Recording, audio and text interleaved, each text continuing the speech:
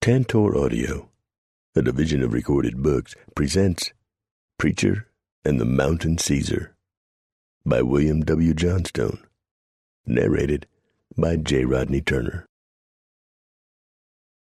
1. There's a limit to everything, by dang it, the mountain man known as Preacher fumed to himself. At least that's how he saw it. Birds twittered musically overhead. A fat white-tailed deer bounded across the meadow in this lush, deep basin. Water burbled clear and pure in the narrow stream that cut diagonally through the upper end of the valley and left by way of the entrance gorge to the south. Only marginally on the east side of the Continental Divide, watercourses often did not follow the rule of the land. Tangy pines scented the clear, crisp air, while small puffball clouds floated by overhead. So why in tarnation would a body come along and spoil a perfectly relaxful fall? Yet here they were, 5 of the most vile, stomach-churning, unwashed buzzard pukes Preacher had ever laid eyes upon. Worse, they looked to be fixing to ruin his peaceful laying up for winter by settling down in the self-same valley he had staked out for its high mountain walls to the north, east, and west. Preacher found himself jealous of sharing the sure, swift stream that ran through the middle, and the ample, tall, slender fir trees which abounded on the slopes, from which he could make a stout little cabin and enjoy a source of plentiful wood for heat and cooking. No, it wouldn't do. Not at all. But despite that, Preacher decided to drop down and invite these hog-dirty, walking, talking slop-jaws to depart. Preacher meandered down to where the scruffy frontier trash had put up a disreputable lean-to and hashed together a pine-bough lodge which would not shed water or keep out the cold. Stupid flatlanders, no doubt, he reasoned as he neared. Preacher halted a goodly distance from the men, who had to be bone stupid to have not noted his approach, and hollered up at the camp. "Hello, the camp." "Howdy, mister. Come on in and fetch up a cup of coffee." "Thanky. I'll come in right enough." Preacher came to within 3 long paces of the rude camp, then screwed a ground anchor and tied his horse to it. Preacher entered the camp, his posture one of complete dominance. This was his valley, by damn. One of the unshaven quintet studied their visitor with open curiosity. Only a bit over what passed for average height in these days, the man had an air of power about him. From his broad shoulders and thick chest to his narrow waist, he radiated strength. The man Preacher viewed as an intruder raised a hand in a greeting. "Rest yourself, stranger. There's coffee over yon." "I'll not be staying for coffee, thank ye all the same. Name's Preacher." He noted how their eyes widened at this news. "I come to offer you an invitation." "That's mighty nice. What's the invite for?" "I'm asking you fellas to pack up your gear and be out of my valley before sundown." His gray eyes, they noted, were cold and hard. Surprised looks came from the 5 men. Lomax and Phelps grew angry at once. Windy Creek produced a snarl that came off more like a sneer, while Rush and Thumper separated from the others slightly to get an advantage. Preacher noted all of that and accepted the fact that his invitation could be a bit more difficult to deliver than he had anticipated. They showed other obvious signs of how unkindly they took his words. "Lomax, Windy," barked the only one who had spoken so far. "Looks to me we have to learn this boy some manners." "You got that right, Phelps," Rusk growled from nearly behind Preacher. From a similar position at Preacher's left rear, Thumper uttered the wheezing gasp that served him for laughter. "This is gonna be easy, Rusk. All we gotta do is jump on him, and haul him down while Phelps and Lomax work him over a bit." A low chuckle came from the one Preacher identified as Windy. "Then we take him off with us like we was told. He, he, he." The sound of his laughter came out even worse than that of Thumper. Preacher raised his big hands, palms up and open. He took a deep breath and sighed aloud as he spoke. "Well, hell, fellers, if you're set on joining the dance, I suppose I have to accommodate."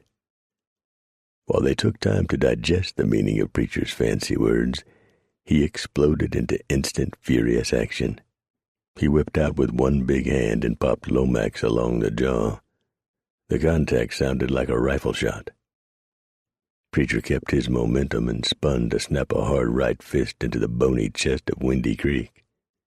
The skinny border rat grunted, and his eyes crossed momentarily. Preacher followed up with a left to Windy's unguarded cheek. Blood sprayed at the contact. A right cross produced a screeching sound from Windy's mouth that set Preacher's teeth on edge. The spry, if momentarily befuddled Windy, began to spit out teeth as he danced backward. Rusk and Thumper grabbed Preacher from behind the next instant. Preacher raised a heel into Thumper's crotch and got a satisfying squeal of pain in return. Then the punches began to smack into Preacher's middle and face. Phelps and Lomax closed in, working with the efficiency of steam engines. Lomax, an ugly brute of short stature, pistoned his arms forward and back, pounding Preacher in the belly with hard-knuckled regularity.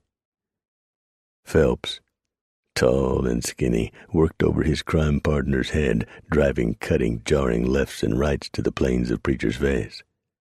Blood began to flow from a cut high on one cheekbone. A ringing filled Preacher's head as Phelps lopped him one in an ear. Pain exploded in his left eye, and the tissue began to swell immediately. He'd have a good mouse out of that one, Preacher reckoned. He chose to ignore the efforts of Lomax. The short, pudgy hard case furiously drove his fists into slabs of work-hardened muscle to no effect, save to sap his own energy. Lomax tagged Preacher on the point of his chin, and stars blazed behind the mountain man's eyes. Preacher sucked in a deep breath and shifted position. "Well, hell," he drawled, "that's about enough of this." Preacher stomped a high instep on a foot that belonged to Rusk, yanked himself free, and boxed the ears off Lomax.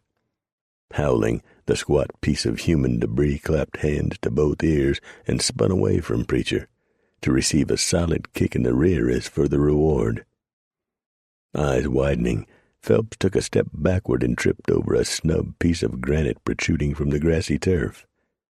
He caught a solid punch under the heart that knocked the air from his lungs and momentarily froze his diaphragm. He hit the ground, seeing stars and listening to the birdies sing. Ignoring that pair, Preacher turned his attention toward the remaining three. Rusk, Thumper, and Windy Creek stared in confused disbelief. No one man had ever stood up to them like this. Not even just two alone. They had not been told something about this Preacher, the trio immediately suspected. Most of all, how goddamn mean he could be. Rusk, Thumper, and Windy Creek exchanged worried glances. Windy was known as a champion free-for-all wrestler. It seemed his responsibility to take care of Preacher. The expressions of the other two said as much. Windy shrugged his shoulders until they hunched to protect his neck, snuffled, and shifted his feet on the ground. When his partners in crime feinted to distract Preacher, he jumped forward, spread his arms, and sought to clasp the wiry mountain man in a ferocious bear hug. Only Preacher was not there. "Huh?" Windy grunted, then let out a howl as pain exploded in the side of his head.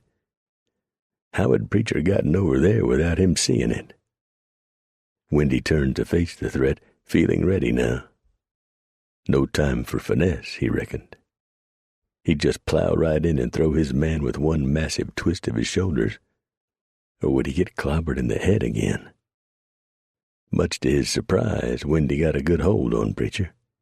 He put the point of his shoulder in deep against Preacher's ribs and set his powerful tree-stump legs.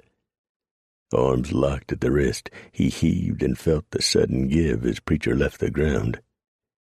Elation filled Windy as he slammed his opponent down hard on the ground. Preacher grunted, shook his head, and let his mind absorb the pain that radiated from his ribs. It took him only a moment to realize that his assailant lacked the polish and skill of a true grappler.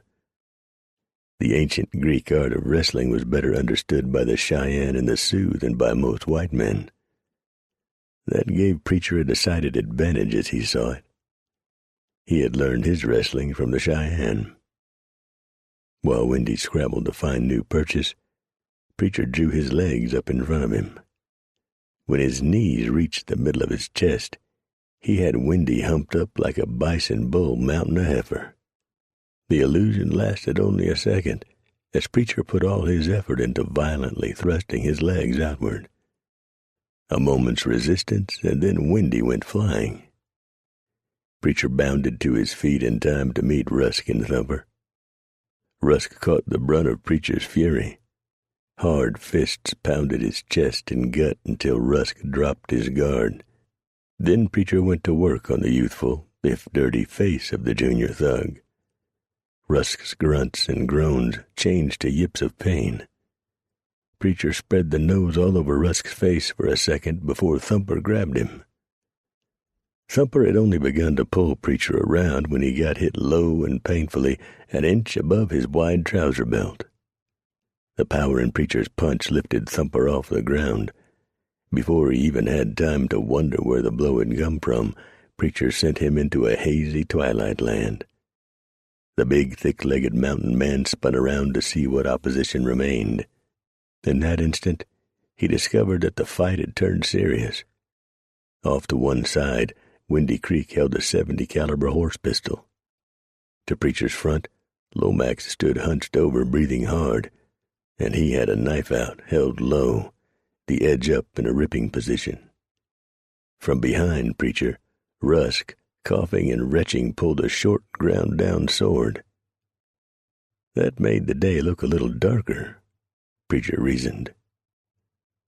"We gonna fix you for this, you bastard. You boys," a panting Phelps grunted. "Throw down on him. We'll hold him while Lomax carves out his liver." Then he, too, drew a big .70 caliber horse pistol. Faced with this opposition, Preacher did a quick reappraisal. Confronting the .70 caliber muzzles and wickedly sharp edges, he found their attitude decidedly hostile. Cranky enough, he reckoned, that he'd best do something about it. He twisted his face into a semblance of amiability and raised the distracting left hand. "Well, heck, fellers, why didn't you tell me this was supposed to be a gunfight?" With that, he dropped his other hand to the smooth walnut butt grips of one of his marvelous .44 Walker Colt six-shooters and whipped it out with a suddenness that left the others still thinking about what they should do next. With cold precision, he blasted two of the woolly-eared men into the arms of their maker. His first two slugs punched into Phelps' chest. He rocked back and sat abruptly on his skinny butt. Preacher ducked and spun to send two more rounds into the surprised face of Windy Creek. Belatedly, Windy's .70 caliber horse pistol discharged into the ground with a solid thud. Preacher ignored it to turn and menace the remaining simpleton trash. Rusk and Thumper fired as one. A fat ball moaned past Preacher's ear, low enough to the shoulder that he could feel its wind. He gave the shooter, Thumper, a .44 slug in the hollow of his throat. It landed the thug backward in a heap beside the dying Phelps. Rusk's eyes went wide. He had fired his only barrel and had no time to reload. He gained precious seconds in which to go for a second pistol in his belt when Lomax charged with a bellow, his knife at the ready. Some of us just never get the word," Preacher said with tired sadness as he shot Lomax squarely in the chest. "A feller never takes only a knife to a gunfight," he explained to the dying man at his feet. Then Rusk fired again. His bullet cut a thin line along the outside of Preacher's left shoulder.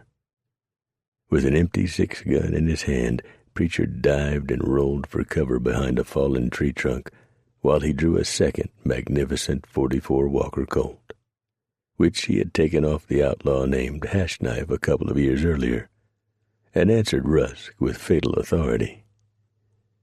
Rusk dropped his suddenly heavy pistol and staggered backward. Preacher took the precaution of cocking the Colt again. Then he looked around himself. None of the enemy moved, except the gut-shot Rusk, who moaned and curled up on himself, his legs trembling feebly. Preacher crossed to him. He knelt beside the dirty-faced lowlife and spoke with urgency in his voice. "What brought all that on?" "Come to get you, Preacher," Rusk panted. "Why? What got into your heads to do a fool thing like that?" "We—" The dying man's voice took on a cold, haunting note as he gasped out his last words. "We was sent." For a short while convulsions racked the body. Then Rusk went stiff. His death rattle sounded, and he relaxed into the hands of the Grim Reaper. Preacher rose slowly, his mind awhirl with puzzlement. "We was sent," he repeated. "Now who in tarnation would have a mad on at me big enough to send 5 worthless trash bags like that to even a score?" He let the question hang in the warm, late August air, while he went about rounding up the tools needed for grave digging. No stranger to the process of burial for his fellow man, Preacher much preferred that the task be left to others. For his own part, when he ever gave it thought, Preacher much preferred a Cheyenne or Sioux burial platform when it came time to give up the ghost. Let them deck him out in his finest. Lay him on a bed of sweet pine boughs, on a platform made of lodgepole pine saplings and rawhide strips, exposing him before God and man, to let the elements do their best with him. Preacher had neither wife nor, as far as he knew, living child to mourn him, or to quarrel over any possessions he might leave behind, although he wasn't real certain about the children bit. That's what Preacher hated most about the white man's way of caring for the dead. If a feller had anything to amount to a hill of beans, and had so-called loved ones left behind, getting possession of that hill of beans always made enemies of those who professed to most love the departed. Instead of supporting each other in their mutual loss, they quarreled like greedy children to divide even the clothes the poor feller left behind. Preacher stopped in his task of digging holes for the hard cases he had fought. Why couldn't they do like the Injuns and gather to lend support to one another? And in the process, leave a feller in peace. Let him take his most prized belongings with him to Na'atishna, the happy hunting ground. Preacher sighed, wiped a trickle of sweat from his brow, and returned to the chore he had given himself. They came upon him shortly before twilight. An old man, his gray hair hanging to his shoulders, unkempt and stiff from being a long time unwashed. He was brewing coffee at his small camp in a mountain valley when the skinny pair of urchins drifted silently out of the woods and stood staring gauntly at the cooking fire. It took a moment for the old man to notice their presence. When he did, he gave a start and grasped at the left side of his chest.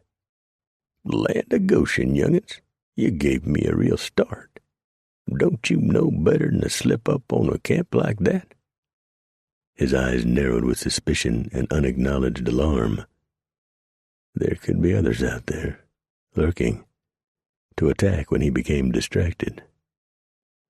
We got lost, stammered the skinny, yellow-haired boy with the biggest cornflower blue eyes old Hatch had ever seen. Where you from? We don't know, 'cause we don't know where we are now, the boy answered evasively. Now that ain't any sort of answer. Whereabouts is your home? Together they looked at the ground. Other side of the high mountains. We got took off by some bad folks. Hatch doubted that. Even so, he pressed for something by which to identify them. You got names put on you? Yes. Yes, we do. I'm Terry, and this is my sister Vicky. Hatch canted his head to one side and made a smile. Vicky. Victoria, eh? Like the English queen, huh? I suppose, sir, her sweet young voice responded. What's your inn handle? Hatch demanded. Do you mean our last name? Terry asked. Hatch studied them closer then. Both were barefoot and in threadbare clothes that were hardly more than rags. They had missed a good many meals. Bones stuck out everywhere. Their eyes were a bit too bright, feverish mayhap. The boy had a ferret quality to him, his face narrow, hollow-cheeked eyes close together, and he was somewhat buck-toothed. He wouldn't look a person directly in the eye, either. The girl, Victoria, if that was her name, had a precious quality about her. For all her grime and stringy yellow hair, she could smile enough to charm the demons out of perdition. Her figure, although still undeveloped and boyish, held a certain promise. She stood before him now, toes turned in and touching, the hem of her skirt swaying around her knees as she twisted and turned, hands behind her back. Her attitude convinced Hatch. There's some extra grub, welcome to it. But first you gotta go to the crick and clean up a mite. Oh, thank you, sir, Vicky chirped. They started off to the creek hand in hand. Hold on there, Hatch called after them. You can't go in there naked together, one at a time. At home, we never have, Terry blurted, then paused, an expression of nervous wariness flickering across his face. I mean, we never had to do it that way when we had a home. Well, you're getting too old to jump in bare together. Just do as I say. They took their turns, looking unhappy about it, then returned to the warmth beside the fire. Hatch handed them plates piled high with stew and flesh-flaky biscuits. Go on, eat hearty. You could use a little meat on those bones. Eloy Hatch glowed with an unusual contentment when he rolled up in his blankets that night. It made him feel good to do something kind for others, especially youngsters cut off from hearth and home. Tomorrow he'd see about trimming the lads' hair, maybe scare up a button or two so's to cover more of their bodies. He might even take them along with him to the trading post, where old Rube would know, if anyone did, where to find them a home. He drifted off to sleep with these good thoughts. They held him in such deep slumber until near midnight that Eloy Hatch never felt a thing when Terry slid the slender knife blade between Eloy's ribs and pierced his heart. When Hatch's death throes ceased, Terry and Vicky quickly stripped the corpse and campsite of all valuables, took the prospectors' horses, and stole off into the night. Half a mile from the scene of their latest murder and robbery, they paused to embrace. Vicky shivered with the excitement of their bloody handiwork, and her skin was cold to the touch. Terry quickly warmed her in the shelter of his strong arms. Their eyes got lost in one another's, and they sighed heavily. But he was nice, Terry. If we hadn't done it, we'd get a powerful beating when we got home, Vic. You know that. A sigh. Yes, you're right, Terry. She raised on tiptoe and kissed him on one cheek. It would be all right now, she knew. It would be like always. 2. Face hidden entirely behind the slouched brim of a disreputable soft old felt hat, the man moved with exaggerated caution between the lodgepole pines on the northern slope. To his left, another buckskin-clad figure paused, brown eyes searching the terrain from under a skunk-skin cap, a long-barreled Hawken rifle at the ready, until his partner halted behind a large fir tree. Then he went into motion downhill for a short distance. He pulled up sharply behind the protruding bulb of a gigantic granite boulder. The first man advanced again. The loose coat he wore opened in the slight breeze to reveal a barrel chest and a narrow waist, which put a lie to the salt and pepper hair that protruded from under the dirty old hat. With practiced ease, they continued to leapfrog to the valley floor. They glanced back up the steep slope. Each tried to figure out how to get the other to offer to make the long climb back to get their horses and pack animals. A voice spoke to them from the cover of the tree line. One Eye? Bart? You boys could have saved yourselves a passel of extra walking if you'd just rid straight in. One Eye Avery Tux cocked his head to one side. Preacher? By God's bones it is you, ain't it? Alive and in one piece, Preacher allowed. And I saved you the trouble of bringing those mangy critters down here. That sat well with both visitors. They let out satisfied bellows when Preacher came into the open leading their livestock.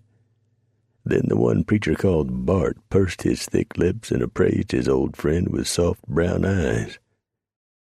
"We've been looking for you," Bart Weller advised. He cut his eyes to the fresh mounds of earth and stones close by. The turning of his head caused the tail of his disreputable cap to sway as though alive. "Looks sort of like trouble found you first."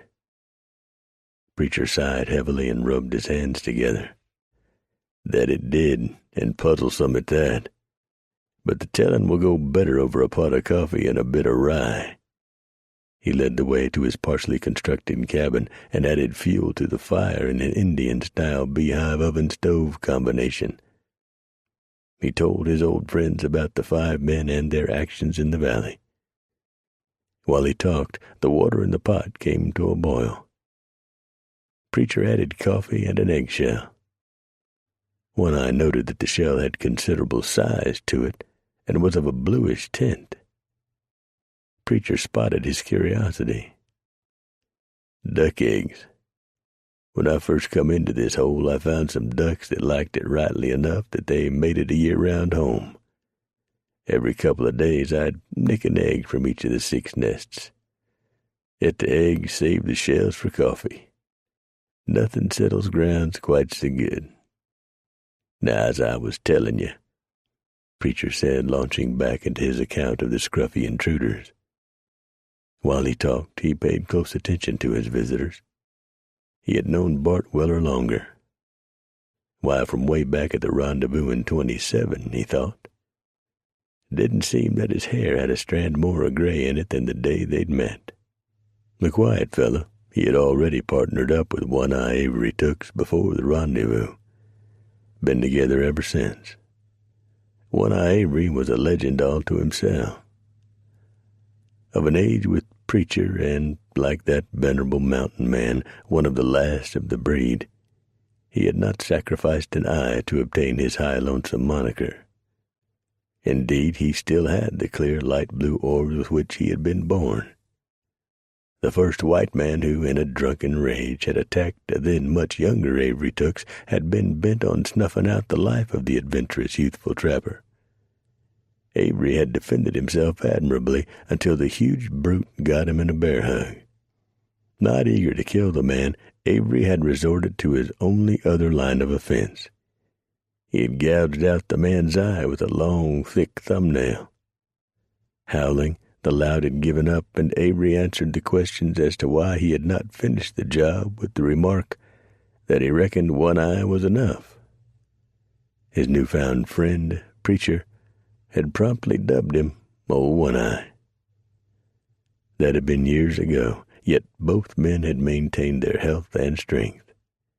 If you saw them from behind, it would be difficult to distinguish one man from the other. From the front, One-Eye's big, bulbous red nose was a sure giveaway. Tooks had invited Preacher to spend the season trapping with him and his partner. Preacher knew Bart Willer to be a man with plenty of sand, and more knowledge about beaver than any human should possess. He had readily agreed, and they had spent the next 3 seasons together. Like it so often happened, they drifted apart at one rendezvous, only to make infrequent contact over the years. Now, here they were in his valley. He decided to ask them why. Bart studied that for a while, then made a reply. Well, we come across several collections of similar trash, most been heading northwest into Wyoming country. Wonder what this batch meant by being sent, One-Eye asked. That sort of has me in a hassle, too, Preacher admitted. Just who and why would someone send such unclean riffraff into the high lonesome? Bart swept the skunk-skin cap off his head and ran fingers through his thick mane of hair. Lord knows the place is too crowded as it is. He paused, thought a moment. You did say these unsavory lads had been sent to get you, right? Right as rain, Bart. I'm flattered someone thought it necessary to send 5 fellers, but I'm damned if I can put a name to who it might be. Why don't you 2 light a spell, get rested? Maybe in a day or 2 we can figure out what this is all about. One-Eye patted his belly. Suits, you being such a good cook and all. And we got some other tall tales to tell. Just for an instance, Bart and me done heard of some place in the far off supposed to have a bunch of shiny white buildings. A right colorful sight, I'd say. Preacher shot him a frown. You got it all wrong, One-Eye. White is the absence of all color. That set them all to guffawing, and Preacher set out the Monongahela. 3 mangy, woolly-eared drifters crested a rise in the Ferris Mountains of Wyoming.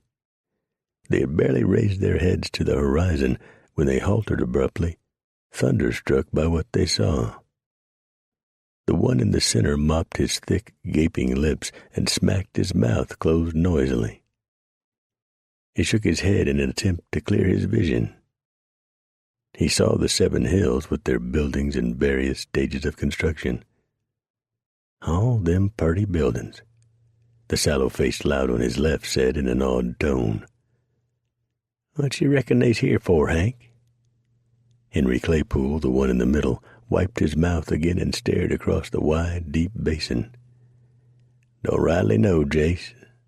There's one thing I do know, they don't rightly belong here. But we was told, the shallow-faced Jason Grantling bleated.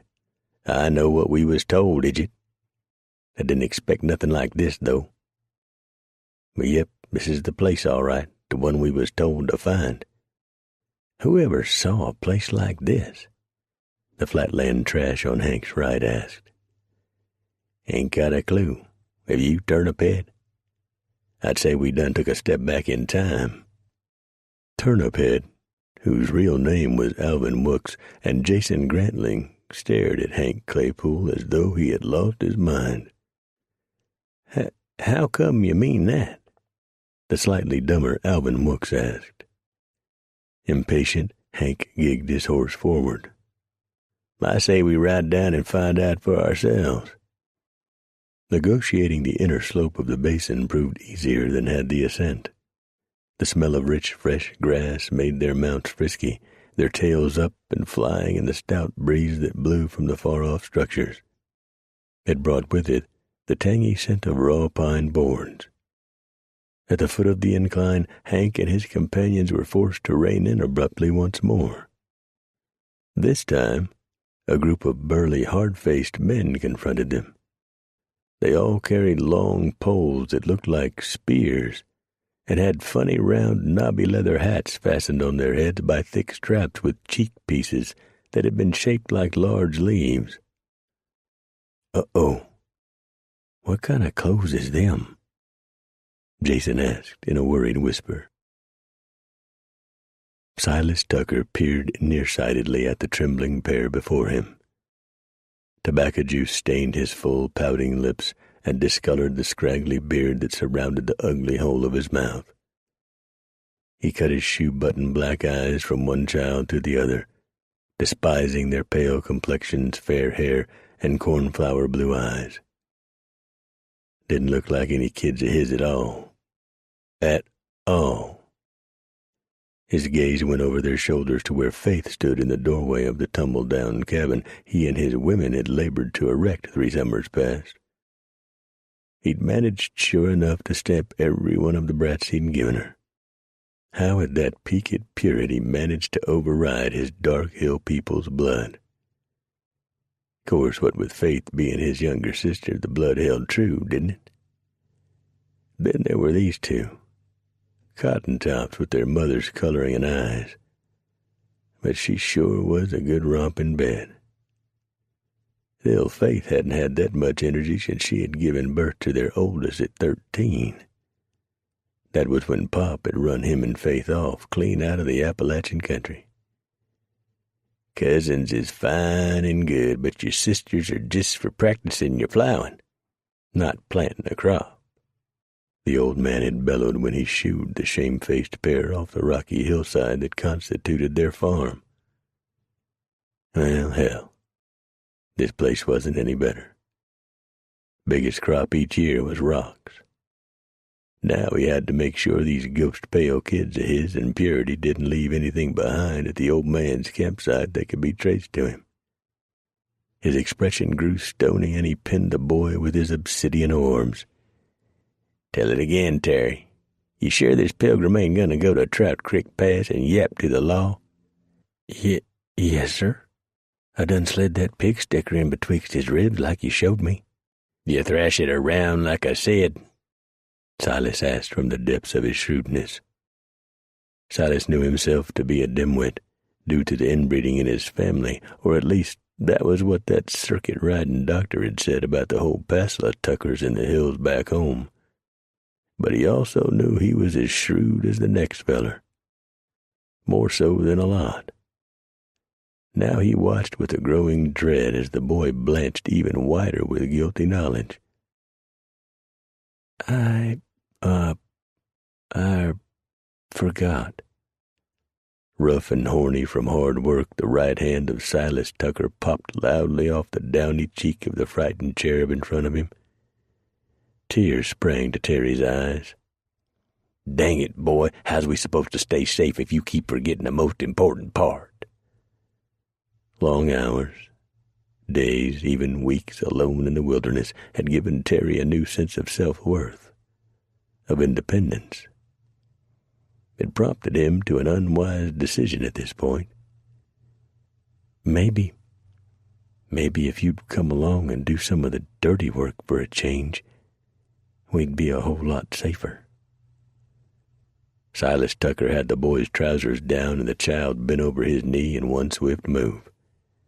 His belt hissed out of its loops, and he used it expertly to flail at Terry's exposed bottom.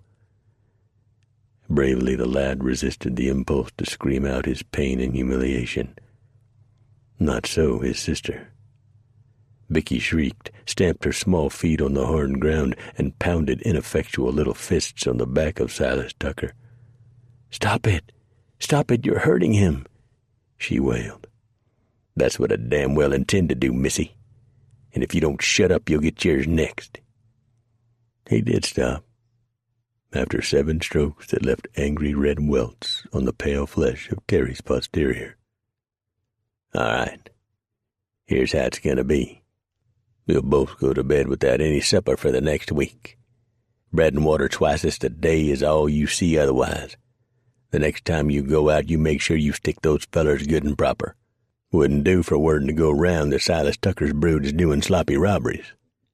Now go. Get out of my sight. And you best yank up them britches before you give your sister bad ideas." Silas added with a lewd wink. Hurt and shamed, Terry did as he had been bade. He and Vicky knew all about what Silas had so nastily hinted at. They knew it went on among their half-brothers and sisters. For them it had never held an appeal. Each loved the other and had to look out for one another for as long as they remembered.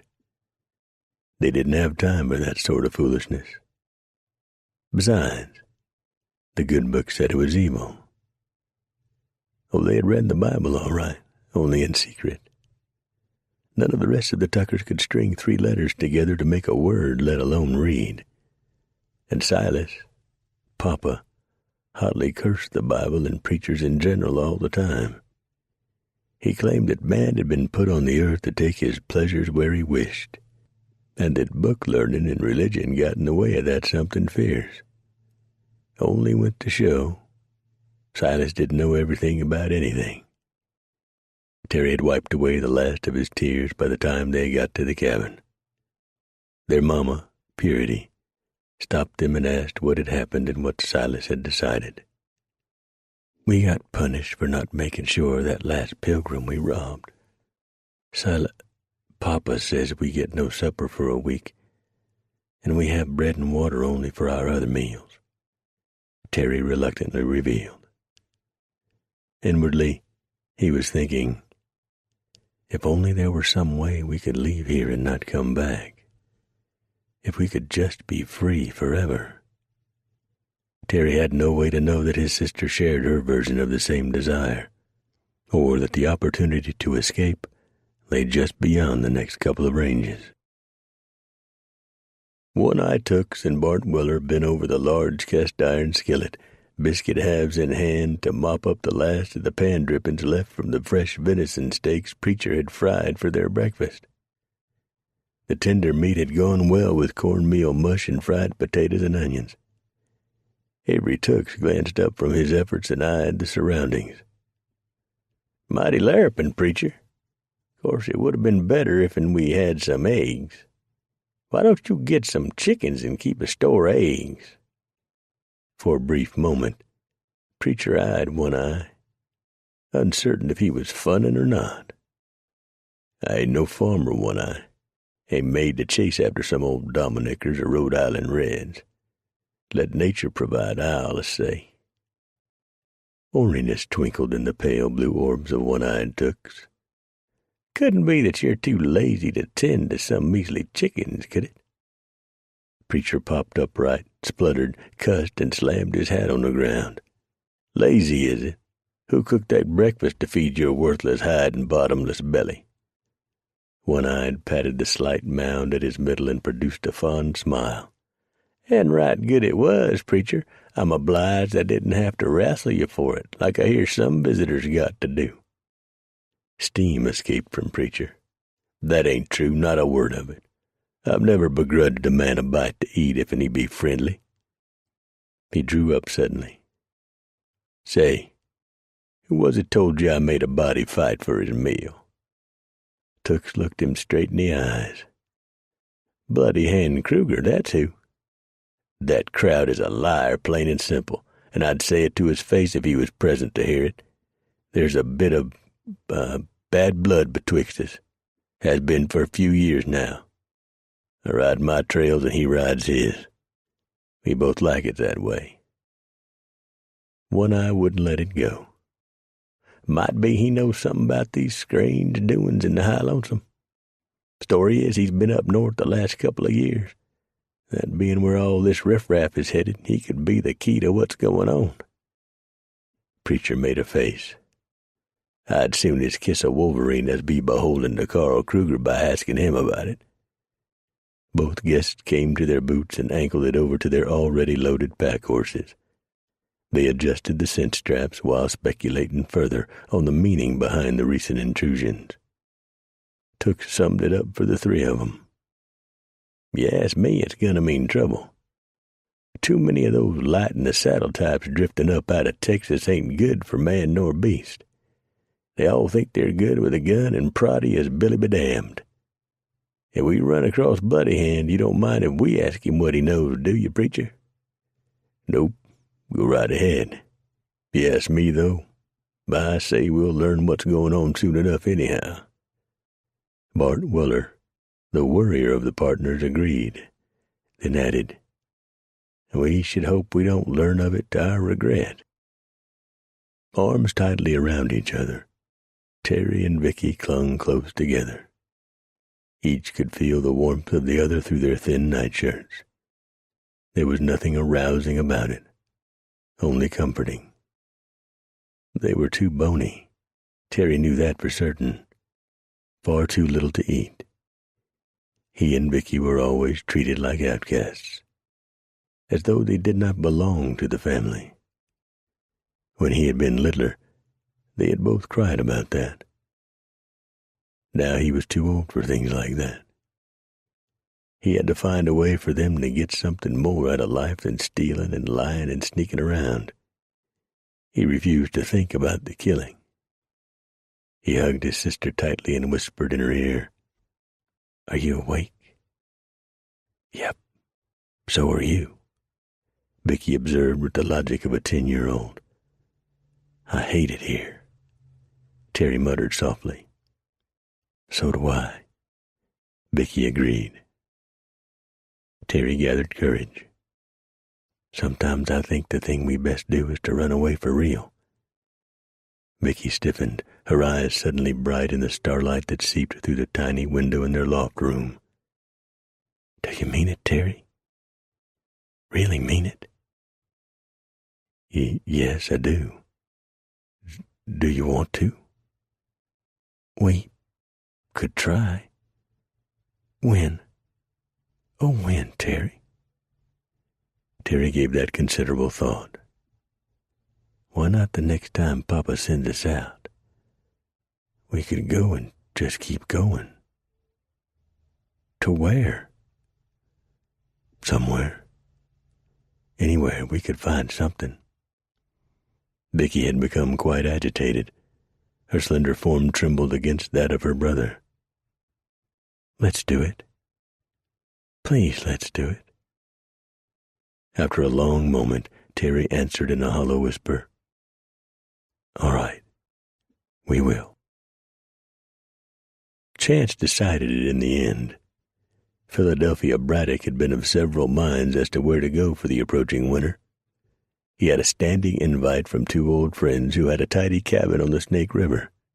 They put out a good table, what with smoked salmon, plenty of elk and venison, a root cellar full of camas bulbs, wild onions, yucca root, some grown turnips, and other eatables. Yet they also kept a pouch of juniper berries to flavor the raw white liquor they distilled each summer for the following cold time. When they drank that awful stuff, they got snake-pissing mean. Philadelphia could not count the number of times he had been caught up in one of their brawls. The two of them spent most of each winter covered with lumps and bruises, and Lord help the outsider who strayed within range of their fists. No, he concluded, he'd best avoid that situation. He also had a standing welcome from the Crow to visit them in Montana Territory. They had always been friendly to the whites exploring in their land. He even knew he would have a nice, tractable bed warmer to occupy his lodge. Only Philadelphia reckoned as how he had more than his share of half-Crow youngsters running around the high plains already. No need to build another. That left him with the long journey to Bent's Fort. In this late year of 1848, the place was but a pale shadow of its past glory. Only two factors remained, neither of them related to the Bent brothers. There'd be whiskey, good, clean whiskey, aged in barrels and filtered through charcoal. but a winter there would cost him an arm and a leg. The soft deerskin pouch around his neck still hung with respectable weight, but the gold would be soon gone at Bent's. Better pass that up for another day. Which brought him to his final choice. He could head southeast and check out the Ferris Mountains in Wyoming.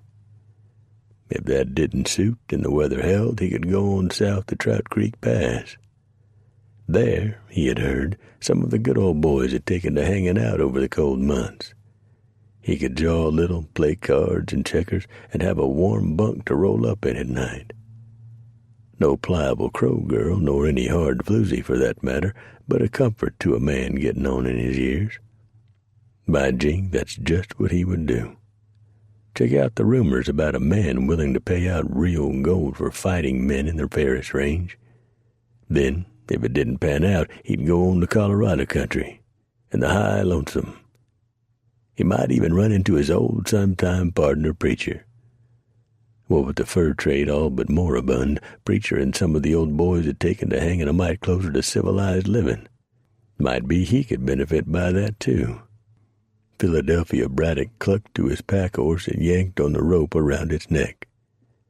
Long ride to Trout Creek, but only a day or two now to this outfit in the Ferris Mountains. He'd give them a look-see. That's what he'd do. 3. 3 days later, in a wide valley set off by 7 low hills, Philadelphia Braddock stumbled upon a sight he could not believe. Alabaster buildings shined from the crests of several of the 7 hills that clustered in the upland vale. It became obvious to Philadelphia that some serious construction work was going on along the slopes of the 3 still vacant hills. Flat, layered, plain trees had replaced the usual aspen, and tall, slender pines, of a blue-gray color Philadelphia had never seen before, lined a wide white cobblestone roadway that led from the south end of the basin to tall gates in what looked like a plastered stone wall that surrounded a portion of the 4 occupied hills. From his angle, Philadelphia could not tell if the rampart ran all the way around. This was one wing-ding of a puzzler. He had never heard of any settlement sprouting up in the Ferris Mountains. Certainly nothing like this. Why, it was a regular city.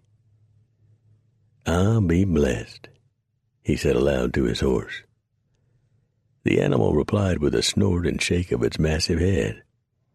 A spray of slobber put diamonds in the air.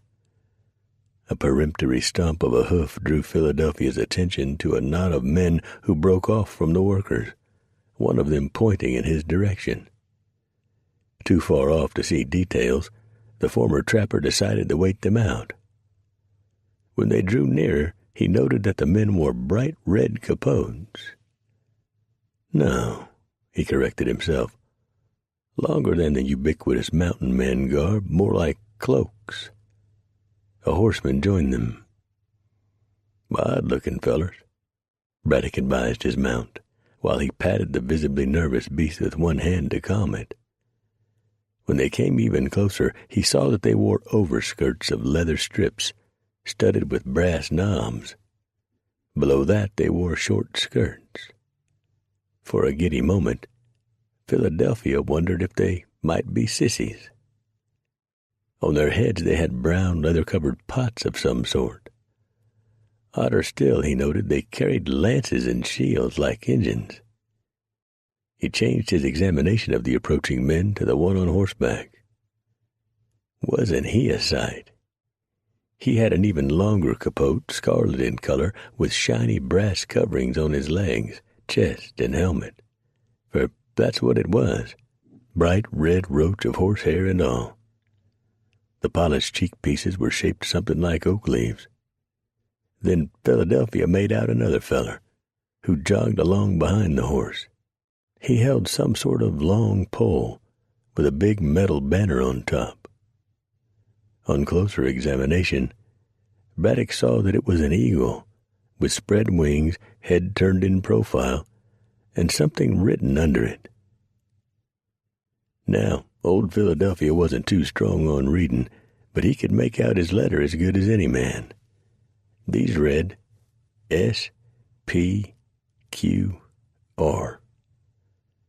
Within seconds, the rider reined up right close to Philadelphia, rudely crowding his space. He pulled a short, leaf-bladed sword and pointed it somewhere above Braddock's head. "Hold there, barbarian!" the man bellowed with all the officiousness of a government man in a swallowtail coat. "What business have you in Nova Roma?" From habit, Philadelphia made the plain sign for coming in peace as he spoke. "I was only looking for a place to hole up for winter, and I ain't no barbarian." Glowering, the challenger proved arrogant enough to not need to consult anyone about his opinion. "This is not the place. Unless you bear a scroll of safe passage, you are trespassing on the territory of Nova Roma." Philadelphia's forehead furrowed. "I ain't got no paper on me." His interrogator motioned 2 men forward with his sword as he spoke. "Then you are under arrest. You will be put to work with the rest of the slaves to build our magnificent city." Philadelphia Braddock did not like that one bit. His eyes narrowed. "Is that so? How long do you reckon I'll be doing that?" "Until you prove your worth to be a citizen of Nova Roma." "That long, huh?" Philadelphia followed his first instinct. His reins given a turn around the saddle horn, Braddock moved swiftly, hands closing around the handstocks of a brace of 64 caliber Chambers horse pistols. He yanked them free before any of the startled soldiers could react. The muzzles centered on the 2 closest to him, and he blazed away. Loud, flat reports shattered the bird-twittering silence, and twin smoke clouds obscured everything for a moment. His action served his purpose, Philadelphia observed as the greasy gray mass whipped away on a light breeze. The 2 who were to arrest him lay on the ground, writhing, shot X-wise through their right shoulders.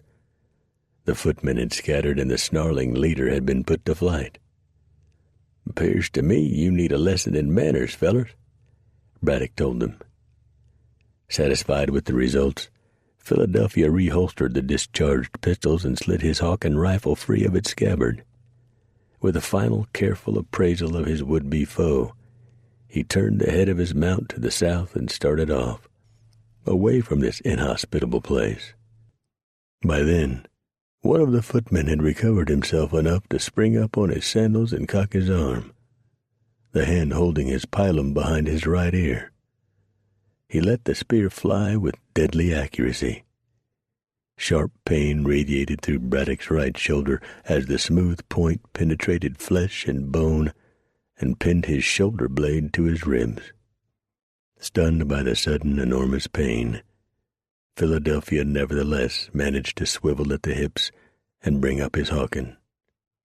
Leveled on his assailant's chest, Braddock cocked and triggered the weapon. The big, fat 56 caliber conical bullet smashed through the soldier's sternum and ripped a big hole in his aorta. His sandals left the ground, and he crashed backward head over heels to sprawl in the dirt. His valiant heart rapidly pumped the life from his body. Philadelphia Braddock did not want to check his results, though. He put boot heels to the heaving flanks of his mount and sprinted for the distant pass that opened on the white cobblestone roadway. With each thud of a hoof, new agony shot through Philadelphia's body. The lance flopped wildly up and down, caught in his muscular back. He did not stop, though, until safely beyond the crest of the ridge. Then he scabbarded his Hawken and painfully wrenched the pilum from the wound it had made. His last thought was, "What the hell did I stumble into?" Only then did he allow himself to pass out. Preacher began his morning with the usual grumping about, slurping coffee too hot and strong to bear for normal persons, and a lot of scratching. He interspersed these activities with a lick of a brown wooden lead pencil and careful application of it to a scrap of precious paper. He preferred the newfangled gypsum plaster for chinking logs in his cabin walls. Clay mud did all right, he allowed, but often came with an unwelcome harvest of bugs. He also needed some nails to hold door and window frames together and to build furniture for his digs. When he saw the size of his list, he decided to call it a day for the work in progress and head off for Trout Creek Pass in the trading post. He could also pick up flour, cornmeal, beans, sugar, and more coffee beans. With the meat he had already killed, dressed out, and smoked, he figured to be set for the long, cold months just around the corner. But he would also have to get a bag of salt. He had not as yet built a corral, so he had to chase down his hobbled mount, the big roan cougar, and the sorrel gelding pack horse. That accomplished, he carefully stored all his supplies safely out of the way of raccoons, bears, and wolves alike, and departed. He didn't even cast a casual glance over the graves of those who had so recently come to kill him. Slowly, the late summer pale blue sky frosted over with a thin skein of high cirrus clouds. At first, Preacher paid it no mind. The weather often did this in late August. An hour later, the leaden overcast had blotted out the sun and brought a single worry that furrowed the preacher's brow. What the heck?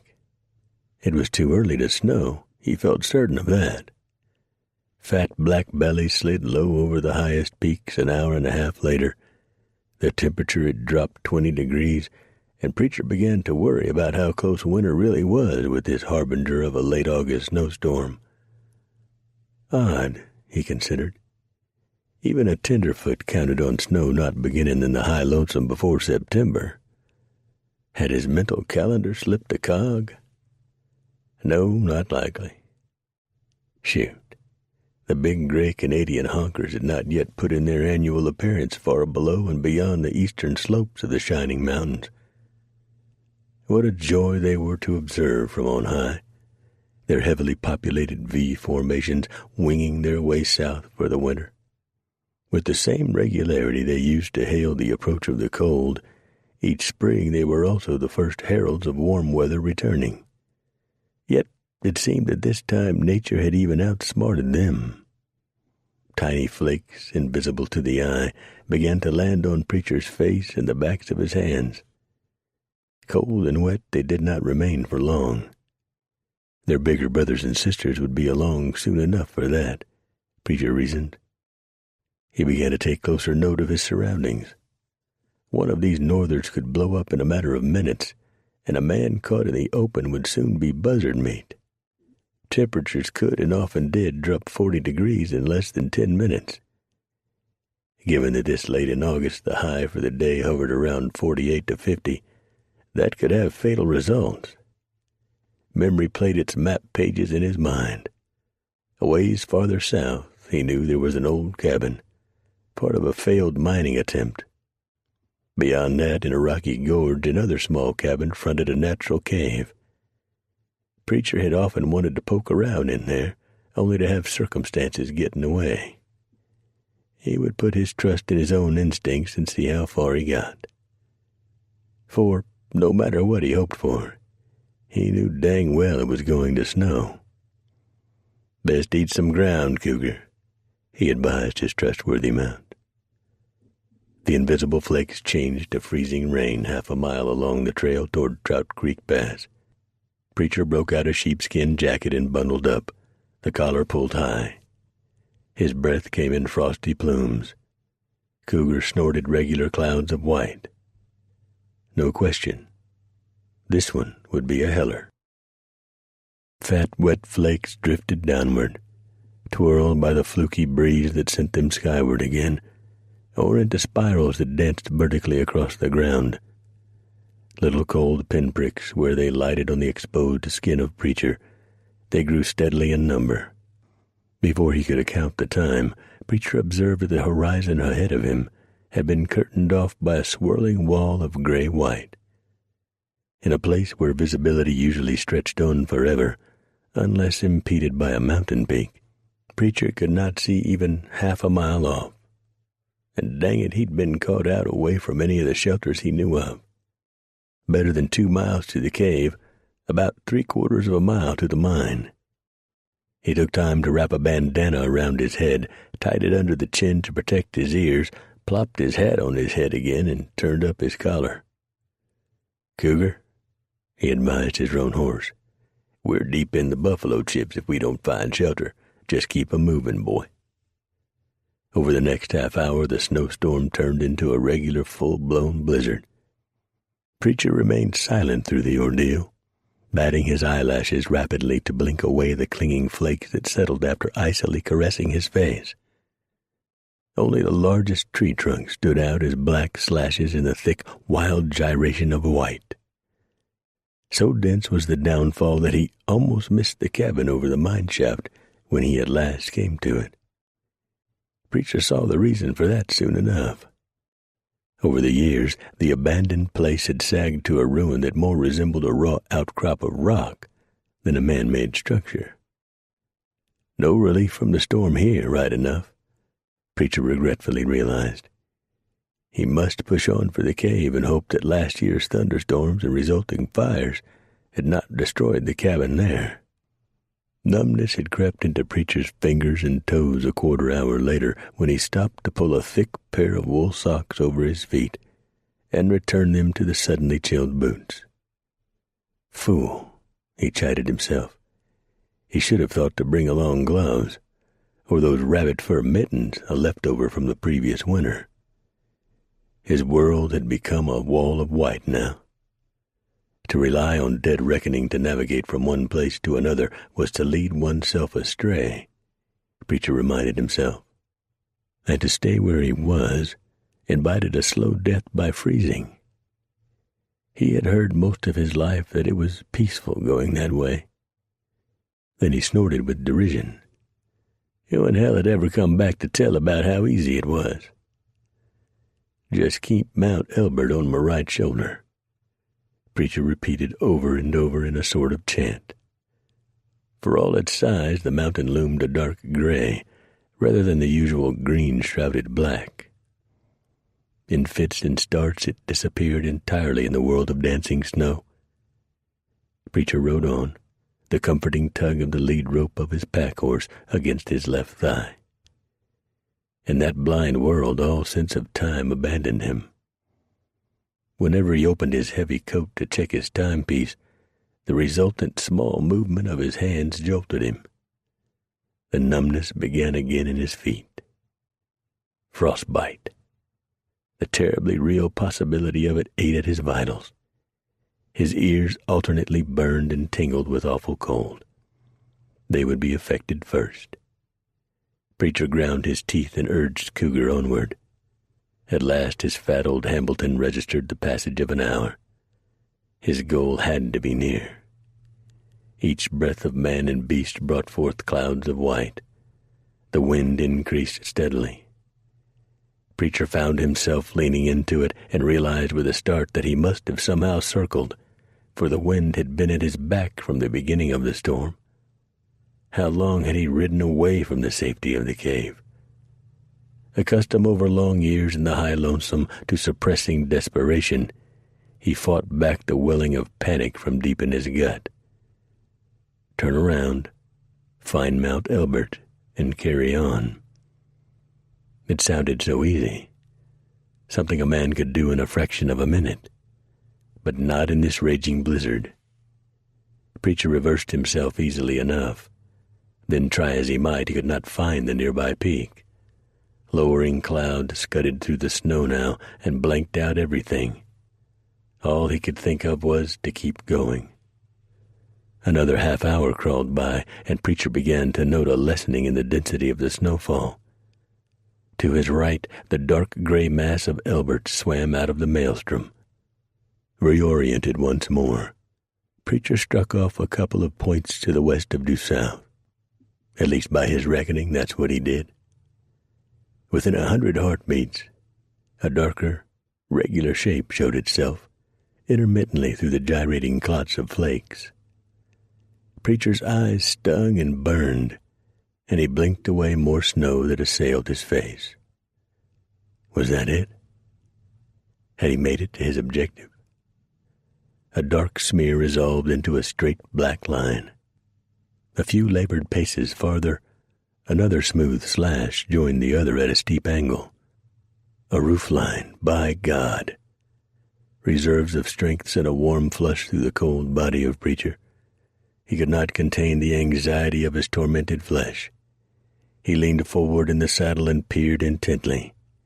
Yes, there she stood, the tiny cabin perched on a shelf above the floor of the gorge.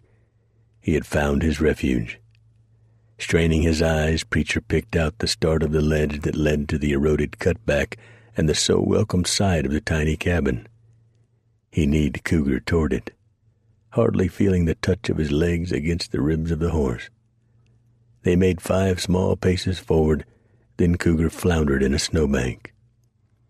With a frightened whinny, the animal sank to its neck in a hidden wash that paralleled the hillside. Preacher nearly pitched out of the saddle. He held on, though, and bent forward to scoop away enough of the powder to free Cougar's shoulders. Next, he worked a space that would allow him to apply a touch of spur.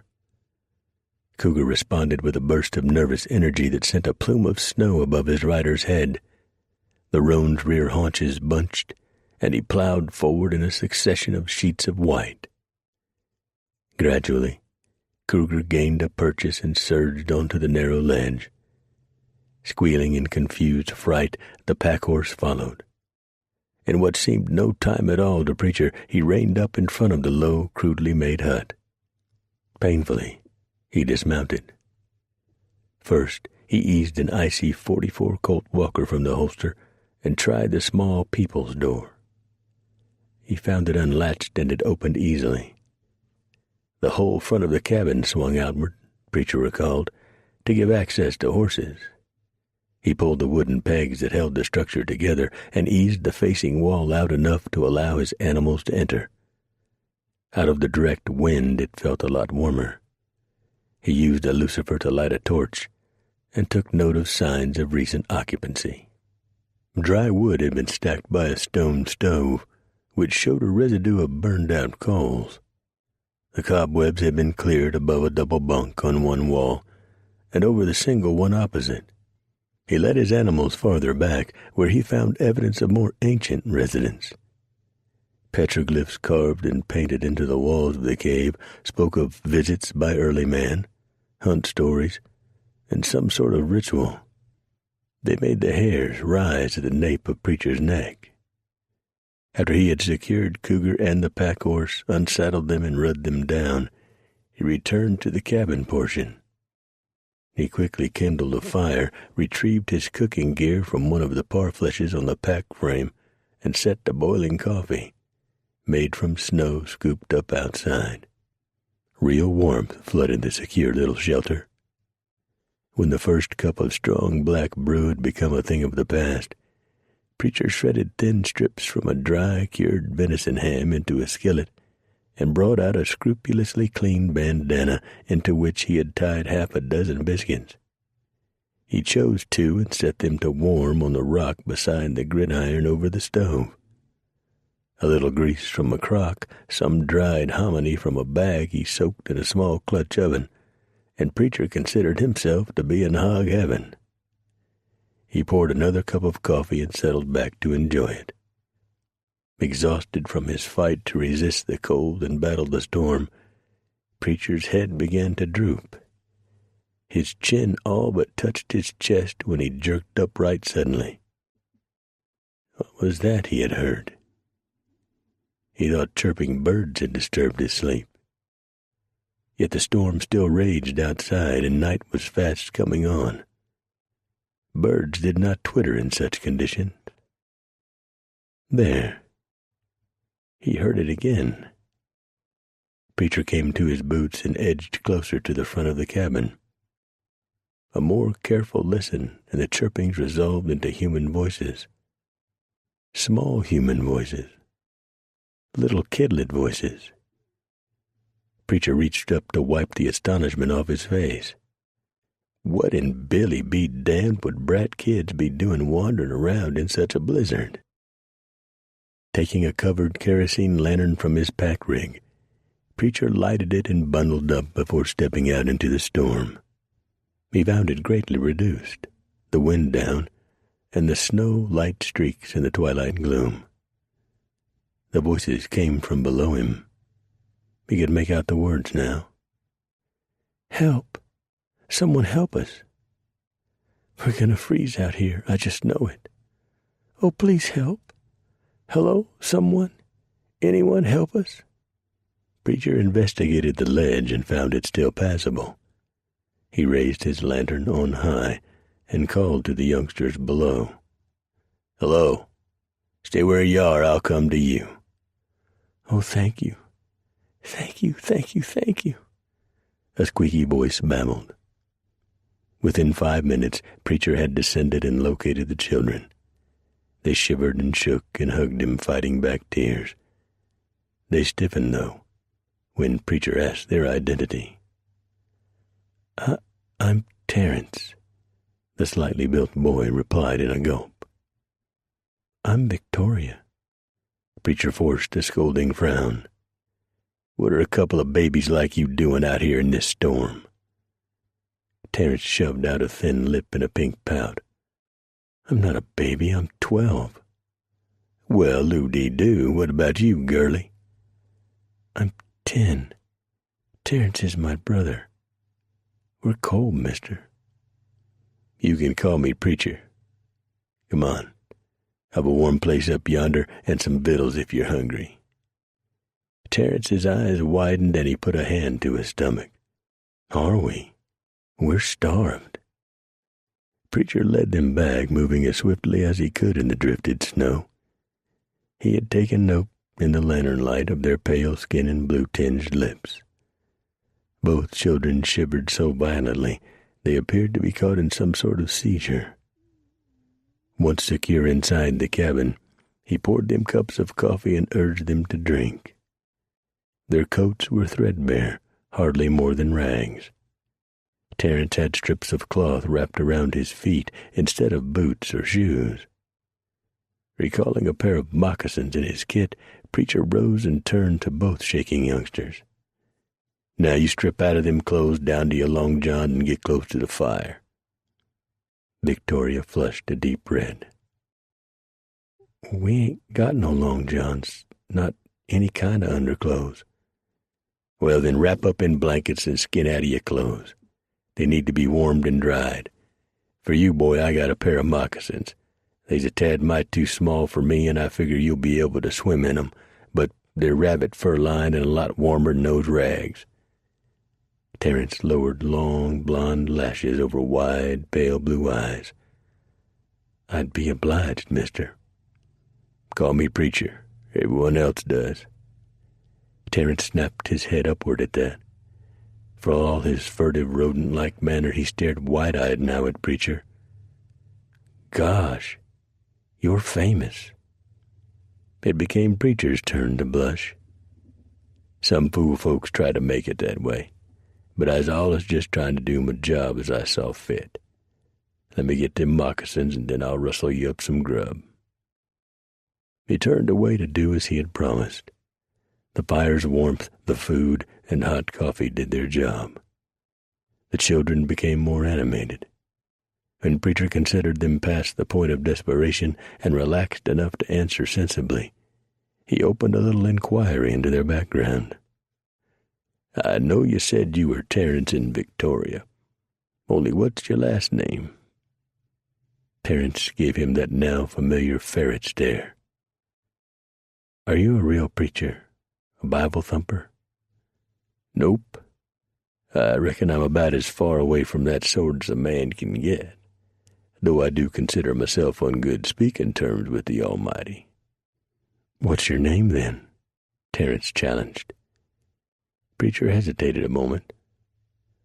"Arthur's my given name." "What's your family name?" The boy persisted. The mountain man puzzled over that a while. "Well, by dang if I don't think I plumb forgot it. Folks have called me Preacher for so long it sort of stuck." Terence brightened. "Then I reckon that's the case with us. We don't know what our family name is, or even if we've got one." He gave Preacher a so-there look. "I'll buy that. Now tell me how come you were out in that tempest?" "That what?" Victoria asked, puzzlement on her wide, clear face. "How'd you come out to be in that blizzard?" Terence took up the answers. "We've been wandering around for days, weeks now. Those we were traveling with got lost in the woods. They stumbled around and the food got real short." The boy continued, his expression one of far-off construction. "When they run clean out, they abandoned us. Just dropped us off in a canyon one day." Preacher scowled. That didn't ring true. "Who were these folks?" Terence scrunched his high, smooth brow. "Some real mean fellers. They stole us from our home far, far away." This had begun to sound to Preacher like one of those melodramas in one of the penny dreadfuls. "And I suppose they made you do all sorts of awful things?" Yes, sir," Terence acknowledged. Preacher's flinty eyes bore into the boy. "Like what?" Terence flinched. Nothing below the belt. Me and Vicky wouldn't allow that." "If they were that mean, what choice would you have?"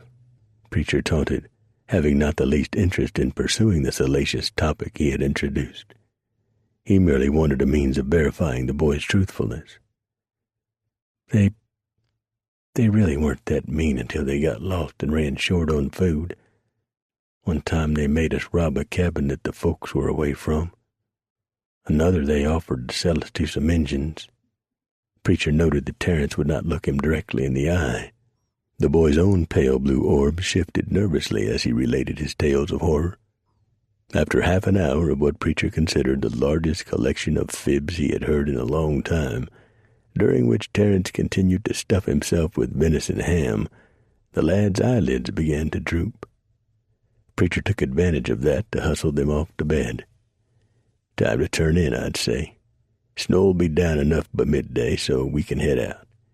You'd best roll up and get some sleep." Yawning, they agreed. Preacher saw them settle in, then curled up in his blankets, a thick buffalo robe over the top. After the day's ordeal, sleep came quickly and went deep. Well into the night, when everyone should have been sound asleep, Preacher heard some creaking from the twin bunks across the room. He breathed deeply and turned his head that way in time to see two small, naked forms rushing swiftly toward him. It quickly became obvious they intended to subdue and rob him. The larger of the pair competently held a long, thin-bladed knife. 4.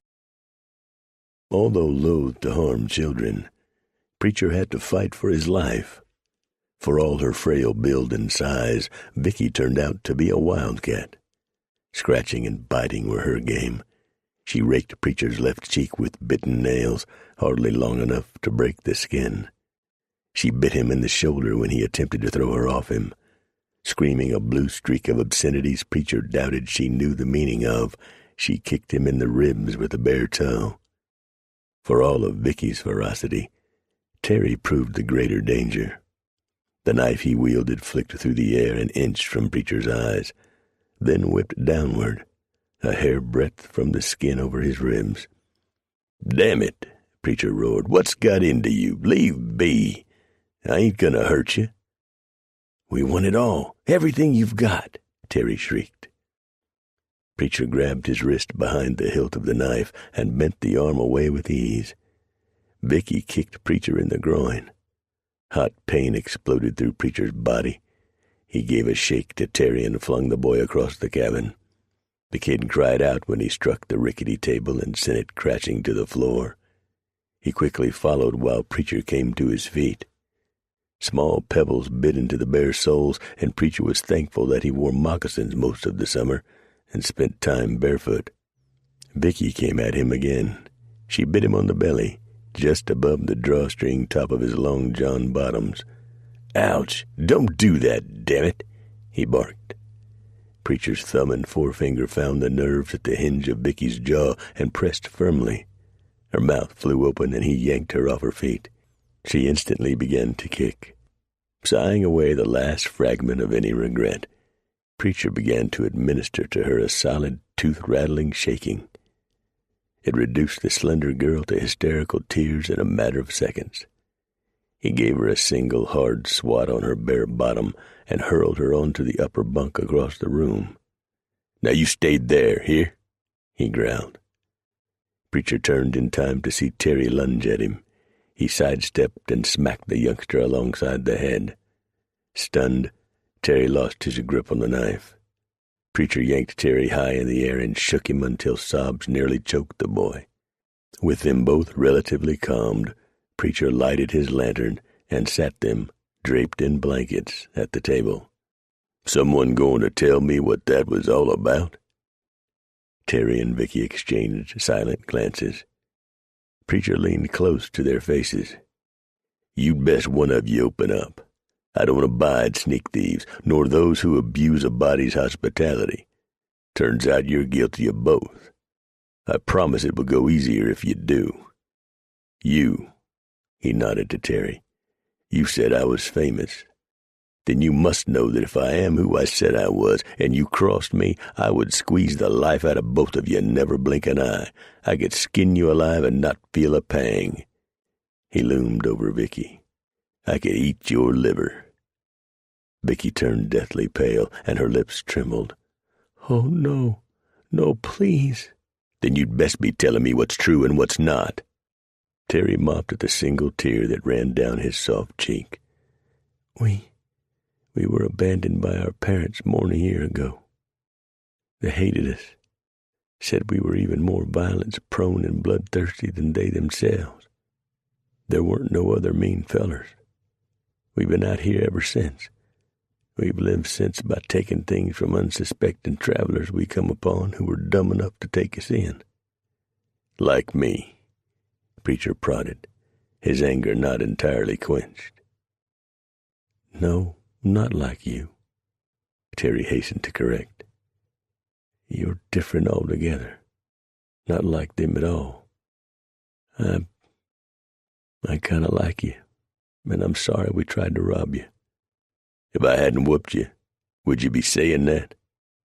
Terry looked at Preacher in naked horror, and his face dissolved. You're right.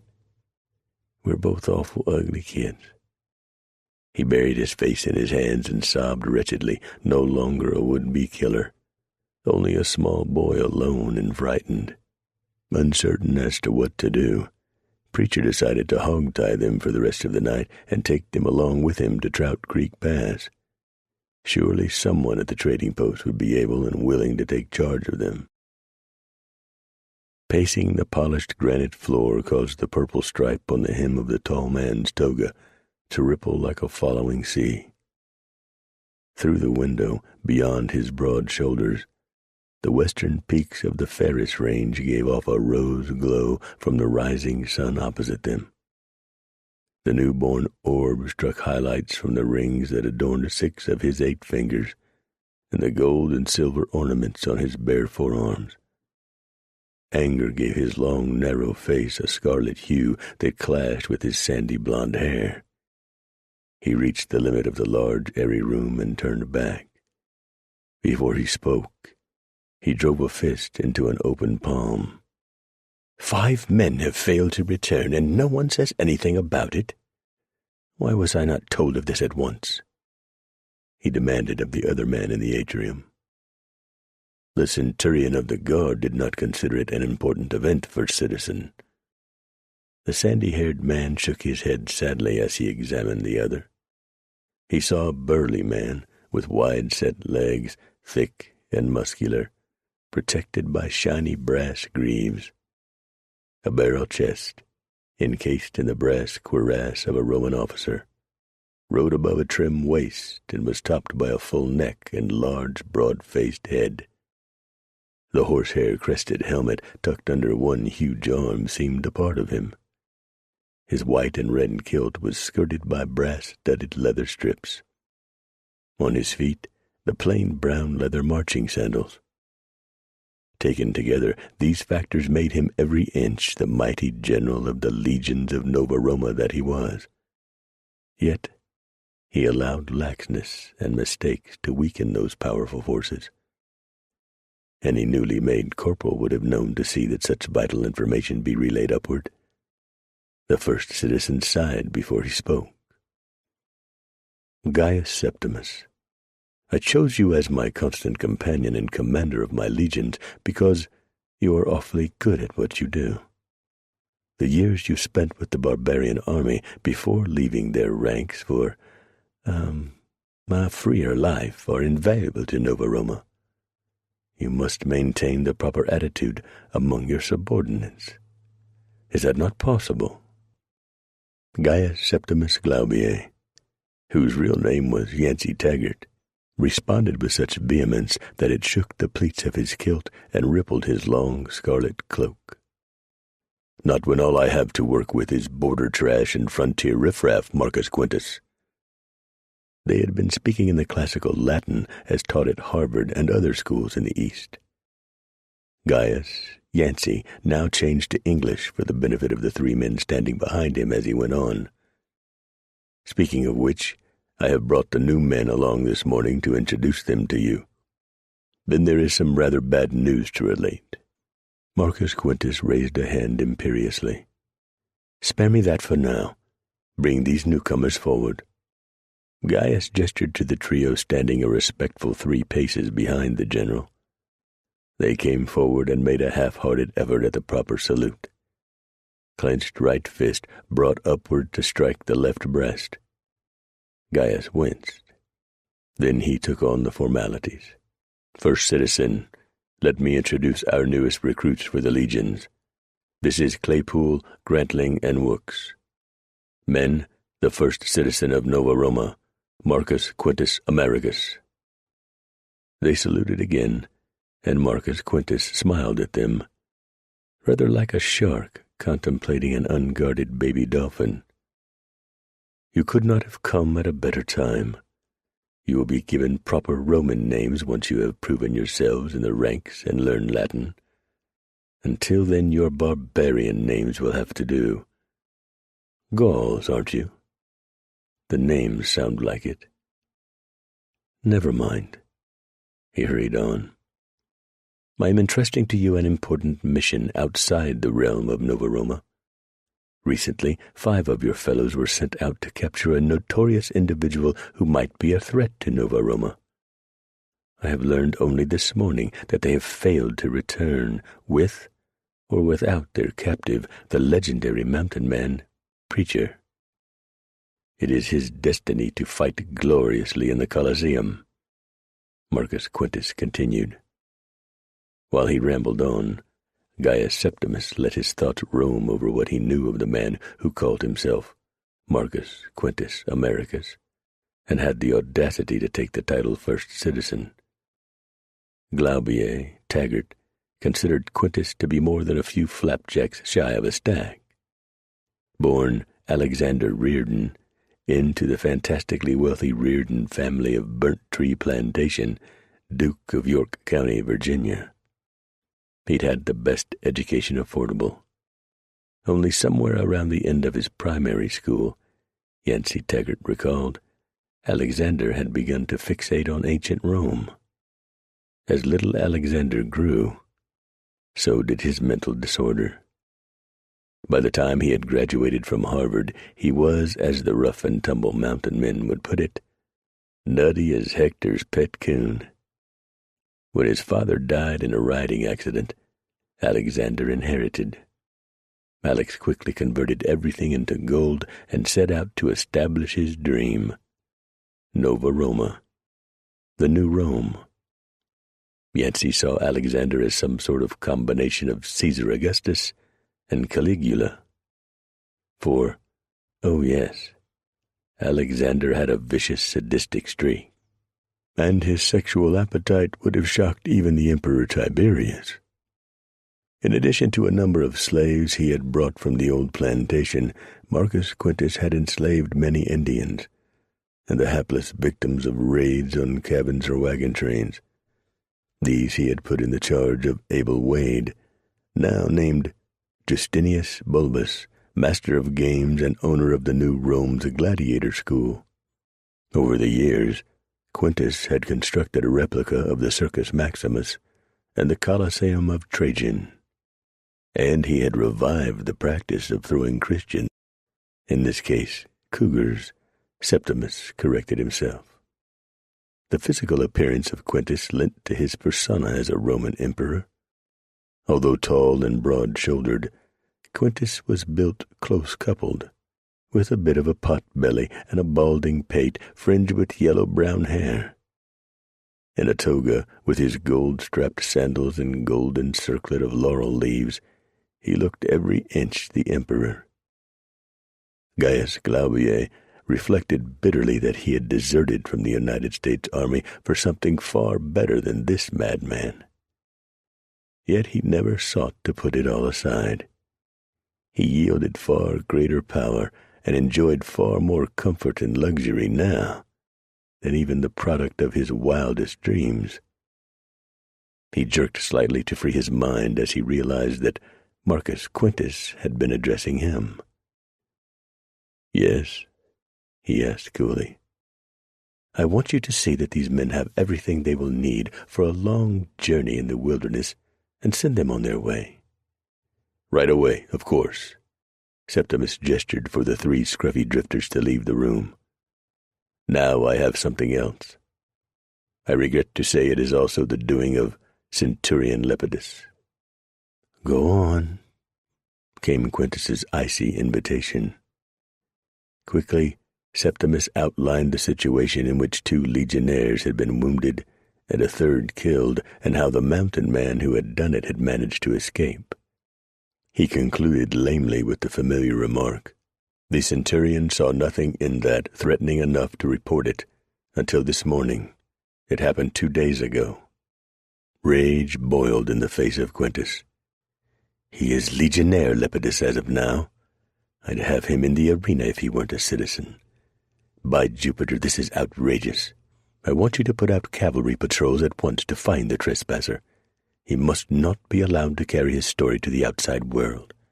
It is far too early, as you must know, for New Rome to begin a war of conquest among the Celts and Germanic tribes. They and the barbarian Gauls must remain in ignorance for a while longer. There are still more of them than there are of us," he cautioned. Then a twinkle came to his eye. "Although I have a way to make each of our legionnaires the match of any 10 of the savages, it will be revealed at the auspicious time." "And when will that be, Quintus?" A crafty look stole over the face of the first citizen. "Mars will make it known to me." Mars. My God, he has gone totally mad. Septimus shook such thoughts from himself and made to answer, "It shall be as you will, first citizen. I will not fail you. And Lepidus shall be dealt with. Ave Caesar." Once Septimus departed, Quintus left his audience chamber and passed down a narrow, dimly lighted corridor into the bowels of the palace. 2 turns and down an incline, he came to what appeared to be a solid wooden plank wall. Behind a hanging tapestry, his hand found a lever and pulled it away from its recessed niche. A hidden panel swung outward, and Quintus swept the tapestry aside and entered. Flint and steel provided the spark to ignite a pine rosin torch. The flames danced through the room, banished shadows, and revealed a soft metallic glow from the long racks of carefully maintained weapons. Several makes of the finest, most modern rifles lined the walls. It always calmed Quintus, gave him renewed confidence to view his magnificent arsenal. Now he crossed to a rack of Winchester 45-7500 express rifles and caressed the buttstock of one while he purred aloud his sense of impending triumph. "Soon now, my beauties, very soon now, I will call in all of this border trash my good Septimus has recruited and enlisted in the ranks of our legions. Their testing will be done before long. When my legions are welded into ranks, they will be trained and honed into a fine-edged fighting machine. Then we will march to the north against the red savages, acquiring new colonies for Nova Roma." He paused to stroll over to where a rank of 6 12-pound Napoleons rested on their high-wheeled carriages. He patted the muzzle of one affectionately. "That will test the mettle of my men for the time when they will conquer the true Gallic enemy to the east. We shall claim every scrap of land from Canada to Mexico and east to the Mississippi. Oh, how mighty shall be the name of Rome." Preacher spent an uneasy night. It just weren't natural. But them two brat kids insisted on sleeping all huddled together like peas in a pod. Swore they didn't do anything naughty, only that they couldn't sleep any other way. Weren't right at their age. Though from his observations they seemed a good mite younger acting than their ages would account for. Boys of 12 were usually on the edge of being serious. This Terence, or Terry as his sister called him, seemed no more grown up than an 8-year-old. It worried Preacher. Was they both touched in the head a little? Could be. What with all their talk of violence, robbing and killing. What was he doing wasting his time fretting over the lives of a couple of wood waifs? It didn't sit right. He had set out for Trout Creek Pass to jaw with others about strangers coming into the High Lonesome. Couldn't take time to stew over a couple of candidates for an institution for wayward children. Take what they had done just this afternoon. It wasn't warm enough for a man to take a decent bath, what with this late snowfall and the coming of fall. Yet, when they had stopped for their nooning, those two scamps had flung off their clothes and jumped into the creek buck naked. For a swim. Not a hurried bath, mind, just a play. Enough to drive a man to the crazy house. Preacher had yanked them out one by one and wiped them dry with an old flannel shirt. Gave them a good talking to, he thought. At least until he heard their giggles behind his back. What was a body to do?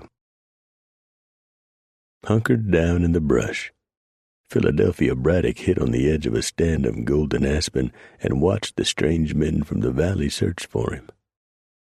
He was good, one of the best, and he knew it. Braddock had left a confusing trail that should keep these amateurs meandering through the big empty country for a good long time, and they would never catch a glimpse of him. A good thing, too. His shoulder hurt like the fires of hell. In a fight, he would have to rely on pistols. He remembered the spear cast that had wounded him. It had been from a distance that made a pistol shot an iffy matter. It made him shiver to think about it. Ah, there they went, hounding off on another false scent. Must be lightheaded from all this blood loss, and maybe infection. Though he didn't want to think of that.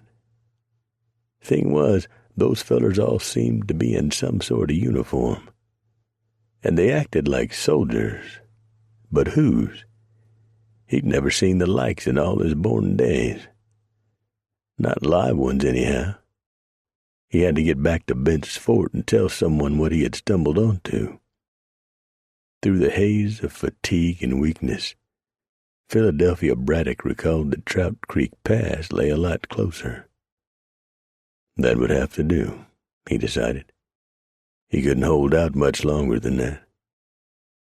Quietly, he eased back into the aspens, their brittle yellow leaves giving off a dry bone rattle as they quaked in the slight breeze. With a maze of zigzags over the next hour, Philadelphia Braddock left the last of the thoroughly confused soldiers far behind. When he lined out on the trail south of Wyoming Territory, headed for Trout Creek Pass, he had time to reflect on the men he had seen. Funny, he mused. They look like them fellers I seen in paintings of the crucifixion of Christ. He held that thought until he made night camp and refreshed himself on broiled rabbit. He could sure use some bison. Man feeds himself regular on bison, heals right fast. 5. Thin ribbons of white smoke rose above the saddle that separated Preacher and his young charges from the trading post in Trout Creek Pass. Preacher had never been so weary of a self-imposed duty as this one. Had this pair been grown up, their bones would be picked clean by buzzards and coyotes by now. Being as how they were children, he felt obliged to spare them and bring them to folks who would see to their proper upbringing. Although he had to admit it might be too late. It was written in the Bible that a child must be made straight in his ways by the age of 7, or he was lost to righteousness. It was a hard thing to think of little nippers of 8, 9, 10, or 11 roasting forever in hell because they had not been brought up right the first 7 years of their lives. That was deeper theology than Preacher had delved into for a long while. He shook the images from his mind and plodded on. Terry and Vicky sat astride the pack saddle frame on a not-too-willing horse. "When are we going to get there?" Terry asked. "Yeah, we never been there before," Vicky chirped. "You've never been there," Preacher corrected the girl. She made a face.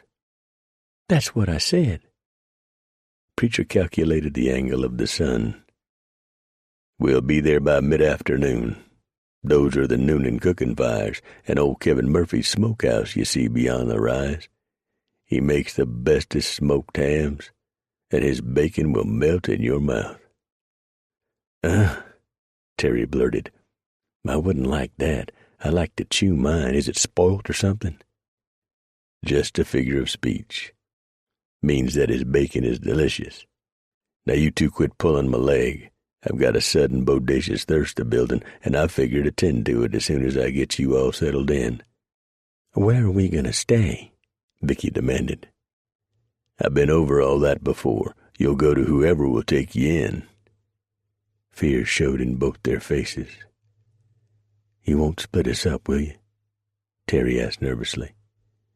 It was the first time Preacher had seen such emotions displayed by either, except for when he'd broken up their attack on his person.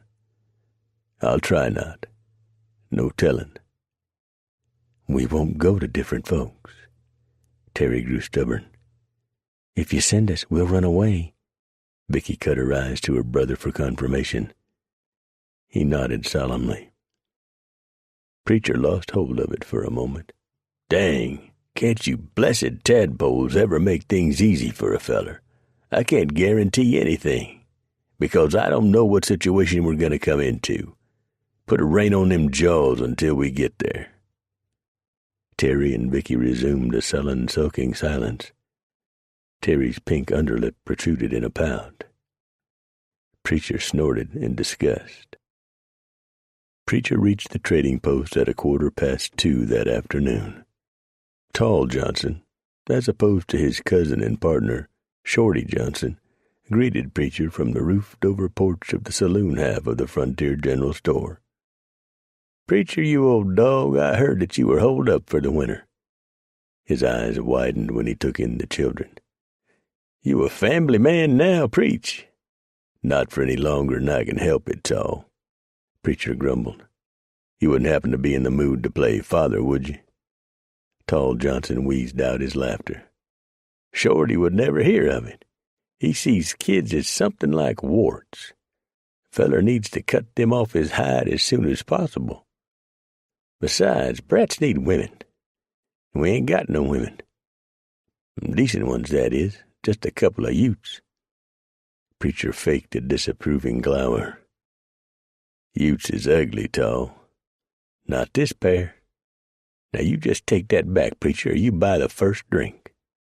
Preacher's eyes sparkled with mischief. "I'll not take it back, and I'll be proud to buy you the first drink, soon as I get shut of these young'uns." Tall Johnson made his point markedly clear. "A feller could die of thirst before that happened." Preacher chuckled. Chew a pebble, Tall." He dismounted and helped the children down. He took them with him into the trading post side of the large, stout log building, which had been built like the corner tower of a fort, the windows narrow with thick shutters into which firing loops had been cut. Reuben Duffy, the bartender, greeted him warmly. "Hog raw, if it ain't Preacher. What you got there?" he asked. "Sure it's a couple of partners you left out in the rain to shrink." "Nope, they's kid chillins right enough." "Seems I might know of them, don't I? Let me get a closer look." Duffy studied Terry and Vicky a moment, and his full lips turned down in distaste. "I was right, Preacher. You've got yourself a pair of genuine juvenile criminals on your hands, don't you know? Sure, and it's a better thing if you bring them with me. I've got the right place for them. Come along then, won't ye?" Preacher led the youngsters in Reuben's path, out through the back hallway past a storeroom. Outside, the smiling Irishman directed them to a small storage building with a low door and no windows. He opened up and made a grand gesture with a sweeping arm to usher them inside. "Faith now, and we'll just lock those heathen devils spawn in here for a while. Could be we might get enough men together later on to decide their fate, don't you know?" "They are that bad, Reuben?" "Aye, every bit of it and more, I'm saying." They walked back inside and were joined by Tall Johnson. Reuben poured whiskey for the three of them. Then he told Preacher the real story behind Terence and Victoria. His tale, in his lilting Irish brogue, took the listening men back 3 years. There was this family there was, name of Tucker. Sure, and they was dressed like ragamuffins. Don't you know, I, like most folks, saw something strange about them right off we did. A whole passel of kids they had, and nary a whole brain among 'em there wasn't. There was something even more strange about them, wouldn't you know? This Tucker and his missus looked enough alike to be brother and sister. Sure, and they could be for all I know. They squatted around the post for a few days, then they hauled out to a canyon some 30 miles northeast of here. That's when things started happening." Reuben leaned close and spoke in a confidential manner. "Sure, and things started disappearing. A man would lose his shovel, or a pig, or maybe a couple pair of long johns a-drying on a bush. Then a prospector turned up dead. One day old Looney Ashton come in for a nip of the dew. He swore and be damned that 2 nights before, out around his digs, he saw that 2-headed pair sneaking off with a brace of mules that belonged to Hiram Bittner. It was the full moon, and he saw them right clear." "Stranger things have happened," Preacher said dryly. "No stranger than this tale gets. You see, the 2 little nippers were stark naked." Silence held for a moment. Then a cherry-cheeked preacher added verification to Reuben's story. "They do like to get out of their clothes a lot. I found that out on the way here." Reuben raised both hands. "So there it is, isn't it?" He took note of the empty pewter mugs and poured more whiskey. "Who's paying for these?" Preacher and Tall turned to each other. "Preacher, Tall." "Ah, saints preserve us. I'll buy, 'cause it's good to see you again, Preacher, it is." Reuben dropped coins into the wooden till under the bar and went on to tell how the little depredations and an occasional killing went on right up to the present. He concluded with a suggestion. "So, if you'll tell me what dastardly act you caught this pair performing, maybe it is we can drag the whole family in and dispatch them." Silence lengthened while Preacher thought over all he had heard. Try as he might, he could not visualize these 2 as so profoundly evil as Reuben painted them. He had brought the children here to find them a good home, with step-parents who would raise them proper-like. He could not turn his back on that promise in good conscience. "I don't know, Reuben. I'm thinking they can be shown the error of their ways and given a good home. Turn out all right." Don't you tell me you've turned soft-hearted, preacher, don't you? Reuben, if you weren't such a little bitty feller and all frail like, I'd break you in half for saying that. I'm the same man I've always been. It's only that I've got to know them over the past 2, nearly 3 days. They can be sweet-tempered enough and obey right smartly if a firm hand is applied. To their bottoms, I presume I do. Reuben poured another drink. For all of Preacher's disparagement, Reuben stood 6'2" in his stocking feet and had the body of a double beer barrel. I have yet to do that, though when they come at me to rob me, I shook 'em until their teeth rattled. That seemed to get their attention. I wonder why. Tall Johnson spoke for the first time. You were serious then when you asked me about being a papa. Not really. I know how you and Shorty live. Not a place for kids. No offense intended. None taken. There's a feller over a couple of valleys runs horses. I hear he's been wanting to take in a couple of yonkers to help work on the place, if that's any help. He have a woman to wife. Sure does, and 3 kids of his own. Sounds fine. I might look into it, failing I find any closer. The sudden shout and curse in French from the cook at the hostelry brought the old drinking friends out of their cups and onto their boots. Preacher, wise in the ways of his captives, reached the back door first. He got there in time to see the cook on his rump, legs splayed and upraised, a pot of as yet unheated potato soup soaking him from floppy stocking cap to the toes of his moccasins. Beyond him was the open door to the store shed and the rapidly disappearing backs of Terry and Vicky. You had the right of it, Reuben. They's nothing but trouble, he shouted as he set off afoot in swift pursuit. Being no stranger to running, Preacher had engaged in many a foot race against Arapaho and Shoshone braves. The rugged mountain man soon managed to close ground on his quarry. Terry lost more precious space with frequent worried glances over his shoulder. With longer, stronger legs and more endurance, Preacher far outclassed the youngsters. Then Providence gave the children a much-needed break in the form of several habitués of their trading post. Hoo-ha! Looky there! Ain't that old Preacher playing the nursemaid? Sure be, don't he look cute a-high-stepping it like that? Shut them yaps, Ty Beecham and you, Hoss Ferguson. Them kids is my responsibility. Strike me dead. Preacher's done become plumb domesticated.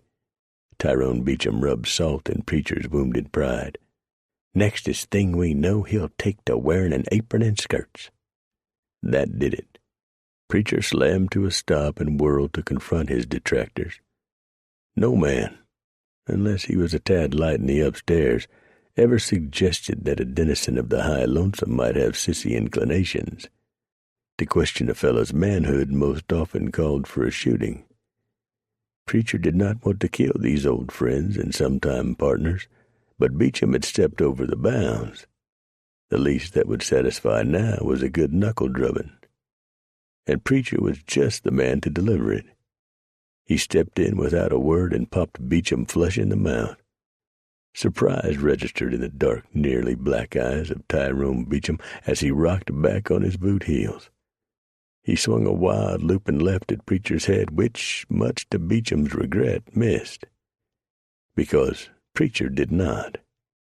He followed his lip-smashing punch with a right-left-right combination to Beecham's exposed rib cage. Each blow brought an accompanying grunt, expelled by the rapidly depleting air in Beecham's lungs. Droplets of red foam flew from Beecham's mangled mouth. His head wobbled with each blow. Right about then, his friend Hoss Ferguson decided to join in. He came at Preacher from the mountain man's blind side. Raw knuckles rapped against Preacher's skull behind his left ear. Sound and sparkles erupted inside, and Preacher stumbled before he delivered a final right directly over Beecham's heart.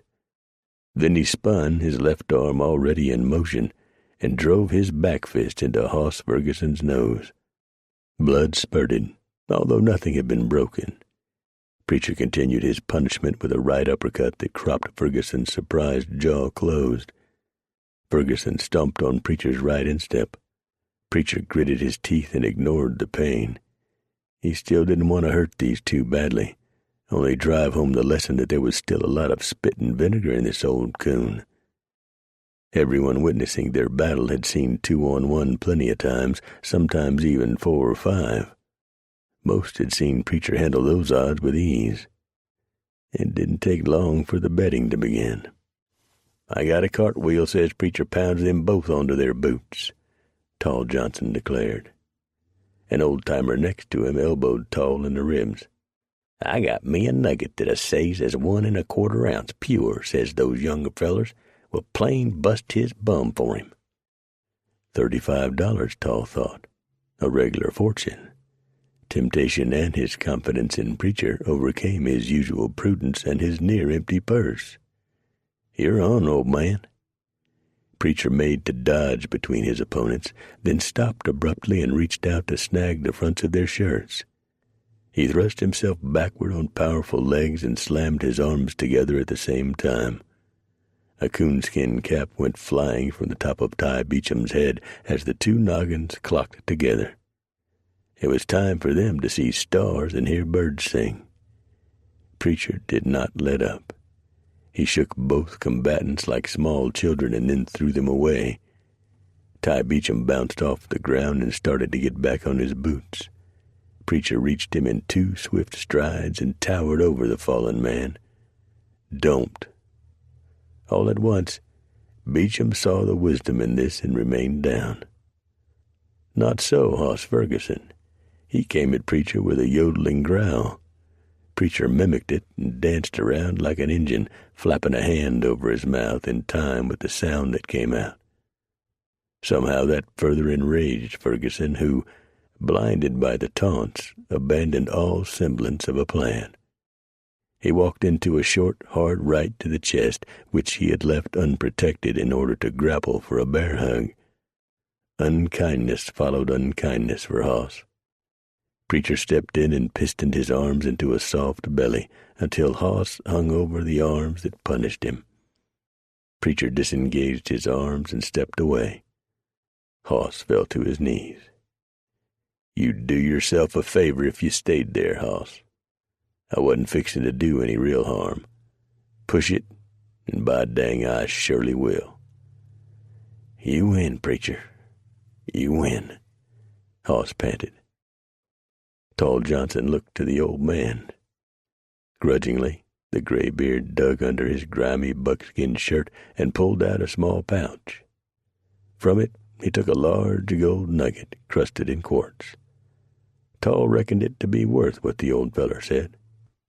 "You got enough in your pocketbook to have paid had your man lost?" the ancient demanded with ill grace. Tall puckered his lips and threw the sore loser a wry look.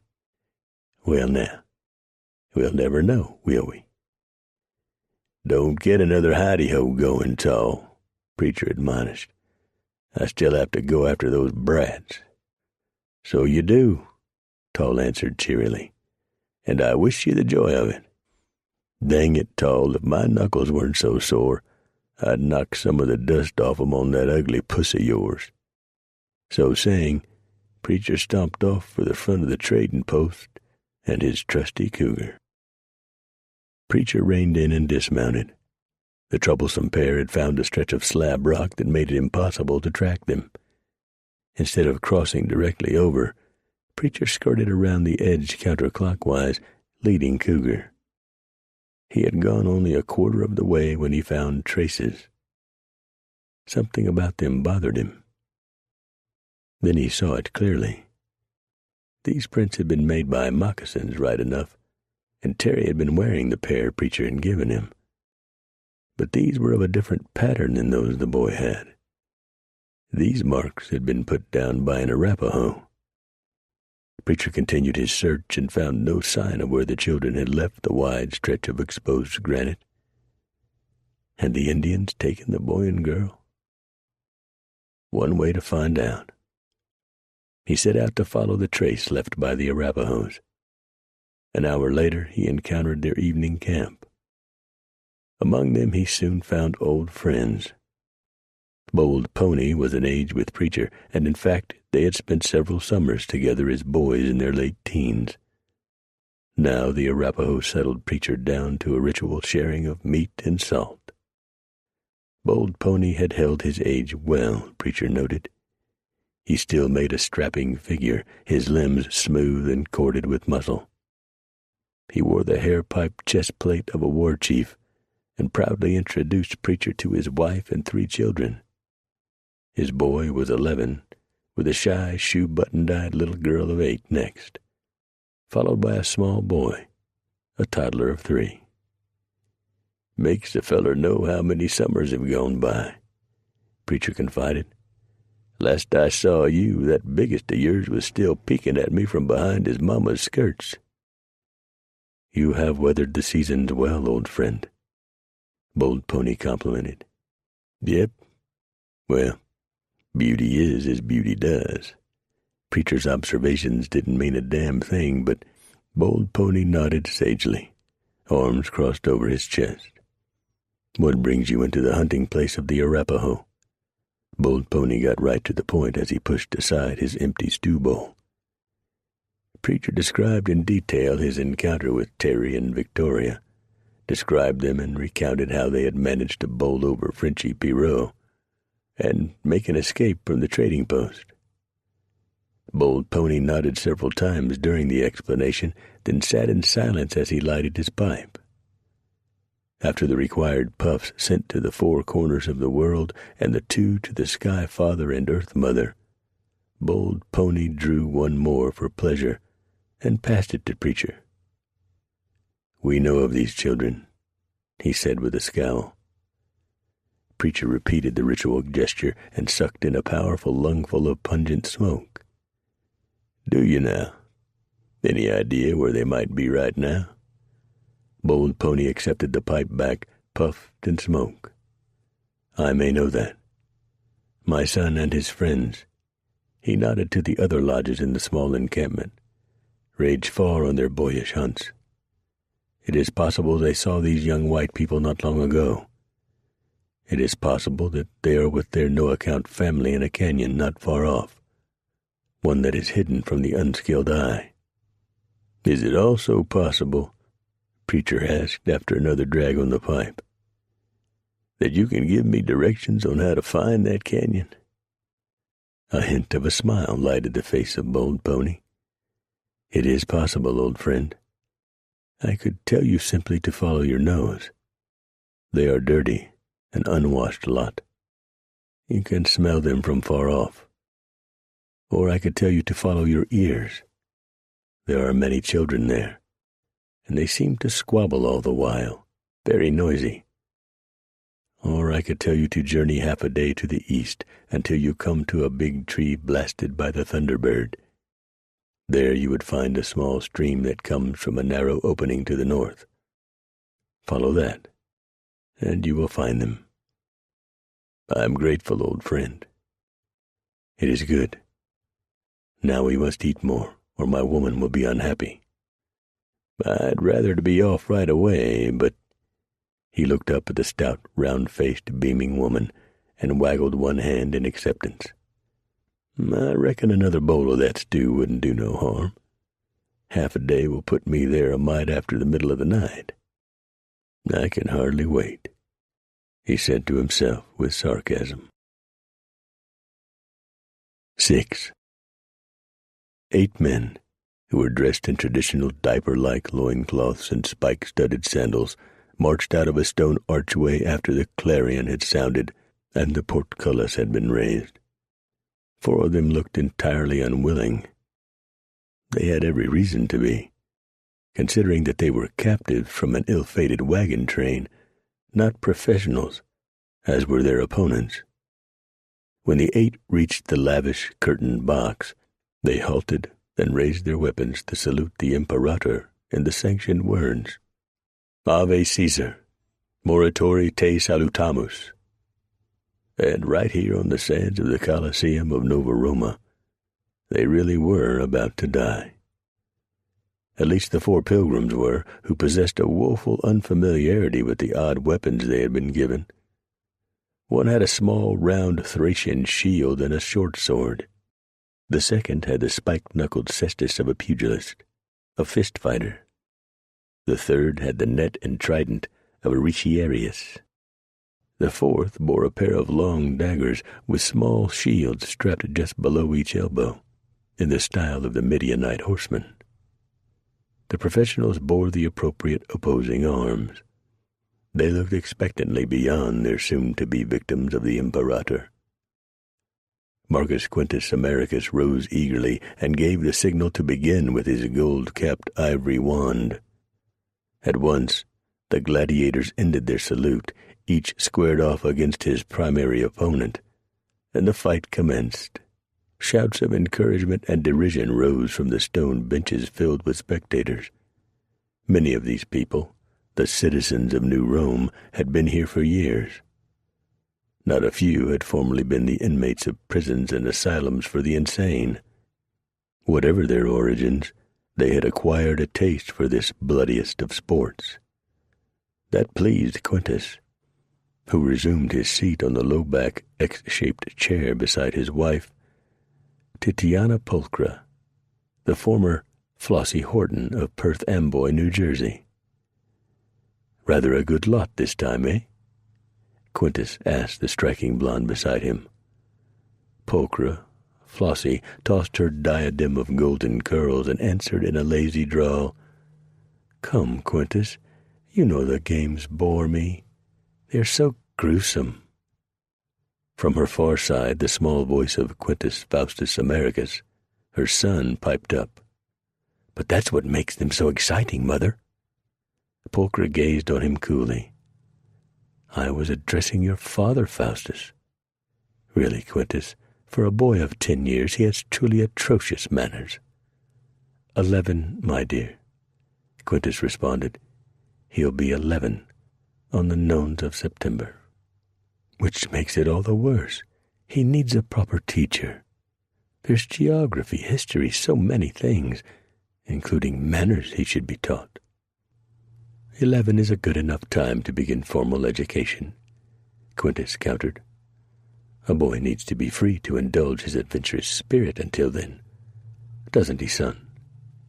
He added fondly as he reached across his wife to tousle the youngster's yellow curls. Quintus Faustus Americus had his mother's coloring, her gray eyes and pug nose as well. A thin, wiry boy, he had inherited his father's sadistic traits. He enjoyed tormenting small animals and treated all other children as inferiors. General Gaius Septimus Glaubier summed up the lad best as being mean-spirited, filled with a deep-seated evil. "Yes, father, oh, look," Faustus blurted, pointing to a small nail-bitten finger on a fallen man on the sand. "He's gone down already. I told you he was too old and frail. You owe me 10 denarii. "Done, my boy, right after the game's end," Quintus responded, laughing. Out in the arena, the oldest emigrant lay in a pool of blood, his life slowly ebbing, while the professional gladiator, who had downed him with a simple, straight sword thrust with his gladius, stood over him. He looked up at the box. Quintus gave him the sign to dispatch the unfortunate. A short, sharp scream came from the old fellow when the gladius pierced his heart. To the left of the unfeeling gladiator, a sturdy young farmer who had been bound for Oregon smashed a surprising blow to the face of his opponent with the cestus. Blood flew in profusion. A chorus of boos came from the audience.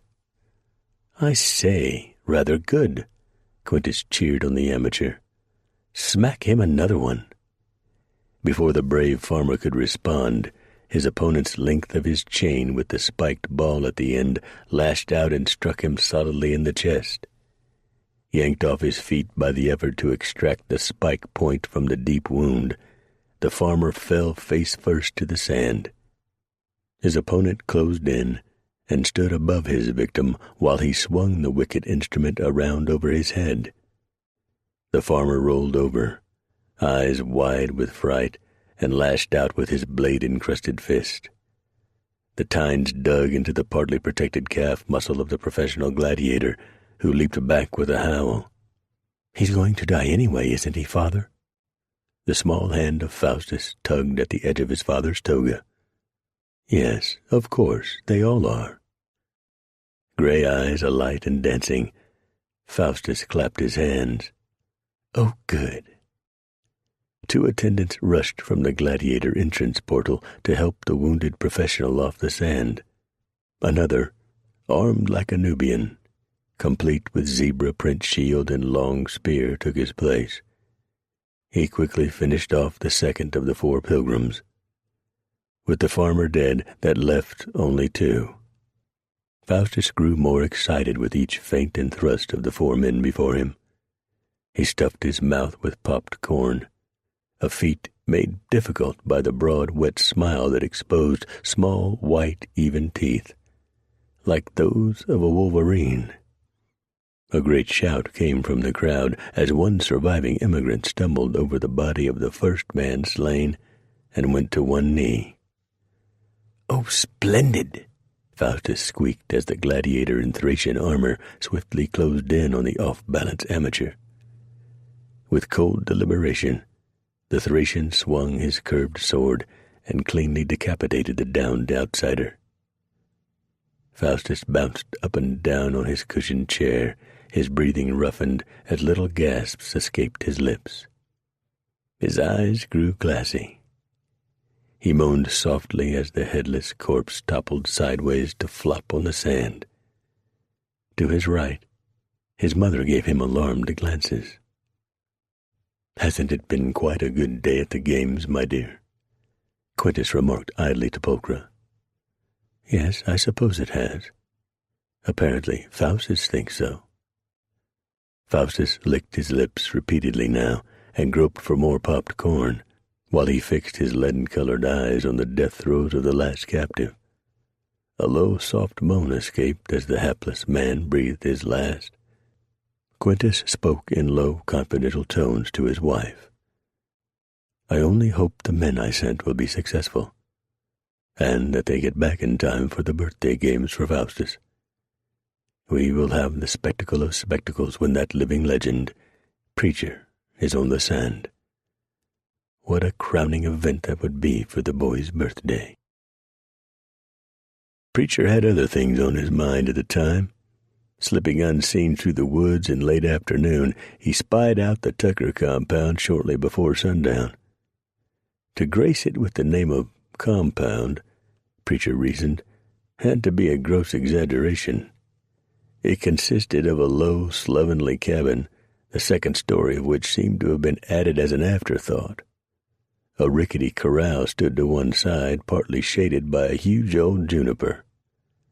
The mound and the recessed doorway of a root cellar occupied space on the opposite side. Right off, Preacher spotted a dozen brats. They stair-stepped from a toddler of maybe 2 to a gangly youth of perhaps 15. The younger ones went about blissfully naked. The older ones were every bit as ill-clothed as had been Terry and Vicky. While Preacher observed, he began to note that all of them appeared to have some physical or mental defect. All except Terry and Vicky, who showed up in the last glimmer of twilight. Perhaps they had a different papa, Preacher speculated, or another mama. A moment later, the situation became clearer when 3 adults showed themselves in the tree-shaded, bare-pounding ground in front of the cabin. The man and one woman looked enough alike to be twins, both with black hair and eyes, like most of the children. Preacher recalled the speculation on the part of Reuben Duffy. That seemed to make more sense when he studied the other woman, whom he saw to be fair, with long blonde hair and pale blue eyes. To Preacher's consternation, and as an assault on his sense of propriety, the man was openly affectionate to both women. He hugged them and bussed them heartily on their cheeks, held hands with the dark one while she gathered in the children. Like most youngsters, the black-haired tribe frisked about some, holding out for only a few minutes more before surrendering to the indoors. The dusky woman cupped hands around her mouth and let out a raucous bellow. "All right, that's enough. Inside this minute or no supper for anyone." They scampered for the house with alacrity, all except Terry and Vicky, who coddled along as though reluctant to face a meal in that house. Terry continuously scuffed a big toe against the firm ground. Preacher continued to watch until the adult trio disappeared inside. Disgusted by this ménage à trois, and apparently an incestuous one at that, he settled back to lay plans for how he would deal with them. Some of the alternatives he came up with seemed distinctly grim. Deacon Phineas Abercrombie and Sister Amelia Witherspoon stood stock still, thoroughly astounded. The men who surrounded their three-wagon train, which comprised their mobile church in the wildwood, looked exactly like soldiers of ancient Rome. Yet how could that be? Here in Wyoming Territory, in the year of our Lord 1848, one of them came forward into the flickering bonfire-lighted clearing from the surrounding woods. He bore a large imperial eagle on a long wooden rod. The laurel leaf wreath, which, like the eagle, appeared to be of pure gold, encircling below it the famous emblem of Rome, SPQR, Senatus Populusque Romanus. Deacon Abercrombie recalled this from his Latin studies. The Senate and the Roman people. What madness could this be? 1.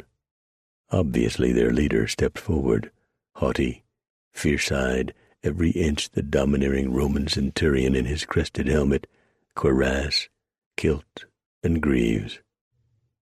"What are you barbarians doing in the realm of Nova Roma?" New Rome?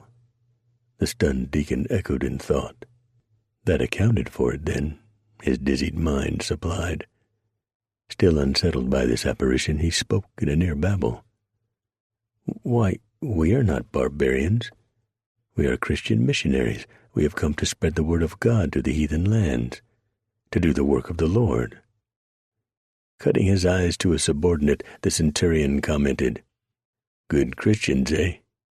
We'll get to see the lions again, eh, Sergeant?" His smile was decidedly unpleasant, Abercrombie thought. His contubernalis, skipper, produced a wicked smirk. "That'll be just jolly. I hope they save this fat windbag for last," he went on with a nod to Abercrombie. Astonished that he had no difficulty in understanding their Latin, Deacon Abercrombie flushed with crimson outrage at the depiction of himself. He was about to launch into an indignant protest when the centurion's next words stoppered his mouth. "All right, round them up and get them in chains. First, I want to ask a couple of questions." He turned to Abercrombie and spoke in perfect English, albeit heavy-laden with a southern accent. "We're looking for a man. He's been wounded, and probably traveling slow. Have any of y'all seen such a person?"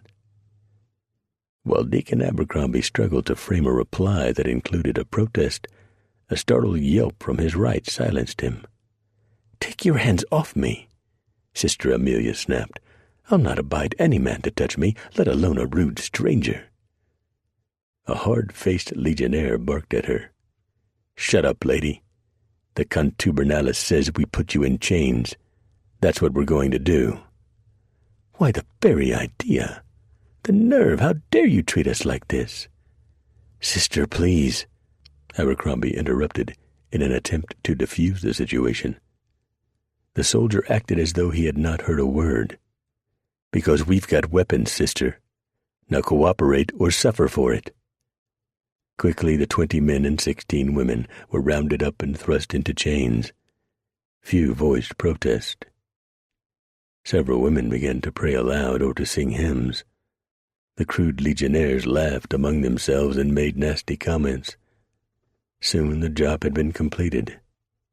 The centurion had as yet to get an answer to his first question. He bore in on Deacon Abercrombie. "You seem to be in charge of all this. I want an answer, or it'll go hard on y'all." Abercrombie tried to compose himself. What was the question? Have you seen a wounded mountain man? No. That's all, just no? Deacon Abercrombie sighed in frustration. No, none of us has seen such a person. With eyes narrowed, the centurion put his face right in that of Abercrombie. You sure y'all ain't hiding something? Not being entirely truthful? Sir, I am a churchman. I do not lie. The centurion pointed contemptuously at the Bible tucked under the deacon's left arm. You ask me, that's all you do is lie. Pack of nonsense between those leather covers. I'll ask one more question, then all of you back in your wagons or on horses. Have you by chance encountered a scruffy man goes by the name of Preacher? Several of the cowed missionaries shook their heads in the negative. Abercrombie drew himself up and glared defiantly at his interrogator. Of that I am absolutely certain. Had we encountered anyone with so outlandish a pretension in this wilderness, we would have remembered. Am I to take that to mean no? The centurion asked with a sneer. Precisely. It is possible that this wounded man you are looking for saw us first and hid himself, so it may be that we have passed by him on his way without knowing so. As to this preacher you are speaking of, there's been no such person. So if you're going to stick to that, you might as well load up. Maybe the curious torturers can loosen some tongues. Where are you taking us? I demand to know. Abercrombie unwisely blustered. To New Rome, of course. Y'all are in our country without permission. The first citizen will likely call you Gallic spies. Whatever he decides, it's the Colosseum for the lot of you.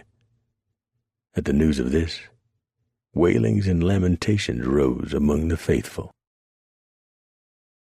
By 10 o'clock that night, Preacher had it figured out.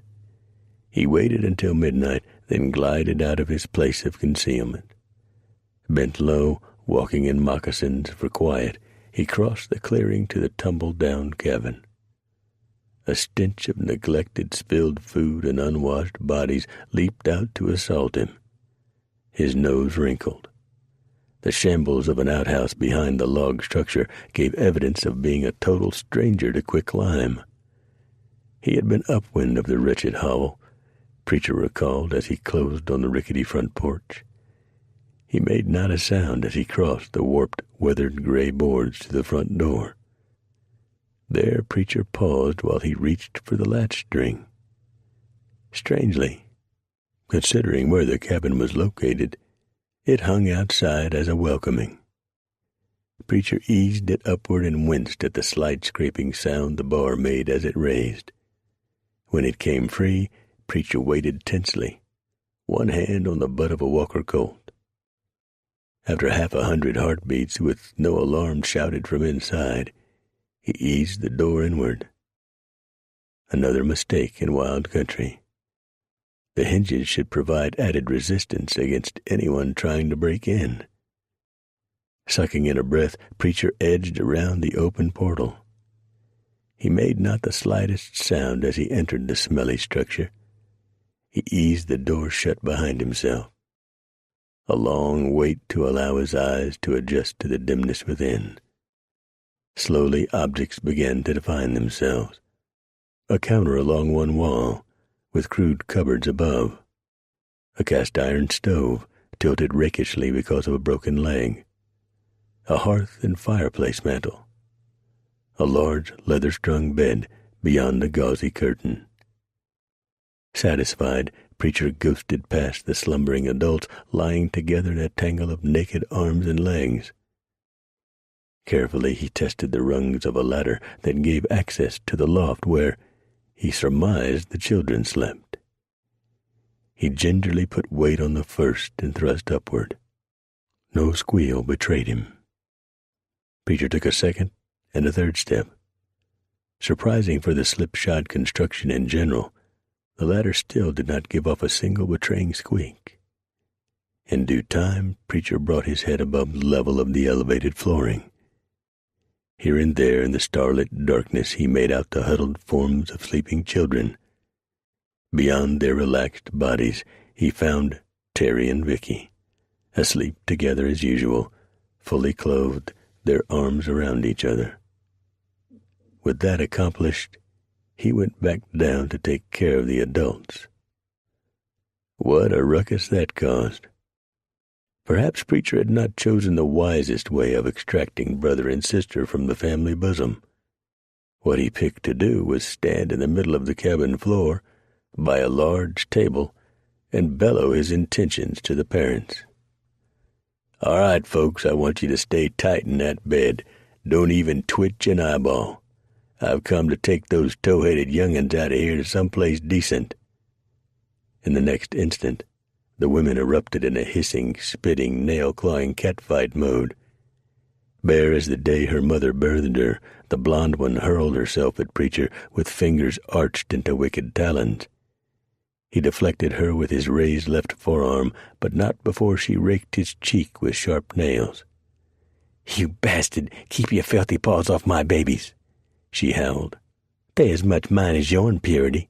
The same man fathered them as mine," the other wailed, closing in on Preacher's right. Preacher backpedaled and shoved the black-haired vixen away toward the bed. Silas Tucker had not moved a hair. He sat in the middle of his harem bed with a bemused expression on his ugly face. He laughed at the startled look on Preacher's face. "You done kicked a hornet's nest, mister," he declared through his mirth. Preacher shook his head, determined not to be bested by a pair of fillies. More'n likely, they did. They rushed him again, and Preacher had to duck. A sizzling kick hurtled toward his groin. A hot rod of pain thrust into the outside of one thigh. This could prove more than he bargained for, the mountain man reckoned. Shouts from the loft joined in the pandemonium. Blonde curls flying, the mother of Terry and Vicky charged in while Preacher held off the other woman. Her fists pounded ineffectually off the broad, firm back of Preacher while she cursed and spat at him. He felt the wetness of her saliva on his neck, and it rankled some. "Enough of that," he bellowed as he backhanded her in the upper chest. She went tail over teakettle across the table. Preacher had time to gather only a short breath before the dark one bounced in the air and came at him with fists flying. He ducked, blocked what he could, and took a stinger on the already black eye. It smarted more than he would admit. All of a sudden, the other woman had him around the ankles. She held on for dear life. It deprived Preacher of any means of avoiding the wrath of the one throwing fists and feet at him. It began to look worse with every passing second. Then Silas Tucker roused himself enough to get into the fray. He came at Preacher low and mean, a long, wicked-bladed knife held in one hand. 7. Preacher swatted the blonde aside and cleared a space for a swift kick. His moccasin toe bit into the meaty portion of Silas Tucker's right forearm. The knife went flying. Preacher quickly hurled the furious black-haired gal full into Tucker's chest. Tucker went flying with a yowl, which quickly turned into a bellow of pain when his bare rump made contact with the still-hot stove. He came off it mouthing a string of curses, and his hand groped blindly for a weapon. He found the short, hooked, cast-iron stove poker and launched himself at Preacher. Evidently the blonde woman had learned her lesson. She hung back and satisfied her outrage by hurling metal cups, plates, and other cookery items at the dodging figure of Preacher. A white-speckled blue granite cup clipped him as it zinged past Preacher's ear. He jumped to the opposite side, having his moccasin caught up in the tangle of legs and arms of the dark hoyden. Abruptly, he went down in a heap. Black curls swirled over his face as his wily opponent scrambled on top of him. She immediately began to pummel him with her fists. "Get back, woman," Silas Tucker bellowed. He came at Preacher with the poker. Faith Tucker rolled off Preacher in the wrong direction and at the wrong time. The descending poker caught her on the exposed point of her left shoulder. Her shriek of pain ended with a curse. Then she added for emphasis, "Idjit, you done broke it." Stunned, Silas looked upon his injured sister and dropped the metal rod as though it had been heated in the fire. Preacher used the brief interlude to spring to his feet. A large stew-pot filled the entire range of his vision. He ducked and received only a slight graze across the top of his head. That bought valuable seconds for Silas Tucker. He bolted to the corner of the cabin by the fireplace. There his hands closed around the smooth, polished hickory handle of a double-bit axe. He hefted it once, grinned stupidly, and advanced on Preacher's back, the deadly tool held high, ready to split the mountain man's skull. He learned how stupid he had been a moment later. A shout, he thought it could have come from Terry, warned Preacher. He spun, took in the menace, now only 4 feet from him, and drew in one swift, sure motion. The hammer came back on his .44 Walker Colt and then dropped on the primer of a brass cartridge. Fire flashed in the cabin in time with the comforting buck of the 6-gun in Preacher's hand. Smoke billowed, but not before Preacher saw the axe fly from Tucker's hands, and a spray of blood from the back of the man's shoulder showered both of his women. They went berserk. Howling and screaming, they rushed to their wounded male like females in a pride of lions. They completely ignored Preacher, who turned and headed for the loft. Pandemonium reigned above. Suddenly awakened, the children shrieked, screamed, and wailed in confusion and fear. When he loomed up through the opening in the loft floor, Preacher rightly read a warning of fight in some of the older youngsters. 2 of them came at him before he gained a purchase on the flooring. Preacher cuffed one of them aside and climbed off the ladder. He lightly felt a stinging blow to his side and yanked a naked, spluttering boy of 10 or so off his feet. Preacher gave a disapproving cluck of tongue against teeth as he tossed the lad into 3 more who advanced on him. "Enough!" he roared. The command had its effect. Some of the smaller children clapped hands over their mouths and went round-eyed. Yet another brat challenged him. Growing amused, Preacher batted at the ineffectual blows in the manner of a man swatting mosquitoes.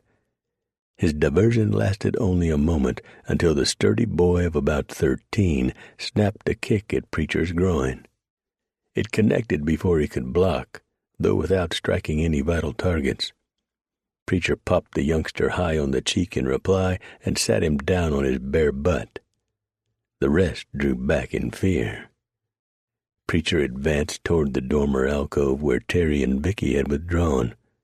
"Come on, I'm taking you out of this hellhole," he commanded.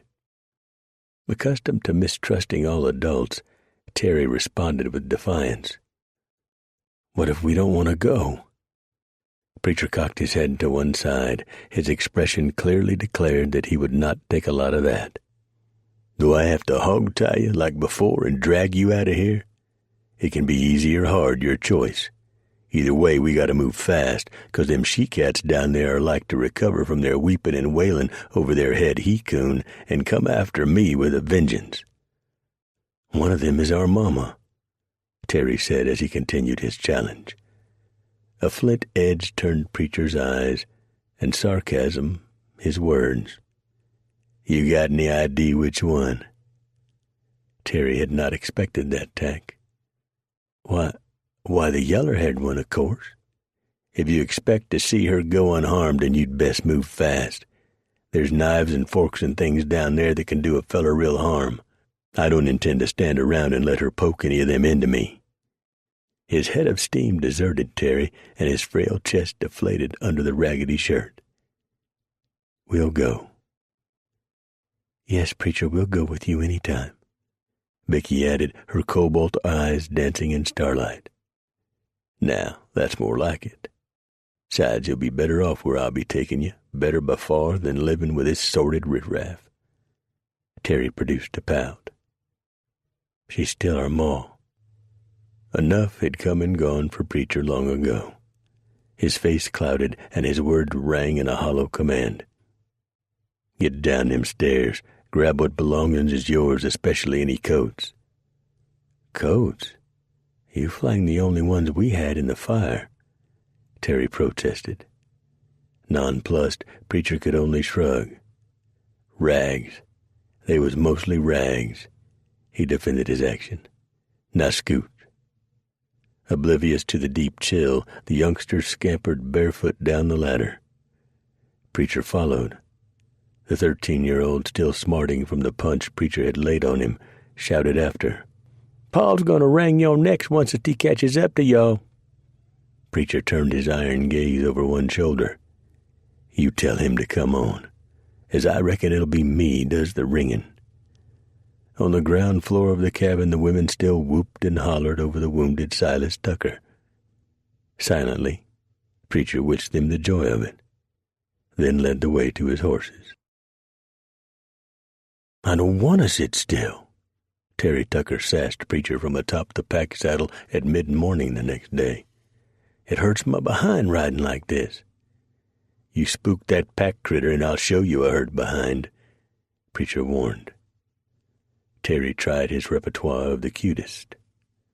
"Why can't I ride with you?" he asked coyly. "Cougar ain't used to carrying double," preacher grumbled. "He can learn." "Not now he can't, Terry. Not nohow," preacher insisted. Right then Cougar's ears twitched. The pack horse whuffled. Preacher reined in sharply and listened. His ears, then his nose caught the message. Injuns. Friendly, without a doubt. Else they would not have let the three whites ride in so close. Preacher nodded, raised his right arm, and signed the symbol for peace. Then he waited. Always perceptive, Terry spoke in a mere whisper. "What's wrong?" Preacher's lips barely moved. "Can't you smell it? There's Injuns out there." Terry's eyes went wide and round. "They gonna scalp us?" "I don't think so." Fear and insecurity shivered through the boy's skinny frame. "You don't think so?" "Take it easy, boy. No sense in getting 'em riled, if they ain't already." Preacher signed again. This time a familiar figure walked his spotted pony out onto the trail. Preacher raised in the saddle and signed friend. "Ho, Ghost Walker, we meet again." "Oh, Bold Pony, it is a good meeting. The hunting is plenty. We stay to fill our travois." He looked pointedly at the two towheads on the pack horse. "You found them, I see." Preacher thought over the ordeal of last night and the trials of this morning. The kids had taken to being bratty as usual right after breakfast. "Yep, more's the pity." "You would tell me about it?" Amusement twinkled in the eyes of the Arapaho war chief as he rode in closer. He examined Preacher's face. The parents were not so pleased with parting with their dear ones. Preacher grunted. "Sometimes your eyes are too keen, Bold Pony." He went on to relate the visit to the Tucker house. The more colorful his description grew of the brief fight in the cabin, the more Bold Pony laughed and held his sides. Although unaware of why, the amusement of Bold Pony had an effect on the children. Before long, Terry and Vicky broke into fits of giggles with each revelation Preacher made. It put him in a scowling mood. Preacher rounded on them to growl. "That's enough of that." He turned back and appealed to Bold Pony. "You see what I mean? These two have been a pain in the behind from the get-go." Then he told of their morning's fractiousness. Bold Pony studied the predicament in which Preacher found himself. At last he answered cautiously, albeit with a hint of laughter in his words. "If my people did not believe that spanking a child is wrong, I suggest that you do just that." Preacher soberly considered his friend's words. "Well," he announced at last, a gleam in his eyes, "these warts aren't exactly Arapaho, so mayhap a willow switch would be just the thing." Bold Pony nodded sagely. "I will leave you to your important work. May the sun always rise for you, Preacher." May the wind always be at your back, Bold Pony." Without a backward glance, Bold Pony turned his mount and rode off silently. Preacher turned his attention to the youngsters, who had grown deathly pale. He dusted his hands together and kneed Cougar in the direction of a creek bed where a long, narrow stand of weeping willows beckoned. Terry read Preacher's intent in a flickering and blurted his appeal, thick with tears. "Oh, no, you ain't gonna do that. Please, you ain't gonna whoop us." "You broke my only fire trestle, burnt the cornbread, dang near ran off the pack horse, and shamed me by gibbering like a pack of monkeys in front of Old Pony. Suppose you tell me just why I shouldn't." "'Cause Pa always whoops on us something fierce." Determined now, Preacher ignored the boy. At the creek bank, he dismounted and tied off both horses. Then he selected and cut a suitable willow switch, stripped off its leaves, and made a satisfactory whir as he flexed it through the air. Face somber, Preacher walked over to the children. "You first, Missy," he directed to Vicky. Reluctantly, she came down from the pack saddle. Her eyes flooded as Preacher knelt and bent her over his knee. He upended the hem of her skirt and exposed a bare bottom. Swiftly, without any show of anger, he delivered 4 sound whacks. Vicky bit her lip to keep from crying out, but her whimpers tore at Preacher's heart. Dimly, from memories best left buried, he dredged up images of the few times he'd been thrashed as a boy. Once begun, though, he could not stop in midstream, so to speak. He set her on her feet and went for Terry. "Don't touch me," Terry wailed. "I'll get you. I'll get you in your sleep." He threatened to no avail. Preacher had him in the strong grip of one hand and hauled the slight lad off the pack saddle. The willow switch between the third and little fingers of the other hand. He quickly had the boy's breeches down and his wriggling torso over an upraised knee. For only a moment did Preacher hesitate. Then 6 fast, expertly delivered smacks left red spots, but raised not a welt. Returned to his upright position instead of pulling up his trousers, the silently sobbing boy yanked on his shirt to expose his chest and back. Angry, fresh red lines, knotted here and there with spots of infection, showed over the welter of earlier scars Preacher had seen in the cave. "See, you're no better than he is, Preacher."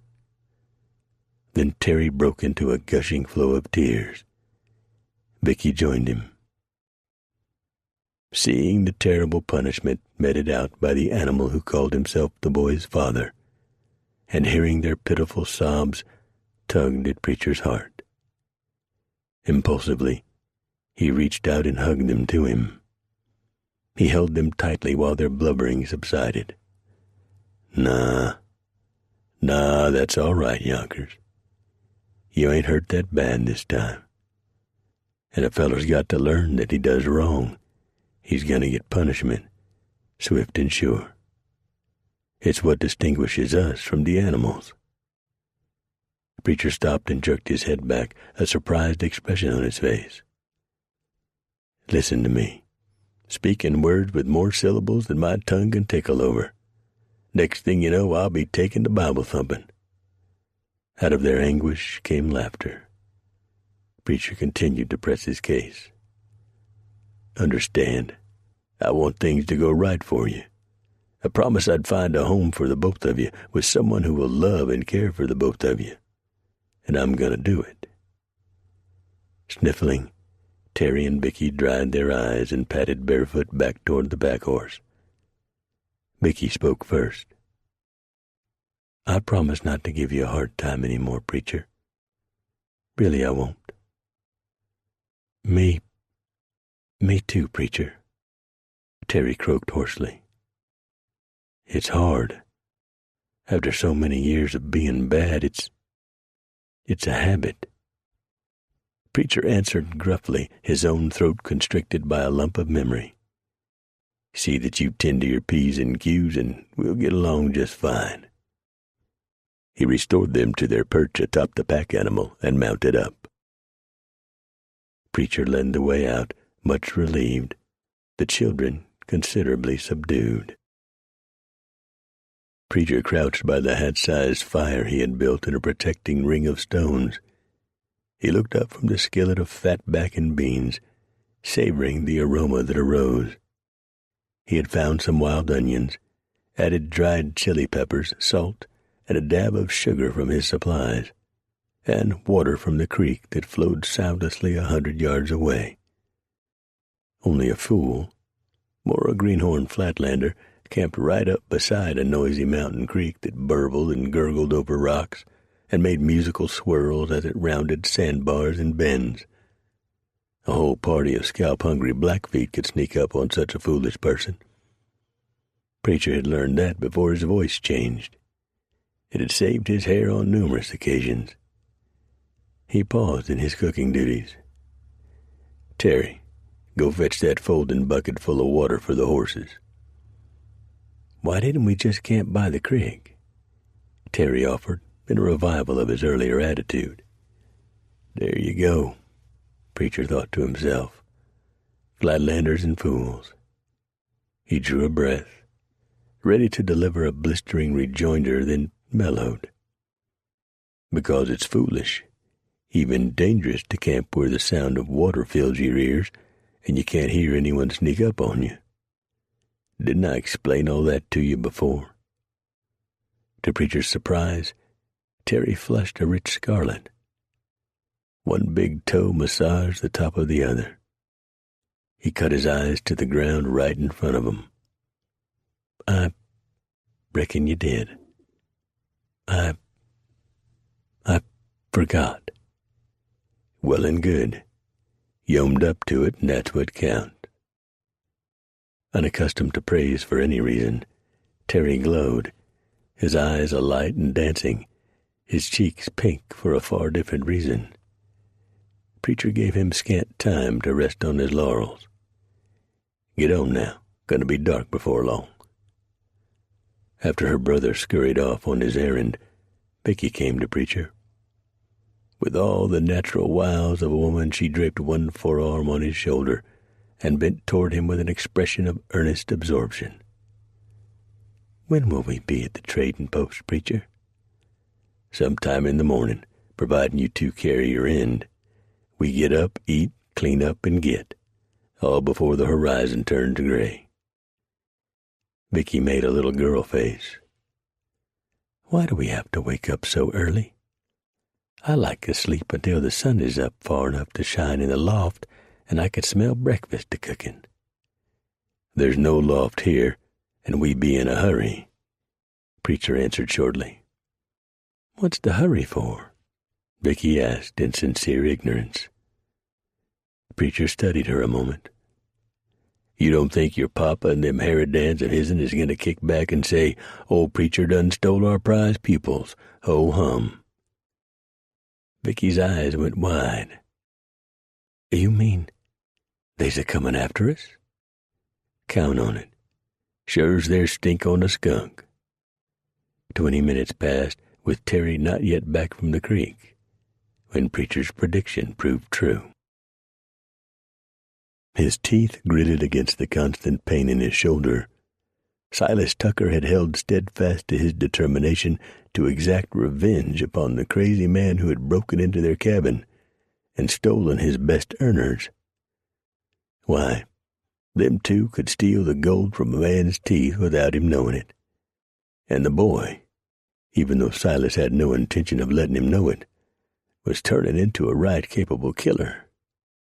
With those two bringing in the goods, Silas would soon have his women dressed in silks and himself in a woolen suit.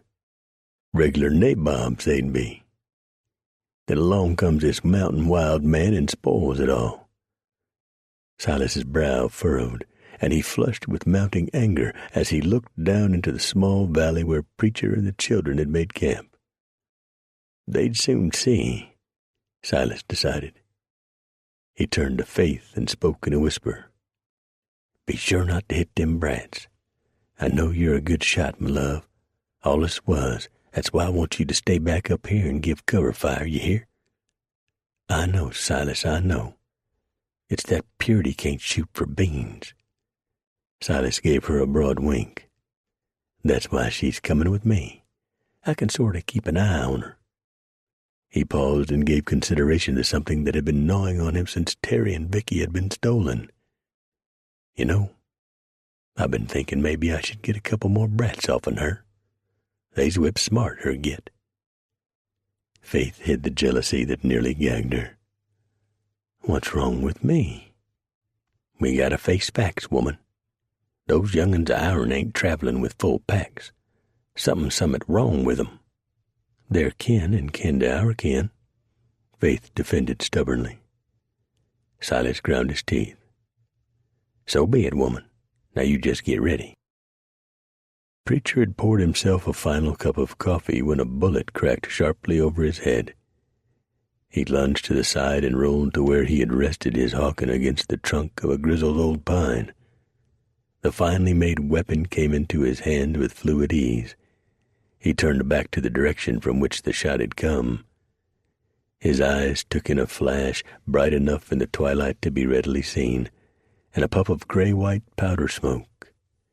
He sighted in the hawken. The hammer had not struck the percussion cap when a fat lead ball smacked into the tree 2 inches above his head. And Preacher flinched in a natural reaction. Bits of wood and bark stung as they cut the back of his neck. That caused his round to go wild. A hell of a shot, whoever it might be, Preacher considered. You young'uns stay low, hug the ground. It's Silas, come to get us, Terry announced, his voice quavering with his fear of the man. Preacher mulled that over. Maybe, but if so, he's going to leave his bones here for the varmints. No, Vicky wailed. No, he's going to kill us all. More shots came from closer in. Preacher dived for another position, but not before one ball cut a hot path across the top of his left shoulder. He came up in a kneeling position and took aim at a hint of movement among the aspens along the trail. The reloaded hawken bucked and spat a .56 caliber ball into the tree line. A grunt and muffled curse rewarded Preacher's efforts. He put the rifle aside and drew one of the pair of new-minted .44 Walker Colts.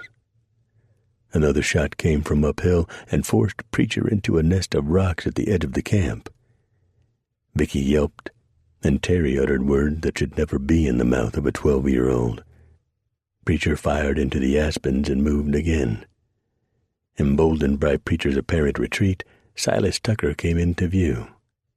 A red wet stain glistened in the waning light of the sunset. He had taken Preacher's ball in the meaty flesh of his right side. Enough fat there, Preacher reckoned, to make certain nothing vital had been hit. Still, even a cornered rat had a lot of fight left in him. Silas peered short-sightedly around the clearing and located Terry hunkered down on the grassy turf. Sudden rage at the boy's defiance blotted out his earlier evaluation of the youngster's worth. He raised a single-barrel pistol and took aim at the boy's slim back. A hot slug from the .44 Colt in Preacher's hand shattered the radius of Tucker's right forearm a split second later. Impact caused his .60 caliber pistol to discharge skyward. Instinctively, he dove for a hiding place. Preacher started after him when another shot cracked from the aspens. This could be a little harder than he had expected, the mountain man admitted to himself. He sure hated to kill a woman, but who else could Tucker have with him? 8. In rapid succession, 3 bullets sought a chunk of meat from Preacher's hide. He banged off 2 fast slugs at the hidden shooter and again moved to better cover. A fallen log seemed to offer the best advantage. He had barely settled into position and begun to lament the lack of his rifle when a scurry of movement in the open caught his attention. On hands and knees, Terry scampered toward Preacher, with a hawken, powder horn, ball pouch, and capstick slung over his slender back. "Get back, you little varmint!" Preacher shouted at him. Terry kept coming. "You need these," he countered. "Well, damned if I don't," Preacher acknowledged to himself. Terry reached the fallen tree in under 5 seconds. He paused as a ball smacked into the bark inches above his towhead. Then he adroitly flew over the rough surface of the trunk. At once, Preacher snatched the rifle from the boy, taking time only to pat the lad on his head in gratitude. A moment later, Silas Tucker made his move. "Get out there, woman!" he bellowed as he charged, a pistol in each hand. First one barked, then the other. Lead cracked overhead, and Terry scrunched lower behind the tree. The ramrod still in the barrel of the Hawken, Preacher set it aside and answered the 2-person charge with his .44 Walker Colt. A freak change of direction on the part of Silas Tucker caused Preacher to blow the heel off the degenerate's right boot. Preacher exchanged 6 guns as Tucker and the woman bore down on him. Biting his lip, Preacher sighted in on the center of the woman's chest. She fired at him, missed by a long ways, and Preacher saw her golden hair streaming from under a bonnet. The mother of Terry and Vicky. Imperceptibly, Preacher changed the aiming point of his Walker Colt and triggered around.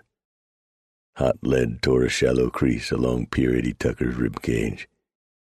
She stumbled and sprawled headlong in the dirt. "Mama!" Vicky screamed. Silas Tucker did not even miss a stride. Hobbling, he came on, determined to end it right there and then. Preacher was glad to oblige him. His .44 Colt bucked once, then again. Silas Tucker jolted to a stop, turned partly away from Preacher, and looked down in amazement at the twin holes, which formed a figure 8 in the center of his chest. He made a feeble attempt to raise his weapon again, then crumpled bonelessly into a heap on the ground while his life-blood pumped into his chest through a shattered aorta. Made haunting by distance and the echo effect of the basin, a curse descended upon the living in the clearing. "You bastard!" A shot followed. Calmly, Preacher completed the loading drill for his Hawken and hefted it to his shoulder. "You up above. You can give it up now. No harm be done to you if you do." He waited for a reply. It gave Faith Tucker time to reload. A shower of bark slashed down on Preacher and Terry. Preacher grunted his reluctance away and took aim. He fired with cool precision. A weak wail that wound down to breathless silence answered his shot. "Did you get her?" Terry asked hopefully. Preacher sighed heavily. "I reckon so. Though I sure am sorry to have had to do that. Killing a woman's not something a man lives with easily." "She treated us as mean as Silas did." To Preacher, Terry's justification lacked conviction enough to vindicate what had been done. "What about her mama?" the boy asked. Recalling the grazing wound he had given the woman, Preacher came to his boots. He swung a leg over the downed tree and cleared it with ease.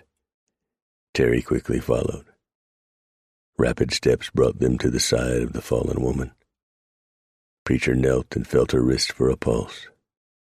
He found one, strong enough if a bit rapid. She moaned, turned her head, and opened one eye. "My babies?" she asked first off, surprising Preacher. "Are they all right?"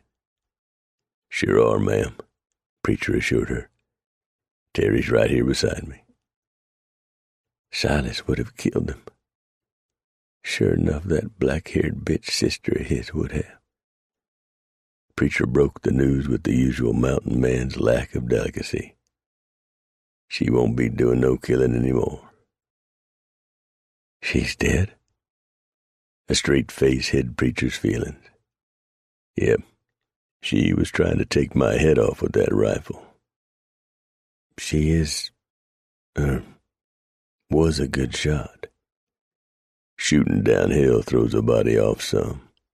Now, there's something I need to ask of you." In fact, I damn well insist you do it. Once I get you patched up, I want you to go back for the rest of the children and lead them to the trading post at Trout Creek Pass. If you have any love of your own two, you would best do as I say and mend your ways. You're going to have to do that and give them the care and love they deserve." "They have done some terrible things," Purity offered in the faint hope of sloughing off her responsibilities. "I know that. But they's young'uns and were forced into the life they led. You're not, and neither am I. We got rules to live by, and for you to teach this pair. Let me get on about fixing you up." "What if I just leave here and keep on going?" Purity sought yet for a way out. Preacher cut his hard gray gaze to her eyes. He remained silent long enough to cause Purity to flinch. "Well, consider this. If you have any idea of ducking out with or without those other youngsters, keep in mind that I will hunt you down and drag you into the trading post where they'll be obliged to put a rope around your neck." Purity Tucker swallowed hard and nodded her understanding. With her children gathered around, Purity sat still while Preacher cleaned up the shallow gouge in her side, packed it with a poultice of sulfur, moss, and lichens, and bandaged it. Then he lighted the fire and set out the makings for coffee. "Come morning, you set out north. We're headed south." Purity started to raise her voice in protest. Preacher showed her the palm of one hand to silence her. "Enough said. Now, do I have to tie you to a tree?" Purity shook her head and settled down to sip coffee in silence. An hour later, everyone laid down for a restless sleep. Dawn seemed to come extra early. After one of Preacher's substantial breakfasts, Purity sent Terry to recover the horses used by her and the dead pair. Preacher admonished the boy to gather all of the weapons. When Terry returned, Preacher tightened the cinch on one animal and helped Purity to mount. Without even a goodbye to her children, she rode away to the north. Terry turned imploring blue eyes on Preacher. "Think she will really come back?" Preacher shrugged and snorted. "I wouldn't bet more'n a nickel on it."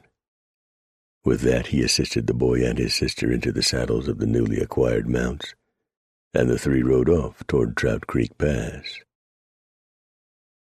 Philadelphia Braddock looked up from the moccasin he was repairing on the front porch of the trading post at Trout Creek Pass. He worked with a bison bone awl and a curved fish rib bone needle. He sewed the sinew thread in precise, neat stitches. He was putting on thick, smoke-cured bullhide traveling soles.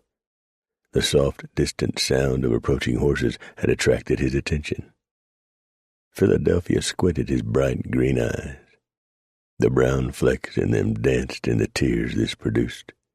He peered over the top of the hexagonal half-glasses perched on the bulb of his nose. From the cut of him, that big feller in the lead could be Preacher, he reckoned.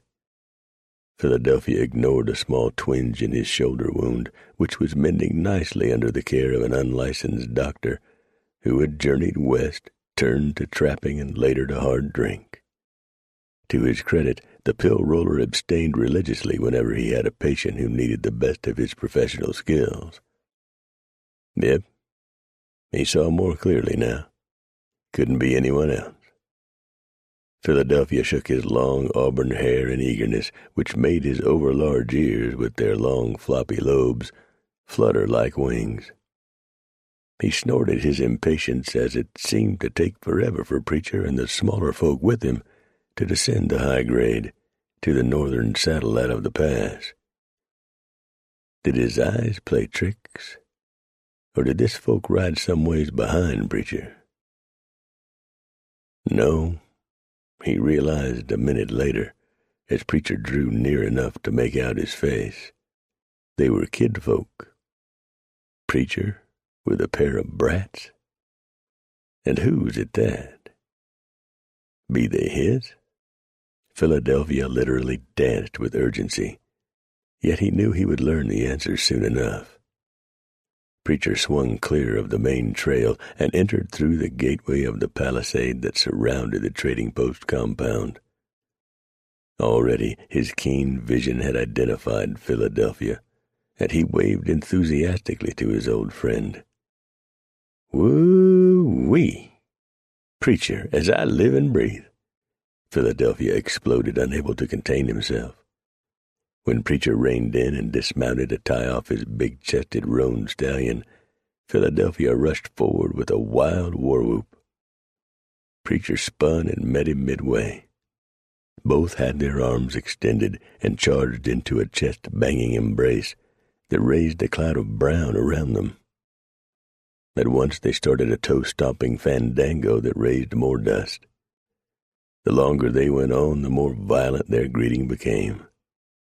Concern began to crease the high, smooth forehead of Terry Tucker. At last he could contain himself no longer. Hey, mister, go easy," he shouted at Philadelphia. "He's been wounded." "Hell, that's never slowed Preacher none, boy. Mind your business, and we'll mind ourn." All of the improved deportment he had learned in Preacher's company deserted Terry.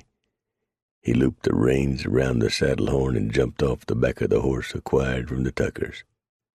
"That done it," his squeaky voice declared. "Damn you, old man, I'm going to kick you right in the balls." Terry charged forward, only to be plucked off his feet by Preacher, who grabbed the boy by the tail of his shirt and the waist of his trousers. Terry squirmed and made ineffectual thrashing with his legs and arms. Let me go. I'll fix him, Preacher." Their hugging welcome ended by Terry's intervention, Philadelphia Braddock stepped back and turned those startling green eyes on the lad. He cocked his head to one side. "Who's your bodyguard, Preacher?" "He's not a bodyguard," Preacher growled. "He's a bother."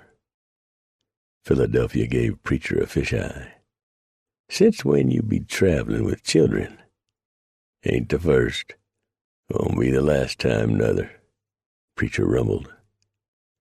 For some reason, Preacher felt loath to go into all the lurid details behind Terry and Vicky. Philadelphia would find out soon enough, and no call to embarrass the youngsters. He clapped Philadelphia on the shoulder and changed the subject. "I got a powerful thirst, Philadelphia. Be you buyin'?" "I be. Best get these babies some milk." He made a face at the prospect. "And a sugar stick to suck on. Then we can settle down to some serious depleting a Duffy supply of Monongahela whiskey." Preacher lowered Terry to the ground and looked hard into the boy's eyes. "You gonna behave yourselves? Not gonna pull a stunt like last time?" Terry shrugged skinny shoulders. "We ain't got nowheres to go." "That mean you'll stay?" Philadelphia cocked an eyebrow at Preacher's manner of speech. "Yes." "Yes, what?" "Yes, sir." "Fine. Now go help Vicky down and scoot inside. Ask Duffy for something to eat. Come on, Philadelphia. Let's go wet our throats. By the by, I see you look a mite peaked. Been off your feet a little?" "Not perzactly. It's a long story, one best told over a flagon of rye." Once settled at a crude table in one corner of the saloon side of the trading post, Philadelphia related his tale of the strange city and the stranger men, how they dressed and acted, and that they spoke in a funny foreign tongue. When he had finished, they drank in silence for several long minutes while Preacher wondered at it. At last he made up his mind. Slapping a big palm on the damp wooden tabletop, Preacher spoke plain and clear while he looked Philadelphia straight in the eye, his own orbs hot with invitation. "I reckon I needs to see these people. I want to learn all I can about them. Soups, I got my curiosities aroused, too. There's more. That city you told me about. Seems I've heard of it somewhere before." Something is niggling in the back of my brain pan. Says I've seen such a place or read about it. Buildings is all white, right? Seen 'em with my own eyes, Philadelphia assured him. Preacher drained his pewter flagon and hoisted it to signal for another round. Reuben Duffy complied with a will. When he departed, Preacher went on. Thing that really rubs me where I can't itch is all these folks and all these buildings being out here in the first place, and me not knowing a thing about it. Philadelphia tried to hide his own eagerness. Well, I can't say I blame you a bit for that.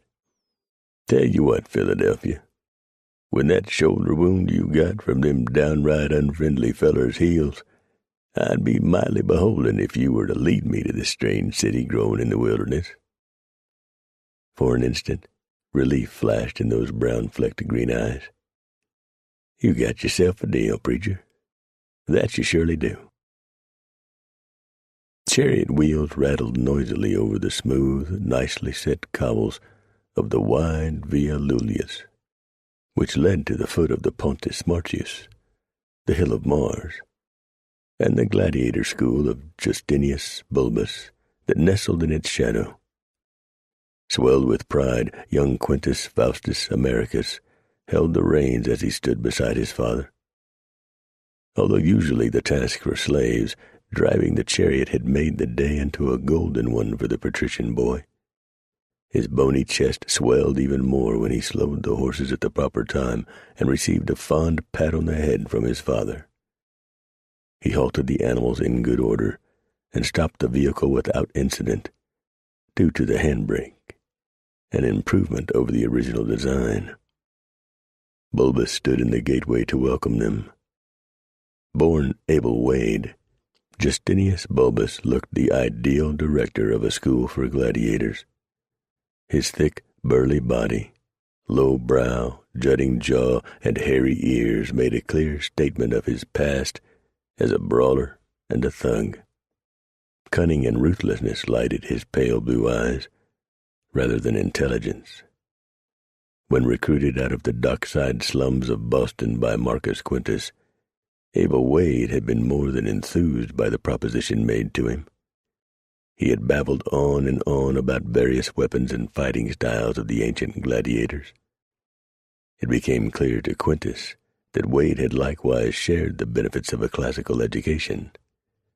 Only the lack of a keen intelligence and his father's sudden loss of a vast fortune, such as that of the Reardons of Virginia, had ended that schooling abruptly and left Abel in the lowest strata of society. Quintus could not have cared less. So long as the newly named Justinius Bulbus could run a school to teach men exotic ways to slay their fellows, he would be amply rewarded. Quintus now returned the greeting salute of the master of games and dismounted from the chariot. You are just in time, first citizen. Bulbus had had little difficulty becoming fluent in Latin, recalling snippets of it from his years in the finest schools. We are about to begin the morning session. Come, join me in my box. With pleasure, good Justinius. You know my son, Quintus Faustus. Of course, a bright lad. Bulbus peered closely at his guest. He certainly takes avid interest in the games. That he does. The games to honor his birthday are coming soon. I'm sure you have prepared a magnificent program. Oh, yes. You see, we have this new contingent of Christians. I'm sure the boy will fare Papa a button at the spectacle I have planned. Faustus brightened even more. His face writhed in expectation. Christians, father? How wonderful! He clapped his hands in emphasis. Bulbus directed his important guests to the small private box that overlooked the practice arena. Exactly 1/3 the size of the Colosseum, it afforded space for only 2 pairs to fight at once, or for rehearsal of half of one of the historicals, or farces at one time. The rest of the participants in the latter 2 presentations looked on from behind bars set into one wall of the arena. They studied the movements of their counterparts, then changed places and did the routine themselves. Final rehearsals would naturally be held in the Coliseum. Bulbus made sweeping gestures to cushioned chairs in the front row, and father and son seated themselves. Bulbus raised an arm. "All right, let it begin." "Will Spartacus fight first?" Faustus asked the master of games. Offended by this slighting of his star gladiator, Bulbus answered sharply, "Certainly not. Spartacus is my grand finale. Lesser knowns are for opening the show. Today, and this will be a preview of your birthday games, young man," he confided. "Bacchus Circus will open. He has taken to training well and shows real aptitude." "He's a magnificent specimen." Quintus brought the subject back to Spartacus, who had appeared while Bulbus spoke to the boy, and was working out in a side cage that could be seen beyond the wall of the arena. He nodded to the huge black man. "Our legionnaires found him wandering on the high plain east of here. No one in Nova Roma knows his real name. He's a runaway slave, of course, and frankly, I don't care to know his identity. He is the best gladiator in Nova Roma, as I am sure you know. But a slave is a slave, so Bulbus owns him. Spartacus likes his work. He's never been intractable or rebellious. That must also be true from before he came here." Quintus paused. "If you examine him closely, you'll find there's not a whip mark on him." Bulbus was not to be put off a lecture on his favorite subject. Timing is everything with the games. It is like the theater. He would have said more, but the shriek of wrought iron hinges interrupted as the Porta Quadrilla opened and two gladiators stalked out. Big and burly, the first blinked at the sudden bright sunlight. Thick muscles rippled in his shoulders and arms. He bore a spiked club and a small shield. His opponent, Bacchus Circus, carried a round target shield and a twin-bladed dagger. Of nearly sword length, it made a formidable weapon. They paced across the sand and saluted Bulbus and his distinguished guests. "Begin," Bulbus commanded in a bored tone. That this would not be a fight to the death soon became obvious. The middle-range fighter squared off with Bacchus Circus, and they began a series of set-piece drills. They consisted of 4 or 5 varied attacks, at the end of which they engaged shields and weapons and rotated a quarter way around the arena. Both men soon glistened with sweat. Their smoothly shaven bodies sparkled in the sunlight. The speed of their drill increased with each engagement. Quintus, bored by so routine a performance, looked to his son. Faustus stared intently at the battling men, jaw slack, lip parted, eyes glazed with excitement. His breath came harshly from a dry throat. Slowly, the pink tip of his tongue slid out and licked his lips. It was not, Quintus noted, a quenching gesture. Rather one of unhealthy arousal for a boy so young. He quickly cut his eyes back to the contestants. Their contest ended in the third quarter when Bacchus caught one of the spikes in the head of his opponent's club between the 2 blades of his weapon and disarmed the man. Quickly, Bacchus stepped in and laid the flat of his dual knives against the throat of the other. "Well done," Bulbus shouted over his applause. "You are doing magnificently for a beginner, Bacchus Circus." He turned to Faustus. "Now it is time to see some real blood flow, eh, lad?" Faustus brightened. "Yes. Oh, yes, please." Bulbus made a full arm gesture and called to his staff. "Bring in Spartacus. And one of those teamsters from the freight wagons, I think." Bacchus Circus winced when he heard that. He hated the name given him. To himself, he would always remain Buck Sears. He hated what he had been forced to do. Most of all, he hated it when a fellow teamster captured in the high plains or the mountains was slaughtered needlessly to slake the appetites of some crazy fool who believed he lived in ancient Rome. Buck had been brought here 6 months ago after his train of freight wagons had been ambushed by men in the weirdest outfits Buck had ever seen. When he heard them speaking a foreign language, Buck at first thought the country had been invaded by the Mexicans. Only 2 years past the big war with Mexico, it seemed likely to him. Put into chains and forced to walk with the other survivors and captives, his first sight of New Rome stunned Buck. This could not be. He didn't have a lot of book learning, only 6 years of grammar school, yet he had a haunting suspicion that he should recognize the sprawl of shining white buildings and the 7 hills they occupied. Rage almost earned him the lash when the captives had been led to the market, stripped, and sold like those unfortunate slaves in the South.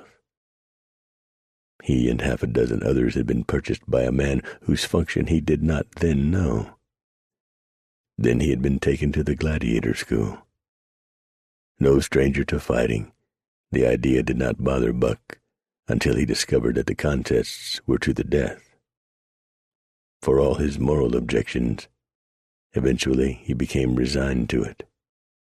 At first their training had been in English, with some Latin words worked in as they grew familiar. Now he spoke Latin with all the ease of those born in Nova Roma.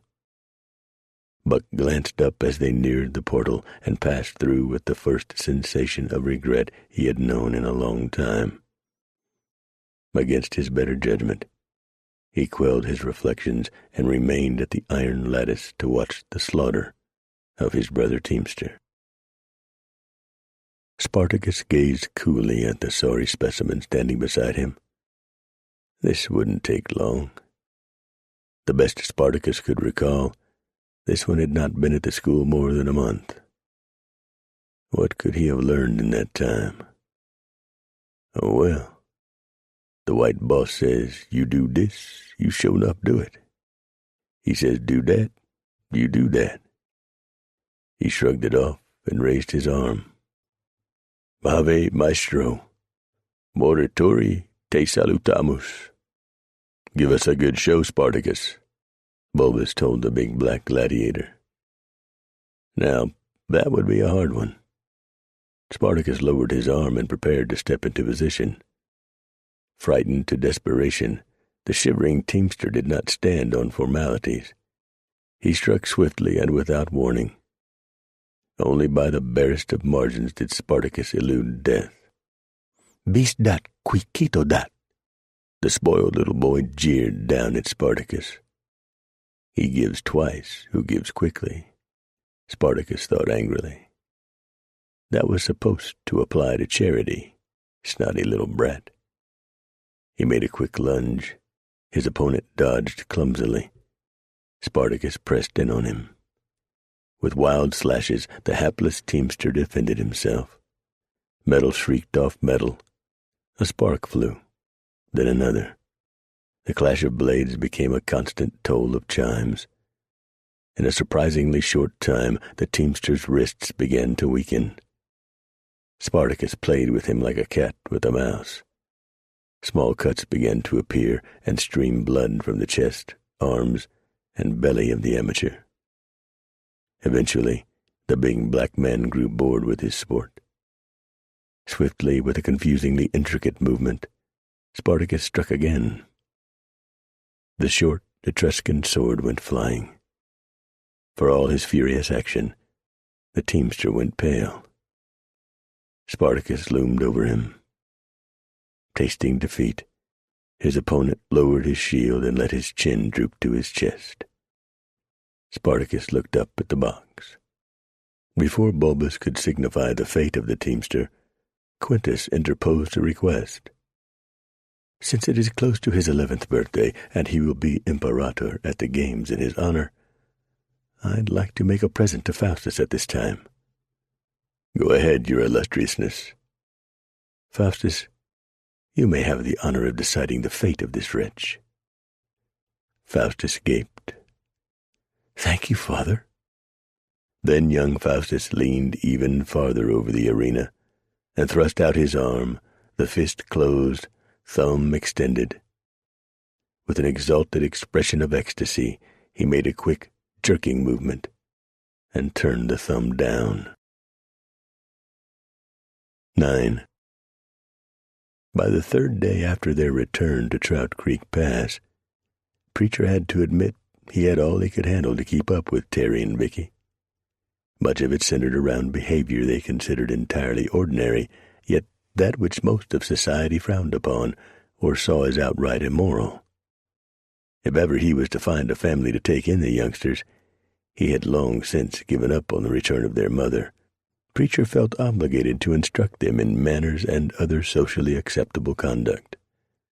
To that end, he established an open-air classroom in a stand of fragrant pines.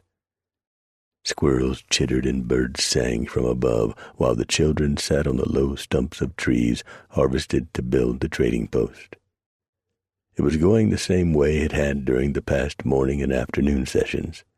Terry and Vicky sat politely, still and attentive, their cherubic faces upturned to Preacher. One by one, Preacher dealt with their moral shortcomings, as he and his culture saw them. They listened. He felt sure of that. Then, in the most innocent of words, they dismissed entirely every manner of conduct that differed with the way they wanted to do things. This afternoon session had finally gotten around to their sleeping habits. Now, over the past days I've been telling you a lot about how decent people do things. Also about the sort of stuff the good folk would never do. Some of it I'm sure you understood. What sticks in my craw is how you managed to make it sound out of the ordinary and your way to be better. To tell you straight out, that can't be with what I want to talk about this afternoon. There comes a time, when young'uns reach a certain age, the decent folk just don't countenance them sleeping together, if they be of opposite sorts. What do you mean? Vicky asked, all sweetness and light. Take the two of you. Terry is 12, you 10, Vicky. Decent boys and girls of those ages don't sleep together naked, especially if they's brother and sister. They don't even sleep together in nightshirts, or even like you sometimes on the trail in all your clothes. Why not? Terry prodded. Preacher's face clouded. We've been over this before. You both told me you knew about animals and stuff, how they get their young, and that sort of thing went on a lot among that brood of kids with your folks. Well, if you and Vicky continue to sleep like you do, other folks are going to think it goes on betwixt you. But we don't, they protested in chorus. I know that, but decent folks are going to think you do. Terry took on an expression of sullen defiance and challenge. If they think those kind of thoughts, seems to me they can't be too decent themselves. Preacher's cheeks turned pink. Now there you go, boy. Deep in my heart I know I'm right, especially for brother and sister. Yet danged if I don't have to agree with you. Only dirty minds could dwell on those sort of notions. Terry and Vicky gave him a "so there you are" expression. Preacher cut his eyes from one to the other, stomped the ground, and turned away. Images of Indian children all curled up together in furry buffalo robes marched through his head. Over his shoulder he announced to them, "All right. Dang blasted all right. School's out for today. At this rate I'll never make you fit to live among proper folk." He grumbled to himself as he walked off. Preacher did not get off the hook that easily. Early the next morning, over a plate of fried fat-back beans and cornbread, he found his good mood spoiled by Ance Yoder, the factor of the trading post. A strapping, amiable Dane under most circumstances, Yoder had his visage screwed up into the best expression of disapproval and anger that his broad pink face under a tousled mop of straight blonde hair could produce. "Preacher, those little hellions of yours have gone too far. Hoot Soames got howlin' drunk last night. When he passed out, I put him to bed in the common room. Those devils spawn snuck in there, and they dribbled molasses all over Hoot's face. Then they cut his pillow. He woke up this morning thinking he had been tarred and feathered. Preacher's first response was to let go an uproarious belly laugh. He restrained himself and considered the situation over another cup of coffee. From what he had dragged out of Terry and Vicky, the children saw their former criminal activity as high adventure. It had taken some powerful talking for him to convince them to find another outlet for their charged spirits. He hadn't expected them to turn to stinging jokes on the customers at the trading post. He would definitely have to do something about it. That decided, Preacher prepared to relax when Ants dropped the other boot. Just the other day it was Olin Kincaid, near to killing himself trying to get out of the chick sale. You see, what those schnorrers of yours did was to rig some rattlesnake rattles under the bench in there, right by the opening. They had them so that they made a purty real sound when a string got pulled. So what happens? Olin went in to answer a call of nature. Those brats waited until he got settled all well and good, then let go. Olin came up off that seat with a roar and nearly tore himself apart trying to get out. He forgot he had slid the latch bolt closed when he went in. Now, that's nothing that ain't been done before, Preacher defended, all the while making a powerful attempt to hold in his laughter. That's grown men playing a gag on one of their fellows. No, sir, I tell you, Preacher, I tell you true. You have to find a home for them, and damn fast at that. Grumbling to himself, Preacher finished his breakfast and looked up from his place. All right, Ants, I'll do just that. With that, he left to find Terry and Vicky. Nope, sorry, but I heard about them two already. What I want is for them to be as far away from me and mine as anyone can get.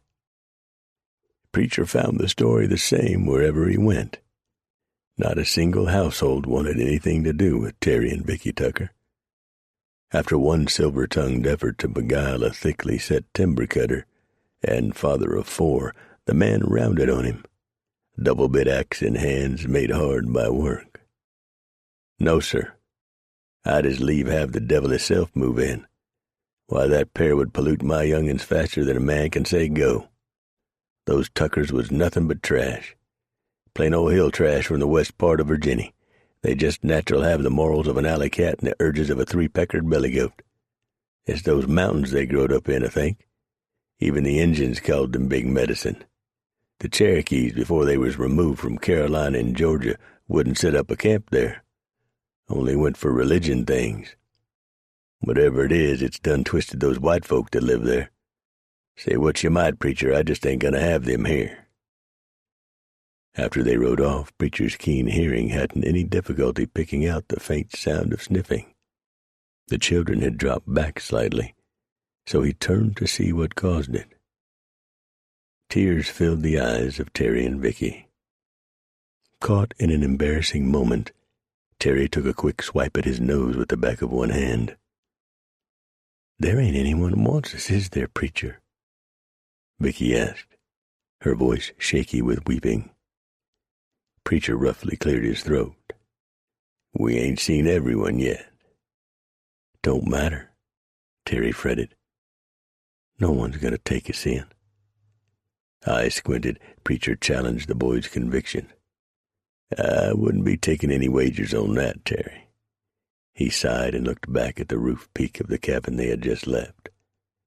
Maybe we ain't gone far enough. But you already said we'd come 10 miles from the trading post. Exasperated, Preacher snapped.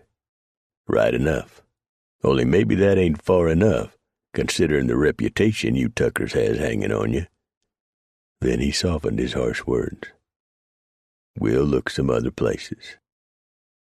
After 4 more refusals over the next 3 days, Preacher had about talked himself into accepting Terry's cynical version of their predicament.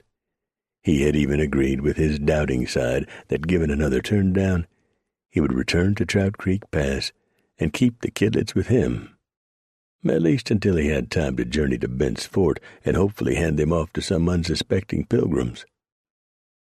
What an awful thing to do to both sides, he thought charitably a few minutes later.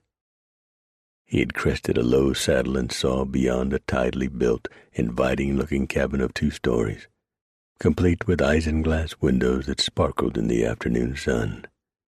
Thin streams of smoke rose from 2 well-constructed chimneys at opposite wings of the building, one of them of real brick.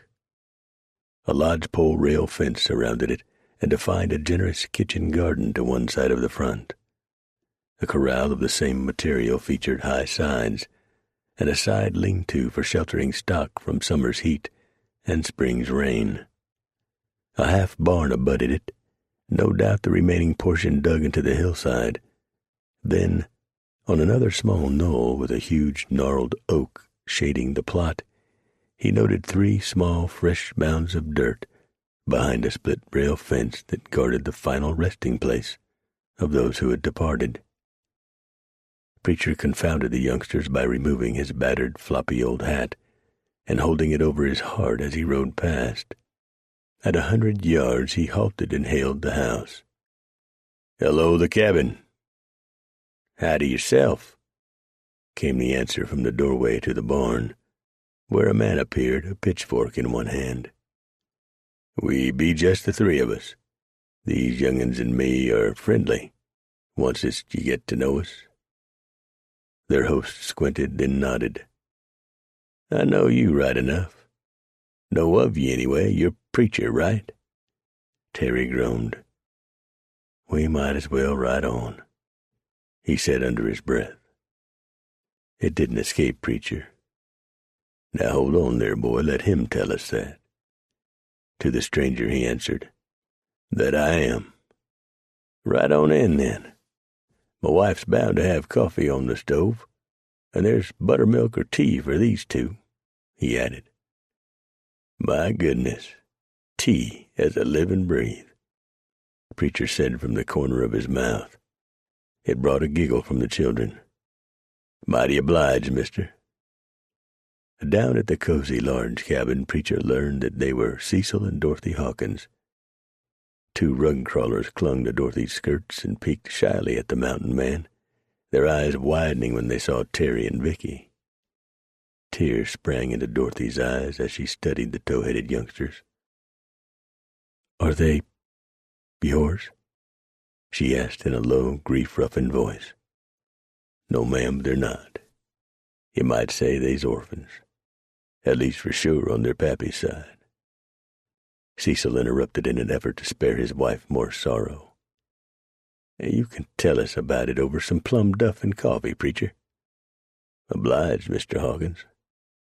Call me Cecil." They entered the house, the children showing the nervous excitement common to the good smells they picked up. This Mrs. Hawkins must be the best cook in the whole world. Seated at a large round oak table in the center of the main room of the cabin, Preacher felt himself relaxing.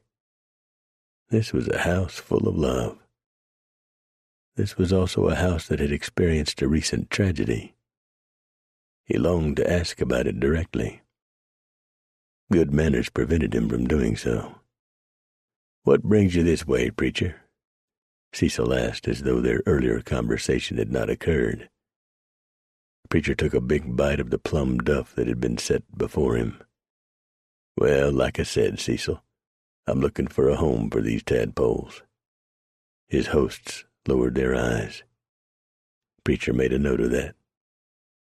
Strike, he thought in a cliché that had originated long ago in some army's surgical tent, while the iron is hot. Did I say anything wrong? A long silence followed. At last, his eyes brimming with unshed tears, Cecil Hawkins answered him. "No, Preacher. Likely you said something right for the first time in a long time." Always sensitive to the emotions of others, Preacher spoke softly. "How's that, Cecil?" We just lost our 3 oldest youngsters, Preacher. It was a fever that sort of sprang up all of a sudden.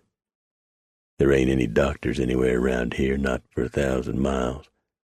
We didn't know what to do. We doped them with goose grease and sulphur, put cold cloths on their heads and chests. nothing did any good. It took a long time. We buried the last only 3 days ago. Sadness drew down the corners of Preacher's mouth. I'm powerful sorry to hear that. The Almighty gives, and He taketh away. It don't matter nohow what we wish things to be. The final outcome is in the hands of our Maker. I don't imagine in your grief you'd be willing to take on responsibility for 2 wild colts. Cecil and Dorothy cut their eyes one to the other. A long, silent message seemed to pass between them. Cecil drew a long breath. You say they're orphans? Same as. I killed their pappy and their mama's gone and deserted 'em. Are they well behaved? Dorothy asked. The preacher took a deep breath, then let the words out in a rush. They could be, if you've a strong hand and a powerful will of your own. Another silent conference occupied the Hawkinses. Cecil scooted back his chair and came to his boots. You'll excuse us for a moment? Certainly, take your time.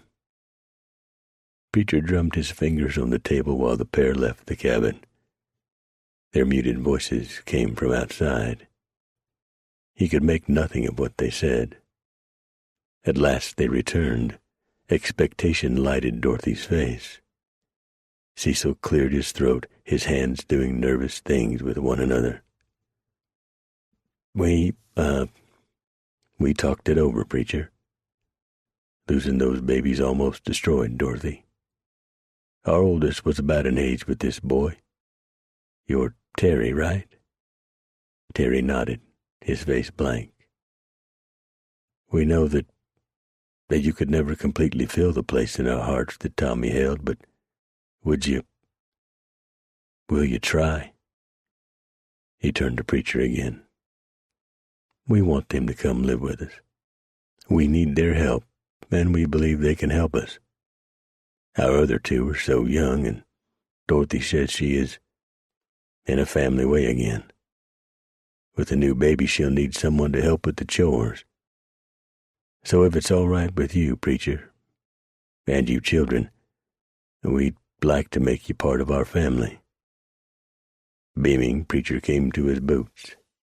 Them is splendid words, Mr. Cecil Hawkins. I'm mighty happy for all of you. What do you say, Terry? Vicky? Yes, Terry blurted. I guess. Your 2 children are so cute, Mrs. Hawkins. Vicky made her thoughts known. I'd love to help you with them if I may. Of course, my dear. She opened her arms, and Vicky rushed into her embrace. Preacher cleared his throat, finding it quite restricted. Well then, that's all settled. You 2 might as well stay here. Philadelphia and I are headed to the northwest to look into what's going on in the Ferris Range. I'll drop off your things on the way by. Oh, thank you, Preacher. Vicky squealed, rushing to hug him and turn up her face for a kiss. Thank you, Preacher, Terry squeaked. Then he pushed out his lower lip in a pout. But I really would like to go along and see those strange men. Another time, boy, not now. Well, I'd best be getting on my way. Thank you folks for being such good Christian souls. He cut his eyes to the ceiling. I'm sure the Almighty will give you a fitting reward. If he was aware of the irony, he didn't show it. Filled with deep-rooted satisfaction, Preacher rode away some 10 minutes later. Terry ran down the lane to catch up and leap up on Preacher's leg. The mountain man caught the boy, which freed Terry's arms, to give Preacher a big hug. I'll never forget you, Preacher. Goodbye. The boy turned his head away to hide the rush of tears. Preacher released the lad and brushed a knuckle at the corner of one eye. Goodbye to you, Terry. Remember what I taught you about the things decent people expect of children. And then he rode away. Preacher counted the days on his fingers. He had been off on his quest for a week and a half by the time he saw the chimneys and rooftops of the trading post. He gigged the cougar into a fast trot. When he drew near, he recognized the stout figure of Philadelphia Braddock on the front porch. Philadelphia spotted him at the same time and bounded down the steps, his body visibly charged with energy. They met 50 yards from the double cabin that formed the trading post. It instantly became obvious to Preacher that Philadelphia had made great strides in his healing. His face held its usual ruddy color, and he bounced around like a young puppy. His eyes twinkled with mischief as he questioned Preacher. "I see you're alone. What happened, Preacher? Them two runned off again?" "No, I found them a home. Let's go get the trail dust out of my throat, and I'll tell one and all at the same time." Inside the saloon, Preacher downed one pewter flagon of rye, signaled for another, and waited for it to arrive. All the usual hangers-on crowded into the room. Their faces revealed how anxious they were for a good tale. Preacher soon obliged them. "Yep, my quest ended in success," he declared the obvious. He went on to detail the search for a home, told of the Hawkins family and the evident pleasure Terry and Vicky had shown at being taken in by them. He concluded with an observation. "Strange enough, they did not appear too happy about parting with me. For all I drubbed their heads and switched their bottoms." Reuben Duffy answered with sober sincerity. "Not so strange, Preacher, I'm thinking." Preacher blushed. "What's done is done. Tomorrow, Philadelphia and me are off to the Ferris range. I aim to get me a good look at these strange soldiers, or whatever they are." "Need some company, Preacher?" a couple of the regulars shouted. Preacher pursed his lips and gave it a moment's thought. "That's mighty nice of you, Clem. You too, John. This first time, though, I reckon the less of us they see, the better. But stick around. Might be we'll want some help later on," he added prophetically. Buck Sears sat on a stone bench in the dressing room of the public baths of New Rome. Gathered around were 5 of the new gladiators. One man wore a hard, belligerent expression. He ground a fist into one palm when Buck told them that the penalty for refusing to fight or attempted escape was death in the arena. No matter how many a fellow fought and bested, he would die there on the sand.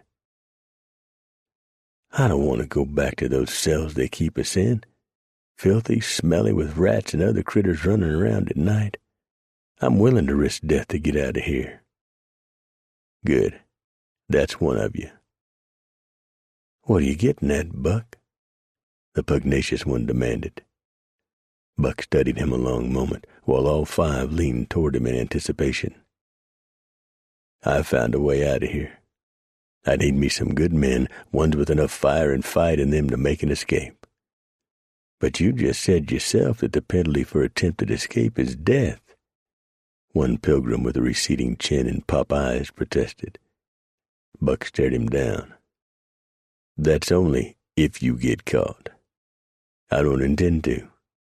From what I hear, the trouble is in those big old black dogs this so-called Bulbus keeps. We try to break out of the school, they give the alarm, and any who doesn't get eat up are condemned to the arena." "How are you going to get around that?" Buck studied the mousy little fellow. "I'm telling that only to those willing to go with me." Pop-eyes averted, the captive gladiator turned away. "Well, I don't know. At least we're still alive." Anger flared in Buck's chest. "For how long? Sooner or later we're all going to be pitted against Spartacus. When that time comes, you better be ready to meet your maker." The angry one looked at his timid companion with contempt. "Count me in. I don't aim to be dog meat, and I sure know I'm no match for Spartacus." Buck cut his eyes to the others, hope shining in his face. "How about the rest of you?" Slowly they turned away, shamefaced, and muttered feeble excuses. Disappointed, Buck stomped out through an archway to wait for the guards to escort them back to the gladiator school on the field of Mars. A moment later, his only recruit joined him. He extended a hand. "My name's Fletcher. Jim Fletcher. When do you reckon on doing this?" Buck gave him a relieved look. "Soon, friend Jim. Soon's we have enough to make it work." Later that night, when the inmates of the school slumbered in deep exhaustion, the skinny pilgrim with the receding chin quietly left the small cell he occupied, being released by a discreet guard. Blinking in the bright light of oil lamps, he was brought into the presence of Justinius Bulbus. Bulbus studied him over fat, greasy fingers. "You have some information for me?" he asked, licking meat juices off the tips. Voice shaking, the informant replied softly, "Yes, I have." Bulbus gestured to a tray piled high with steaming meat. "Have some roasted boar. It's really quite delicious. Besides, you need the meat to build you up." In spite of the obvious intent behind the invitation, the betrayer indulged himself greedily while he informed Bulbus of what he had overheard at the baths. Bulbus listened carefully and considered the problem a while before making an answer. "You have been most helpful. Circus is a splendid gladiator. It would be a shame to lose him. Perhaps—" Bulbus paused, thinking. "Yes, perhaps a flogging, administered by Spartacus, would serve as an object lesson to all concerned." He turned to his chief trainer, who lounged on a couch at right angles to Bulbus. "See to it, will you? Say, 10 lashes. No lead tips on the flail either. I don't want him marked up." Bulbus sighed heavily. Such a magnificent specimen. When his time comes, I want him to shine. See that it is done tomorrow morning, right after breakfast. 10. Philadelphia Braddock halted and turned in the saddle to look directly at Preacher. He gestured to a notch in the ridge ahead. "By jing, if it ain't been a week's time since we left Trout Creek. Over yonder is that strange city I told you about." Preacher thought on it, as he had been doing over the past 7 days. "I reckon if they have people out scouting, we'd best hole up somewhere until dark, then move in close." "Good idea, Preacher. But first, don't you want to size it up in daylight?" "Of course. If we stay inside the tree line, we can reach the back slope of the ridge unseen. We can pick a spot from there." It went as Preacher expected. Near the pass that led through to the basin, his keen ears picked out the brassy notes of several bugles, yet they saw no sign of soldiers beyond the gap. On the opposite side, he found an entirely different and amazing situation. Philadelphia had been right. Large, shiny white buildings now covered the slopes and tops of 4 of the 7 hills.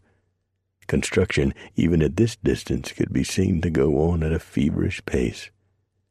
Horsemen in scarlet cloaks and shiny helmets cantered around the organized confusion. On the Campus Martius, formations of soldiers raised clouds of dust as they drilled with precision. Preacher studied the scene for a long while, then grunted his satisfaction. "Over there." He pointed to a thick stand of slender pines, as yet not fallen to the hunger of the axeman. "We can ease our way over there and be within range to look over that place by spyglass." Philadelphia licked his lips. "Now that shines. If I'd have had my smarts about me, I could have done the same thing." For a moment he looked crestfallen. "Only my spyglass is broke." Preacher gave him a smile. "No time like the here and now, I allus say."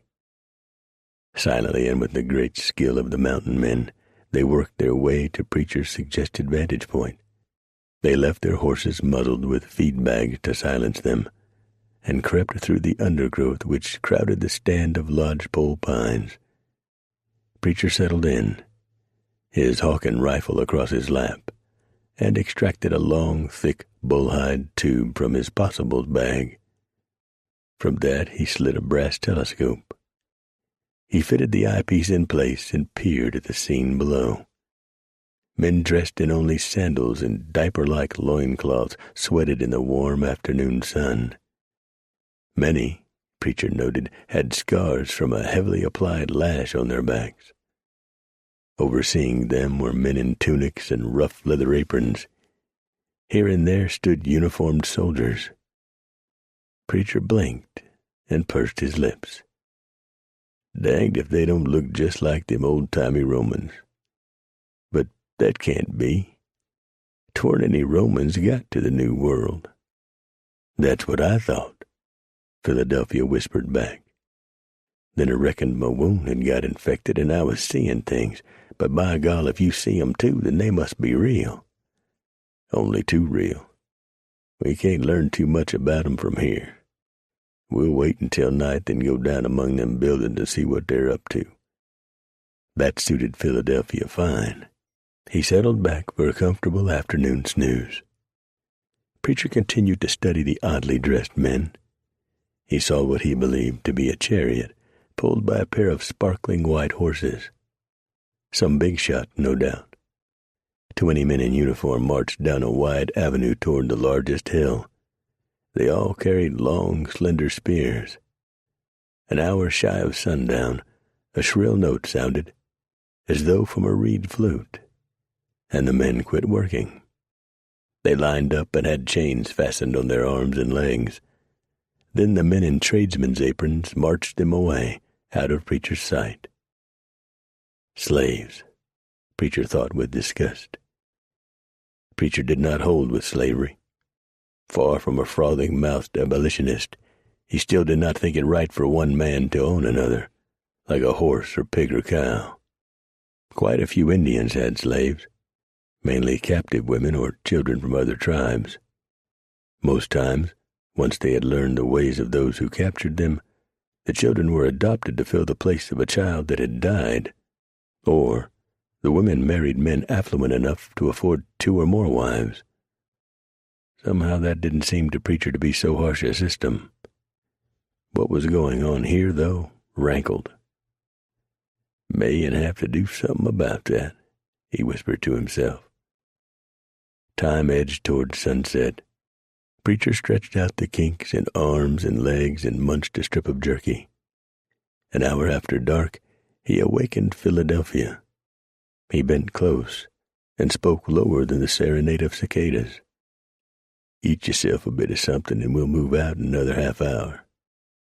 I'll admit I ain't looking forward to this too much, though it does have my curiosity aroused. Not a big problem. Certain sure they ain't got senses half as sharp as an Injun. We've sure snuck into enough Cheyenne and Blackfoot camps to know how it's done. Even so, Philadelphia warned, we could die here.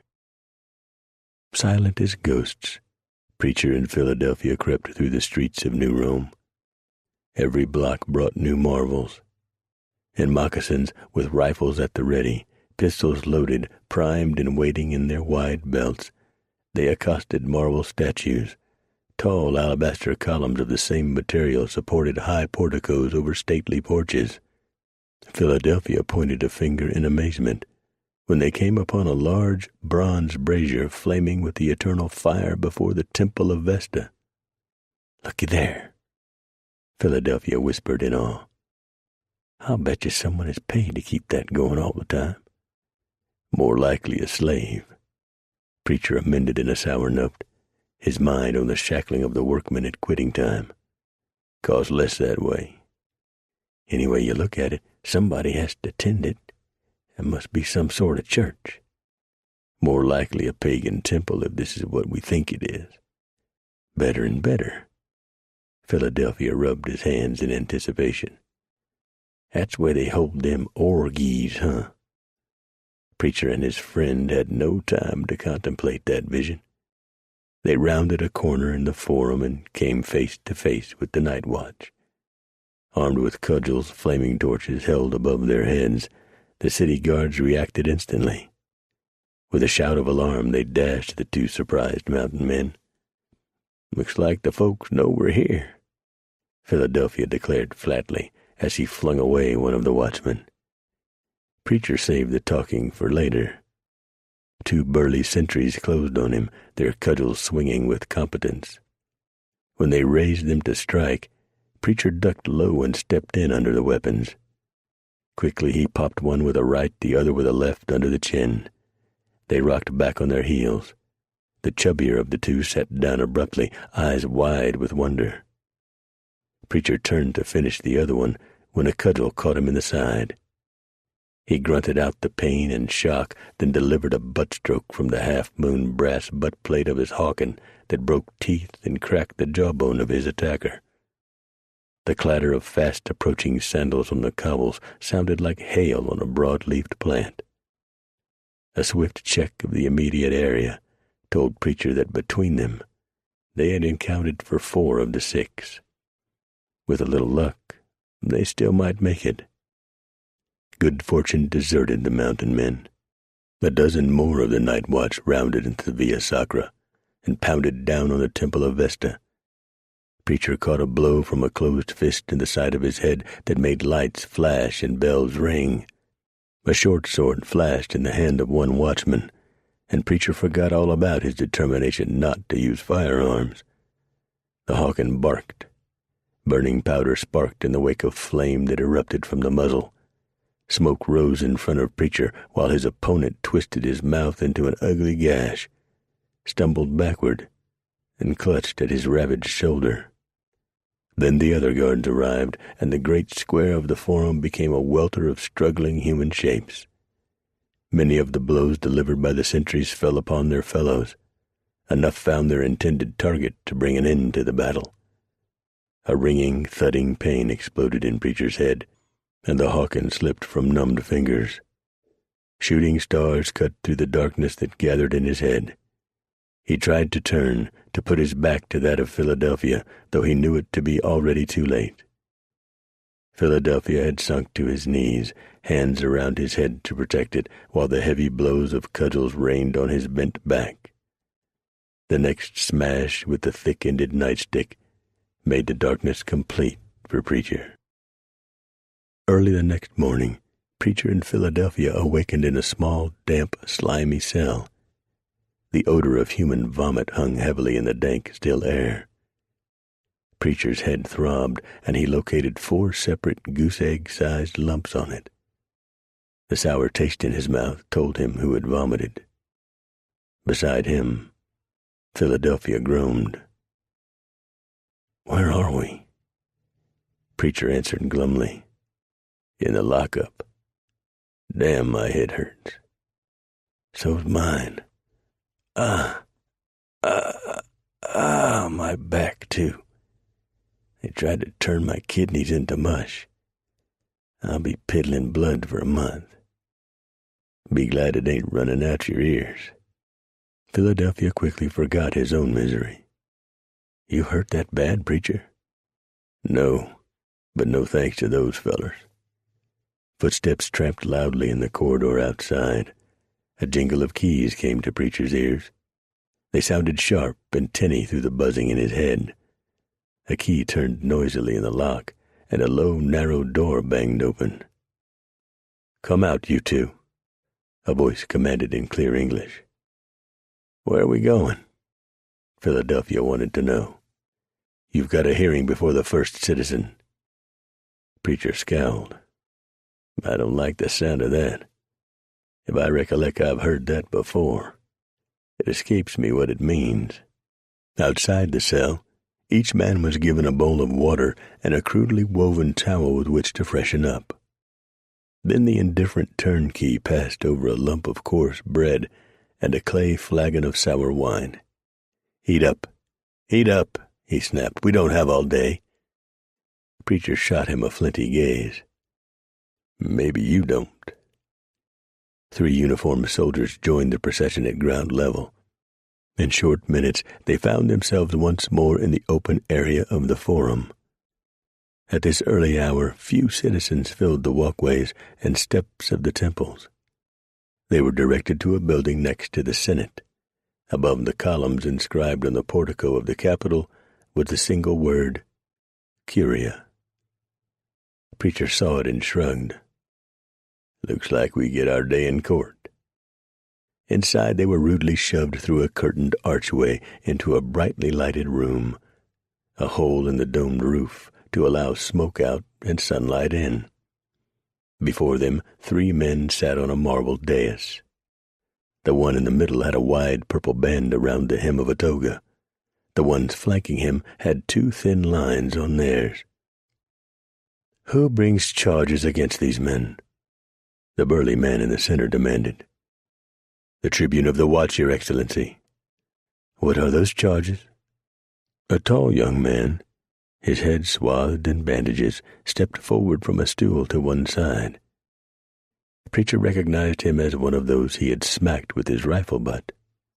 "I, Didius Octavius Publianus, Tribune of the Vigili, charge these criminals with trespassing in the domain of Nova Roma, of being enemies of the state and spies for the Gauls."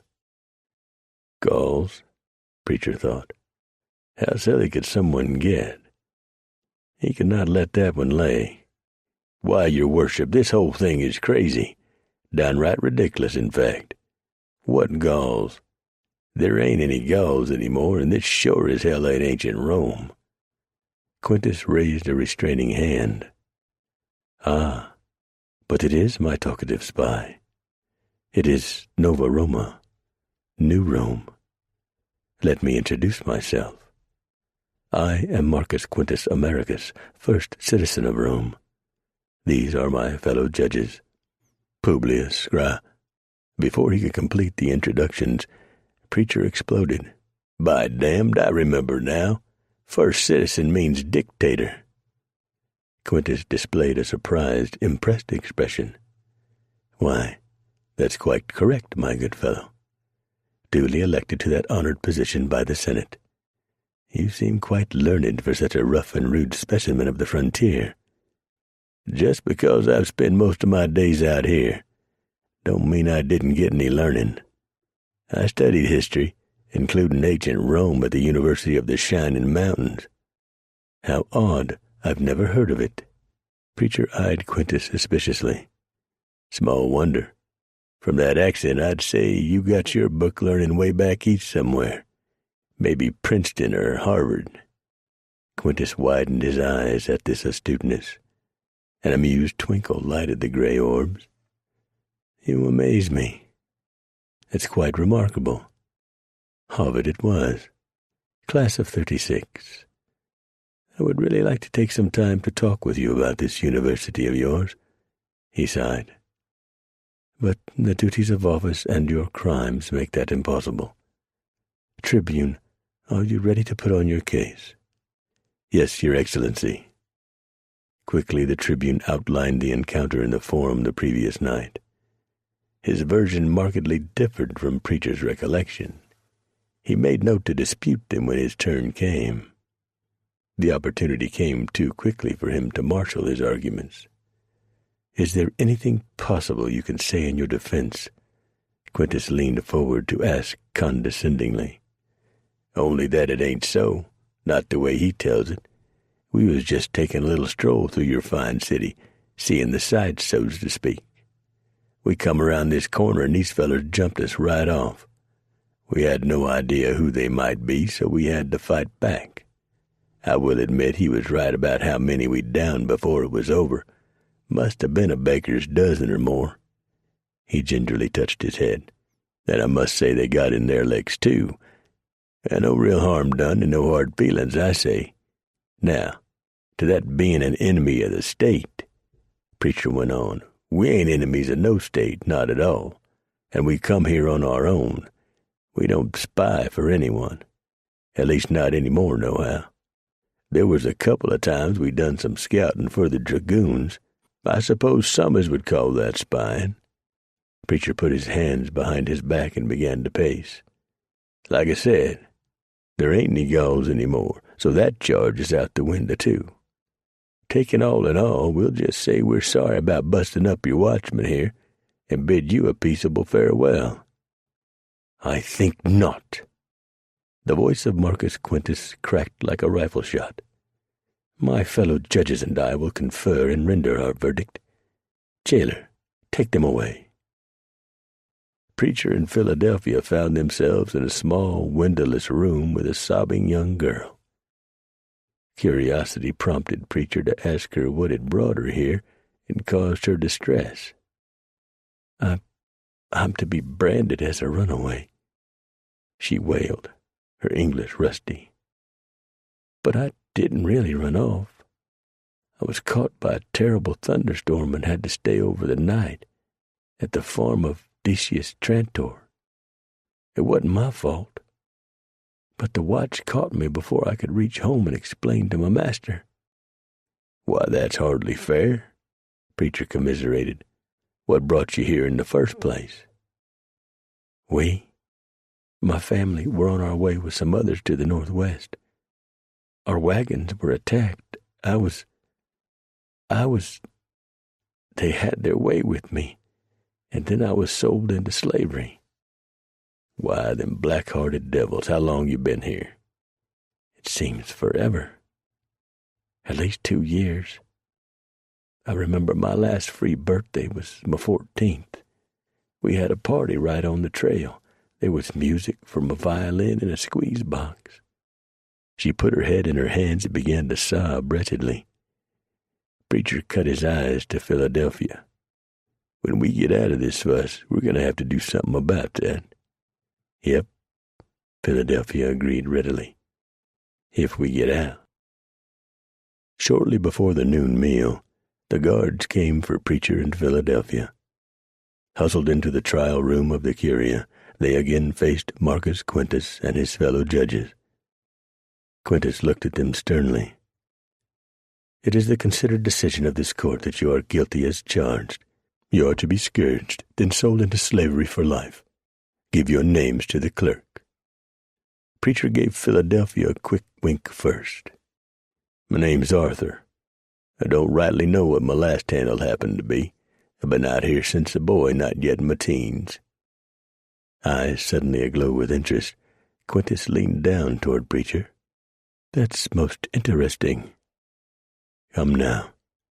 Do you also happen to answer to the name Preacher? Preacher hated deliberate lies. He swallowed his objection to untruthfulness and answered with a straight face. I heard of him, of course.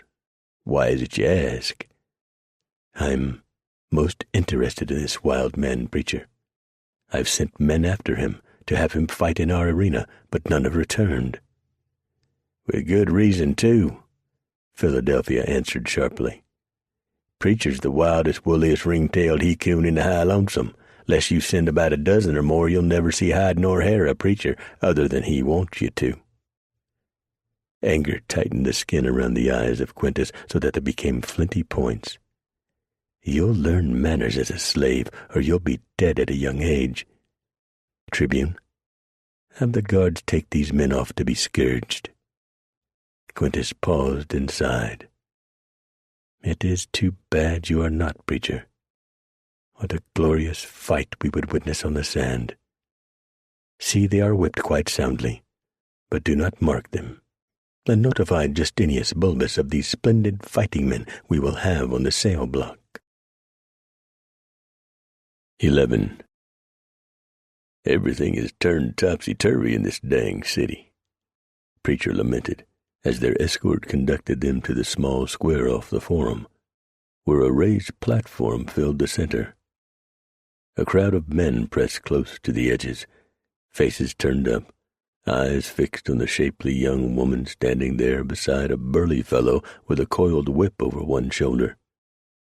He held a long reed pointer in one hand and gestured grandly as he called off what he clearly saw as selling points. She's broad-hipped and will deliver with ease. Notice those smooth, straight shoulders, gentlemen. She can carry heavy burdens. All in all, a treasure for a bargain price. Now what am I bid? 6, a voice called from the throng. What? Only 6 sesterci? No, 6 denarii, came the answer, followed by laughter. "Surely you jest.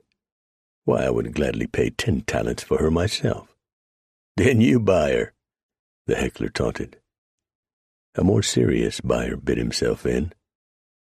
"I bid 4 talents. Brightening, the auctioneer located his bidder. "Now that's more like it. I have 4. Who'll give me 5? 5, give me 5, 5, 5. Yes, now 6. His chant rolled on until he had worked the sale price to 11 talents. A lot of gold for a young woman. Her new owner claimed his prize and took her to the cashier's table to pay his fee. The auctioneer motioned for the next sale lot. A muscular, bullet-headed assistant shoved forward 2 small boys. Their red hair, freckled faces, and dark brown eyes marked them as brothers. "Lot number 7, 2 house servants. They are brothers, aged 9 and 11. They were taken from a wagon train 1 month ago and have mastered enough Latin to show they are quick learners. They will make ideal body servants for sons of gentlemen. Now, I'm going to open the bidding at 10 sesterces. Take your choice." "They been cut?" a suspicious buyer demanded. "No, sir. I'll guarantee that." Not satisfied, the skeptical one pressed on. "A good look's the best guarantee I know of." Sighing, the auctioneer tucked his pointer under one arm and reached for the white loincloths the boys wore as their only item of clothing. He gave hard yanks, which exposed them to all eyes, and humiliated the lads to their cores. Blushing all over, they stood with heads hung, tears running down their cheeks. "As I said, they have not been gelded." "Why, that egg-sucking dog," Preacher growled. "I'll fix him good when I get up there." Philadelphia nodded to the javelin-wielding guards at the side of the platform. "More likely those bully boys would pin you with their pig-stickers while that feller used his whip on you, Preacher. Not one to waste breath on, if only." Preacher sighed heavily and accepted the inevitable. "It sure ain't the high lonesome anymore. This sort of thing is downright shameful." "Then maybe we ought to be thinking about taking our leave," Philadelphia muttered silently. "Now you're talking, Philadelphia. We'll both work on that. Keep our eyes open. First chance, we be gone. Count on it." Their turn came sooner than either mountain man had expected. Not surprisingly, a burly man with a face mean enough to stop the charge of a bull bison purchased them. "You'll make fine additions to my gladiator school," he told them as armed and armored men hustled Preacher and Philadelphia away. Hoisting a gold-rimmed cup, Marcus Quintus called across the expansive table to his principal guest, Gaius Septimus. "The 2 barbarians who were captured night before last will make excellent additions to the birthday games for Quintus Faustus, will they not?" Septimus curled his lower lip in a deprecating sneer. "That sort of man is entirely too independent to make a good slave, let alone a gladiator. Do you not agree, Justinius?" Bulbus, the 3rd guest, glanced up from his intense study of a lovely young dancing woman. "Quite to the contrary, Septimus. They are quick and strong and used to fighting for their lives. Once their spirit is, molded to my liking, they become marvelous in the arena. Some are absolutely fearless. Yes, like Preacher, who I fear is still on the loose," Quintus snapped. "Will I get to watch your new slaves die?" Faustus at the 4th table asked. The 2 senators who had been invited hid their reaction to the boy's rudeness behind pudgy hands. Bulbus glanced idly at the youngster, who had been included at this all-male dinner party by his doting father. There was something not at all right about the child, Bulbus thought. Not for the first time. His reaction to the games was odd. Were he a couple of years older, Bulbus considered, it might be ascribed to the erotic fires of puberty. For all his suspicions, he answered cordially enough. After all, the youth was the son and heir of the first citizen. No, young Faustus, they show much too much promise to be dispatched so soon. Unless, of course, someone lands an unfortunate blow." "Why is that?" Faustus asked, genuinely interested. Keeping a crippled gladiator is like having a pet elephant. The cost of feeding him is ruinous. Bulbus laughed at his own joke. "But you are quite right, Marcus Quintus. These last two specimens are in superb condition. I will intensify their training so that they can appear at your son's birthday games." Flattered by this, Quintus ignored the admonition of Bulbus about sparing them for future games. "Wonderful. It will surely be marvelous. They will die magnificently," he burbled on, his eyes fixed on some unseen distance. In a numbing cadence, the bored voice of the drill-master barked out the commands. "Strike left, strike right, strike left, strike right."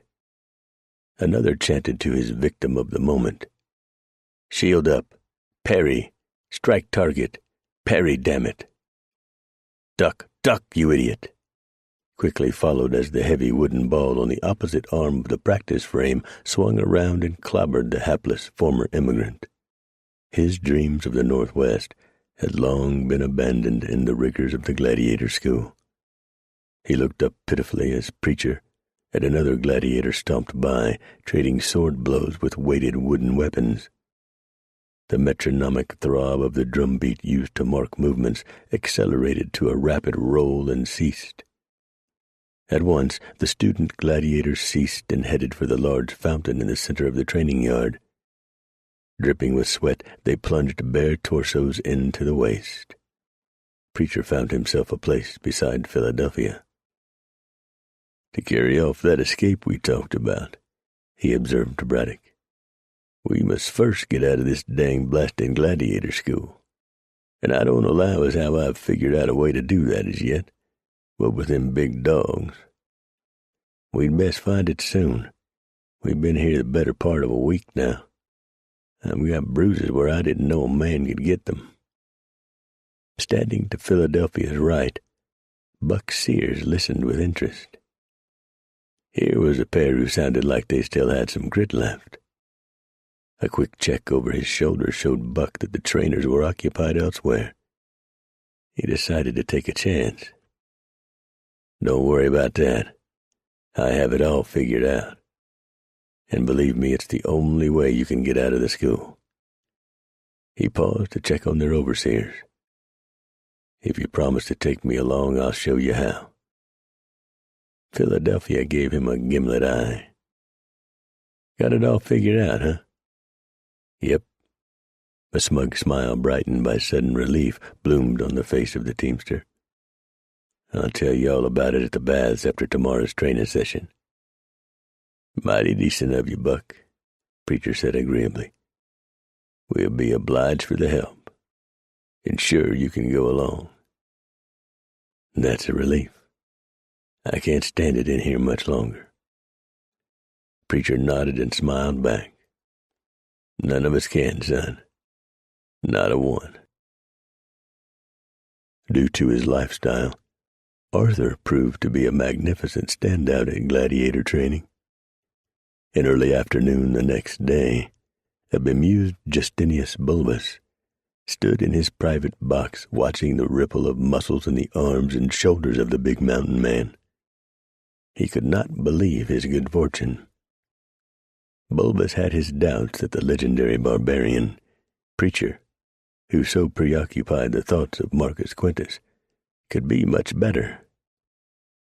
Whatever the case, the master of games intended to match this one against Preacher when, or if, the famous denizen of the mountains was captured. Bulbus's shaggy eyebrows rose as he watched the big one batter down another of his trained gladiators. He raised an arm to halt the man scheduled to next face the powerful barbarian. "Crassus, you take him," he instructed one of the trainers. With a big grin born of overconfidence, the heavily muscled Crassus came forward. His small shield, strapped to his forearm, was held up to protect his chest. His blunt sword was poised. Bounding like a panther, Preacher surged out to meet him. He struck the wooden shield with such force it split down the middle and broke the forearm behind it. An expression of surprise flashed on the face of Crassus, but was quickly replaced by a grimace of pain. Preacher swung again and caught Crassus against the side of his head with the flat of the blade. Rubber-legged, Crassus stumbled away to drape himself over the lattice of iron strips that formed the training ring. A ragged cheer went up from among the captive would-be gladiators. Preacher looked around for another opponent. Bulbus quickly provided one. A bigger trainer, one who taught the net and trident, came forward. "Julian, bag him with your net and teach this upstart a lesson," Marcus Quintus called from the cushioned chair upon which he sat, beside his wife, Titiana Pulchra. They had arrived unannounced and put the school into a tizzy, not the least Bulbus, who wanted always to put on the best of shows for his benefactor and patron. He had hastily devised this test of strength for the enormously powerful mountain man. It now seemed to have turned out ill-advised. Even his trainers could not best the agile, resilient man. Bulbus cut his eyes anxiously from husband to wife. At least Pulchra appeared to be enjoying the exhibition. She squirmed in her seat with each excellent blow by the mountain man. Now, while Bulbus covertly studied her, she crossed her legs and began to swing one nicely turned ankle. A sure sign a woman had a naughty itch to soothe, Bulbus thought lasciviously. "I'll have you down to size in no time," Julian taunted. "Then I'll prick your hide to give you a good lesson." Julian feinted to the right, dodged back to the left, spun a full circle on his heel to gain momentum, then whipped out his weighted net. Preacher ducked, picked up the edge of the fan-shaped snare, and did a wrist roll that collapsed it into a long, folded filament. This he quickly climbed, mock sword in his teeth. When he reached the forearm of Julian, he let go with one hand and closed his fist around the hilt. A swift swat to the temple and Julian went down. A stone dropped into a fathomless pool, and with hardly more than a ripple. Preacher came to his moccasined feet and turned toward the box. A steady flow of sweat blurred his vision and stung his eyes. It kept him from clearly seeing the occupants, though he rightly guessed one to be Bulbus and another Quintus. Exasperated, Bulbus clapped his palms together.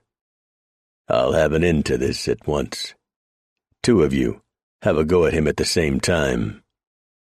A pair from the training staff came forth. One wore a cestus, its usually sharp bronze talons blunted with India gum. The other bore a curved Persian sword. Preacher greeted them with a nasty grin.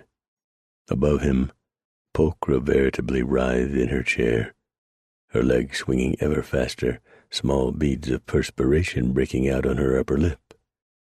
Fascinated by this enthralling demonstration by the mountain man, Marcus had eyes only for what went on in the arena. Preacher went for the swordsman first, after a glance at the blurred figures in the box. He came in low, leading with his sword. The tactic thoroughly distracted his opponent, who raised his weapon to parry the blade with enough force to knock it from Preacher's hand, and do a quick reverse that would have, had his own been sharp, disemboweled the hapless antagonist who so insulted their abilities. Only it did not work that way. At the last second, Preacher let the tip of his sword drop so that the edge of the other one slipped across the flat without making contact. Startled, the trainer stumbled off balance while Preacher drove straight in. He rammed the point of his weapon into the helpless man's gut. It drove the air from his lungs in a gush. Preacher wasted no time on finishing him, and then spun to confront his second threat. The armored fist lashed out at him and forced the mountain man to duck. Even with the sticky gum on the 4 triangular blades, they could inflict a terrible injury. Preacher avoided the cestus and hacked at the trainer's belly.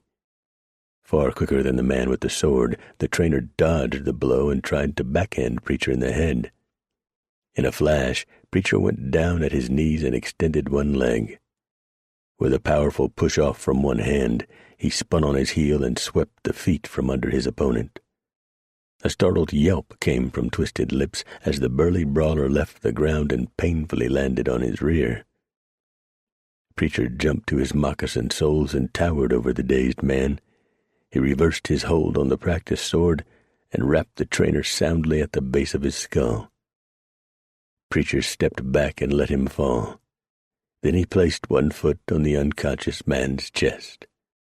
Slowly, he raised his eyes to the box.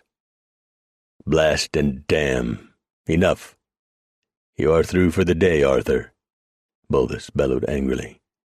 "You have won more than you have lost, so you get early baths, along with the other winners. Now get out of here." Beside him, Titiana Pulchra reached over and touched her husband's arm. "I'm going to leave now. The sun is too hot and glaring. It has given me a headache." "Very well, my dear. There is snow-chilled wine awaiting us at home." She smiled sweetly. "I know I'll enjoy it." Someone else had watched Preacher's performance, albeit with far less cupidity than Titiana Pulchra. Sister Amelia Witherspoon saved her feelings of desire for an image of Preacher as deliverer.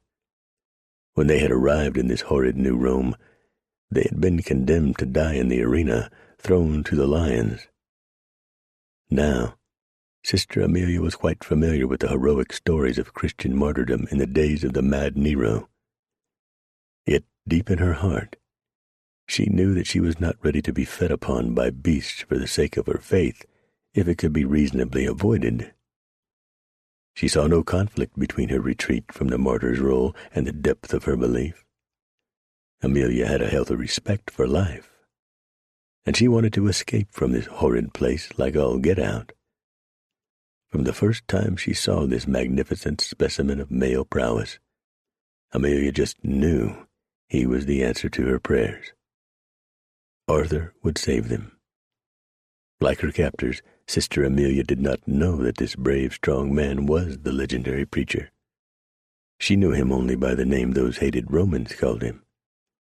Now she felt all trembly at the sight of how swiftly and surely he handled those men.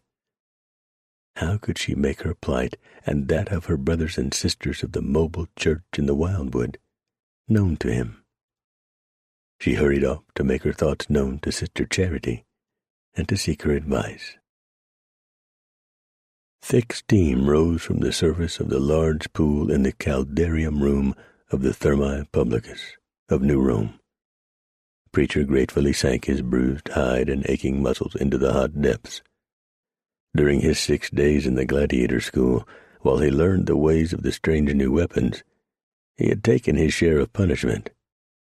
He would ache for a while yet, he felt certain. Taking a bath in the raw, in the presence of other men, had never bothered Preacher. He vaguely recalled weekly Saturday excursions from his early home life in a single large wooden tub, and older brothers squirming around in it together with him. The first time he discovered that women and children of both sexes readily joined the men of New Rome in their baths, he had been quite disconcerted. Now he handled it with greater ease. He took care, though, to look the other way as best he could. He also made an effort to banish the blood-racing thoughts certain of the ladies engendered in his mind, all of which left him unprepared when a loud splash announced the presence of a shapely young woman who made a shallow dive into the hot pool. She swam around him in circles as graceful and as wriggly as an eel. At last she let her legs descend and stood before him, the water up to her shoulders. Her long blonde hair hung wetly down her back. She smiled and touched a small, slender finger to his chest. "You're that exciting new gladiator at the school of Bulbus," she stated coyly in English. Tension added bluntness to Preacher's words. Not by any choice of my own." Teasingly, she moved her hand to his shoulder and draped it across the top. "You should be grateful. If you fight well, win a lot of battles, you could gain your freedom. You could even receive the rudis." "What's that?" She puckered her mouth. "You really don't know. It's the wooden sword that is the symbol of your retirement from the arena. A free man, a citizen, and one who no longer has to fight. It's something to work for." A sudden suspicion bloomed in Preacher's mind. "Are you allowed to talk to slaves?" "I'm allowed to speak to anyone I choose. I'm Priscilla," she responded with no small heat. "Let's scrub down. I'll scrape you and you can scrape me. Then we can move on to the Tapetium." Preacher found himself less reluctant than he had been when she had first appeared. After all, it had been a long time since any woman, especially one so young and attractive as this one, had shown interest in the rugged mountain man. It might be fun, he decided, shedding another inhibition to partake. After all, she wouldn't bite. He screwed up a smile. "If that's what you want, it's fine as frog's hair with me." "How quaint," she said through a titter. After a thorough cleansing, the pair swam across the wide pool and climbed out. In the next room, the Tapetium, they entered the lukewarm water eagerly. It made their skin tingle. Preacher had grown painfully aware of their nakedness while scraping her silken skin with a stygilus, the curved bronze knife-like implement used in the manner of a washcloth. Now they frolicked like youngsters, exactly like Terry and Vicky, he thought suddenly. Soon the bright pinkness left their skin, and the water began to feel less refreshing. Priscilla tapped Preacher on the chest, her head canted to one side atop her long, graceful neck. "Race you to the Frigidium?" "You're on," said Preacher through a shout of laughter. Now that would be more like it, Preacher thought. Cold water being something he was most familiar with, he expected that a dip in it would calm the odd stirrings that teased his body. He crossed the pool with powerful strokes, out and onto the warm tile floor, through the curtained doorway. Preacher beat her by half a length to plunge into the icy water that flowed directly into the pool from the stream outside. They splashed and swam for several minutes, until goosebumps appeared on Priscilla's shoulders and arms. She edged to the shallow end and drew herself out of the water to her waist on the marble-tiled steps. She threw her arms wide in a gesture of invitation. "Come warm me, Arthur. I'm frozen." After all his efforts to resist, Preacher found himself beguiled into dumb obedience. He crossed the frigid water in 5 long strokes and entered her embrace. After he had twined his strong arms around her, she drew his lips to hers. In no time, they caused the icy liquid of the Frigidium to reach a near boil with the energy of their amorous romp. 12. Fully sated, Preacher lay on a bench covered by a towel when Priscilla made her departure. Entering as she left, Buck Sears and Philadelphia Braddock got a good look at her. One glance at their companion and they knew what must have gone on. "You loon-witted he-goat," Buck Sears blurted in shocked surprise. "You trying to get yourself killed before we can escape?" Preacher sat upright, the sappy expression wiped from his face. "No. Why? What did I do that could cause that?" Flabbergasted by Preacher's response, Buck worked his mouth for several moments before he could get any sound to come. "Don't you know who that was?" Preacher blinked, suddenly suspicious of his recent amour. "Not for sure. She said her name was Priscilla.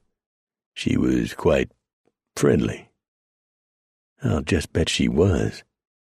That happens to be Titiana Pulchra, the wife of Marcus Quintus Americus. He struck his forehead with the palm of one hand. I wondered why those guards were not letting anyone enter the baths. If the Praetorian Guard learns that we got by their watch at the door and saw anything at all, they'll kill us along with you. The preacher could not believe what he heard. Fooling around with another man's wife was definitely not a part of his code. Anger blended with self-disgust as he questioned Buck further. Are you sure? Do you mean she's the dictator's woman? His wife? I'm only too sorry to say that I am sure, Buck lamented. Dang busted, I've been tricked. She done lied to me. His face turned dark red. Me dossing another man's wife, I'll never live it down. I don't reckon I should waste time trying to explain it to him. Only one thing for it now. We gotta go ahead with our plan to escape. Suppose you tell us how you got in mind for us to do that, Buck. Buck shrugged and produced a smug smile. It's plain as it could be. In fact, it's right under your noses. What are you getting at? Philadelphia growled. He too felt his friend's chagrin.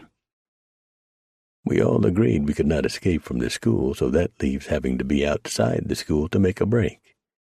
And the only time we are outside is to get to the Coliseum to fight or here to the baths. They told us we go to the arena by tunnel. That's right, preacher, they said that. Philadelphia agreed. Then it has to be here. What about the guards?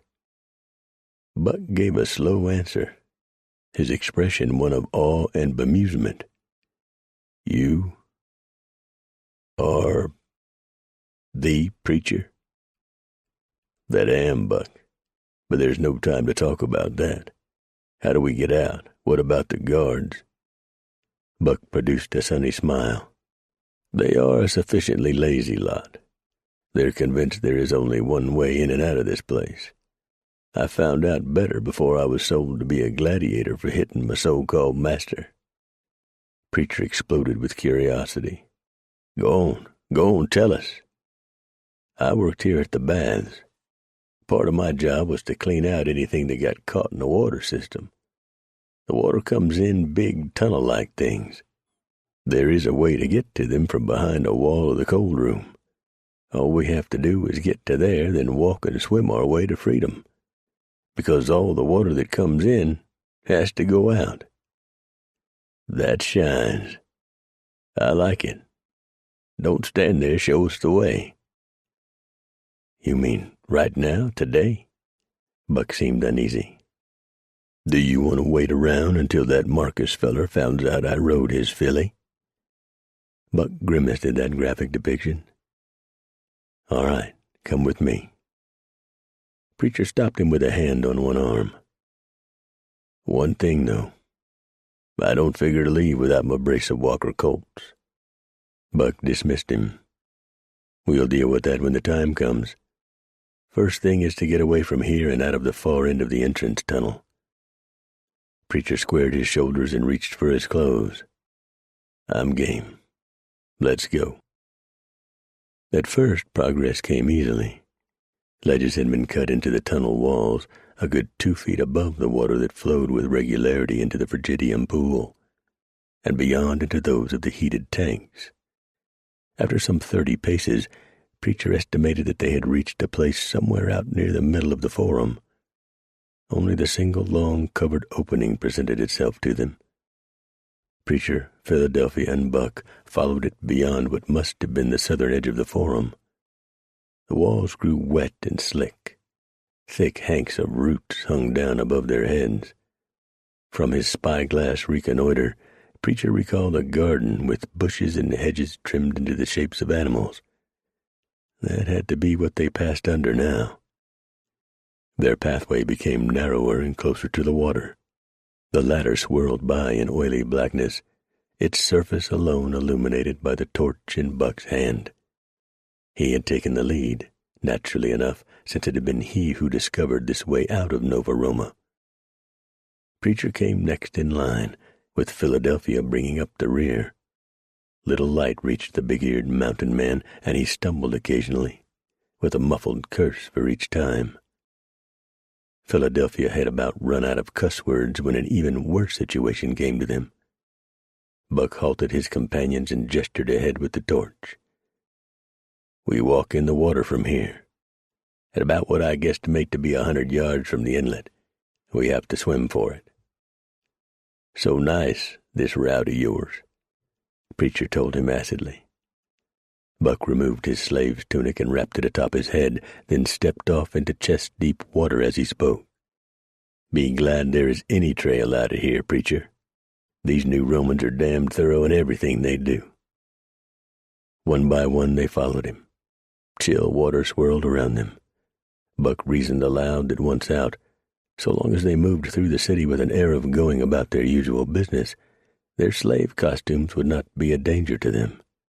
They could even get to within 100 paces outside the walls. "Then we cut and run," he added grimly. Preacher eyed him sternly. "Now that's why I want my Colt revolvers and Cougar. I can run a damn sight faster on a horse." Buck lectured him in how to accomplish that. "There are storerooms in the house of the Master of Games for all that sort of captured things. Also a stable. Since it is built into the outside wall of the school on the Via Martius, we should have no trouble getting there. It's the getting away that bothers me." Preacher gave him a grunt and a knowing nod. "You let me and my Walker Colt handle that." Shaking his head in wonder, Buck spoke with awe. "You actually have a pair of those Texas guns?" "Sure enough, and a dang good hawkin'. I left my fancy Frenchy rifle at Trout Creek Pass." He nodded to Braddock. "Philadelphia's got him 4 of the nicest 2-shooter pistols a fella could ever want. 60 caliber they be. Ain't no spear chucker can stand up agin our firepower for long. And I'll have my pick of what's in there, too," Buck added with a note of anticipation. He let off once again and soon discovered that this late into summer, the water level had fallen enough that they did not have to swim at any point along the tunnel. Soon a soft gray glow emerged in the distance, around a bend. When Buck reached the turn, he paused a moment. "Dang, I was afraid that might be," he spat. "What's that?" Philadelphia asked. "I worked the tunnels.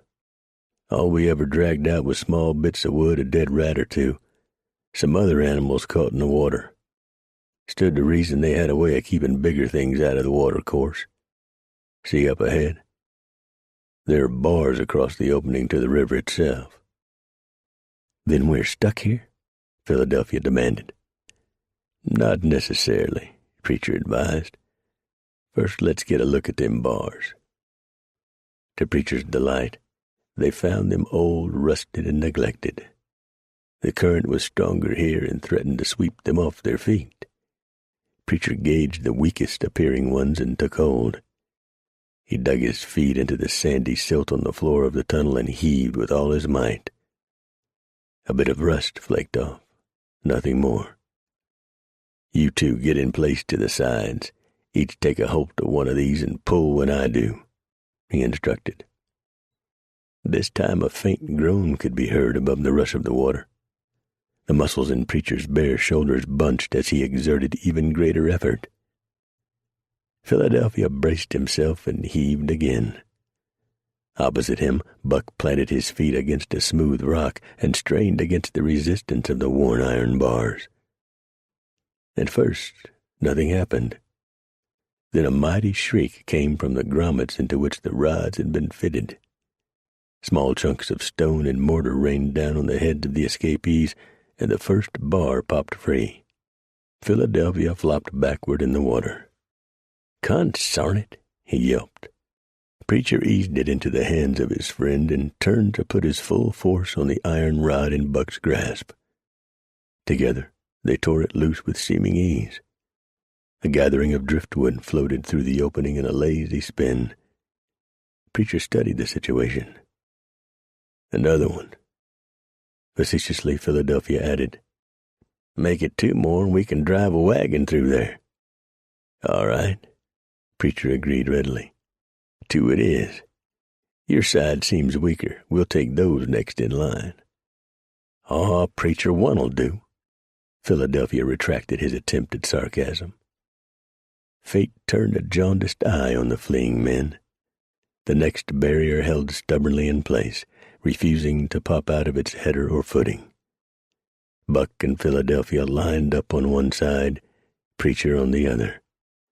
He anchored himself on the neighboring bar and surged with his legs. In the back of his mind, as in those of the others, he held the thought that the alarm could be given at any moment of their being missing. It added the necessary extra energy. With a grinding, cracking sound, the upright came free. They let it fall where it would. Quickly, they waded through and up on the sloping bank of the river. Panting, Philadelphia wiped himself partly dry and put on his tunic. Preacher and Buck followed suit. "I wish I had a wax tablet," Buck announced. At the look of curiosity from Preacher, he explained, "Anyone with a tablet of some kind is accepted as being at something official, and he's ignored. At least, that's the way I've seen it around here and before in big cities like St. Louis." Preacher grinned and clapped him on one shoulder. "By jing, if you ain't got the right of it, Buck. Maybe we can, borrow one somewhere on the way. Now show us the way back to the school and that storehouse you talked about." Buck cut directly across the burgeoning city of New Rome. He walked with the stride and head-up posture of an important slave. Preacher and Philadelphia followed suit. Few cast them a glance. At a market stall, Preacher paused. While Philadelphia distracted the owner with talk about onions and turnips, Preacher filched a wax tablet from a ledge inside the display of vegetables. They quickly caught up with Buck, and Preacher handed it to him. "There you go," Preacher told him jokingly. "Now you can be as important as you've a mind to." Amazement glowed on Buck's face. "Where'd this—" "No, don't ask." "Thank you, Preacher. But stay close from now on." On the far side of the Forum, well away from the Via Julius, the street took on a twisty course around the base of the Hill of Mars. Buck slowed and gestured the others close for a quick word. "If the alarm has been given, we'd best try to make for the outside." "And if it hadn't?" Preacher prompted. "Then we get what we need and head for the high country." Shut away in her private wing of the nearly completed palace, Titiana Pulchra lay sprawled on her downy bed. Her heart still fluttered from the intensity of her magnificent encounter with Arthur. Her body glowed. She hadn't felt this good in a long time. What advantage was the life of the rich and powerful if one's appetites could not be fully indulged at will?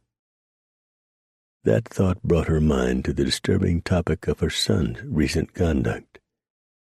She supposed all small boys took pleasure from tormenting insects and small animals.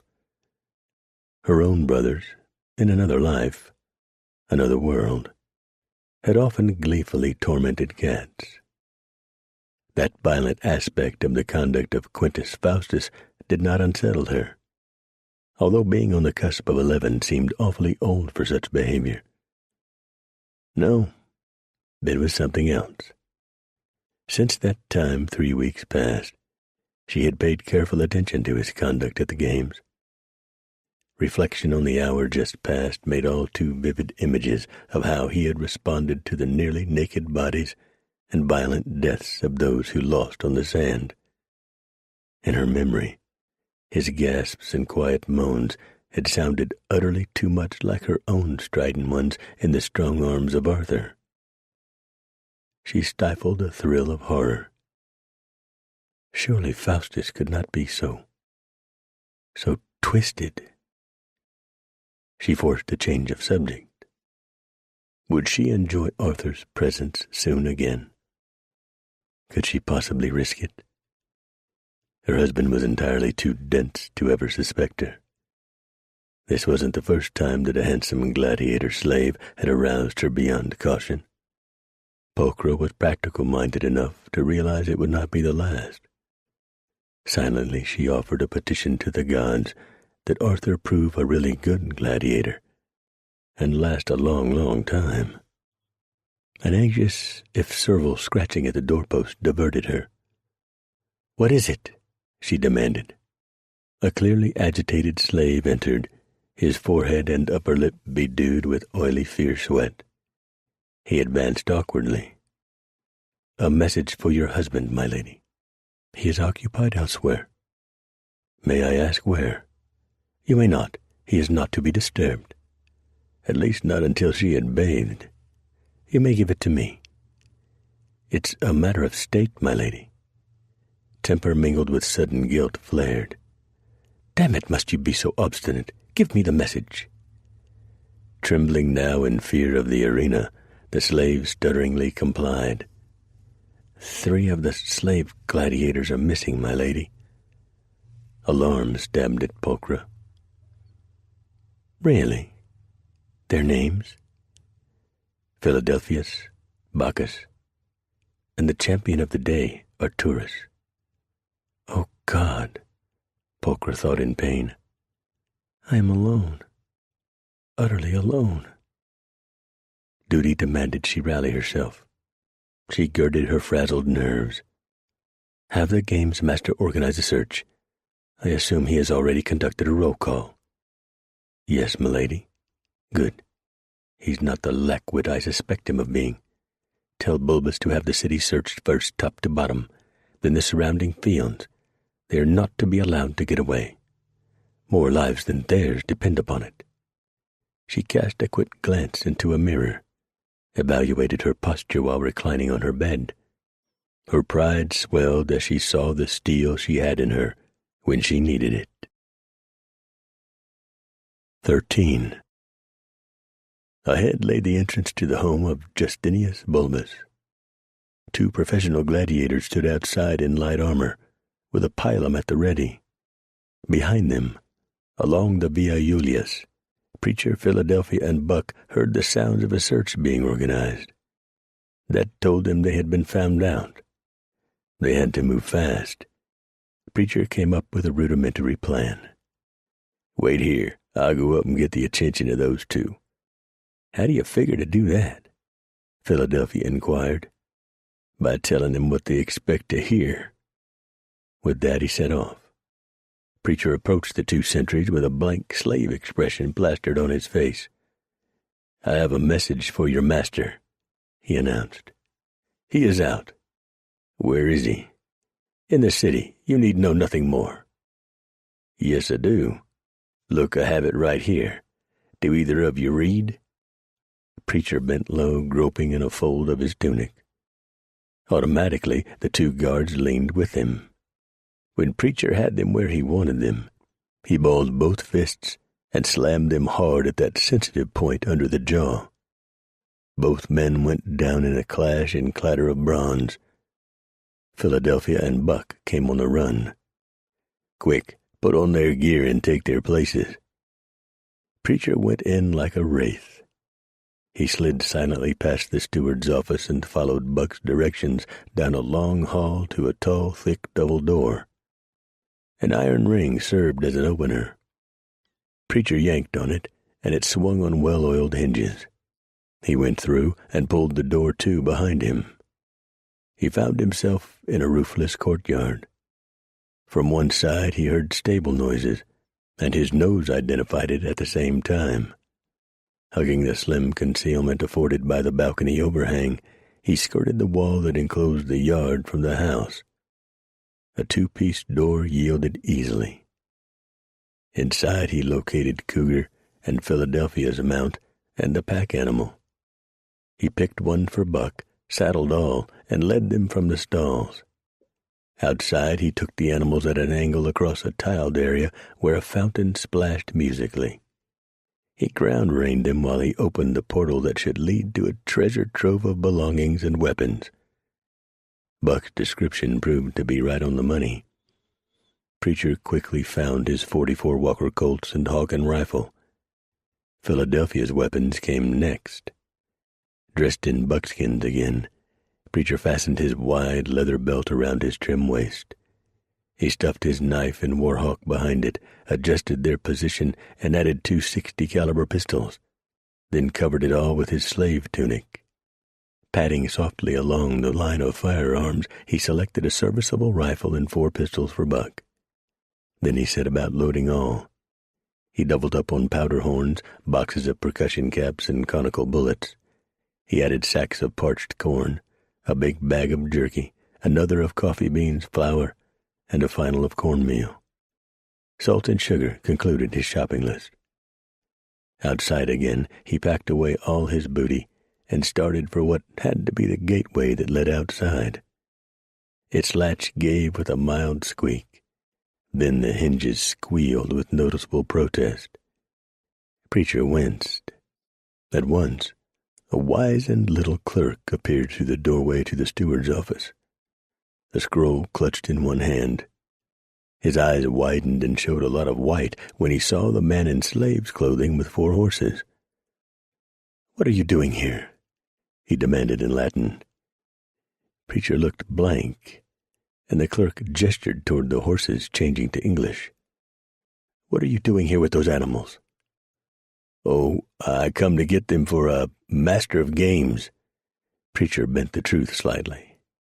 Emboldened by his freeman status and accustomed to having slaves cringe before him, the bean counter took 2 steps forward. "Not with all those weapons. You're trying to escape, that's what you were doing." Preacher gave him an expression of genuine regret. "Now you had to go and say too much for your own good, didn't you?" Lightning fast, Preacher closed the remaining distance between them. His arm shot out, and he grabbed the surprised clerk by the throat. He throttled the frail little man into unconsciousness, then turned to leave. "Not so fast," came a more authoritative voice behind the broad back of Preacher. Preacher turned to find a man in the by-now familiar uniform of a centurion. He had his sword half drawn and advanced with a menacing tread. Preacher reached under his tunic and drew his Green River knife, with a blade almost as large as that of the gladius in the hand of the centurion. "Well, shucks," Preacher said through gritted teeth. No doubt the Roman soldier had been well trained. He completed his draw and held the leaf-bladed short sword competently as he brushed past the sparkling fountain in the middle of the courtyard. His only weakness came from the fact he had rarely fought against another armed man, particularly one so well versed in the various means of killing his fellow creature. With a soft, grunted challenge, the centurion launched his attack. Preacher parried the thrust easily enough and slid the keen edge of his Green River along the muscular forearm of the soldier. It laid open the back of his hand and the meaty portion at the elbow. The young officer cursed and jumped back. Preacher just jumped back. They squared off to face one another. "You still have time to look the other way, sonny," Preacher suggested. "It's my duty to protect the home of my employer." He rejected Preacher's offer. A little job on the side, eh? Preacher thought. They circled while Preacher evaluated what he knew of this man so far. At last he worked out something. "You can't have been born here. Your English is too good. When were you captured?" Strange emotions surged across the broad face of the centurion. About 6 years ago. At least I think so. What is it to you?" Preacher favored him with a comradely smile. "Then you ain't one of them Roman lunatics. Think of your past, man. Think of getting back there." Loyalty warred on the face of the wanderer, who'd had his life turned upside down some 6 years ago. He had once had a wife and 3 children. Where were they now? Yet he had won recognition and been rewarded by his captors, many of whom became his friends, or he now commanded. What was life supposed to be for him? Maybe he should ask, which life? Past and present swirled in his mind, merged, and forged out his decision. With a shout, he launched himself at Preacher. "Wrong choice, friend," Preacher told him sadly. Nimbly, Preacher stepped outside the arc of the gladius in the centurion's hand. The tip of his own knife found the gap between the breast and the backplates of the officer's cuirass. The wide, sharp-edged metal quickly followed. Preacher wrenched sideways, twisted the blade, and freed it. Slack-legged, his opponent gasped out his final sigh and fell dead. Off to his left, Preacher heard the hurried scurry of sandaled feet. More trouble from that direction. He turned to see a quickly retreating back. Time to hurry. He cleaned his knife and replaced it, then went to the horses. Swiftly he led them out of the compound and toward the front door to the residence of Bulbus. His two friends saw him coming and instantly abandoned their pretense of being guards. Philadelphia Braddock swung into his saddle with practiced ease. Grinning, he patted the stock of his favorite rifle. "I see you found old Betsy. Now we'd best take our leave of this place." Jokingly, Preacher made himself appear in a casual mood. "What's your hurry, Philadelphia?" Braddock frowned. "One of the servants of that Bulbus feller came squalling out the door. Didn't look left nor right, just runned off down the street like old Nick himself was after him. I reckon you had a part in that, and also that our escape is no longer a secret." Laughing, Preacher patted Cougar on the neck. "Right you are. We'd best go while we still have a chance." Buck nodded and started them along the Via Julius. It was utterly reprehensible, Deacon Phineas Abercrombie thought to himself for what must have been the 100th time. It was so degrading, so demoralizing, to be herded together like this in a single large cell. Not a hope of a moment's privacy. Men and women, whole families thrust cheek and jowl against one another, and that foul-smelling trench at the narrow end of the holding pen as their only place to relieve themselves, with not a curtain or blanket to conceal the most private of personal acts, voiding themselves right out in the open like animals. Unspeakable. He could find no other word for it. He had complained at every opportunity, only to be laughed at and told to turn his back if he did not wish to observe. It smelled so foul in here, so fetid and dank. It had come to the point where he could no longer eat. Even if he tried, it came back up. Would they ever see the light of day again, or the light of freedom? Somehow he doubted they would experience either.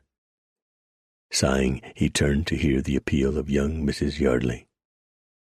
"Deacon, my boy, Johnny, he's got himself a case of the runs, real bad. Says his belly aches something fierce, and it's sore to the touch."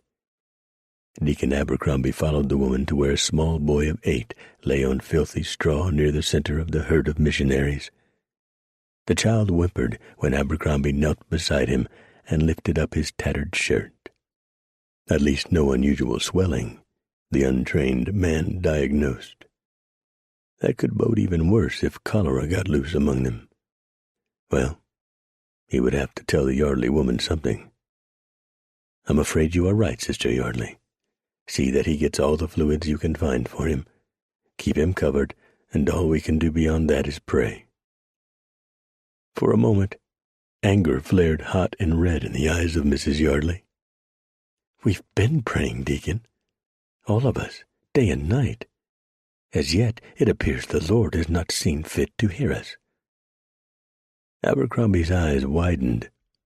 He raised an admonitory, pudgy hand. "Careful, sister, lest you stray into blasphemy. I will tell the others, and we will join in group prayer for your boy." Chastened, Mrs. Yardley lowered her chin and spoke meekly. "Thank you, Deacon. Thank everyone for me. I'll try to find Johnny some water." Pursuit began at the edge of the Forum of Augustus. Shouts came from the vigili posted there, and they set off on foot before the mounted fugitives, leather straps slapping their scarlet kilts. People along the way, most in the grubby garb of common citizens, pointed accusing fingers to direct the watchmen. At least one thing served as an advantage to the fleeing men. All of those forced to accept life in New Rome had long ago learned that the clatter of horses' hooves in the city streets signaled to get out of the way. As in its historical counterpart, Marcus Quintus had found it necessary to erect vertical stone plinths across the avenues to slow the speed of young rakes in their chariots. That forced the horsemen to zig and zag, yet kept them well ahead of the policemen. Slowly, they even gained some. Then the main body of searchers joined the chase. They came at right angles to the Vigili, effectively forcing Preacher and his companions to swerve onto another street that did not lead directly to a gate that gave access to the outside. Several of the newcomers rode horseback, and they pushed on ahead of the yelling men behind them. The gap began to narrow. That's when Preacher noted some of the details of the construction that went on all around. A block ahead, a tall engineer's scaffold had been erected. It consisted of a beam that pivoted from a central point.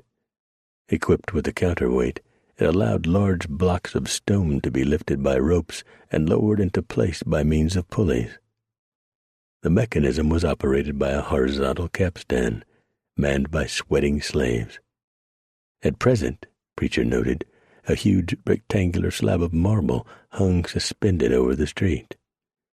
More slaves pulled frantically on ropes to swing the walking beam. Without hesitation, Preacher rode in among those around the capstan, their pursuers almost at the heels of his horse. Their mounts filled the center of the street. Preacher pulled his warhawk from his belt and gave it a mighty swing. It severed the thick cable to the capstan with a single blow. The braided hemp parted with a musical twang. The pulleys responded instantly. With a loud shriek, they played out the loose rope and allowed the 3-ton marble slab to descend in a rush on top of the mounted searchers. Preacher could not resist a backward glance. The carnage was terrible. Only one horseman had escaped the bloody pudding that had been made of his companions. He sat slumped in his saddle, numbed by shock.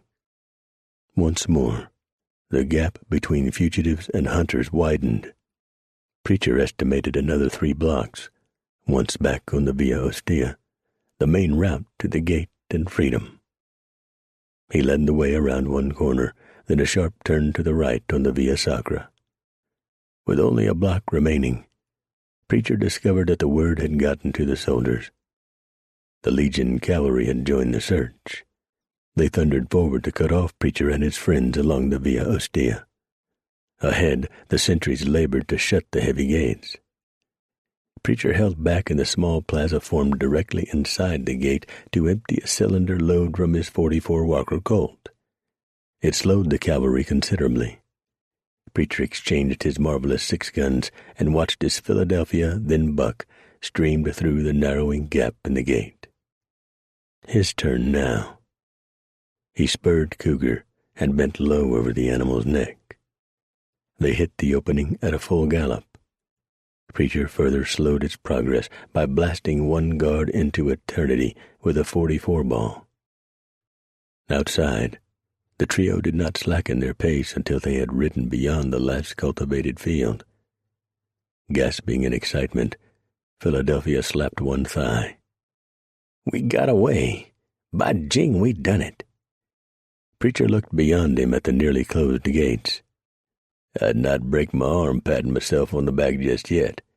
Them gates is going to slow the cavalry, but they're coming after us. You can be certain sure of that."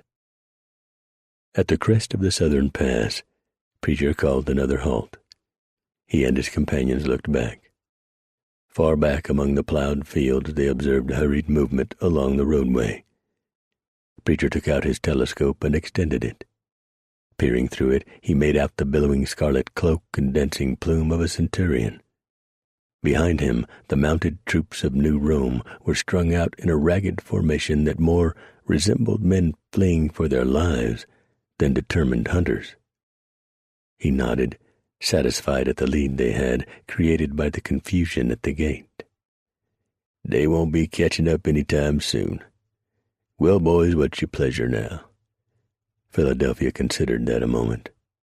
"I say we hightail it to Trout Creek and gather up as many good old boys as we can, then come back here and kick us some crazy Roman butt." "Sounds good to me," Buck agreed. "But I ain't a mountain man. Will they accept me going along on this?" The preacher considered him with keen eyes. "If you can hit what you shoot at, they'll welcome you like a long-lost brother. If you can do that and not make noise going through the woods, they'll give you their sisters." Buck turned him a straight face. "I know better than to walk on my heels. Spent some time with the Kiowa whilst I was freighting on the Santa Fe. They taught me to walk on the edge of my foot, and I'm at home in moccasins." Preacher in Philadelphia nodded solemnly. "You'll do. Only first I think we ought to confuse them fellers a little before we leave these parts, don't you?" Broad grins answered him. They set off, making no effort to conceal their tracks. The stratagem worked. For only a moment the Legion cavalry reined in where the escapees had halted. Then they set off at a rapid trot. Totally lacking in scouting skills, they made no effort to look ahead or to the sides. They stared only a few yards in front of their horses' heads, eyes fixed on the sign of those they sought. It didn't work. The Roman soldiers soon found themselves in a box canyon. Confused and disoriented, they milled about at the face of the high wall that denied them further progress. Centurion Drago cut his eyes from one to another of his men. He was up for Primus Pilus, first spear, or adjutant to the legate, and dared not fail in this mission. Tradition, in the Legio 13 Verus Triumphi, said that the Primus Pilus was always elevated to command of the legion upon the retirement or death of the legate. He wasn't about to throw that away. "Find how they slipped out of here without our seeing their trail," he commanded. 30 minutes later, a young cavalryman trotted up and saluted. "We have found it, sir. They crossed over the stream and used the trees to screen them." Brilliant. A first-week recruit could figure that out. "How many are they?" "Only 2, sir." On the heels of his remark came a solid, meaty smack, followed by a brief scream and the rolling crack of a rifle shot. Before Drago and his troops could recover, the centurion heard the rapid drum of departing hooves. Right then, Centurion Drago made an uncannily accurate observation to his men. "Jupiter blast that man. First citizen Americus may not know it, but I think he had this mountain man preacher in his hands all the time." Philadelphia looked up as Preacher ghosted into the grove of aspen where he and Buck waited for the crafty mountain man. A broad grin spread when he saw the new layer of powder grime on Preacher's right hand. Preacher slid from the back of Cougar and dropped the reins. At once the broad-chested stallion went to munching grass. "There's one less of them." "How far behind us are they?" asked the always practical Philadelphia. "I'd reckon at least half an hour. Most likely more. Their horses haven't had any rest like ours. The bad news is there's only one trail out of here unless we want to spend our lead climbing one ridge after another. Well, back to the trail." Preacher led the way. 2 miles down the wilderness road, they found another meander that circled a steep pinnacle and went beyond, with a side chute that ended atop it. They rested up there, eyes fixed on the winding trail through the Ferris Range, while they munched strips of jerky and crunched kernels of parched corn. By the fat turnip watch in a pocket of Preacher's vest, 40 minutes went by before the greatly subdued cavalry rode into view.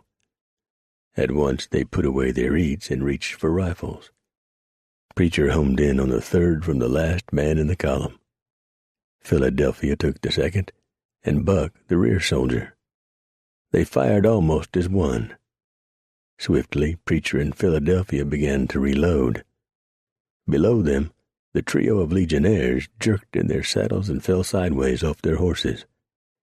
Shouts of dismay echoed upward to the ears of the shooters. Buck finished reloading last. Once more they took aim. 3 shots rippled along the canyon walls. Cries of alarm raised again, and Drago halted the column. A terrible mistake. It allowed the intrepid mountain men to reload and take 3 more from the backs of their mounts. Then Preacher was up and leading the way to their horses. 10 down, and they still had a quarter-hour lead. Preacher led the cavalry of Legio 13 into 4 more blinds and successfully ambushed them, carving great gaps in the ranks. They had only settled down in another spot to pick off more when the thunder of hooves alerted them to a danger they had not anticipated. Fully 50 mounted troops, most foot soldiers unaccustomed to horseback, lumbered awkwardly toward their hiding place. Drago rallied his cavalry and charged with determination. No matter how well they fought, regardless of how many they killed, Preacher knew at once they were doomed. The Roman troops swarmed over them, took dreadful losses from the rifles, pistols, and revolvers of the mountain men. Several received nasty knife wounds, and 2 had their skulls split by Preacher's tomahawk. At last, though, they prevailed. After suitable punishment for their prowess, the soldiers trussed them up and slung them over their saddles. Preacher, Philadelphia, and Buck found themselves on their way back to Nova Roma. Marcus Quintus Americus looked up sternly from the written report of Justice Claudius Drago. His brows knit, while anger ran rampant across his features. His words were formed carefully. Our laws are clear on this. Not only have you murdered 27 members of our 13th Legion, but you have escaped. The penalty for escape is death in the arena. My only regret is that you will not have long to regret your deeds and fear your ultimate death. My son's birthday is 3 days from today. There will be games, of course. You 3 will be the central attraction. 14. Excitement sent an electrical charge through the missionaries of the mobile church in the Wildwood. During all of their lengthy captivity, they had never heard of anything so hopeful.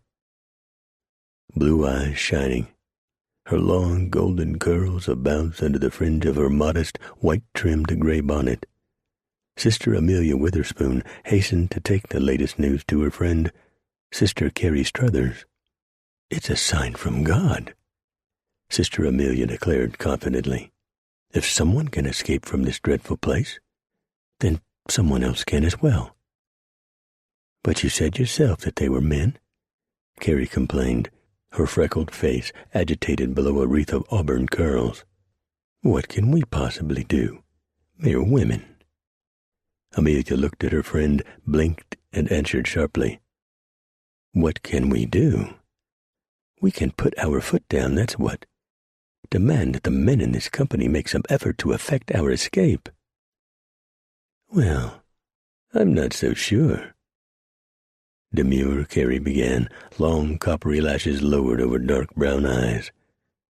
Fists on hips, Amelia responded forcefully, "I am sure. The least they can do is try to get away from this insane community." Deacon Phineas Abercrombie bustled over, his considerable girth inflated with righteous indignation. "Here now, what is this all about?" Amelia quickly told him. It did not sit well at all. He peered disapprovingly at her down his long nose.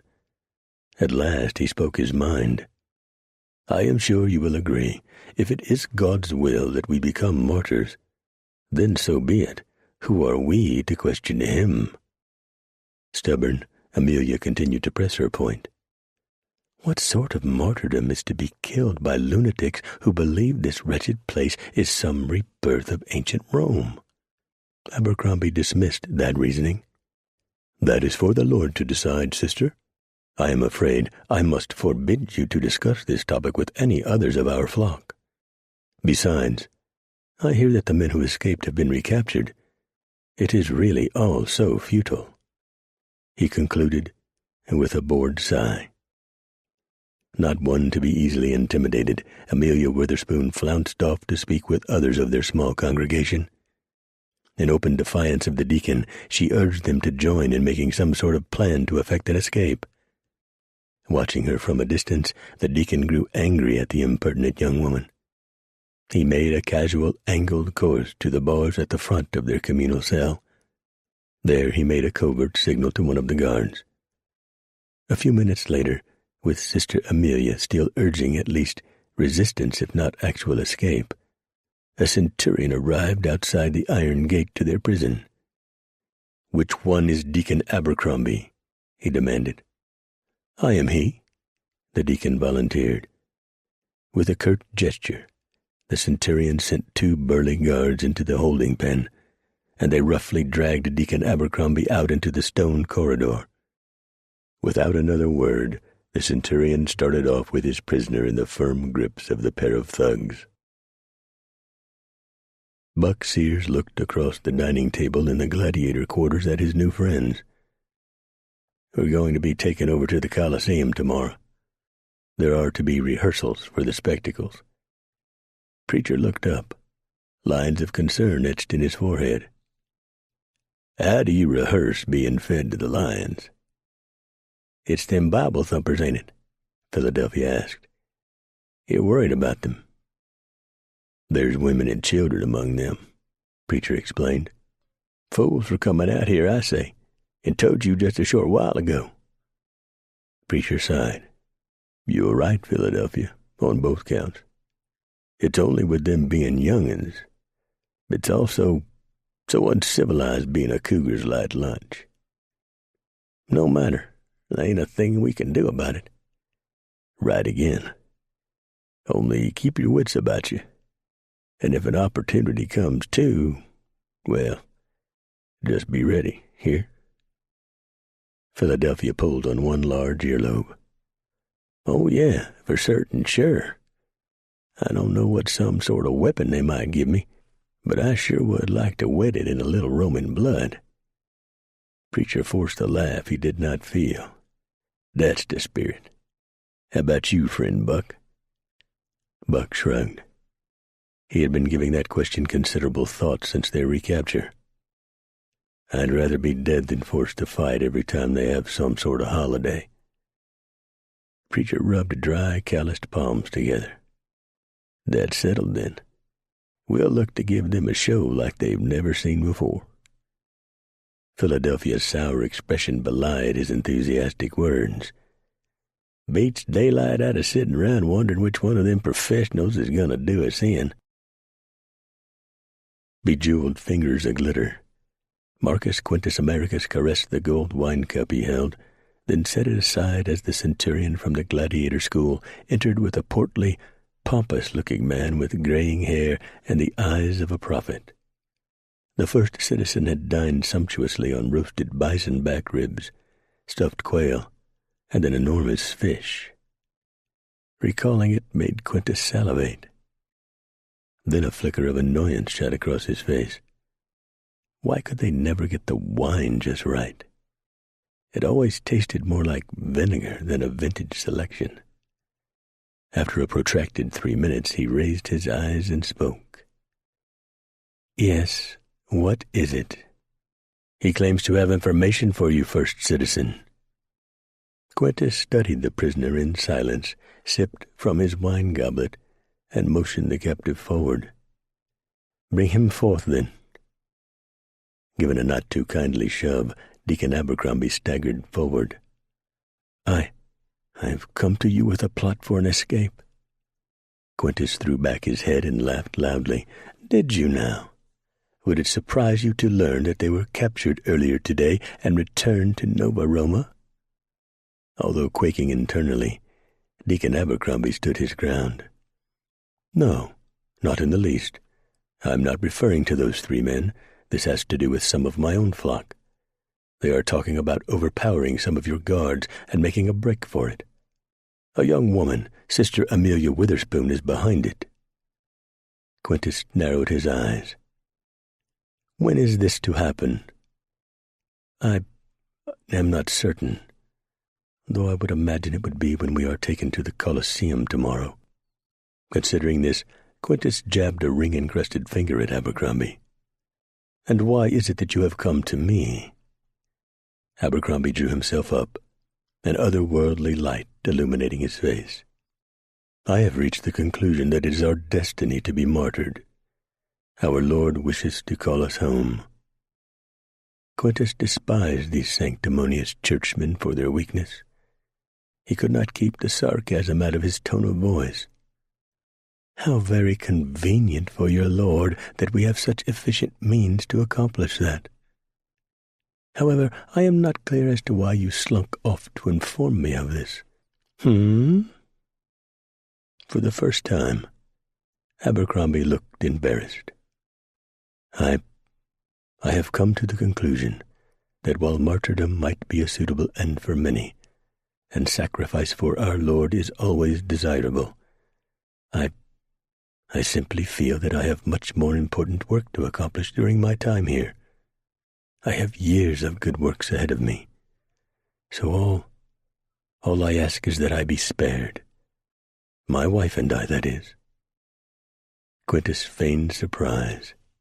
The jeweled rings on his fingers sparkled and sent off spears of brightness as he moved one hand to his chest in mock distress.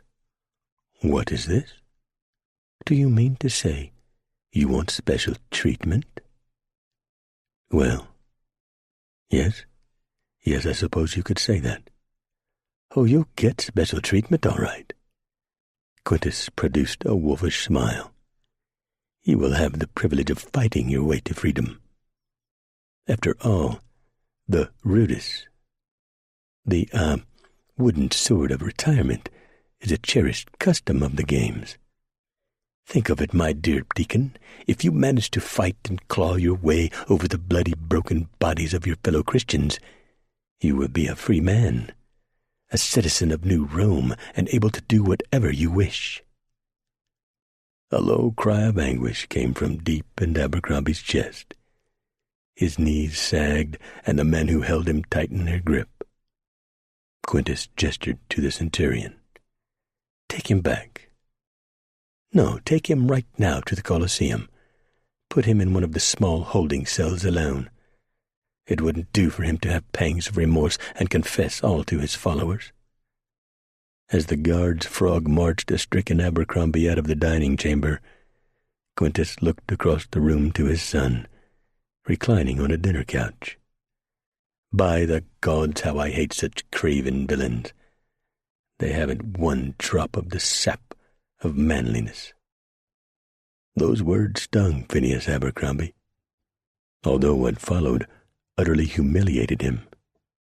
"Will he die in the arena, father?" young Faustus asked. "Oh, assuredly. He'll be the last to be chewed by the lions, because he will cower behind his people, and when he dies it will not be with a roar, but rather a whimper." Word came by the way of the slave grapevine. Preacher, Philadelphia, and Buck took the news with grim expressions. Someone among the passel of Bible-thumpers had started stirring them up with escape in mind. The time for this attempt would be the next morning. "And confound it, there's two things wrong with this. First off, what I hear, it is a female critter who done the stirring up and the planning. Whatever she come up with, you can be sure it won't work. That's for starters. Now what's it you heard those guards saying, Buck?" Buck, the only one of them who spoke Latin, produced an expression of contempt and disgust. It appears as how one among the gospel group tattled on them to this here Marcus Quintus. "You mean to that old he-coon of this whole place?"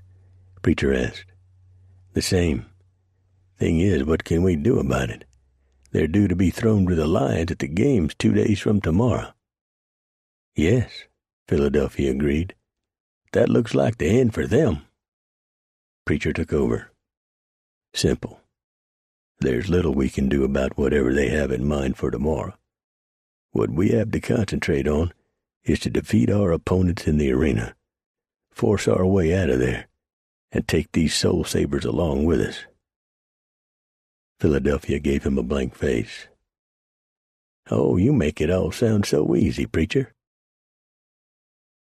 Early the next morning, two small boys splashed and laughed together in the tepidarium of the palace private baths. Without their clothing, one could not tell that the blond, curly-haired lad wore the purple-striped tunic of a patrician, while the black-haired, shoe-button-eyed kid was his body servant. Master and slave had grown up together and formed a deep bond. Young Quintus Faustus confided all his really juicy secrets to little Casca. Loyal Casca kept his silence about these revelations. In fact, he often shared in the more entertaining of them. Today, their early morning bathing was energized by their awareness of the looming excitement of the birthday games to be held for Faustus on the last day of September. The birthday boy was beside himself.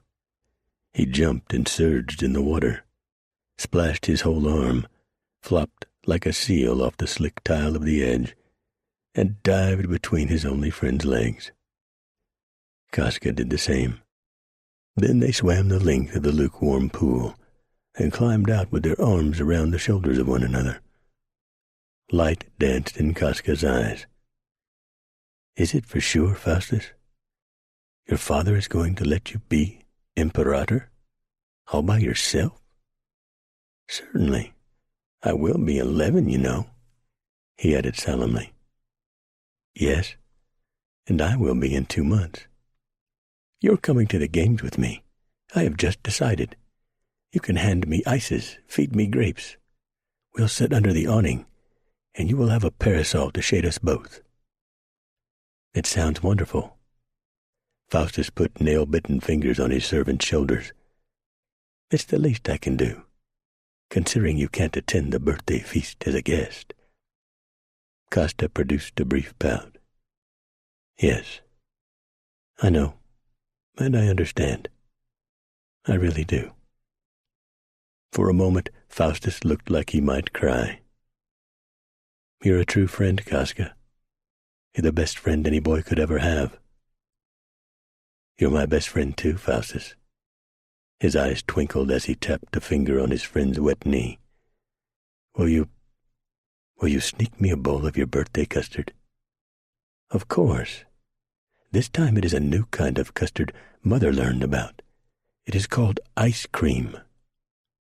From an archway of a side entrance, someone cleared his throat in a deeper tone. Marcus Quintus stepped into the damp room, wearing only a towel over one shoulder. "There you are, son. I hoped I would find you here. You may go, Casca." "See you in the Frigidium," Casca called over one shoulder to Faustus. After the boy had padded barefoot toward the cold bath, Quintus sat on a bench beside his son. "How does it feel? It's only 2 days away now. Are you really ready for it?" "Yes, sir. I'm so excited I wish it was this afternoon." "It will keep. I wanted to urge you to remain stalwart. When you are the honorary master of games, you must retain your poise. Avoid any excessive show of emotion. Listen to Bulbus in regard to giving death to any of the professionals. And do not flinch at assigning death to those who deserve it. You must show the people that you have the fortitude. Remember one thing. Your performance at the games will show that you either do or do not deserve the title Romanus, Prince of Rome. How heady it sounded to Faustus. He got a far-away, glassy look in his eyes as he mentally reviewed past kills he had enjoyed in the arena. His nostrils flared and his breathing became harsh as he answered, "Don't worry, Father. I like to see the blood flow." Early the next morning, the guards roused the professional gladiators first, and they trooped through a wooden door to the tunnel that connected the school with the Colosseum. They would have their breakfast there and spend the morning hours braiding up their hair and oiling their muscular bodies. This was done to prevent a handful of hair from being used against them and to keep lesser fighters from holding on to them in a bear hug. Too much time and money had been spent on them to allow their defeat by an amateur. Next, the lesser-trained gladiators were escorted by guards through the underground passage to identical, dank stone cells in the bowels of the large stadium. Preacher judged that an hour passed before the burly, well-armed warders came for him and his companions. As condemned men, they were kept separately from all other participants. They had only reached the far end of the tunnel when the condemned missionaries got rousted out of their holding pen and directed into the tunnel. Angry shouts rose as Preacher, Philadelphia, and Buck were roughly shoved into a cell. The sounds of a struggle came to their ears after the clang of the closing iron slat door. It appeared the guards had been prepared for this resistance. The hollow north wind whistle and the crack of whips followed immediately, along with the cries of pain from those who received the lash. Meaty sounds of cudgels on backs and shoulders told Preacher and his friends of the swift end of the brief resistance. So much for their big escape. Preacher spoke quietly to his companions. At least some of them Bible thumpers have got some sand. Maybe we can make use of that when we get out there. Philadelphia did not agree. More likely, they got what little spunk they had whooped out of them. Them laddies wield a mean whip, he added, as he remembered the scourging they had received after their recapture. With or without 'em, we're going over those walls and out of this place, Preacher declared hotly. When they come back from practicing that thing they're supposed to do before the lines, I intend to talk to a few of 'em. Preacher had his opportunity shortly before the noon hour. The captives were driven back inside the lower levels of the arena and given a chance to slake their thirst. All of the regular gladiators had been released from their cells to be equipped for the practice fights. Preacher had been decked out in the flanged-peaked helmet, net, and trident of a Richiarius. For a while he strutted around the common room in imitation of the professionals, until the wary guards drew lax. Then he sidled over to the bars of the cage that held the missionaries.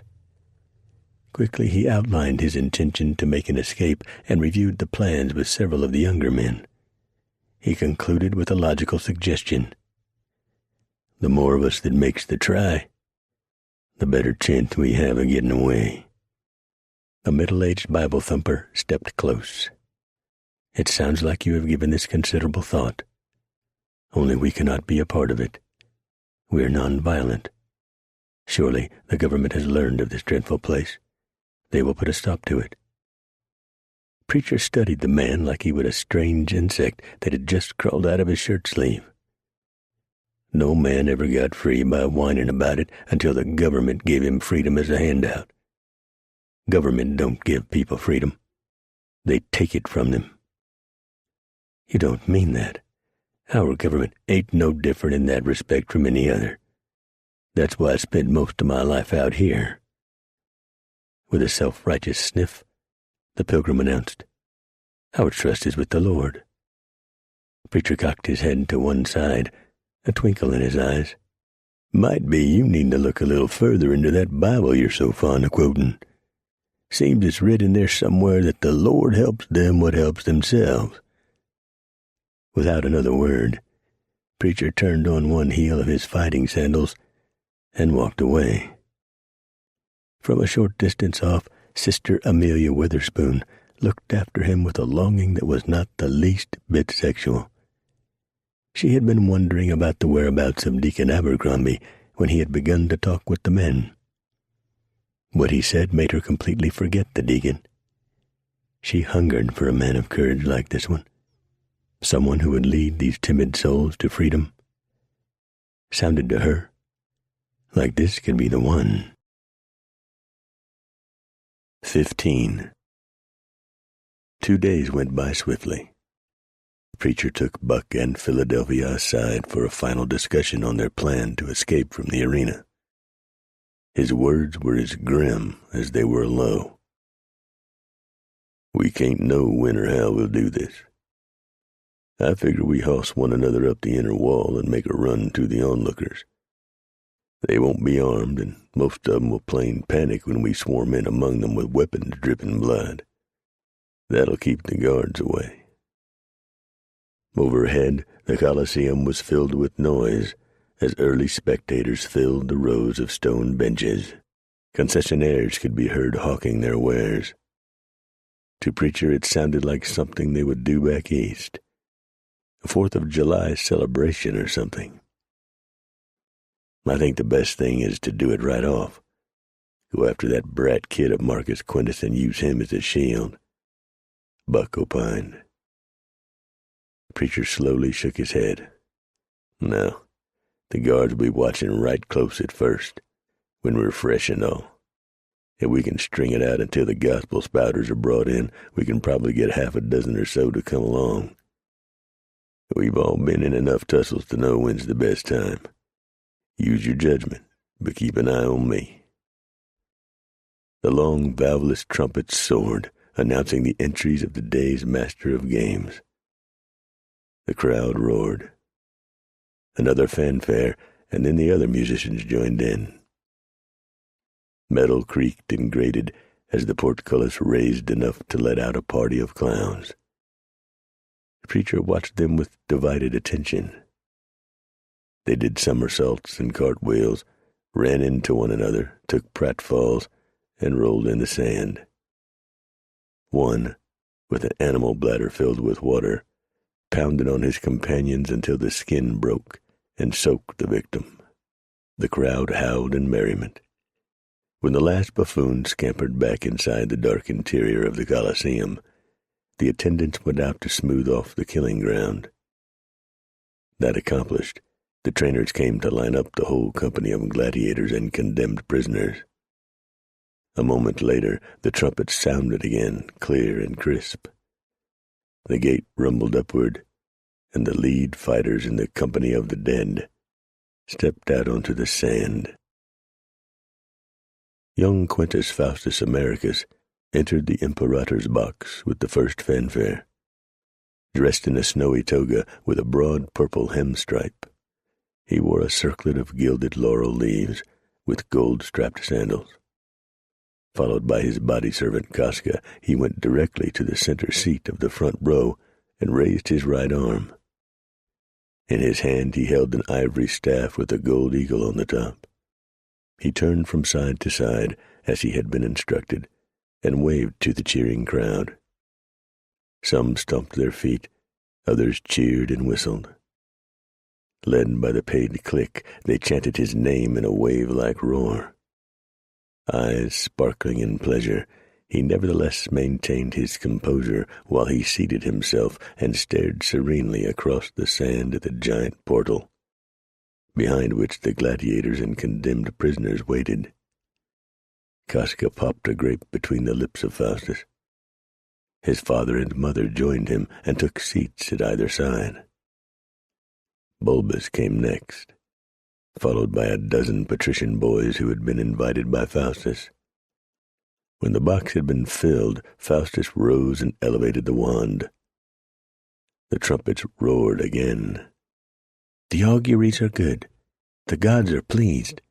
Let the games begin, he called out in his squeaky boy's voice. Casca handed Faustus a chilled cup of wine as the portcullis squealed open and out spilled the clowns. Their antics delighted the crowd. Their erratic tumbling absolutely captivated the birthday guests. Faustus laughed until the tears ran and he held his sides. Then he suddenly remembered the seriousness of his position today. He cast an uneasy glance at Casca, who winked at him. He then sobered and forced unwilling facial muscles into a placid expression. The real fun, he reminded himself, would come later. When the clowns ended their performance, the trumpets blared again. The portcullis raised the full way, and the company of the dead marched forth. In the lead came the ranks of professionals, followed by those in training, and lastly, the prisoners. A small smile of expectation flickered on the lips of Faustus. In perfect formation, the participants in the games reached the base of the emperor's box. They raised their weapons in salute. "Hail, Caesar! We who are about to die salute thee." Faustus rose to speak the lines he had prepared. Leaning forward, he addressed them while Casca shaded him with a parasol. "Friends, thank you for the spectacle you have prepared in honor of my birthday. I am sure that I will enjoy it. Now it is time to begin. Parade yourselves for my other friends to see. Then bring on the first pairs." It having been spoken in Latin, Preacher did not recognize a word. "Lot of jibber-jabber, you ask me," he whispered to Philadelphia. Drums and wind instruments struck up, and the gladiators turned smartly to make a circuit of the arena. Behind them came the accommodators to smooth the sand. Although the air was cool on this last day of September, Preacher had worked up a sweat from the closeness of the Colosseum and the heat of the sun by the time they returned to the cool interior of the underground cells. At once, the clarion summoned the first two fighting pairs. 4 professionals stepped out onto the sand. They faced off, one-on-one, saluted one another, and set to. Aristeus tested his skill against a gladiator dressed as a Samnite. The long curved blade in the Samnite's hand danced a blue-white arabesque in the air. The trident man looped his net in a hypnotic pattern before the eyes of the swordsman. He prodded with his 3-tined spear. Preacher and Philadelphia stood close to the iron lattice of the portcullis and watched intently. Beyond the fighters, he saw Faustus lean forward raptly, his mouth sagging open, pink tongue flicking in and out.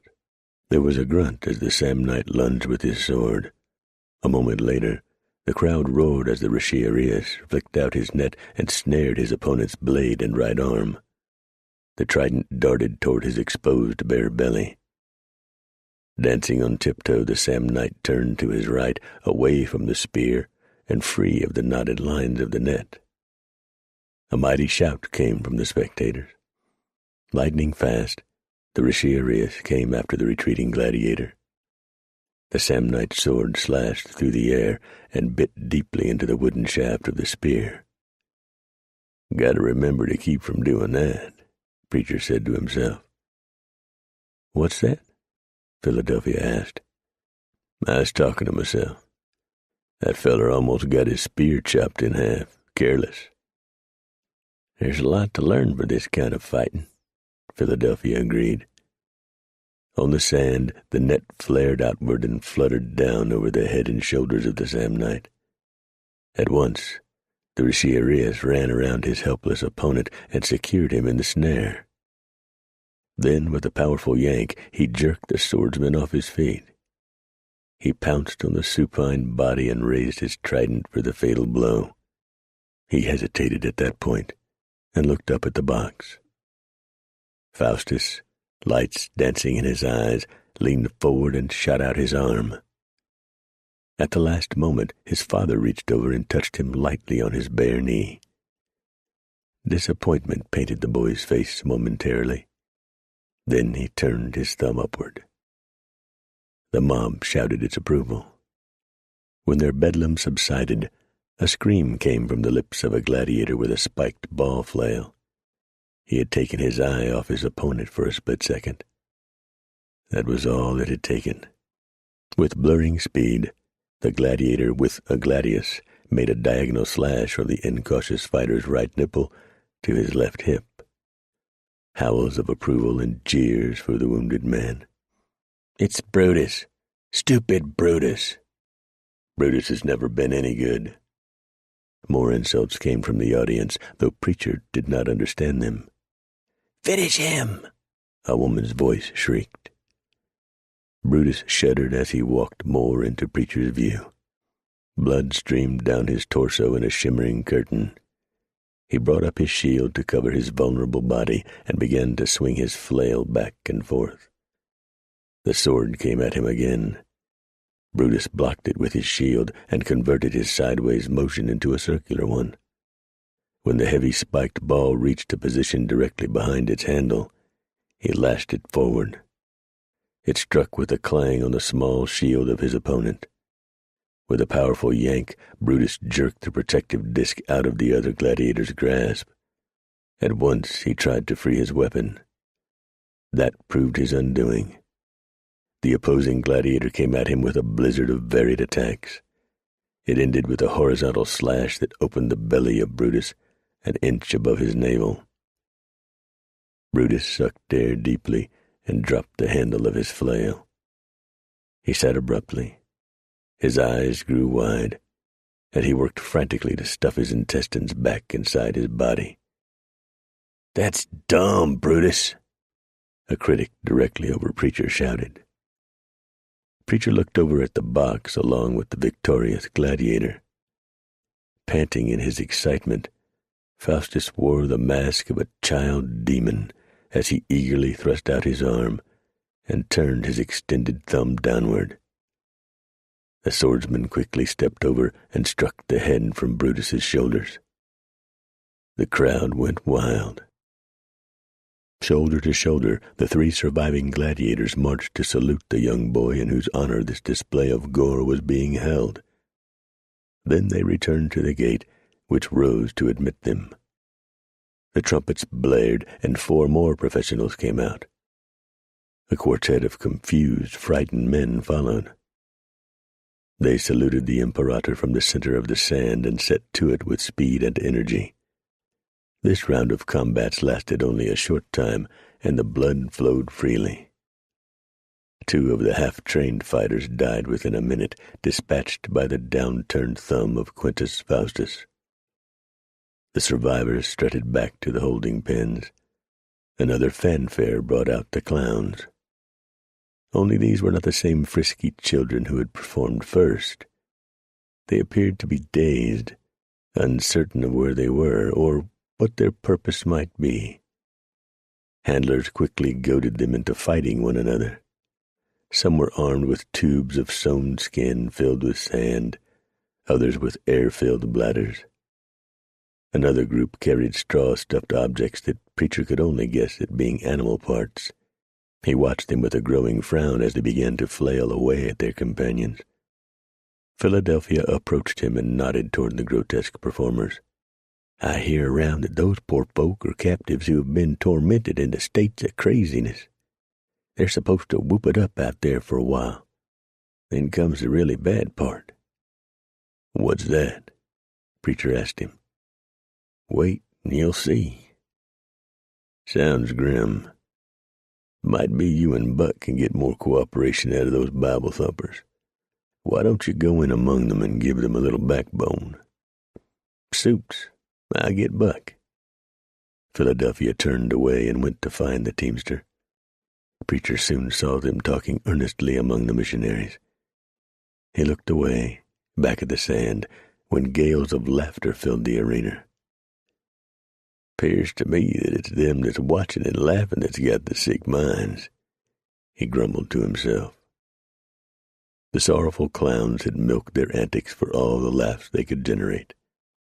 At a signal from the real master of the games, Bulbus, small gates opened around the arena.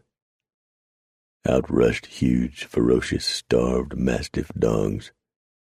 Screams of terror came from the pitiful, demented clowns as the dogs fell on them. The audience loved it. Preacher made a face of disgust as he looked beyond the slaughter to the small boy in the marble box. Faustus squirmed in a frenzy of excitement. It made Preacher's stomach churn. "I tell you, friend, if you don't decide to fight back, you'll get what them poor fellows out there are getting. It don't feel nice getting ripped apart by a cougar." Preacher told 3 intently listening young missionaries. "Believe me, I know. I done got mauled by one some years back. If I didn't have a big knife and a warhawk with me, he'd have been dining on my innards before noon." One of his audience swallowed hard and made a gagging sound. "If I have something to fight with, I'll fight," he declared shakily. To the angry glare from the son of Deacon Abercrombie, he added, I have a wife and 2 children to protect. A child has the right to decide for himself, Phineas Abercrombie replied snippily. Defiance crackled in the words of the young father. If a child cannot make decisions about property or his schooling or anything else, Brother Phineas, I say he cannot properly decide to die for the greater glory of the Lord. Careful, Brother Faust. You are close to blasphemy. Fury born of his protectiveness exploded. Damn your blasphemy. I'll fight, and you would too if you had any stones. Philadelphia left them to further pursuit of that possibility when a burly handler gestured to him with his coiled whip. Buck, too, had been gathered in. Their warders took them to where Preacher stood.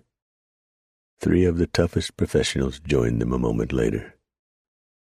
You will fight in pairs. You condemned men, if you win this match, you will be paired with another gladiator until you are killed. So fight your best and give the people a good show. When the last of the demented victims succumbed to the ravenous jaws of the mastiffs, the accommodators cleared the arena. Hawkers moved through the aisles selling wine, popped corn, slices of melon, and other fruit. Others cut shaved thin slices off roast joints of meat and built sandwiches. The spectators ate and drank and talked through their laughter as they recalled their favorite kill by the vicious dogs.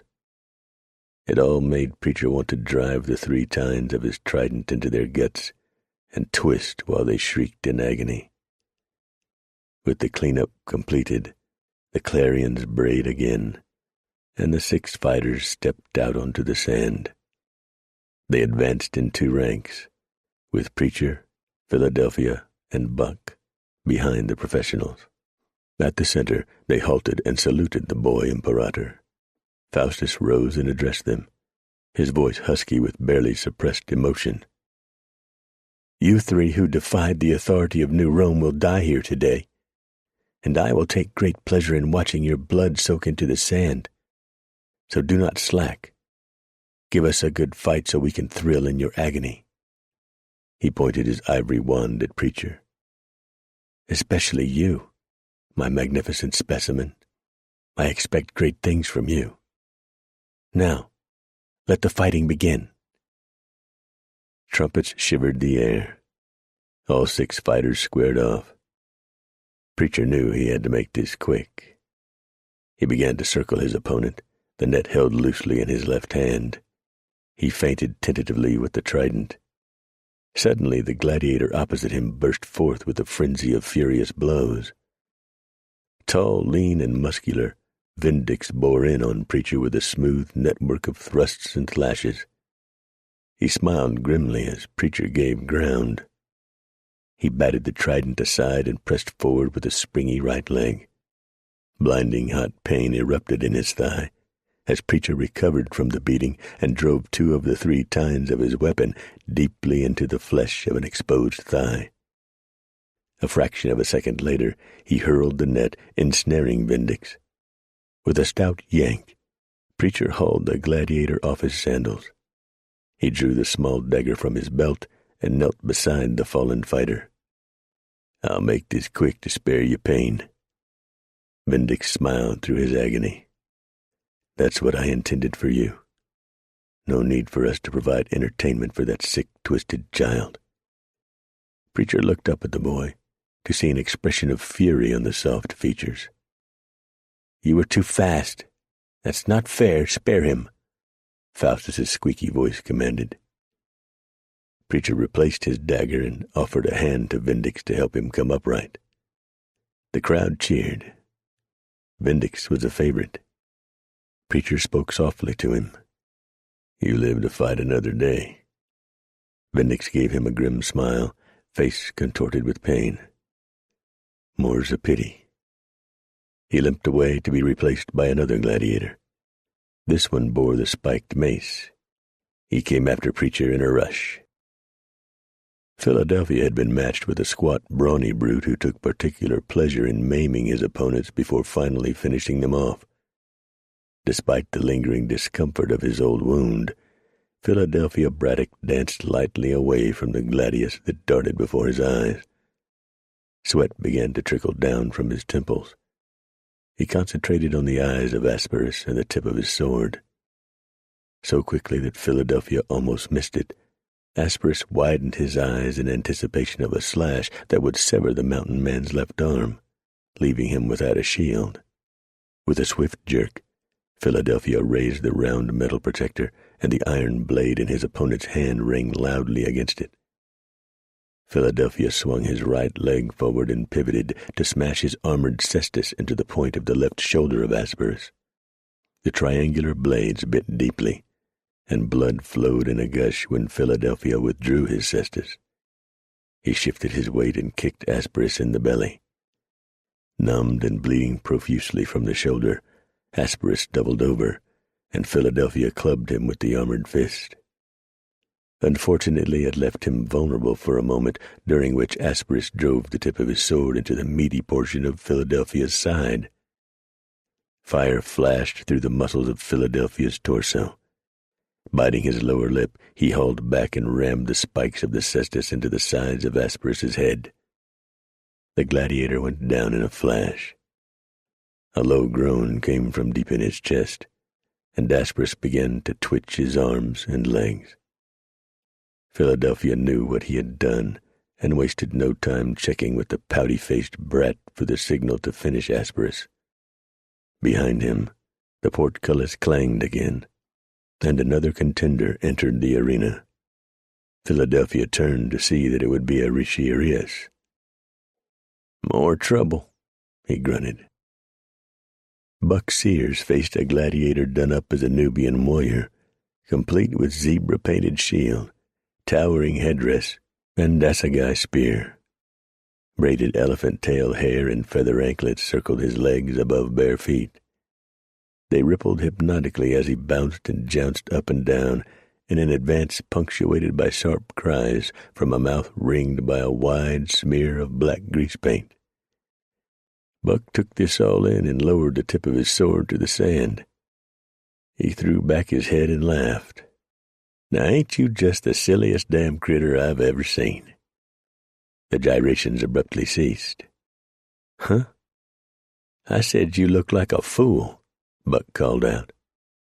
Howling in outrage, the imitation Nubian charged with his spear held over his shoulder in one of the classical positions employed by the Zulu and the Maasai, whom the ancient Romans lumped together as Nubians.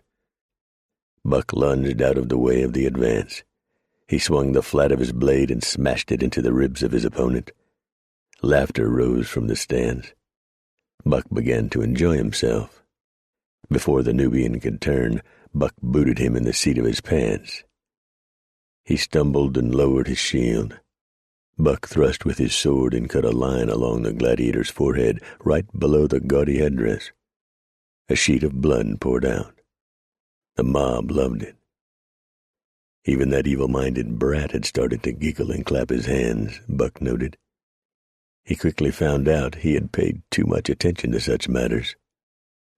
Solus had recovered himself and came at Buck driven by fury. He battered and hacked at the shield Buck carried. Buck's strength wavered momentarily, and Solus seized the advantage. Setting his feet, he slammed his own shield into Buck's face. Buck's knees buckled, and he dropped onto the left one. Blackness swam before his eyes. He shook his head in an effort to clear it while he fended off the plunging assegai. With a desperate effort, he brought his gladius around and drove it through the fire-hardened zebra-print shield. The tip sliced 3 inches into sweaty flesh. Solus grunted, gasped, and loosed a thin wail. Buck pulled back and regained his feet. Above him, all around the Colosseum, the throng went wild. They stomped their feet and pelted the sand with greasy strips of paper that had held sandwiches and popcorn. Some threw cushions they had brought along for comfort on the stone benches of the common bleachers. A gray pallor had washed over the face of Solus. He blinked back fear, sweat, and blood, and tried to focus on his opponent. Sucking in large draughts of air, Buck found Solus easily enough. His shield arm sagged. The knob-held assegai hung in an unresponsive hand. Pink froth bubbled on his pain-distorted lips. Balefully, Buck advanced on him. Deep inside, he did not want to do this. Then he remembered he was supposed to solicit a decision from the Imperator. He turned his head upward. Faustus seemed to be on the edge of ecstasy. He rapidly licked his lips and stared fixedly at the bleeding wound in the chest of Solus. At last, he re-grasped what was expected of him. Solus was a professional. Faustus spared him. 2 arena helpers escorted him out. Another gladiator took his place. The 6 men, 3 sapped and worn from their earlier battles, the other trio fresh, faced the box and saluted. "Ah, hell. We've got to go through this all over again," Buck muttered. He squared off with the others, and the attacks came immediately. 16. Through the open squares formed by the iron gate to their holding pen, Sister Amelia Witherspoon looked on. At first she viewed the grisly spectacle in horror. Then, as the mountain men and their teamster ally bested one professional gladiator after another, her perusal changed to amorous fascination with Preacher. He had to be the bravest, strongest man ever born. A shiver of delight ran through her slender body, hidden under the prim gray dress and her bonnet.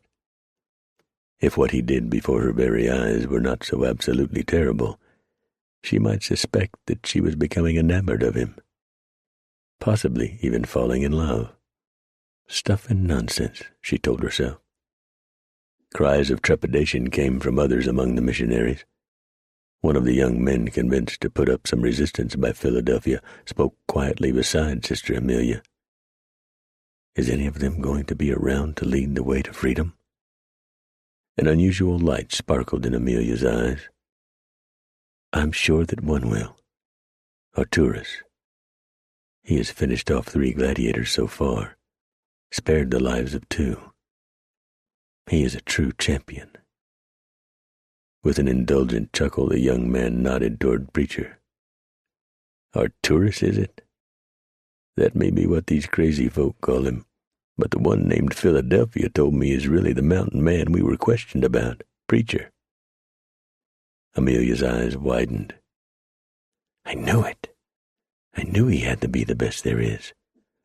Oh, Preacher, fight for us," she offered up prayerfully. Out on the sand it appeared as though Preacher had heard her appeal and responded accordingly. He swung his net, snared another gladiator, and hurtled the hapless fighter toward the deadly tines of the trident. A moment before the barbed spikes entered vulnerable flesh, a high, thin voice barked from above and behind Preacher. "Hold!" Preacher released his victim. "He has fought well," Faustus continued. "He is free to retire. You will face yet another more worthy opponent," he told Preacher. "At once." "Looks like the folks in the Imperial box have got impatient. Not gonna wait for all of us to finish our fights," Preacher thought to himself, as the gate ground open and a huge fella lumbered out.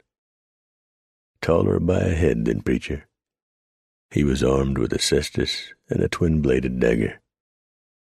He immediately went for Preacher with a roar. He swung the cestus with practiced ease, and the spectators greeted him by name. "Decius! Decius! Decius!" Like an elephant attacking a toad, he loomed over Preacher and contemptuously swept aside the net when it hissed toward him. He stepped in and engaged the trident with the dual-bladed knife, gave a mighty twist and yanked it from Preacher's grasp. Preacher tried with the net again and missed as Decius danced away. Then the muscular gladiator came at Preacher again. He bounded forward, jinked to his right, tempting another throw of the net. Preacher obliged him. The tar-stiffened knotted snare fanned out and lofted over the head of Decius. Before it could descend, Decius leaped to his left and struck a powerful blow with the cestus. Fortunately for Preacher, the punch landed askew to glance off the side of Preacher's head. One of the blades cut a ragged line in the hair above one ear. Stunned, Preacher sank to one knee. Dimly, he heard the shrill scream as Amelia cried out. Philadelphia Braddock looked up at the sound of that anguished wail. He saw Decius poised with his cestus raised above his head to deliver a fatal blow. For the moment, Philadelphia ignored his own tormentor to grasp his sword in front of the hilt and hurled it like a lance. It flashed in the afternoon sunlight as it sped to the target. Paralyzed by enormous misery, Decius emitted a faint moan as the gladius pierced his side and sliced through the soft organs in his belly. He rocked from heel to toe for a moment, and the cestus dropped without force to land on Preacher's shoulder. Shaking clear of his momentary blackout, Preacher scrambled to retrieve his trident. He stood over Decius, who feebly tried to cut the hamstring of Preacher's left leg. With a powerful thrust, Preacher drove the middle tine through his opponent's throat. He looked up with a nod and a smile for Philadelphia. "I reckon they aim to kill us for certain sure. No reason we have to play by their rules," Preacher told his friend as he abandoned his trident. Then he bent, retrieved the gladius, and tossed it back to Philadelphia. So astonished by the swift action that he failed to press his attack, the gladiator contesting Philadelphia only then broke his frozen pose. He came on strong, yet the mountain man managed to elude his darting weapon. Philadelphia gave ground slowly, eyes alert for an opening.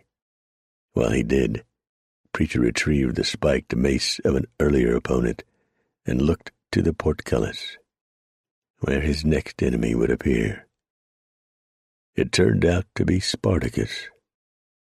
At the sight of this, Faustus bounced up and down on his chair, thrilled by the prospects. Preacher did not greet it quite so enthusiastically.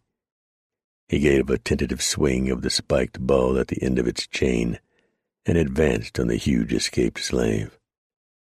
A moment later, Philadelphia got too busy to watch. With cat-like grace, the gladiator advanced on an oblique angle to Philadelphia. He prodded at him with the tip of his pilum. The slender spear had been equipped with a soft leaden collar at the base of the tip to prevent it from being withdrawn from a wound. Altogether a nasty weapon. Philadelphia gave it due respect.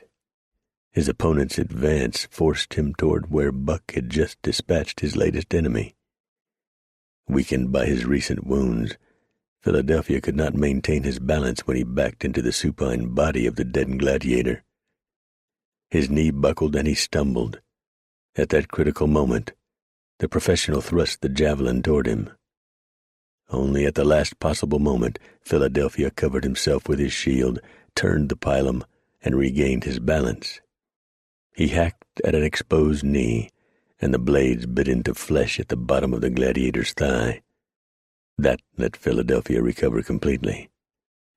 Ignoring the threat of the javelin, he pushed in on his opponent. At that moment, Philadelphia would have given anything for a good tomahawk. The short sword would have to do, he decided, at least until he could equip himself with something better. At first he made good progress, his antagonist hobbled by his wound. Then Philadelphia planted his foot in a pool of blood while attempting a thrust to the chest. His feet went out from under him, and he plopped onto the ground. Hoots and jeers rose from the onlookers. Eyes alight with renewed hope, the gladiator moved in on Philadelphia. Eager to win Spartacus as an ally rather than having to kill him, Preacher raised his left hand in a cautionary gesture. The net hung limp in his grasp. "It don't have to end here, Spartacus," he prompted. "Don't talk that talk to me, white man." Spartacus growled truculently. Preacher ignored him. "I mean it. You can get out of here, too." Spartacus would have none of it. He came at Preacher with a huge cudgel. a single long spike protruding through the side of the thick tip. It swished through the air as Preacher jumped backward. Muscles rippled under the oiled black skin as Spartacus planted another big foot on the sand and advanced again. Preacher whipped the air with his flail. The spiked ball smashed into the boss of the shield on Spartacus's left arm. It made a resounding thunderclap sound. Instead of retreating, Spartacus stepped in. The men found themselves chest to chest. The muscles in Preacher's left arm and shoulder strained to hold the powerful arm that supported the cudgel. To the onlookers, they appeared to be dancing as they shuffled their feet to find better purchase. Some began to clap rhythmically. Cries of "Fight! Fight!" rang in the tiers.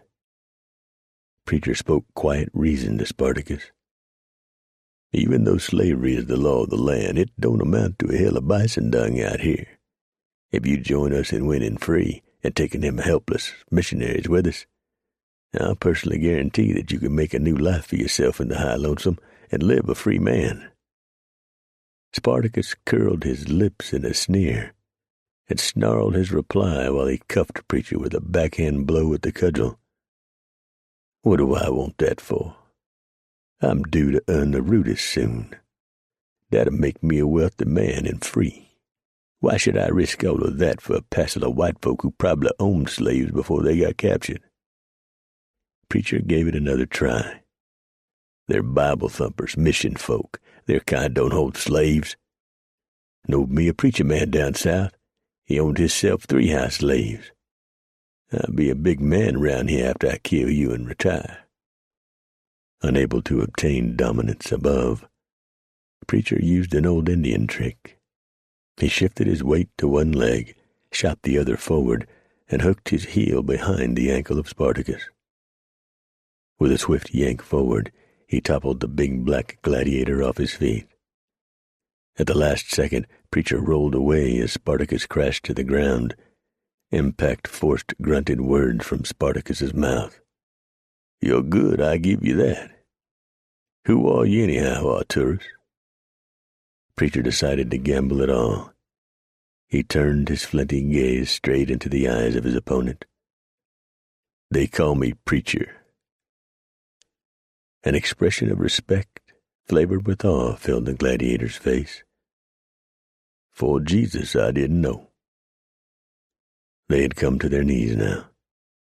The force of their impact with hard-packed sand had knocked the flail from Preacher's hand. He saw the trident only a scant foot from his grasp. Spartacus hefted the club and licked his lips. "I'll be the richest man around if I finish you," Spartacus declared. "If. I'd think on that were I you." Spartacus found that to somehow be funny. He threw back his head to laugh, and Preacher quickly unfurled his net and flung it over the kneeling man. Spartacus flung it off like a mere cobweb, though not before Preacher could snatch up his trident. Opposite him, Spartacus bounded to the soles of his high-laced sandals. Preacher seemed to react slowly, gathering his net. With the quickness that made him famous, Spartacus charged. The cudgel led the way. Preacher deflected it with the shaft of his trident and prodded at the chest of his opponent. Spartacus laughed mirthlessly and came on. Forced to give ground, Preacher brought his heel down on the haft of a dropped weapon. Instantly he stumbled and tottered off to one side. Spartacus seized the moment. "You gon' die, Preacher man." Preacher recovered himself as the deadly club swished past his left ear.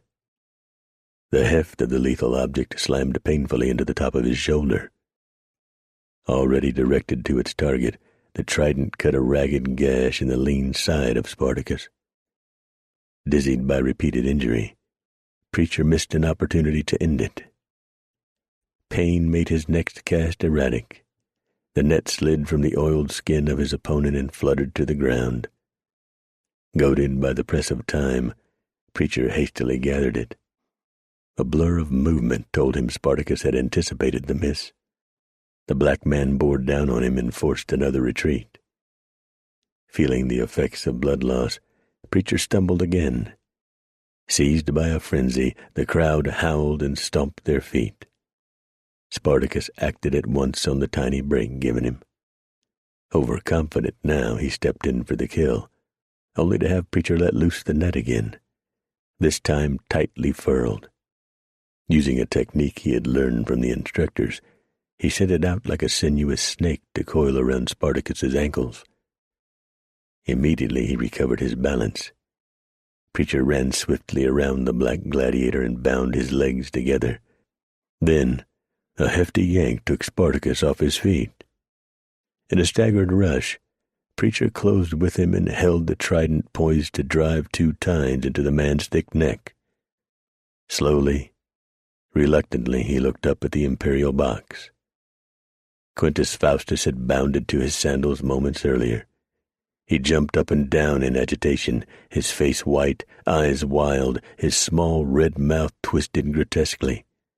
His breathing came rapidly, and he showed obvious signs of arousal. He cut his pale blue eyes to Preacher's hot gray orbs as he stuck out his arm. Slowly, almost lasciviously, he turned his thumb down. "Last chance," Preacher told Spartacus. With considerable regret and hesitancy, Spartacus nodded in the affirmative. Preacher relaxed the position of his weapon. Above him, the shrill voice of Faustus held an edge of hysteria. "Kill him! Kill him!" he wailed. Calmly, ignoring the willful child, Preacher reached down and unbound the legs of Spartacus, raised him to his feet, and disarmed him. Then he turned to the box. "He yielded," he said simply. Face clouded with tantrum warning flags, Faustus shoved out his lower lip in a spiteful pink pout. "I don't care. It's my games and my birthday, and I want to see men die." Preacher replied with calm restraint. "I will not kill a man who yields to me." White froth formed in the corners of Faustus's mouth. He dropped his wand of authority into the cushion on his chair and made small fists of his slim, long-fingered hands. His sallow face flushed scarlet as he stamped one foot like a girl. "I want him dead! Now! Now! Now!" he shrieked. To his surprise, Preacher looked on as Marcus Quintus rose from his chair and spoke into his son's ear. At the first words, the boy went rigid, and he shook with the intensity of his childish fury. The more Quintus spoke, the lower the shoulders of Faustus drooped. At last his tower of rage was reduced to a pitiful bleat. "But, father—" "Do it," his father hissed loud enough to be heard by the men on the sand. In a show of bad grace, the boy gave a reluctant nod of agreement. He picked up his wand and raised it above his head. The trumpets blared. By then, it had become unnecessary. The spectators perched on the edges of their seats in silent expectation. Faustus pointed to the surviving gladiators, one by one. "Come forward," he intoned. Preacher, Spartacus, Philadelphia, and Buck did as commanded. They were the only ones. Faustus shook with his barely suppressed outrage, and he stammered as he addressed the 4 fighting men. He again pointed at each one with the staff of office. "Since you 3 are under sentence of death for attempted escape, and you, Spartacus, have made a cowardly surrender and are already a dead man in our eyes, you shall all be thrown in with the Christians and lions. Let the games proceed." 17. Preacher faced the frightened missionaries in the large holding pen, arms folded across his chest, a gesture of strength and determination he had picked up from the Indians rather than one of weakness. He addressed them in a low, hard voice. "I am only going to say this once. The only way out of here is to fight. There will be plenty of weapons about the arena, I seen 'em putting out swords and some spears. They won't be as good a quality as what the gladiators have, but you can kill with 'em. To kill another man is to damn your soul for eternity. Phineas Abercrombie blustered.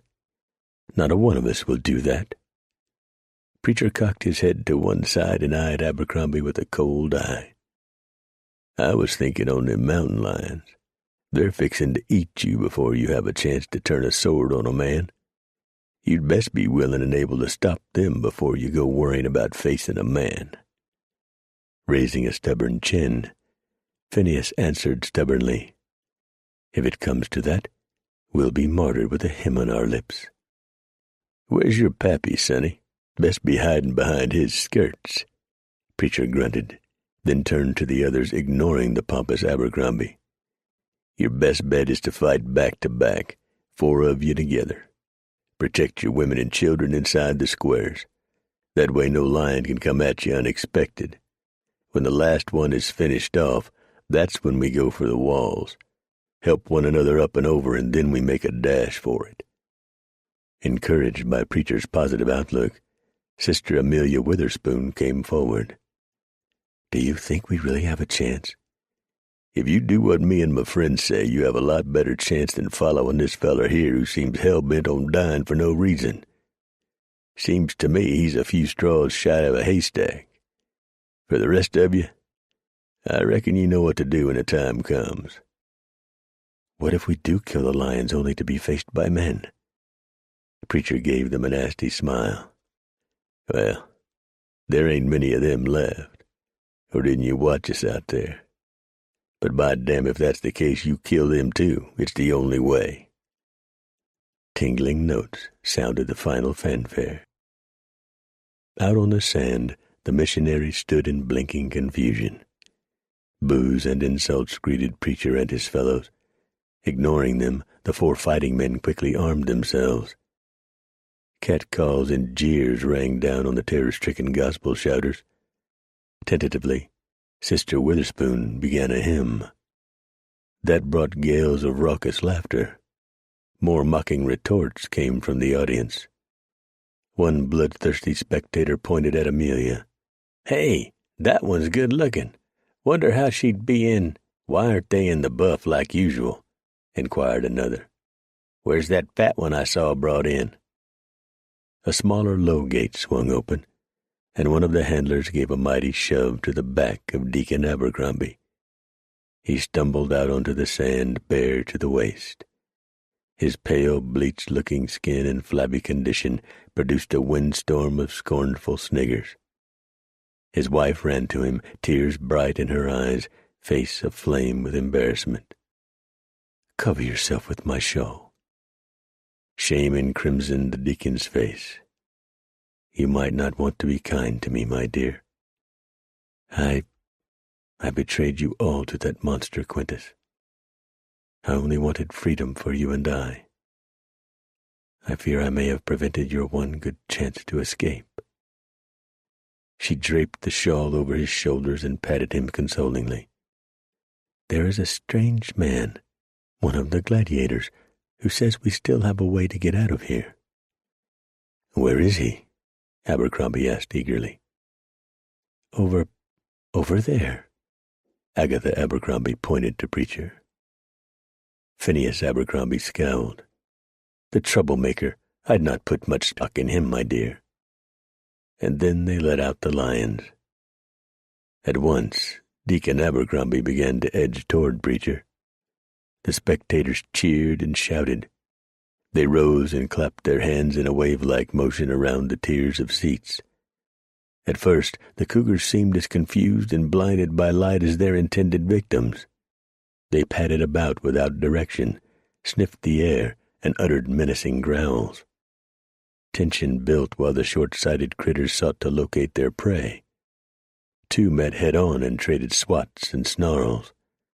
3 of the mobile church in the Wildwoods women uttered shrill screams. One big anvil-headed beast raised up from sniffing and turned baleful yellow eyes toward the sound. The women screamed all the more. One of the men broke and began to run to the far side of the arena from the deadly animals. At once the golden-orbed puma changed into a steady and liquid motion. Flawlessly he streaked through the frightened missionaries, most of whom had remained stock still. It rapidly closed the ground and launched itself at the back of the running Bible thumper. Long curved claws ripped mercilessly into tender flesh and raked along the back of the helpless man. His screams of agony set off a new explosion of yelling, stomping, and applauding among the onlookers. At once, Deacon Abercrombie's flock came to life and scrambled as one to put distance between themselves and the ravenous animals. Preacher turned with all the fluid ease of the deadly cat and hacked through its spine above the shoulders with a single blow from the gladius he held. It died at the same time as the missionary it had attacked. Instantly, Preacher turned to face another of the beasts bent upon attacking him. "Dang it!" he roared as he split open the nose of the offending puma. "Do like I said!" With Philadelphia on his right, Buck on the left, and Spartacus behind, the four fought off 3 more cougars. First 2, then 6 more of the missionaries got the idea from this efficient means of downing the snarling bundles of lightning-fast fury. They quickly armed themselves and formed defensive squares. Only Deacon Abercrombie remained alone and exposed.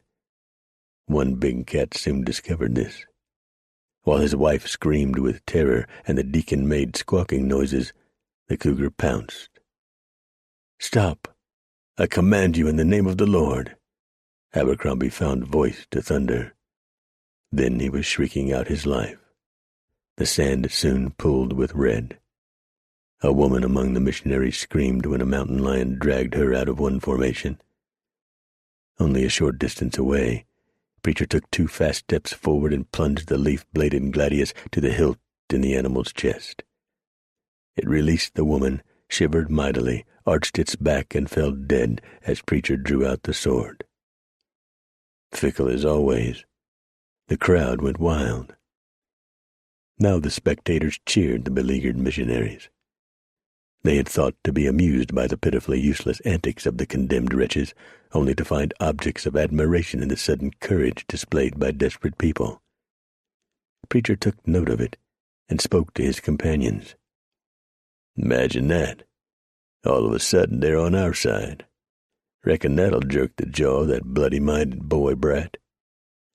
Buck answered through a grunt of effort as he split the skull of yet another cougar. He likes to see blood run right enough, but I don't think it's that of his prize cats. That one's sick in the head. You can tell by the look in his eyes. "Best save our breath for fighting," Preacher advised. "Let's get these folk on the move, form up close together in 2 lines. Less target for the cougars that way." One of the tawny creatures leaped into the air for a high attack. Preacher squatted and split open its belly with his gladius. "What good will that do?" Spartacus grumbled as he drove a pilum into the chest of a raging puma. Preacher answered quickly. "We can move around the sand like the hands on a clock. Finish off what's left in no time." At the shouted urges of the mountain men, the desperate missionaries began to form into 2 lines, back to back. Over his shoulder, Preacher called to those behind him. "Can you walk backwards and still fight them critters?" When they assured him they could, he issued a loud, if imprecise, command. "Then let's get to it." The crowd howled in glee as the enraged cougars died one at a time. When only a single pair remained, those on the sand could not hear a word said by anyone beside them. All around them, the last of the big cats could smell the odor of their dead companions. Fangs dripping the foam of their fury, they flung themselves at the wall of human flesh that inexorably forced them to move. A scream emboldened them as an inexperienced missionary went down, his chest and belly clawed open. The cougar that had felled him did not get to savor its victory. Even before the line had formed, Amelia Witherspoon had taken up a pilum and had speared one of the cats. Now she sank the javelin into the side of the blood-slobbering beast that had disemboweled Brother Fraser. The creature screamed like a woman, arched its back, and lashed out uselessly with weakened paws. Amelia hung on to the shaft and felt the power of the animal vibrate through her arms.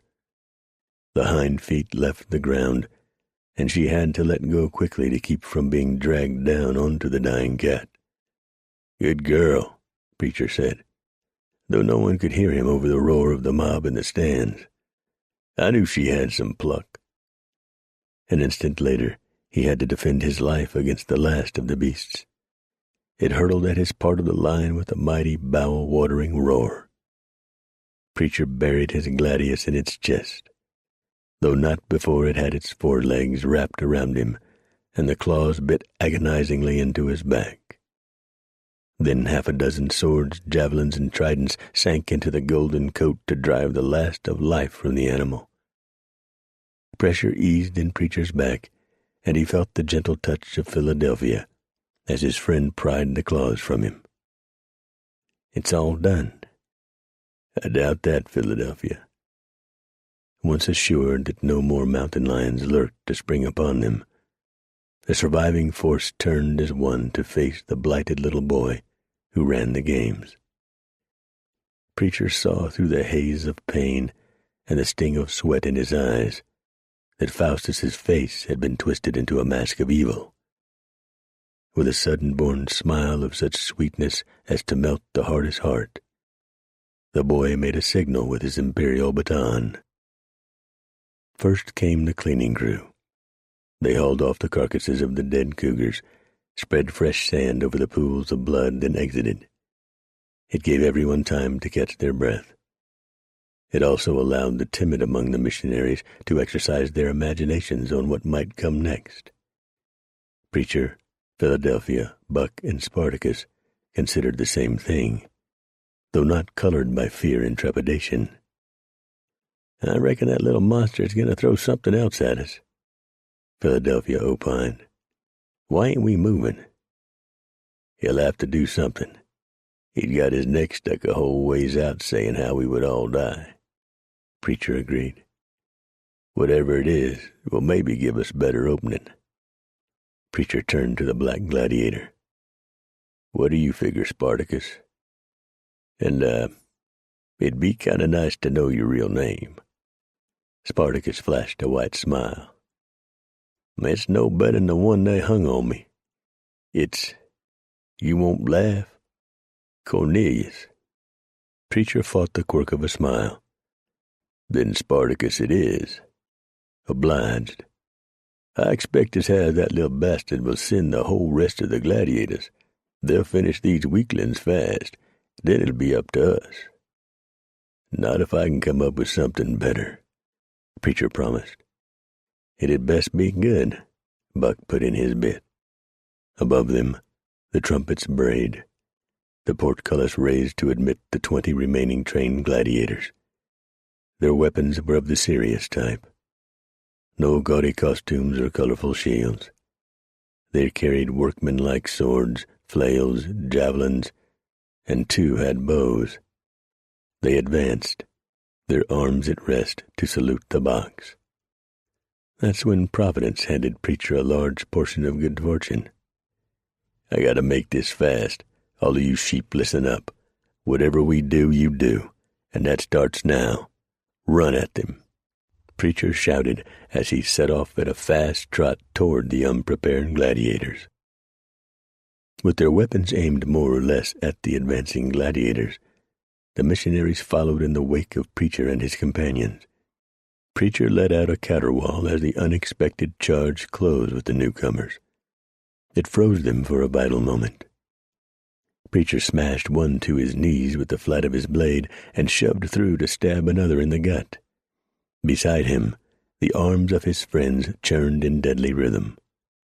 Philadelphia drove a pilum into the gut of a burly gladiator who had leaped aside to swing his spiked ball at Preacher. When the tip entered his flesh, he dropped his weapon and doubled over on the shaft of the spear. He clutched it with trembling fingers as he sank to his knees. Philadelphia left the pilum in his victim, snatched up the flail, and shoved on into the melee of struggling gladiators. The audience lost their minds while the four courageous fighters hacked and slashed their way through the ranks and came out on the other side. At once, Preacher led the way to the gate, which had not as yet begun to close. He darted under the pointed ends of the portcullis and downed a guard with a sword thrust. Beside him, Buck Sears killed the guard at the windlass that controlled the wooden-framed iron barrier and quickly grabbed hold to secure it. Behind him came Philadelphia and Spartacus. They made short work of the three astonished handlers who stood gawking at the furious battle. Then they turned back to hold the opening for the missionaries. Hewing like gleaners in a wheat field, the mobile church and the Wildwoods members smashed through the ranks of gladiators. They streamed by ones and twos toward the open gateway. Preacher noticed that the handsome young woman with the spear fought with the ferocity of the men. While he registered this, she poked the iron tip of the pilum into the eye of a huge man with a long sword. He fell screaming. The iron-slat gate held motionless while they dashed under its pointed ends. When the last one cleared the barrier, Buck let go. It crashed down with a resounding roar. Buck quickly slashed the rope that supported it. Led by Preacher and Philadelphia, the missionaries rushed down the stone corridor into the bowels of the Colosseum. Amelia Witherspoon had dropped her pilum and clung to Preacher all the way. "Where are we going?" she panted in question. Preacher nodded to the tunnel entrance. "To the home of the Master of Games." "But why? Isn't that dangerous?" "Not so much as not doing it. For one thing, I'm not leaving here without my horses and my shooting gear. I've got me a pair of Walker colts I've grown right fond of." "Walkers? I've not heard of that breed before." "They ain't my horses, missy. They shooting irons." Oh, she squeaked. Preacher chuckled. Then he thought he had better explain it to these featherheads so they'd know. He slowed his pace, halted them midway in the tunnel, and spoke in a low, earnest voice that still echoed off the walls. "Listen up, folks. This ain't over yet. We're going to the storehouse at the games master's house. You can get better weapons and you'll need them, and horses to make a quick getaway." "You mean there'll be more fighting?" Agatha Abercrombie asked in a trembling voice. "Sure skunk stink, ma'am. There's the better part of 2 legions out there." "Oh, dear, dear, maybe we should not have done this," she wailed. "You could have always gotten it up by the lions like your husband," Preacher told her coldly. "You cruel, cruel man," she chastised. "I'm cruel? What about that devil-spawned brat who ordered all that? I got no more time for you. Keep moving, folks." Entering the storeroom at the house of Justinius Bulbus from the gladiator school proved easier than the frontal approach. The 2 guards at the far end of the tunnel had gone down like one man when Preacher and Spartacus unexpectedly appeared. With them out of the way, Preacher had called upon the great strength of Spartacus to help him breach the iron gate. It gave with a noisy screech, and the refugee missionaries stumbled through. Being empty, the school had an eerie quality to it. Buck Sears led the way to the passageway that issued into Bulbus's residence.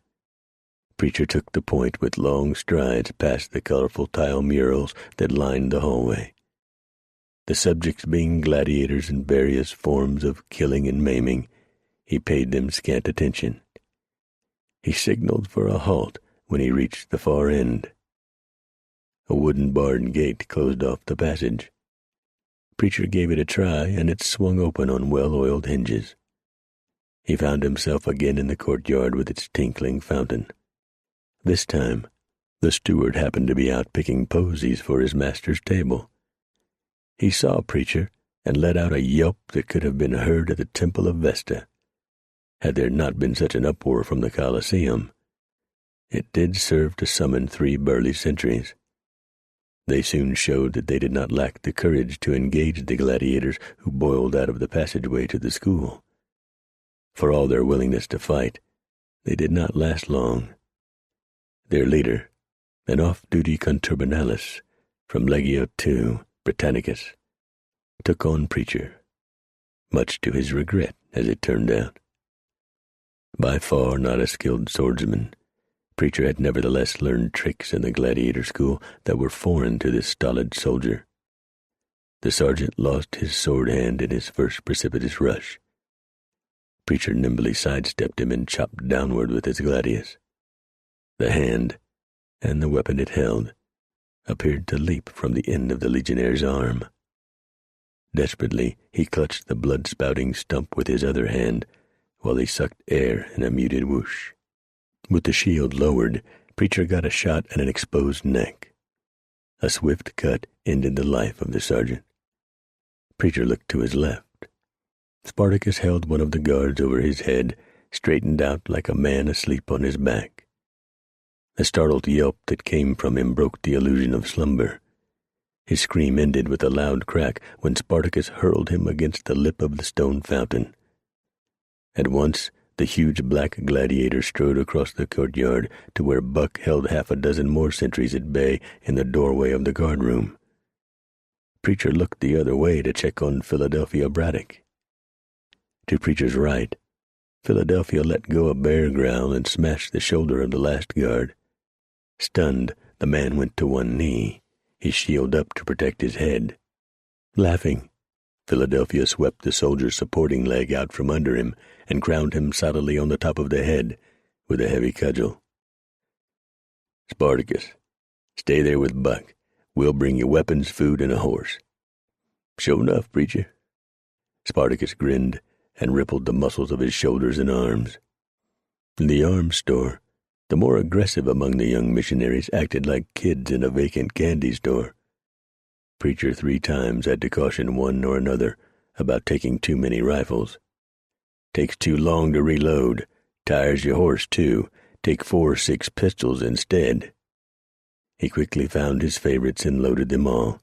He turned to the suddenly belligerent pilgrims and instructed, "Load up everyone you take. We'll be needing them to get out of this place."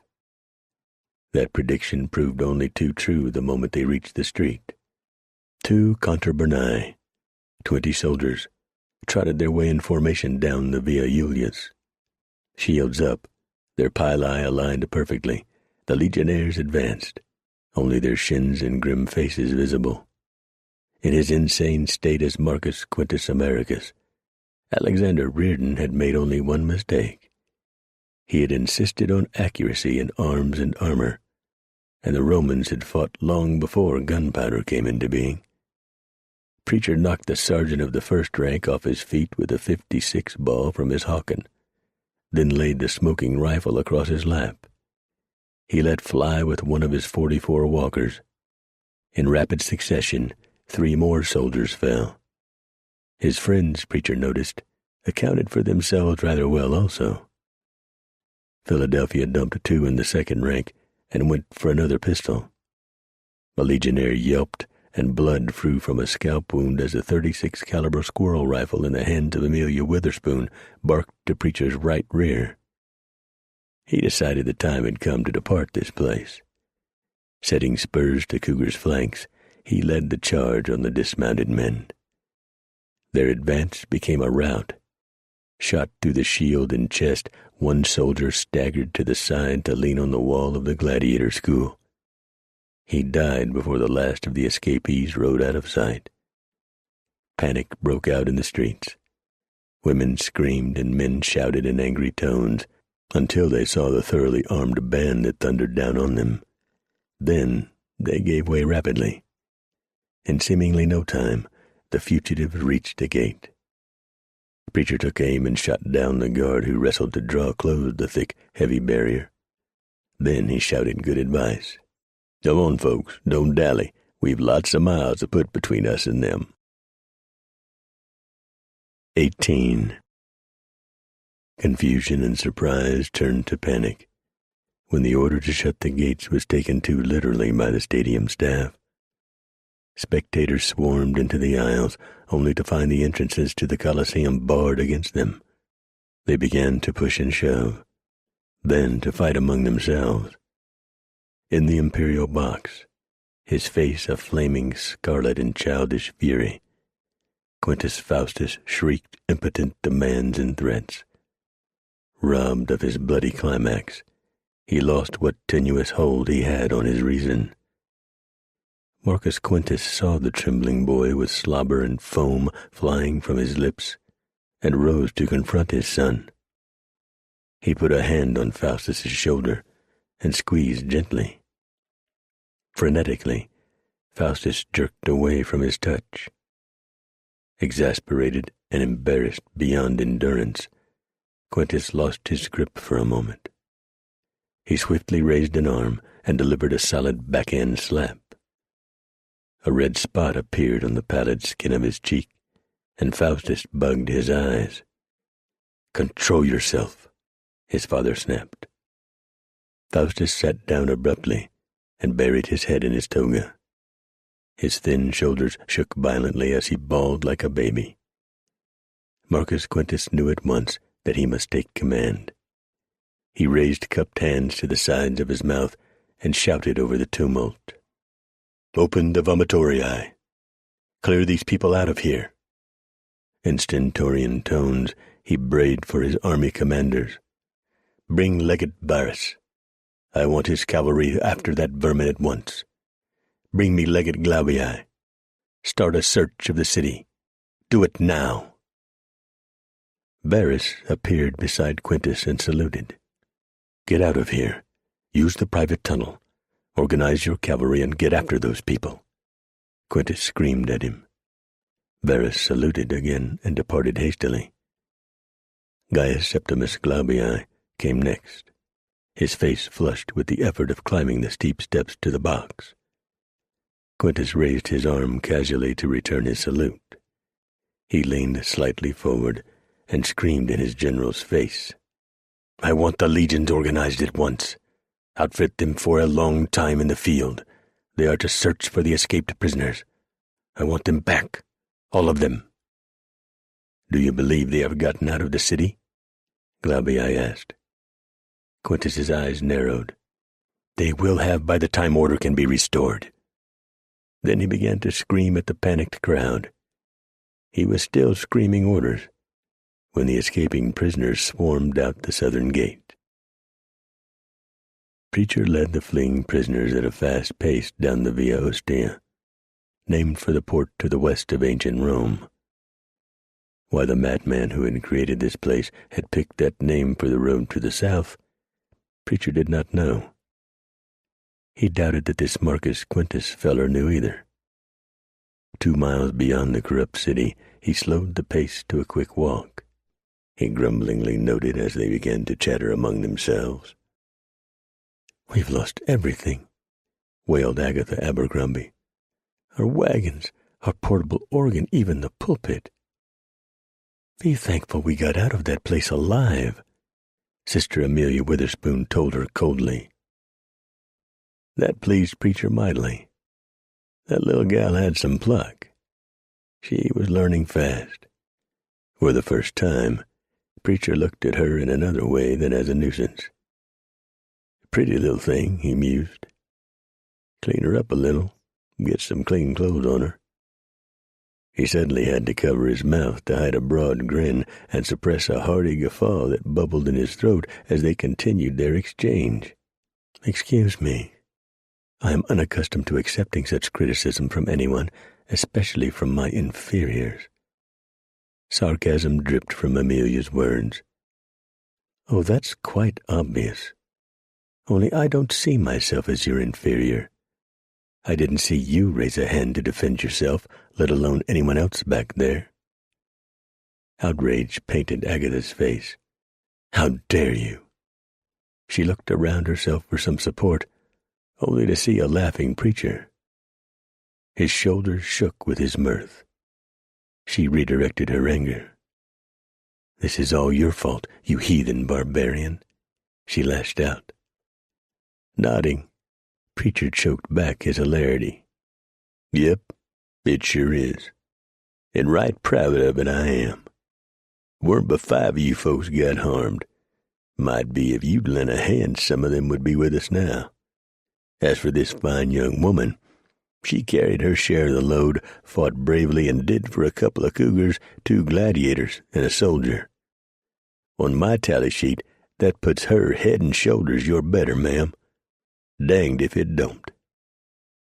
Preacher's eyes widened, and he screwed up his mouth as though to spit out a wad of chew tobacco. "By damn, there I go speechifying like a politician. I'd best put a lid on my word bucket." He held his peace until the cavalcade crested the saddle notch and halted on the far side. By then, he had worked out what needed to be done. He called them together in the shade of a tall old pine that soughed softly in a fresh breeze. "Everybody rest some, drink a little water, and eat something." Then Preacher began enlightening them on something that had been bothering him for a long while. "The way I see it, our best chance lies with splitting up. That way it thins out them that comes after us. Now, there's something we need to decide on. I declare that place is the foulest nest of snakes I've ever run across. Ain't going to change much from what I guess. So this nasty business has to be ended right and proper. To do that, we have to have help." He pointed to Philadelphia and Buck. "I want you to set off to find any old woolly-eared fellows that's nesting out there somewhere. Philadelphia, you take the west trails, Buck, you head east. I'll cut down to the southwest, find Bold Pony and his Arapahoes. A couple of those prisoners who died at the hands of Quintus's gladiators were from his band, I learned. That gives him a stake in fixing this tainted meat. Spartacus, you done good to join us. I want you to stick with these pilgrims. Teach them more about how to fight for when the time comes they need to. Take the big trail south to Trout Creek Pass. It's well marked. We'll all rendezvous there and lay plans." "Preacher, how do I get any of these mountain men to join us?" Buck asked. "You tell 'em you're asking in my name, and I'll send along a note to that effect. Most of these boys can make out riding good enough, and those that can't do know my name and my ghost wolf sign." I want to stay with you, Preacher." Amelia Witherspoon spoke up. "Why, the brazenness of that," Agatha Abercrombie began, to be cut off by a hard look from Preacher. He shook his head as he spoke to Amelia. "No, it'll be too dangerous." Undeterred by this logic, she continued to press her issue. What could be more dangerous than what we just faced? To his surprise, Preacher did not have any quick reply for that. He mulled it over a moment. "I can't answer that, Missy. Danged if you don't argue like one of them Philadelphia lawyers." He shot a glance at his fellow mountain man. "No offense, old friend, but the answer is the same, Miss Amelia.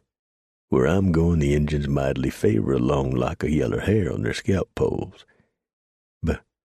But you're friends with them. I've heard Philadelphia say so." Preacher smiled to soften his demeanor. "We're friends when they're in the mood for it. Otherwise, they'd lift my hair, too. This time I've got a reason for them to keep right cordial. It wouldn't do, though, to provoke them before I get out my message." Preacher turned to the rest of them, the subject closed for his part. "So, we'll all rendezvous at the trading post. I'll bring in the Arapaho last to prevent a panic." Preacher took a narrow trail to the southwest when he departed from the others. Leading his pack-horse, he made much better time than Spartacus and the missionaries. He was far out on the great Divide Basin when sundown caught up with him. He made a hasty cold camp and settled in for the night.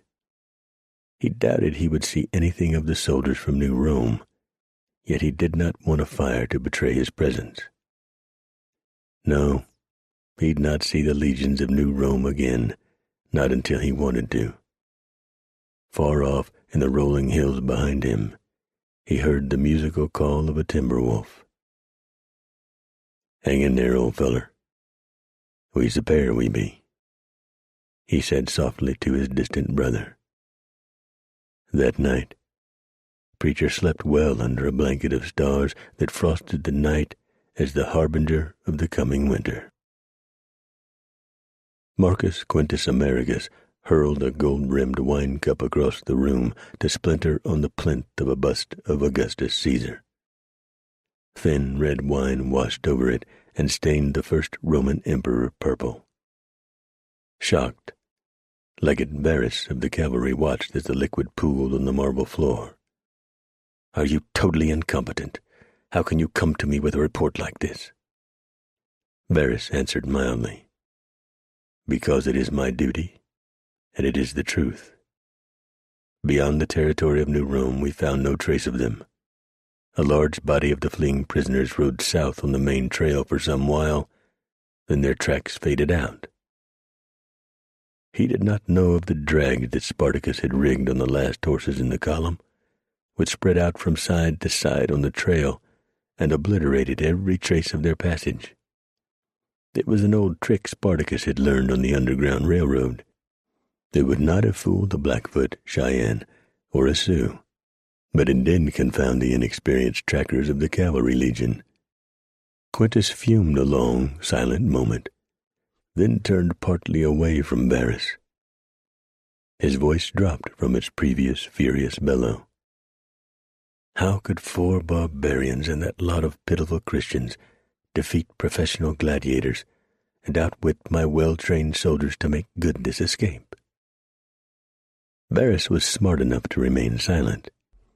His first sword centurion stood rigidly at his side, helmet tucked under one arm like his commander.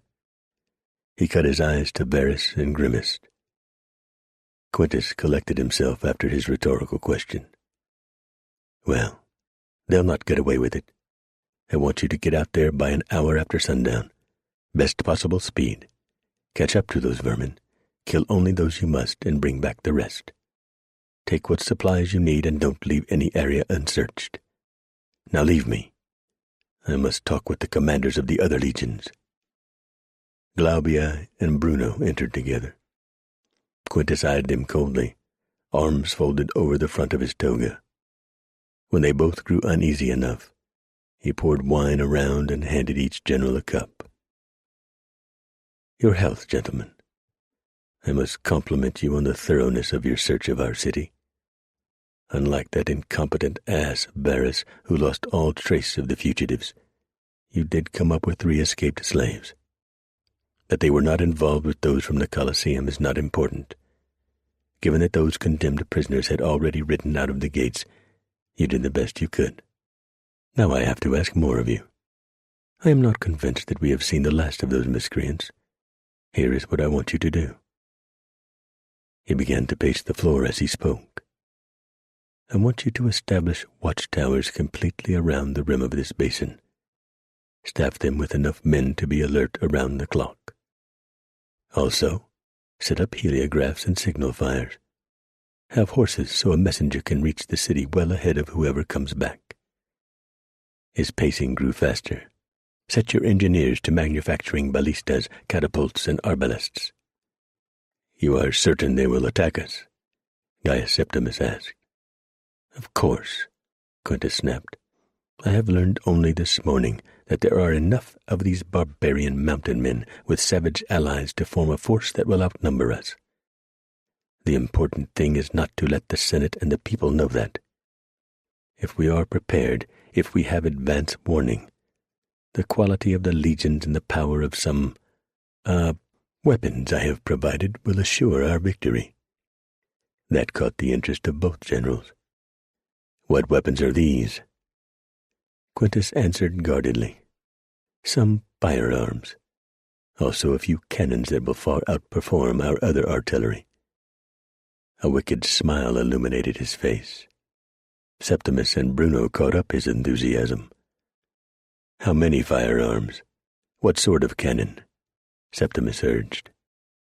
Thinking on it, Quintus answered evasively. "Enough to tip the scale." Bruno wasn't buying into it. "And when do we train men to use them?" Quintus surprised him with his answer. "We start this afternoon. Now, get out of here, get orders published for what is needed, and get to work." Buck Sears had traveled the trails of Texas, driven teams on the Santa Fe Trail, and most recently had rented his talents to those seeking to take goods overland to the Northwest Territory. It made him fairly savvy about movement where Indians were a factor, and how to repair wagons when the nearest wheelwright or coach shop lay 500 miles behind. It had not taught him how to find mountain men when sent to round up any who remained in the range of the Rocky Mountains. In fact, it was they who found him, more or less. "You there, stumbling around in the bush," a voice called out as Buck floundered around in an attempt to find the trail he had been following, which had abruptly disappeared a quarter of an hour earlier. The unknown voice called again. "If you be friendly, sing out and let us know who you might be." "Hello. The name's Sears. Buck Sears. I'm a freight wagon teamster." A low chuckle answered Buck, then words made soft by amusement. "You're sure in hell a long ways from any wagon route. Come on in, set a spell, and have some coffee." That completely amazed Buck. You've got a camp out here?" "Sure enough do. Head yourself due north and you'll run into it." Buck blundered through the brush, leading his mount until he came to a small clearing surrounded by ash and juniper trees.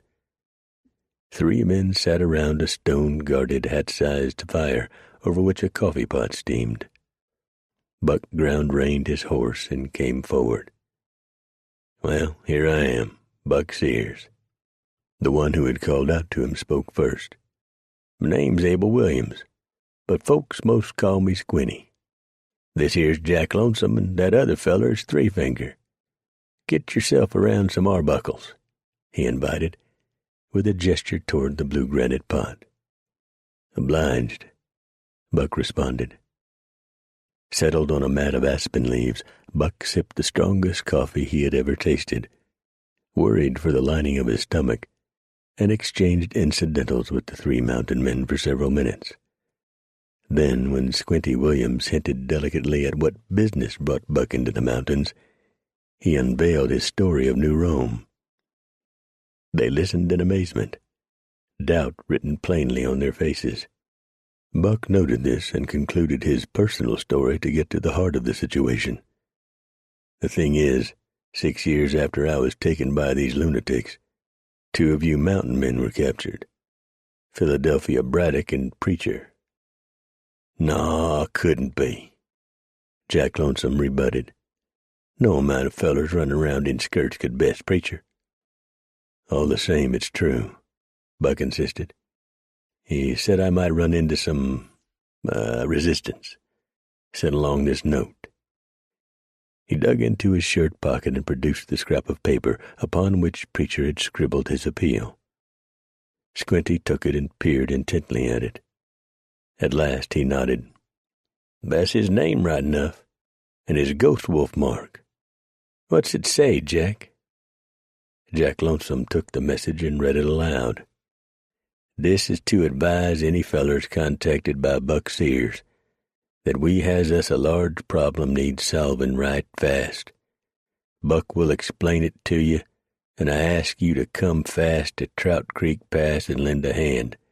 Yours for old times, Preacher." Squinty cocked his head to one side. "Well, I'll be damned. You got our help, Buck. Tell us about this place again, then we'll make use of the rest of this day getting out of here." Buck related the final days in New Rome and what Preacher and Philadelphia were up to at the moment. All 3 mountain men thought on it. Then Squinty came to his boots. "We know where 6 of our friends are fixing to hang out for the winter. We'll go get them and then head for this rendezvous with Preacher. I ain't never seen a man in a skirt before, but I reckon we can sure put the fear of God in a bunch of 'em." On his 4th day away from New Rome, Philadelphia Braddock ambled into a camp in the Medicine Bow Range occupied by Blue Nose Herkimer. There he also found Four Eyes Finney, a wild Irish brawler turned mountain man, Carl Bloody Hand Kruger, Nate Youngblood, and, surprisingly to him, Frenchy Dupree. After a few bear hugs, some foot stomping, and a lot of genial cussing, Philadelphia filled them in on what had been happening in the Ferris range. Bloody Hand Kruger did not believe it. "Verscheist. That's all it is, horseshit. I was through there back a ways, and I never saw anything like that." "How long ago was that, Carl?" Philadelphia asked, using the German mountain man's given name because he knew Bloody Hand did not like it. Bloody Hand thought on it a moment. 10, maybe 12 years ago. "A lot can happen in that time, and it surely did. That's about the time this crazy feller, calls himself Marcus Quintus Americus, came out here. Boys, I've been there, saw the buildings, took baths in a fancy building, and fought for my life in a place where folks come and watch you die for the fun of it. The preacher was there with me, like I said. Now, fellers, what'll it be? Are you going to join us in doing away with this place of corruption or not?" An old dear friend of Preacher, Frenchy Dupree, rose and dusted off the seat of his trousers. "I am ready, mon ami. These people sound to be très evil. If Preacher needs our help, I say we give it to him." "You can count on me," Nate Youngblood agreed. "I'm with you, Philadelphia," Blue Nose Herkimer added. Four Eyes Finney tugged at a thick forelock of sandy hair. "Sure, and it sounds like a fine Donnybrook. Count me in." Although the Kraut mountain man had a long list of grievances against Preacher, Carl Kruger sighed heavily and nodded in acceptance. "I'll go. What the hell? Preacher is one of us, and no fancy Roman is going to put down a mountain man." Philadelphia could not hide his happy smile. "By jing, that shines. You can all head out at first light. It's a ways to Trout Creek Pass. I'm leaving now to see if I can scare up some other fellers." 19. Preacher found Bold Pony and his band settled down in their winter camp in a tidy little valley.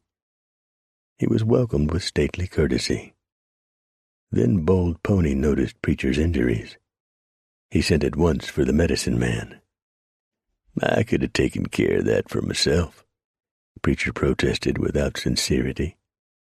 The poultices the shaman put on his cuts and bruises felt cool and soothing, and the Arapaho medicine man could get to the claw marks on his back better than he had been able to. "Not while you are in my camp, friend," Bold Pony responded. "You will speak of how you received these injuries at the council fire tonight?" "Yes. I sort of hunted you down for that exact reason. There's some mighty bad people out there that need a lesson taught them. We eat first, and drink coffee." After filling himself with elk stew, Preacher sat back and belched loudly, rubbed his belly to show how much he had enjoyed it, and allowed as how he was ready to talk to the council. They gathered around a modest fire in the center of the village. Bold Pony spoke first, as was his right, then formally introduced the man well known to them. Preacher rose and addressed the council while Bold Pony translated. He told them of New Rome and what had happened there. "Until some dozen years ago, only the Crows and the Blackfeet roamed through the Ferris Range," he began. He went on to describe the city that had grown there, of the cruelty of the people who lived in it. When he came to the games, Bold Pony used the Arapaho words for savage and barbarian. That amused Preacher. Although he knew the Arapaho tongue well enough to pass the time of day, Preacher wanted to be sure the whole sordid story of New Rome came across clearly. It appeared to him that Bold Pony was doing that right enough. Angry mutters rose when he described the Arapaho warriors who had been enslaved and killed, and added, "We sang their death songs after the gladiators finished with them." He concluded his account with the escape and an appeal for help in destroying this menace. Buffalo Whip, an aged former peace chief, rose to speak against the Arapaho involvement. "We do not know these people. They have done us no harm. Those men you told about are not of this band. It is not for us to avenge them. It is not wise to take the war trail against people who do not have anger toward us." He rambled on a while, then repeated the admonition to avoid war. The preacher rose again. "Thing is, they've got anger toward everyone. They call us barbarians and you folks too. A feller who had been there 6 years told me they plan on fighting everyone out here, and he tells the truth." Another older councilman stood to argue against joining in Preacher's fight. A third followed him. Preacher considered that it wasn't going well. Then came the turn of some of the younger men. Yellowhawk took his place in front of the assembly. "There are too many white men out here now. Most are like our friend Preacher. These men have bad hearts. They hurt women and children. I say we fight them." Badgertail agreed. Buffalo Whip spoke again. 2 more of the fiery youthful warriors responded, urging that a war party be organized. The debate raged on into the night. The fire burned low, and young boys, apprentice warriors, built it up again. At last Bold Pony put a hand on Preacher's shoulder. "You might as well take some sleep, old friend," he advised. "This will take a while." Preacher nodded and came to his boots. Stifling a yawn, he ankled off to the lodge where he would spend the night. Birds twittered in the trees outside the Arapaho camp while the eastern sky turned pink. Preacher emerged from a buffalo hide lodge as the velvet dome above magically turned blue overhead. He wore a huge, relaxed smile on his leathery face. He tucked his buckskin hunting shirt into the top of his trousers and paused. He turned back to wave a sappy goodbye to the occupant, one thoughtfully provided by Bold Pony, and received a very feminine giggle in reply. After his morning needs had been taken care of, he sat down with Bold Pony to a bowl of mush that sported shreds of squirrel meat. They ate contentedly. Then Bold Pony nodded toward the center of camp, where the debaters had already begun to assemble. "You must have other visits to make, Ghost Wolf. You may as well tend to them now. This will be a long time deciding. Go to the trading post and wait for us. We will be along if we are coming within 2 days." In New Rome, preparations for war went on at a fevered pace. The 2 bold legions, actually, their strength compared more realistically with 2 understrength platoons, conducted mock battles on the field of Mars. The Campus Martius swarmed with armed and armored troops, their faces grim and set in concentration. Centurions raised their swords in signal, and the sergeants of the Contuberni bellowed the command to lock shields and prepare to form the tortoise. The centurions lowered their weapons rapidly. "Form! Up!" the leather-lunged sergeants commanded. At once the soldiers in the middle of the squares raised their shields overhead, shielding themselves and the outer 2 ranks as well. Each pilum pointed outward, a hedgehog of defense. A shower of blunted arrows moaned hauntingly to the top of their arcs and descended on the shields. They clattered noisily as the brass-bossed hardened hides shed them. At another command, the 10 squads disengaged their shields and faced the same direction. "Forward at the quick time," came the order. At once the soldiers stepped off at a rapid pace, their javelins slanted forward. 20 paces along the base course, the commands came again. With more assurance, the formation evolved into the famous tortoise. Standing in his white chariot, its basket supports set off in gold, Marcus Quintus Americus looked on with satisfaction. His heart thundered with excitement. Elsewhere, those men who had proven to be passable marksmen drilled with the rifles. What a shock that would be when those mountain rabble returned. Gaius Septimus rode up on a white charger. The stallion snorted at the scent of its fellows drawing the chariot. Wet droplets of slobber stained the sleeve of the military tunic worn by Marcus Quintus. A couple more run-throughs and my legion will be ready for a cavalry charge. Excellent. They are learning faster than I expected, and I'm pleased. Here's the bad news. Some of your spies have ferreted out the information that the condemned man, Arturus, was in fact Preacher. Color flared on Quintus's face.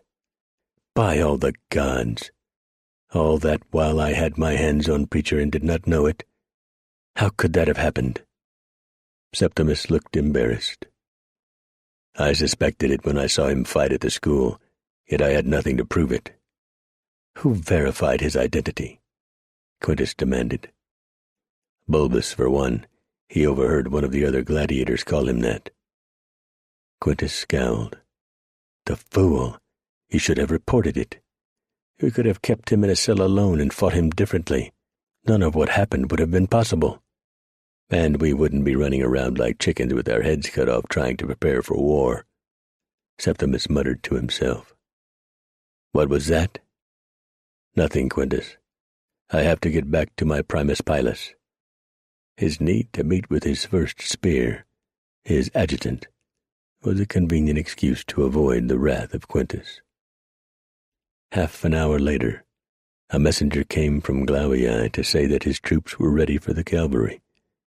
He sent the man on to another part of the field of Mars where the mounted troops had been practicing. With whoops of glee, they whirled into attack formation and rumbled across the turf toward the defensive squares of the 13th Legion. A shower of javelins hurtled toward them. Quickly, the spear carriers resupplied the hurlers, and the squares bristled like aroused porcupines. By design, the spears landed short, albeit not too short. Marcus Quintus was tickled pink. Not a waver, not a man broke formation. Those Celtic fools called the Plains Barbarian the finest light cavalry in the world. Let them come up against the tactics of the legions and see what happens to them. The cavalry whirled and made another approach. Again the rain of javelins broke their charge. Suddenly, the tortoises broke apart and the legionnaires counterattacked, the keen edges of their gladii striking blue-white ribbons from the autumn sun. They descended on the stalled cavalry and began to break into man-to-man duels. Dust became a blinding curtain from which only sparks from upraised swords could be seen.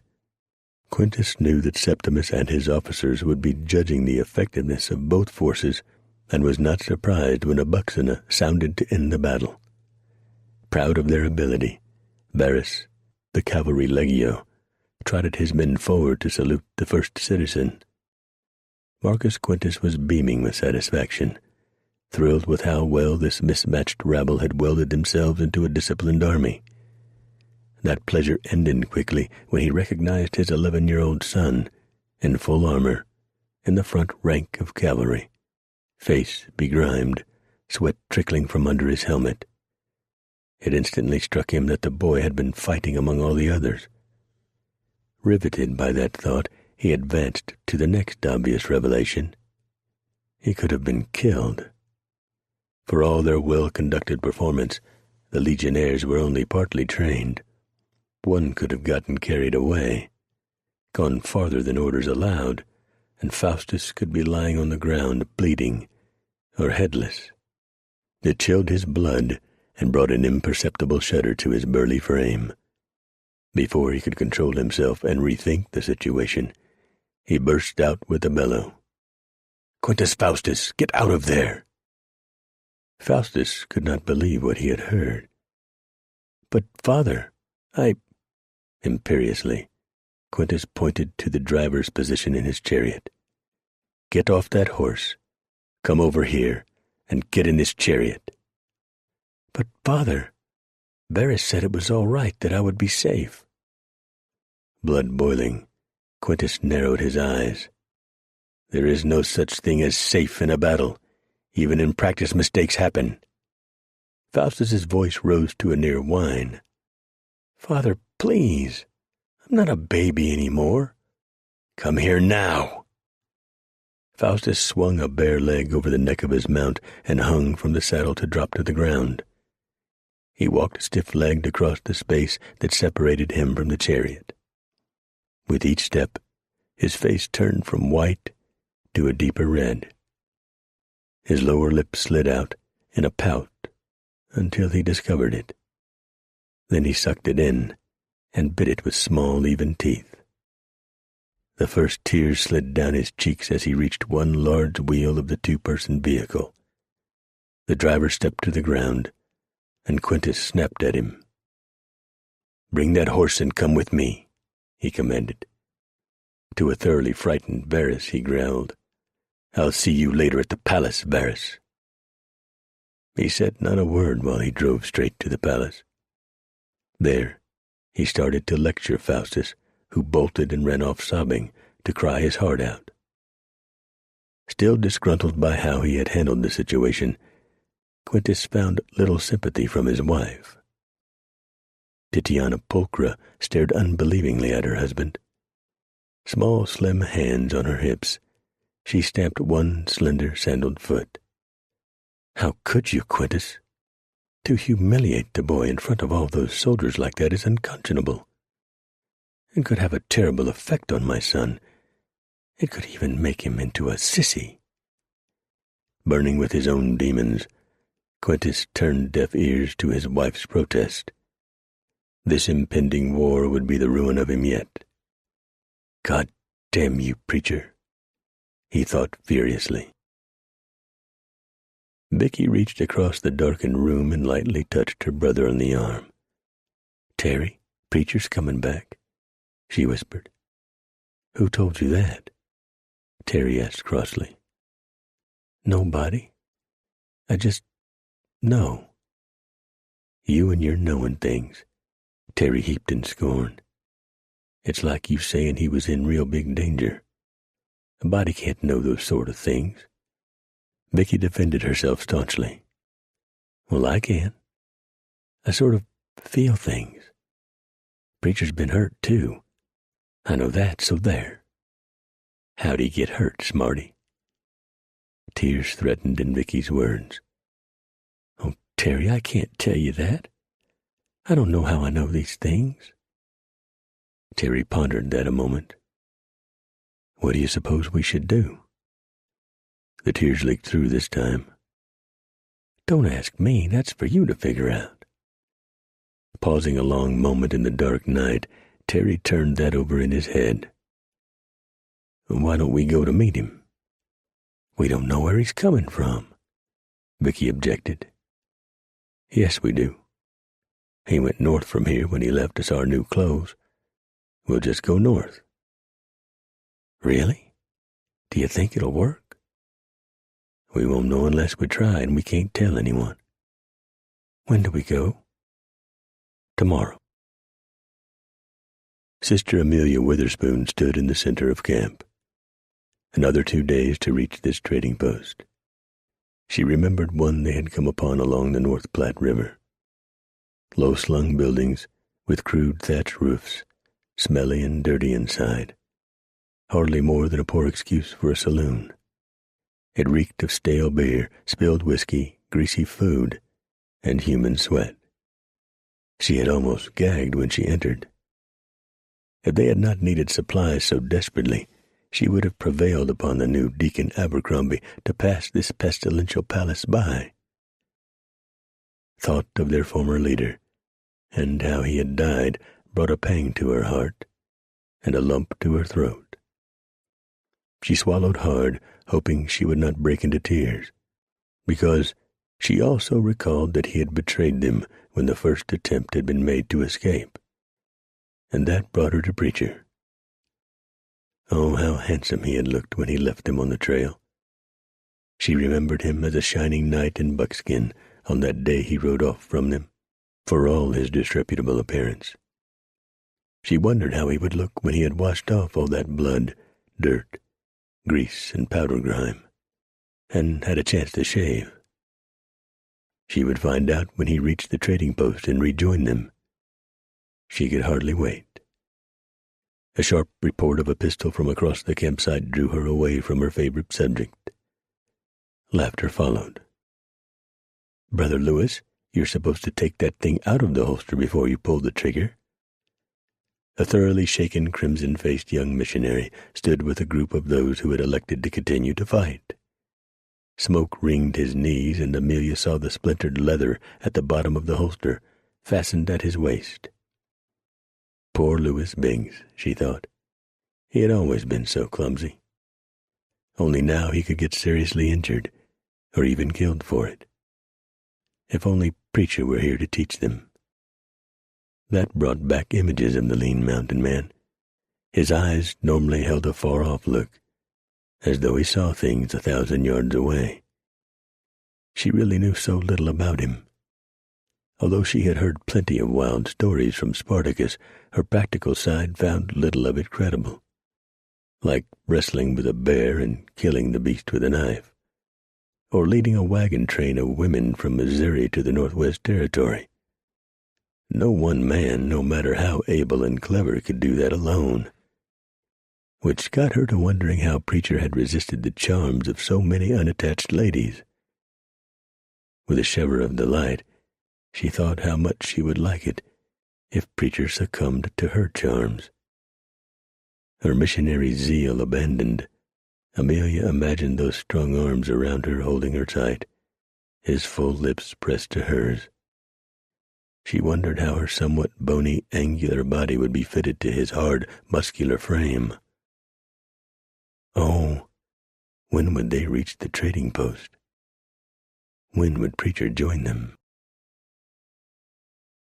20.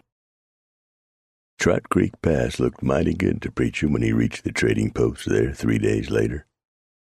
One-Eye Avery Tooks spotted him first and let out a whoop. That brought his partner Bart Weller, Bloody Hand Kruger, Squinty Williams, Blue Nose Herkimer, and Frenchy Dupree. The others were out hunting game for the table. The back slaps, shoulder punches, elbow rib gouges, to say nothing of the general jumping up and down and stomping the ground, went on for a good 15 minutes.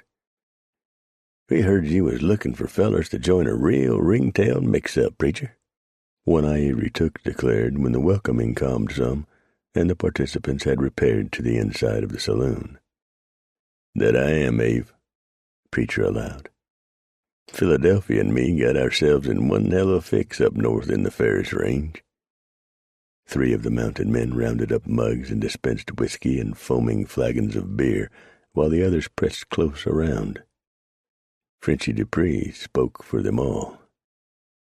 "We learned some of it from Philadelphia, Preacher, but we would like to hear it from you."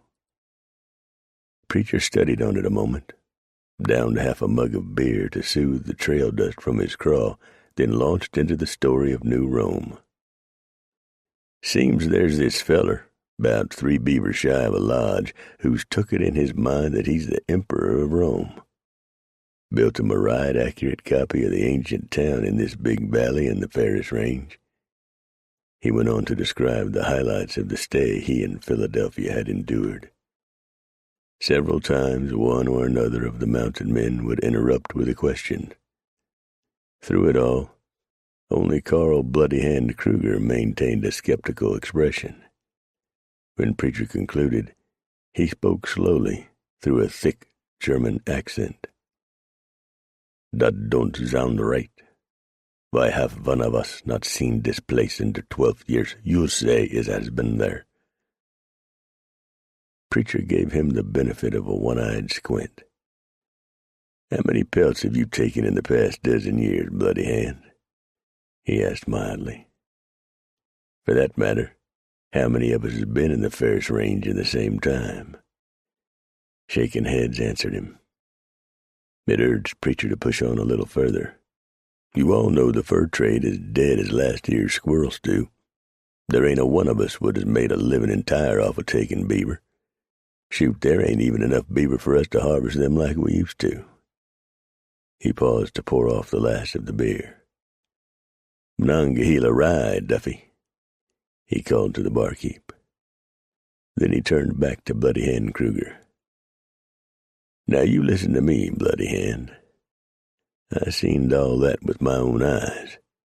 So'd Philadelphia and that young prentice Buck Sears. And that reminds me, if Buck ain't got him a handle hung on him already, I reckon they call him Long Spear. That brought hoots of laughter. Blue Nose Herkimer asked through his chortles, "Is that for what I think it is, preacher?" Preacher pulled a face of mock disappointment in his fellow men. "No, it ain't. It's because he done some fierce fighting with one of them pilum things the Roman soldiers use in their army." He downed a respectable swallow of whiskey, smacked his lips, and continued. "Buck ain't near as good as some of us, but he's got sand, and he carries his own weight and then some. He learns quick, and we need every gun we can get for this fight with the crazy Romans. Why would anyone lift that way?" Kruger pressed, disbelief plain in his small pig eyes. Preacher cocked his head to one side, sipped more rye. "You know, that's a question I asked myself a good many times. Don't seem that anyone at all, with any brains worth counting, would put up with the loco things this feller calls himself Marcus Quintus Americus expects of 'em. They dress in these outlandish clothes, all robes and nightshirt-looking things, and wear sandals, too, like them brown-robed friars come through the Big Empty back in '31, weren't it? Why, their soldiers even wear skirts. That proved too much for Bloody Hand Kruger. I told Philadelphia that this was horseshit, und that's what it is. Verscheist. No soldiers wear skirts." Preacher's dark gray eyes turned to flint. "You calling me a liar, Bloody Hand?" Kruger, who had already decided it was a good time to take Preacher to task, barked a single word. "Jawohl."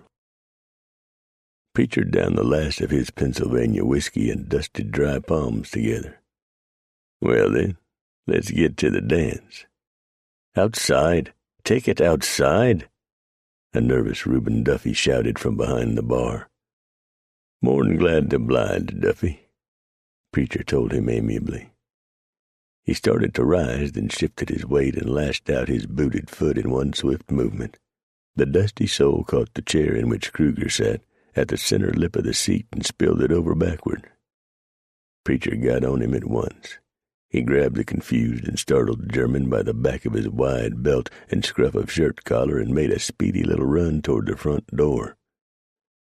Kruger dangled in Preacher's powerful arms, feet clear of the floor. With appropriate violence, the bat wings flew outward when Kruger's head collided with them. Preacher took quick aim and hurled his human cargo into the street. The crouched mountain man landed in a puddle of mud and horse droppings at the tie rail.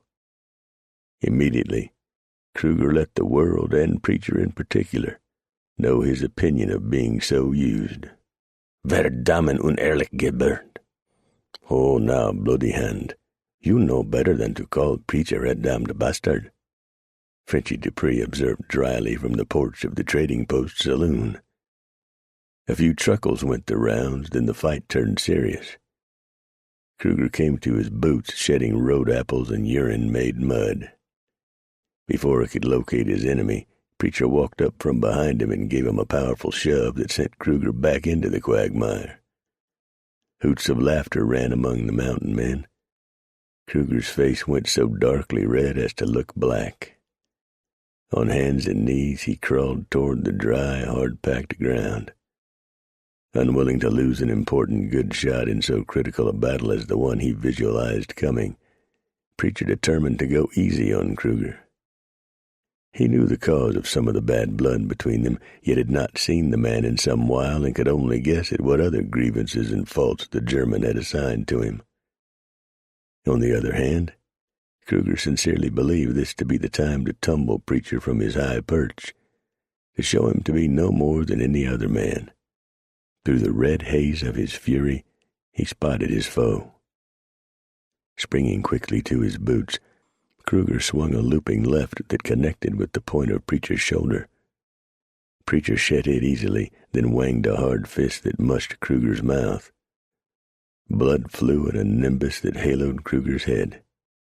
The huge bullet-headed German absorbed the force of Preacher's blow and took a chance kick at the mountain legend's groin. Preacher saw it coming and danced aside. He whooped and jumped in the air, waggling one open hand under his chin at Bloody Hand. Kruger stared at Preacher uncomprehendingly. On the way down, Preacher enlightened the crowd as to the purpose of his childish taunt. His target sufficiently distracted, he swiftly jabbed two of those extended fingers toward the man's eyes. Kruger recoiled so violently that he tottered off balance. Preacher's boot toes lightly touched when he launched a 1-2 combination at the midsection of Carl Kruger. Dust puffed from the buckskin shirt Kruger wore as the piston fists connected in a rapid tattoo. Grunting, he rocked on back. He went over his center and plopped to the ground on his rump. Anxious to end this before harming even this uncertain an asset, Preacher swiftly stepped in on Kruger. Only too far. A well-aimed kick from Kruger landed deeply in Preacher's groin. Sheer agony radiated outward from Preacher's throbbing crotch. When the yawning pit of blackness receded from his mind, Preacher recovered himself in time to clap his open palms against the sides of Kruger's head. So much for going easy, he thought grimly. Their fight turned deadly serious. Not that Preacher would willingly go so far as to kill Kruger, so long as the German mountain man would let him avoid it. Howling in pain, Kruger dived forward and wrapped his arms around Preacher's legs. Digging in with a shoulder, he drove Preacher off his boots. Preacher landed heavily. Dust rose around him as he tried to suck in air. Kruger did not give him the chance to fully recover. He climbed Preacher's legs, grunting and growling as he went. Savagely, he bit Preacher in the thigh. Then his forward progress got halted abruptly with a sledgehammer fist. Preacher drove it down on his opponent's crown with all the force in him. A shower of colored lights went off in Kruger's head. Preacher heaved mightily and sent his antagonist flying. Wincing to hold back a cry of agony, Preacher came upright and stepped over to Kruger. "Give it up, Bloody Hand. This ain't fitting.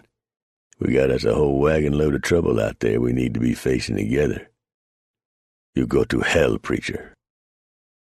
Their fight might have gone on longer had not the long-expected arrival of the missionaries put a quicker end to it. They streamed in through the stockade gate as Kruger sputtered out his defiance. In the lead, Spartacus halted them abruptly with a raised hand. "No need mixing up in that, folks.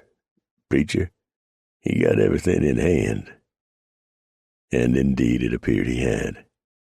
After Kruger's outburst, Preacher shoved the German forward while he popped right to the broad forehead below an unruly shock of wheat straw hair. The birdies sang loudly between Kruger's ears. Groggily, he tried to get his feet under him. Preacher shook him like a rag doll. Kruger pawed at Preacher's arm. Preacher punched him again. Kruger went rigid, and his eyes rolled up in their sockets. He sighed wearily, and his legs twitched a few seconds before he went still and limp. Amelia Witherspoon looked on in mingled admiration and horror. She reached out a hand now to touch Spartacus lightly on the arm. "That man, he isn't dead, is he?" "No, Missy Sister Amelia. I figure Preacher to be a more careful man than that. I also reckon he'd be mighty glad to see you again." Amelia flushed. My hand flew to her mouth. Do you think so?" "Put near a certain thing," Spartacus answered with confidence as the downed man recovered consciousness. Kruger started to roundly curse Preacher, and Amelia covered her ears with her hands. Her eyes went wide when Preacher treated the swearing man like one would a foul-mouthed boy. The sound of Preacher's backhand slap cracked through the chill, high mountain air. Lighten up, bloody hand, or you'll be sleeping with a pitchfork in your hands tonight. Go diddle yourself, you son of a—" The hand returned with more punishment. "I'm going to leave it at this, Kruger.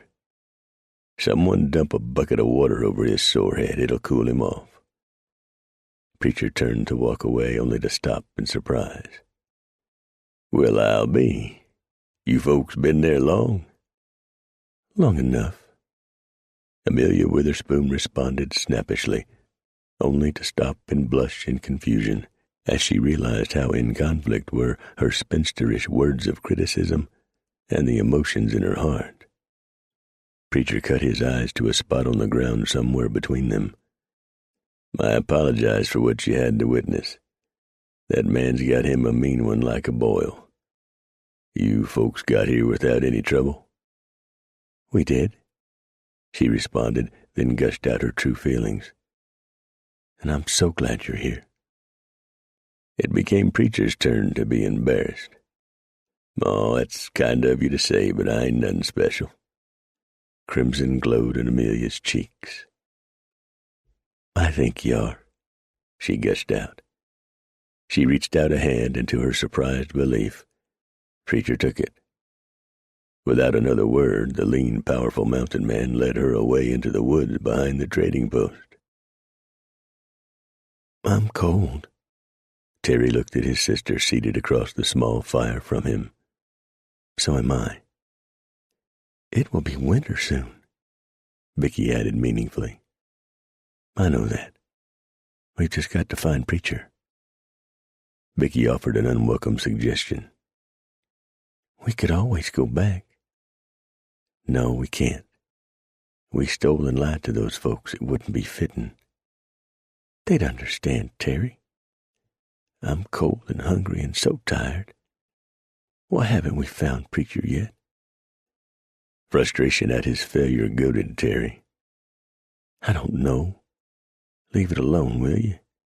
He thought it over a while, forced himself past pride and stubbornness. "I tell you what. We'll wait it out 2 more days, keep going north. If we don't find Preacher by then, we can start back." "But I want to go back now. I'm scared out here, Terry." Terry sighed off a heavy burden for a 12-year-old. "All right, I'll take you back. At least until we're inside of the house. Then I'm heading for the trading post." Over the next day, some 10 long-legged, rangy men clustered in the trading post compound. Well accustomed to the rigors of the High Lonesome, they had heard the call for aid for a fellow and dropped what they worked upon and headed to the small settlement. To Preacher's surprised relief, that swelled their number to 35.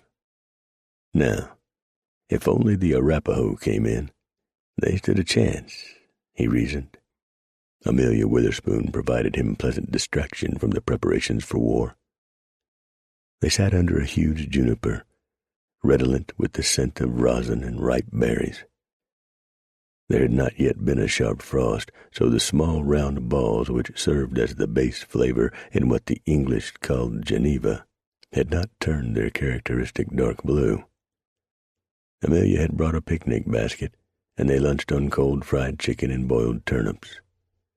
When the last crumbs of a pie had been devoured, she got to the heart of her purpose in being there. "I know that those people are simply awful, sinful, and terribly vicious. But isn't it up to our army to do something about them?" Preacher snorted. "I ain't seen a soldier boy in nigh on to a year and more. They keeps to their little blockhouse forts and ride the Santa Fe Trail to protect what folks back east call commerce. Now that Santa Fe and all New Mexico is American, business is booming. That's what the politicians will want the soldiers to guard. I hear there's even talk of opening a stagecoach line. Civilization," he spat. "It gums up everything wherever it goes." Amelia smiled and patted him on the arm. "I'm not so sure.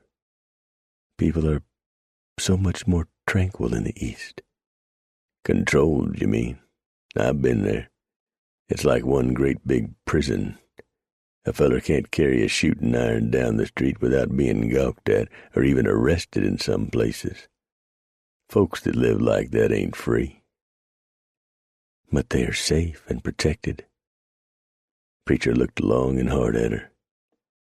Miss Amelia, I don't mean to pry or to offend, but that makes me wonder. If that be the case, then why in tarnation did you folk come out here? Amelia tried to find the right tone of answer and failed. Instead, she laughed and leaned a shoulder against Preacher. You have me there, Preacher. I could say it was our calling, or that adventure beckoned. Truth to tell, I suppose it was to be away from the strictures of society. She frowned and returned to her original theme. Though, when I think of the price to be paid, the terrible things that happened to Deacon Abercrombie and the others, all the blood spilled and more to come, it makes me question the purpose behind fighting those sick people out there. Preacher's voice took an edge. Because we're the only ones to do it, Miss Amelia. And it dang sure needs doing. He bent in the silence that followed to help her pick up the picnic leavings. Back at the trading post, Carl Kruger nursed his bruises and aches and avoided eye contact with Preacher. He would go along, he allowed, because I give my word. The next day, 3 more mountain men straggled into the gathering. That called for another whooping, foot-stomping, powerful drinking welcome. The assorted company had hardly settled down when a lone Arapaho warrior appeared at the gate to the compound. Preacher went out to greet him. Yellow Hawk, it is good to see you. Yellow Hawk returned Preacher's sign of greeting and made the one for peace. It is good to see you, Ghost Wolf. We have come. There are 6 hands of warriors from the village of Bold Pony, and 4 hands from the village of the people who lost their braves to the Romans. 50 warriors, Preacher tallied. Better than he had hoped for. He nodded his acceptance. We number nearly as many. More will be picked up on the trail, and maybe some of my Cheyenne friends would like to get in on this. Yellow Hawk made a face. All was not love and roses between the Arapaho and the Cheyenne, yet they had fought together before and perhaps would again. He signed acceptance. Preacher read the thoughts of Yellow Hawk on his stern visage. No matter. They would get along or not. The Cheyenne could always fight alongside the mountain men. Bring 'em on in. You can make camp outside the stockade. We leave tomorrow at first light. A bit after mid-afternoon the next day, Preacher came upon a complication that left his jaw sagging a moment before he let go a low, controlled roar. What in hell are you doing here, boy? Saucy as ever, Terry Tucker stood at the side of the road, face beaming while he waved at the man he so admired. I want to go with you, Preacher. Preacher's eyes narrowed. We've been over this before. Where's your sister? I took her back, then come to find you. Back? That mean that both of you runned off? Yes, sir. We tried to find you north of here.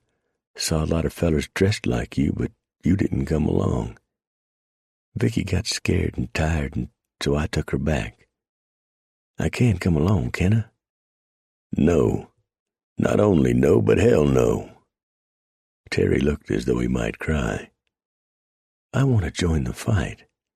I can do it, you know that. I'm grateful to you for helping Vicky and me escape a life of crime, and I want to make amends. I can do odd jobs around the camp, care for the horses, that sort of thing. What a quandary. Preacher removed his old slouch hat and scratched the crown of his head with a thick fingernail. I swear I don't know what to do with you. It's more than dangerous where we're going. I've been there oncest, and it ain't no pony ride. Still, he faded off, considering the alternatives. I can't spare a man to return you, nor can I trust you to go on your own, given your stubborn outlook. So I reckon you'll have to come along." Terry's face came alive, and he gave a little jump of joy. "Really? Oh, Preacher, thank you." Preacher bent toward the boy.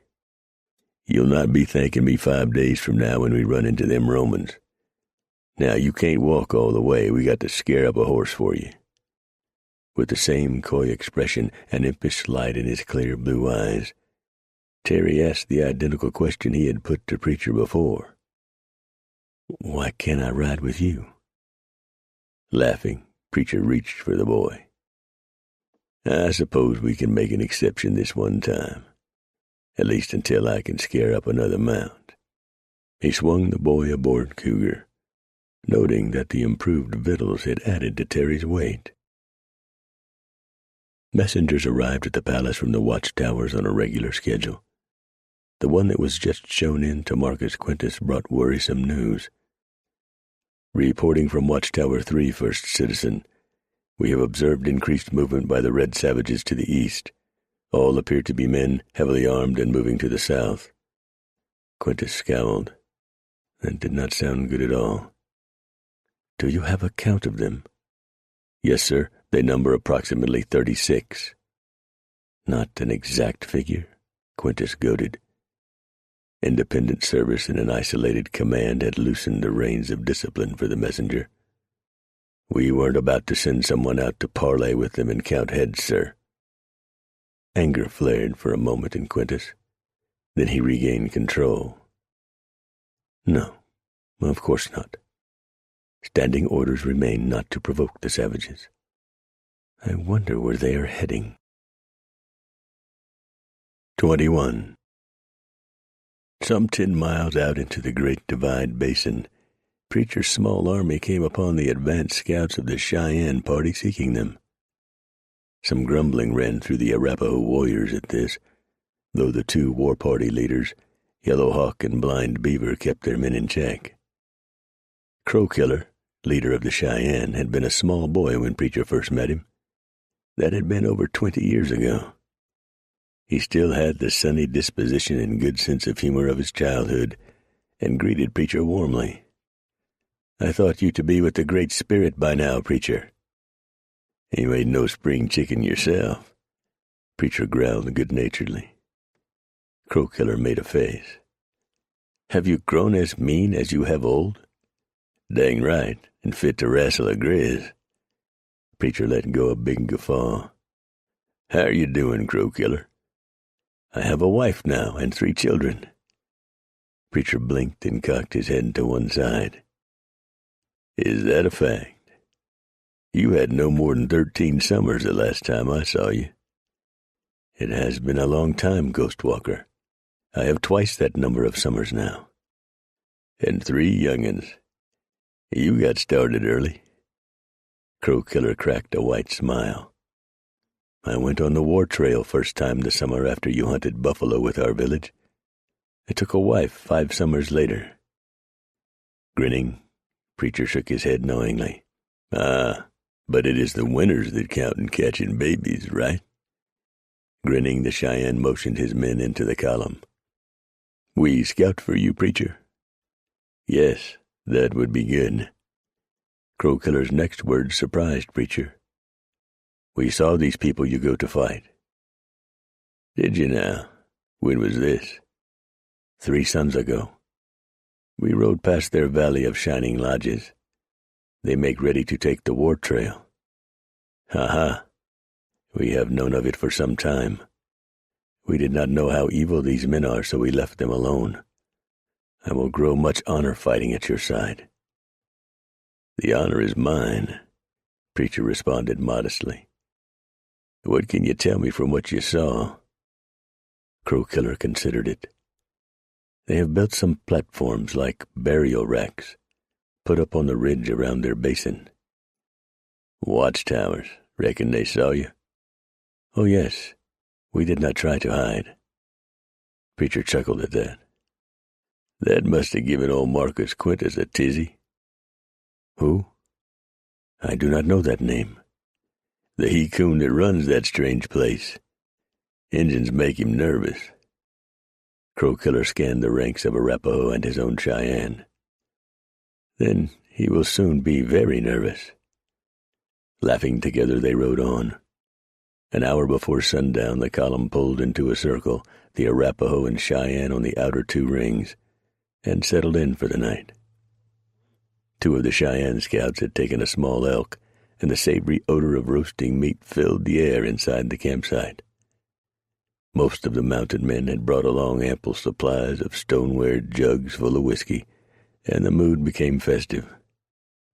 Not so for Preacher and the more experienced among them, nor for the Indian leaders. "We can't let any of them Arapaho or Cheyenne get a hand on that liquor. We'd have us one hell of a war on our hands if they did. Keep a good watch," Preacher advised the war leaders, Philadelphia and Frenchy Dupree. Early the next morning, Terry Tucker rode beside Preacher. Blind Beaver noted this and rode over. "You have a son now also, Preacher?" Preacher looked surprised, then embarrassed. "No, not likely. It's just something that growed to me." For all his denial, Preacher gave Terry a wink. Blind Beaver beamed. "I have two. One is 5 summers, the other 1. The other is a girl, and she is beautiful." "I'm sure she is." Preacher gave Blind Beaver a hard, direct look. "When we make camp tonight, we will hold council.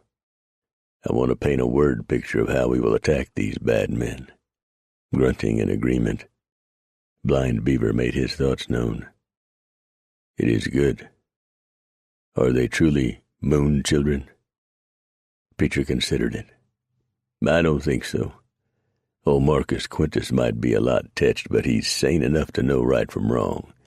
So do the others. I figure it this way. They're just letting themselves go. The pleasures evil can offer can be mighty tempting." "Most true, mon ami," Frenchy Dupree agreed from the other side. "Tell me about this boy," Blind Beaver urged Preacher.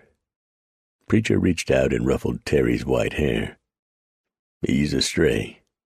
Attached himself to me a while back, and I found a home for him and his sister. Now he's run off to help me in this fight." "You are young for your first war party," Blind Beaver told Terry in Arapaho, with Preacher translating. "I'm 12, Terry responded sharply, with only a hint of his usual defiance. "When I had 12 summers, I still used a boy's bow and hunted rabbits." "It was meant as a compliment," Preacher added to his translation. Terry surprised Preacher yet again with his depth of diplomacy. "I'd really rather be." "You are brave. You will do well," Blind Beaver told the boy. Then to Preacher he added, "I will go forward, see what has been found." What the Cheyenne scouts had found would astonish all of them. Only the day before, 1 century of Varus's cavalry, actually only 57 men, not 100, had at last discovered the tracks left by the fleeing missionaries. They followed it to the southeast now, hungering for contact. Shouted jests as to what they would do to the survivors flew through the air, flung from their mouths by a quick canter. Their concentration so centered on the anticipated targets, they failed to take note of an eagle feather that seemed to flutter incongruously from the center of a large sagebrush. A close study of that out-of-place object would have informed them that the tip had been dyed red. So had the white goose fletchings on the arrows the watcher carried, the shafts of which bore 2 red bands of paint and 1 yellow. The watcher's cousins, the Sioux, called them Sahila, which translates loosely into English as "they come red," and the white men called them Cheyenne. Red Hand had been scouting ahead for hours and had only swung directly back onto the trail a short while ago. He lived, as did all his brothers, by Indian time, which took no notice of seconds, minutes, or hours, only of day and night, before high sun and after, of suns, days, and moons, months. So he had no exact idea how long he had ridden forward before his keen hearing picked up the rumble of many mounted men. Alerted, he guided his pony off the trail and dismounted. His experience quickly led him to the large clump of sage, and he concealed himself there. 100 heartbeats later, these strange men rode into view. Were they contraries? What odd clothing! That bright red cloth could be seen for miles, and only 4 hands of them carried bows. What sort of warriors were they? He waited until they had ridden far beyond his hiding place. Then he came out of the brush, gathered dry sticks and clumps of green grass. Quickly Red Hand built a small fire. When it went well, he weighted 2 corners of a blanket with stones, threw the greenery on the blaze, and covered it with the square of cloth. He counted heartbeats, then quickly raised the blanket. A large ball of smoke formed and drifted lazily upward. He waited, fed the fire, then repeated the process twice. Crow Killer would soon know. Crow Killer returned to the mixed column of mounted men and Indians at a gallop. His pony snorted and stamped hooves in excitement at the run when the Cheyenne war leader reined in. He had plenty to tell. "You weren't gone long," Preacher dryly observed. "You saw the smokes?" Preacher nodded. "There are many. I watched them. 2 of my scouts are behind them to give warning if more come." Preacher nodded again and spat a blade of grass from his mouth. "That is wise. I'd as leave have half our men behind them, catch 'em in a box. How many?" 5 2 hands and a hand more and 2. Pursing his lips, Preacher thought on that. "Sure it's the Romans?" "Yes, all on ponies." Preacher planned quickly. "Chances 1 or 2 will get away from the fight that's sure to come. Wouldn't do for them to know us boys was out here. I hate to turn down a battle with those devils first off, but it's best if they think it's only Injuns.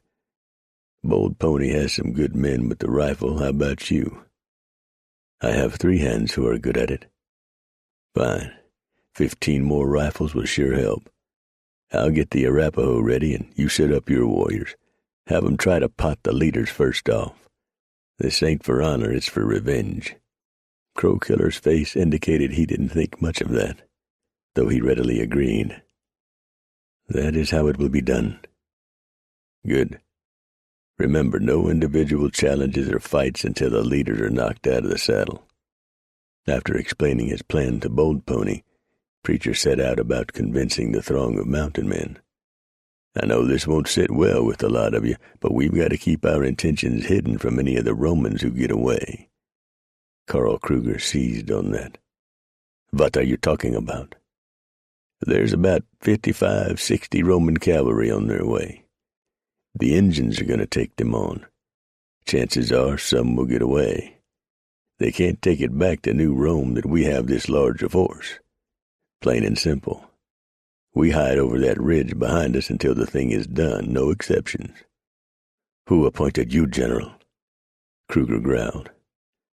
"I did," Preacher answered simply.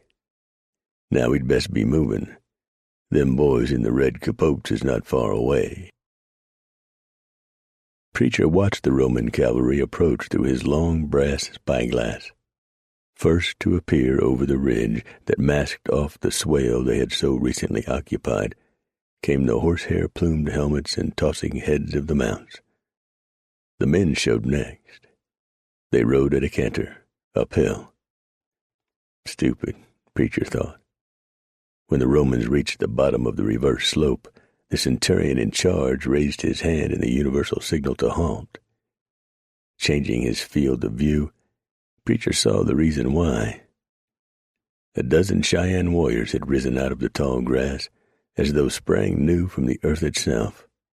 They held drawn bows, the arrows angled high to reach for the enemy. Clever, Preacher thought. Sounding like nothing more than the cry of a shrike, the centurion issued his command, echoed by the sergeants. Swords hissed out of scabbards and made pillars of brightness in the sunlight. Another bird-like command, and the sergeants separated their squads from the square formation they had traveled in so far. It also identified all of the leaders to the patient Cheyenne. Idiotic, Preacher thought. From hidden locations on the flanks, puffs of smoke rose from the grass. There followed a fraction of a second, and the 4 sergeants went off their horses, dead before they struck the ground. The crack of discharging rifles followed Preacher's ears. The centurion wavered in his saddle, shot through the breastplate. Brilliant, Preacher thought. Left in confusion, the soldiers milled about, their horses made fractious by the smell of blood. Then they were given something to concentrate upon. The meadow came alive with Cheyenne and Arapaho warriors. Their horses snorted as they rolled upright and came to their hooves. Another volley sounded from the hidden marksmen. Arrows flew from the 12 on foot. Swiftly the Indians mounted their ponies. Before the cavalry soldiers realized it, they found themselves the target of a whooping, hooting, lance-waving Indian charge. Magnificent, Preacher thought. Since the advent of the horse, standard tactics for most Plains tribes consisted of swift, powerful charges to ring the wagons of white settlers or an enemy village, then close the diameter with a gradual inward spiral, or of individual challenges and man-to-man, vicious hand-to-hand combat. Indians, Preacher had ample reason to know, rarely fought in organized, disciplined ranks. Almost anything could end the fighting.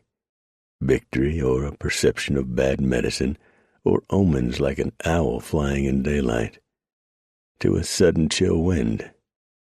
Pity the poor pilgrims coming after him, Preacher thought, if this fight today changed all that.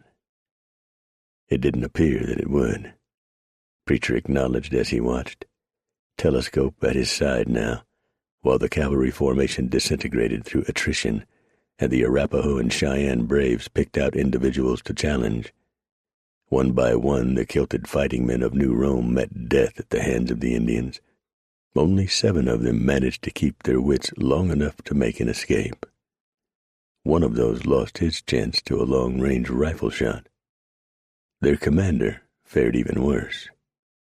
Frightfully wounded, he much preferred the peace of the grave to the torture and torment that capture meant. He had heard the stories, of course, and chose the only sensible alternative. He removed his cuirass, reversed his gladius, and pressed the pommel to the ground, then fell on his sword. Blind Beaver appeared at Preacher's side. In the end, he was a woman, he stated scornfully of the centurion. Preacher thought that made a good sum-up of the entire battle, which had not lasted 15 minutes by his big Hambleton turnip watch. During the next 2 days, 17 more denizens of the High Lonesome wandered in.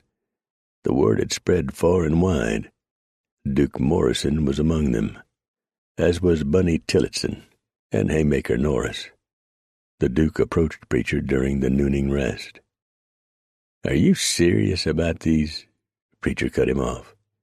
Yeah, them Romans is real enough. You check the trophies our Arapaho and Cheyenne allies collected off the cavalry? No, but I'll have me a look. Eyeing the younger mountain man, Preacher reached a conclusion. Duke, you're pretty nigh expert at slipping and sliding around after dark, ain't you? Modesty commanded that Duke eye the ground beyond Preacher's shoulder. I've done my share of dark time stalking. You don't intend on sneaking up on these Romans, do you? Yep, on some of 'em at least. Now that you're here, it comes to mind that we ought to do something about these outposts I hear the Romans done put up. Best done at night. Duke nodded. You're right on that, Preacher. When do we have a go at it? Reckon you and me and a couple of bold ponies boys ought to pull out early tomorrow. Get a day or so ahead of the rest. Then we can have a look around and see what can be done." A broad grin spread the full lips of the big man. "I say that shines. Count me in." Shortly before nightfall, 2 days later, Preacher and Duke Morrison crested the notch that separated them from the New Rome Basin by but another valley and ridge. Careful to remain behind a screen of trees, they made a detailed study of the sawtooth line across the way. After a seemingly long 2 minutes, Preacher lowered his spyglass. He pointed at a shadowy object partially obscured by tree limbs. "A watchtower right enough. I reckon they'll be spread around so's to overlap a slight bit of the view from one to another. I counted 6 men. Most likely there's some snoozing and a couple who act as messengers. I saw another tower," Duke revealed. "It looked to have the arms of one of those whatchamacallits. You know, a signal thing. A heliograph or something like it, eh?" "Yeah, that's it." "That way they don't waste time sending a message, at least in daytime. The thing for us to do tonight is hit enough of these things to make being here plain uncomfortable. We want to get these boys all bollocksed up, seeing things that ain't there, firing off reports and alarms to call out the soldiers at all hours." Duck clucked his tongue. "That won't make the troops very happy." "Nope, and it'll make 'em careless. You remember from being a kid the story about the boy who cried wolf? Well, by the time our outfit gets here, that's what the regular soldiers will be thinking about these fellers on the ridge. Then maybe we pop up." Preacher went on to outline his plan. They picked a spot on the far side and settled in among the pines to rest until the best time of night. Preacher and Duke gnawed on strips of jerky and cold biscuits to fill the empty space in their bellies, then caught a few hours of sleep.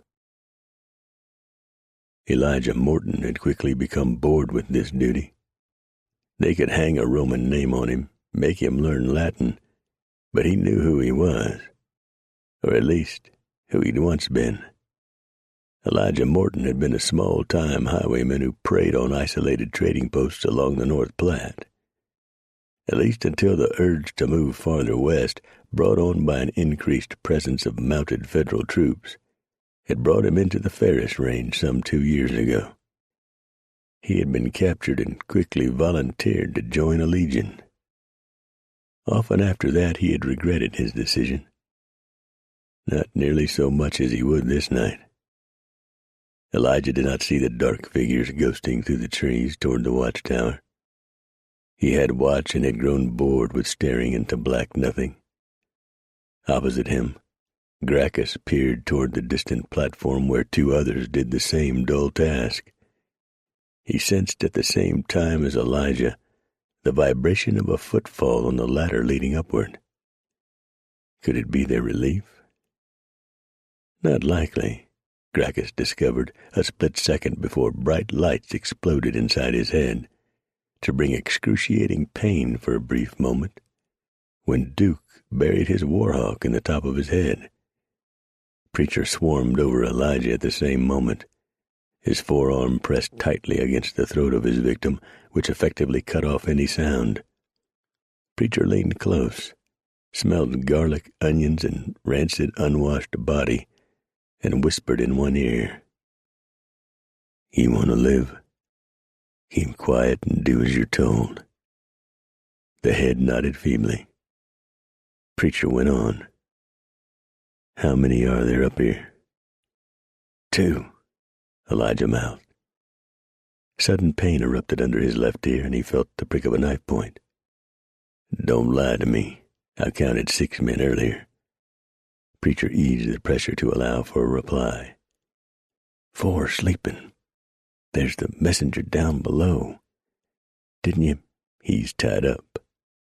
Preacher answered with part of the truth. Preacher and Duke had closed on the unsuspecting messenger to find out he was a mere boy, hardly older than 14 or 15. Preacher clapped a big hand over the lad's mouth and yanked him off his feet.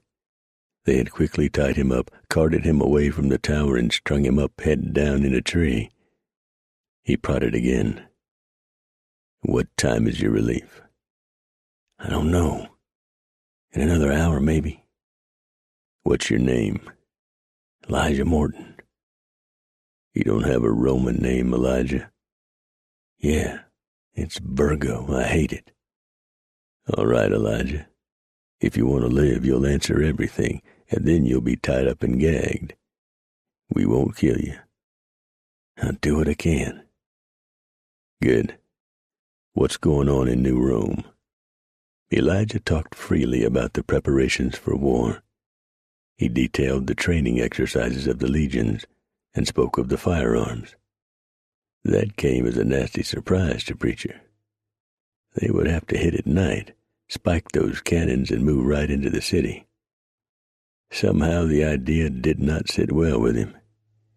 "Anything else?" "Oh, sure. The watchtowers were built, and we've been in them ever since. Once a week we're supposed to be rotated back to our legion.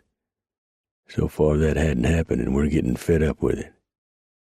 "Now that's right interesting. But we're going to leave those other boys to snooze, lock them in that room over there, and wait to see what comes of that.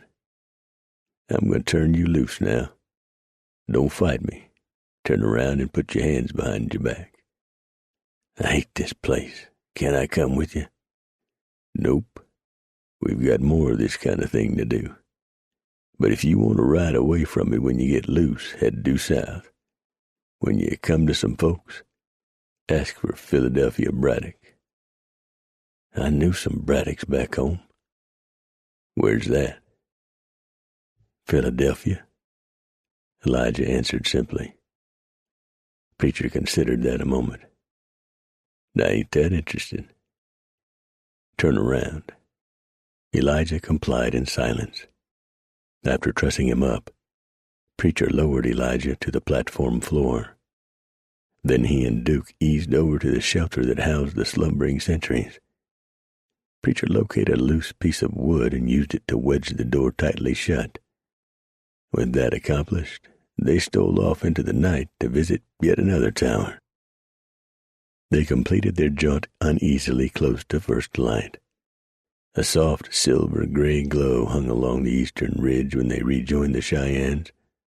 Both of them had big grins and 6 fresh scalps tied to their belts. That ain't going to do them Romans any good when they think about spending time out here. Might be we can raise a little more ruckus tomorrow night. 22. A considerable uproar followed Preacher's excursion. The 14 deaths were attributed to the red savages, and any who had been spared by Preacher and Duke kept their own counsel. It worked so well, Preacher decided that they would try it on 2 or 3 of the other towers the next night. In order to avoid the patrols that had been sent out at first light to search for the perpetrators, he, Duke, and the Cheyenne had withdrawn beyond the second ridge of the city. "Heck of a thing," Preacher announced when they returned after nightfall. "Looks like our funning with 'em has backfired on us." He referred to the neat rows of cooking fires that spread around the meadow outside the walled city. "What's that?" Duke Morrison asked. Preacher gave a short, sharp grunt. "That's the legions. They've taken to the field. Changes our plans somewhat, but that can wait until the rest get here. Now's the time to shake them up a bit more." Things had changed on the final rim also. 2 sentries guarded the base of the first tower Preacher and Duke approached. It took them only slightly greater stealth to close on the alert guards than it had the unsuspecting messengers of the previous night. From the moment he had learned that the towers operated independently, Preacher had been working on fateful decisions for those who occupied the ones they would visit tonight. No more sparing of lives. To create the maximum of fear and terror, all would die. It didn't make a problem for the Cheyennes, albeit he and Duke went to it grimly, taking no pleasure from the task. The 2 guards died swiftly and without a sound. The slumbering messenger awakened in time to see the blade of a warhawk descending toward his head. His scream died along with himself. The moccasins of the two mountain men made only the softest of whispers as they ascended the ladder to the platform. One of the watchmen, more attentive than his partner, sensed more than heard the silent approach. He turned, his hand going to the heft of his gladius. Preacher bounded up onto the boards of the platform and turned off the source of such commands with his tomahawk. The blade sank to the hilt in the soldier's forehead. Before he could wrench it free, Duke joined him and finished off the other sentry. Preacher spoke softly.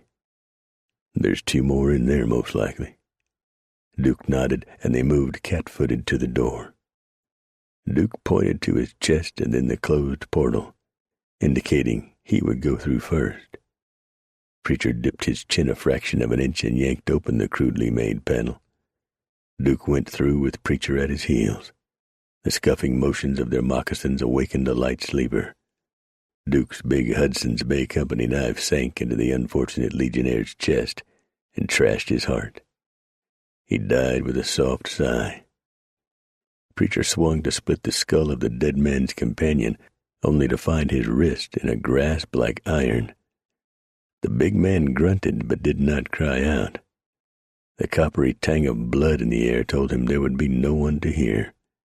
He tried to rear up, but Preacher's weight bore down on him and pinned him to the straw mattress. Preacher used his free hand to draw his Green River knife and plunge it into the soft tissue below the rib cage.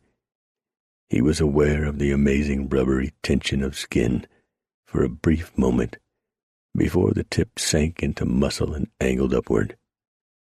The soldier convulsed as the blade pierced his diaphragm and sped on to his heart.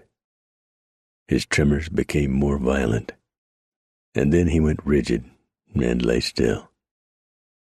Preacher took a deep breath. "Time to get moving," he told Duke. Cassius Barrow stared into the light. Had he seen slight movement in Tower 7? If so, it could only be the men on watch, he told himself. Bored by long, fruitless hours of this static activity, he paced the 2 sides of the plank square for which he was responsible. Time went by so slowly. Barrow's eyelids had started to droop when a sudden, very wet thunk came from below. Suddenly alert, he touched his partner on one shoulder, then leaned over the railing to call softly to the guards on the ground. "Titus! Bendix! What's going on?" His answer came in the form of a broadhead arrow that drove into his forehead. His single violent convulsion sent him crashing over the rail. By then, Preacher had ascended the ladder and had only to swing smoothly to smash the brains from the other sentry with his warhawk. Duke quickly joined him, and they finished off the sleeping pair without even a stir. Outside, Preacher nodded to the tall, black bulk of another tower, standing out against the starlight. 2 down, 1 more to go. At mid-morning the next day, the mountain man and Indian army arrived beyond the 3rd ridge from New Rome. Preacher and Duke greeted them and called for a parley of all leaders. Bold Pony, Blind Beaver, and Philadelphia attended. Terry Tucker hovered at Preacher's elbow. Most of the former fur trappers stood around in a loose circle. Their long lives of independence gave them license to eavesdrop, or so they believed. Having done it enough times himself, Preacher made no further notice of them. He got right down to business. "Things have changed. We shook 'em up a little and they put their legions out in the field. They's camped all around the city, so we'll not be scaling any walls right off. Put your men to making ladders for it anyway. We'll need 'em after we deal with the soldiers, I reckon." "How do we do that?" Philadelphia inquired. Preacher gave him a smile. "I thought you'd never ask. First thing is we've got to draw them out. I see you brought along a couple dozen more than we had at our last camp together. That's good." "We're more'n 150 strong now, Preacher," Philadelphia announced, "and that could get bigger by tomorrow." Even better. Cold camp tonight. We don't want our Roman friends knowing we're here. I know it'll be hard not getting in some drumming and singing, Bold Pony, Blind Beaver, but you've both done some more trail sneaks before, I'm sure. We can all dance up a storm once this is over." The war leaders nodded solemnly. "Now here's how we get them to come to us. First off, we have to get rid of all those watchtowers they've built. Then, the morning after that's done, we show up in a double line on the last ridge. That'll make us ringtailers in the Cheyenne." "What about the Arapaho?" Carl Kruger asked nastily from the sidelines. "You going soft on them for a purpose?" "Nope, not at all. Matter of fact, they've got the hardest part of all. Before we show ourselves to the Romans, they've got to sneak down into that valley during the night." The preacher went on to describe where the Arapaho warriors would go and what they would be doing. "Sounds complicated," Philadelphia Braddock observed. "It ain't. Not if everyone does what he's supposed to. If all of us keeps our place and not act on our own, we can have this over before nightfall." "You said they had cannons." A voice came from a mountain man Preacher did not know. "Those we take care of the same time we empty the watchtowers. Which reminds me, Duke and me learned a whole lot about how they're run. After the soldiers are taken care of, we leave 2 men in each tower to make the morning signal. Then those boys can join the rest of us. As far as the cannons go, I found these little things in one of the towers we hit last night. Must be used for holding something together. Thing is, they'll serve our purpose." Preacher unwound from his squat on the ground and went to his saddlebags. From them he took a buckskin bag about 6 inches long. From it he removed 3 dull grayish objects. They had been flattened on one end, and the opposite one tapered to a fine point. He raised his arm to show them around. "While the towers are being silenced, Duke and me and a couple others will slip in among the Romans and spike the touch holes of those big guns." That didn't sound too good to Philadelphia. "Won't they hear you doing that?" Preacher gave him a confident smile. "Not if we use padded wooden mallets. A couple of pops on each, then break 'em off. Those tired soldier boys will think it's just horses stomping in the night." "If you say so," Philadelphia relented, still unconvinced. "I want to go with you, Preacher," Terry pleaded. "No, you'll stay on the ridge with them towers, and that's final." "When do we get all this started?" another mountain man asked. Preacher swept his arm in an inclusive gesture. "We'll get us a little rest now. Then, when it's good and dark tonight, it all begins. Them Romans will never know what hit them." Prudence, as much as good luck, guarded Preacher and the 5 mountain men with him as they glided across the tall grass of the central meadow. For some reason, he had noted, the cannons had been left outside the temporary palisades of the nightly encampments of each cohort. He had no way of knowing that the cause was ignorance and laziness. 12-pound Napoleons weighed over a ton, and were hard to move around. The generals had decided where they would fight the enemy when he came, and so the long guns had been laid to provide the maximum effect. There they would stay. Coincidentally, that put 3 cannons on each flank of the supposed Roman main line of resistance. Well and good, Preacher figured. Shortly before sundown, Haymaker Norris, who claimed to have put his trapping aside for 2 years to serve in the Mexican War as an artilleryman, instructed the sabotage party in the proper way to spike a cannon. Along with the mountain men who were to take out the watchtowers, they set out on foot at midnight. Leaving a cold camp, their night vision was not affected in the least. Those who used tobacco chewed on sweetened leaf or, like Preacher, chomped on the butt of an unlighted cigar. They moved with astonishing speed and silence. No one spoke. Not a loose item of equipment or clothing clattered or rattled. Not even a clink came from the Roman plumb bobs, for that's what the lead spikes were identified as by Four Eyes Finney, who had been an apprentice carpenter before he ran away to the Big Empty. It seemed no time until they had crested the first of 3 ridges that separated them from New Rome. Preacher called a short halt there to catch their wind. Funny, neither he nor any of them had needed to do that in the past, even packing around some respectable wounds. He eased over to each of the men with him and repeated whispered advice. We'd best be giving some time for those boys up ahead to do their dirty work. Another ridge to cross, Four Eyes Finney reminded him. Then we'd best be getting there, Preacher declared as he set off along the trail. The others followed at once, without having to be told.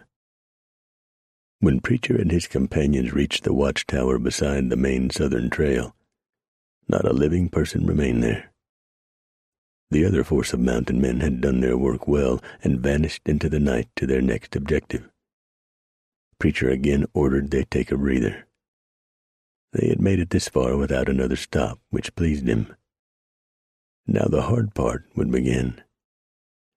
We'll take the cannons on the right flank first.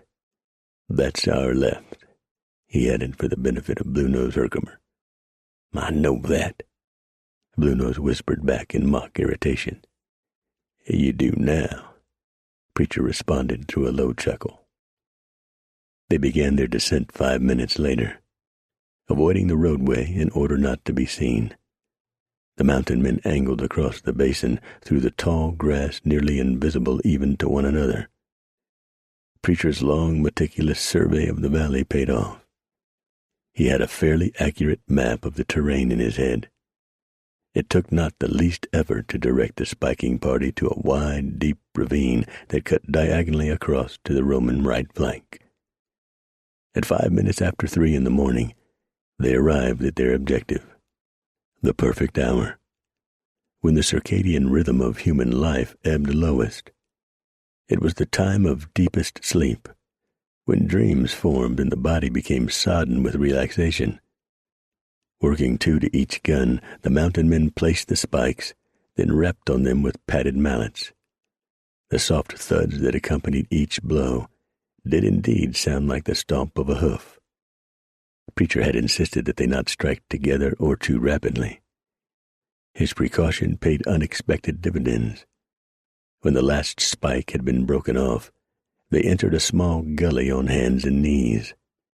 Preacher's keen hearing picked up soft voices speaking in English from the main gate to the camp as they passed it. Lazy cavalry picketed their horses outside the camp, came a scornful remark. All right with me, the other sentry answered. I don't like the smell of horse crap at breakfast. A soft chuckle rose for a moment. Considering what they feed us, how can you tell the difference? Like soldiers anywhere, Preacher thought as he crawled away. They reached the second trio of cannons without incident. Preacher squared off on the flattened top of a lead plumb bob and gave it a whack.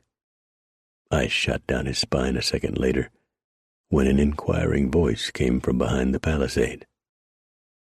What you doing out there with horses? Preacher thought fast. He'd have to make some response.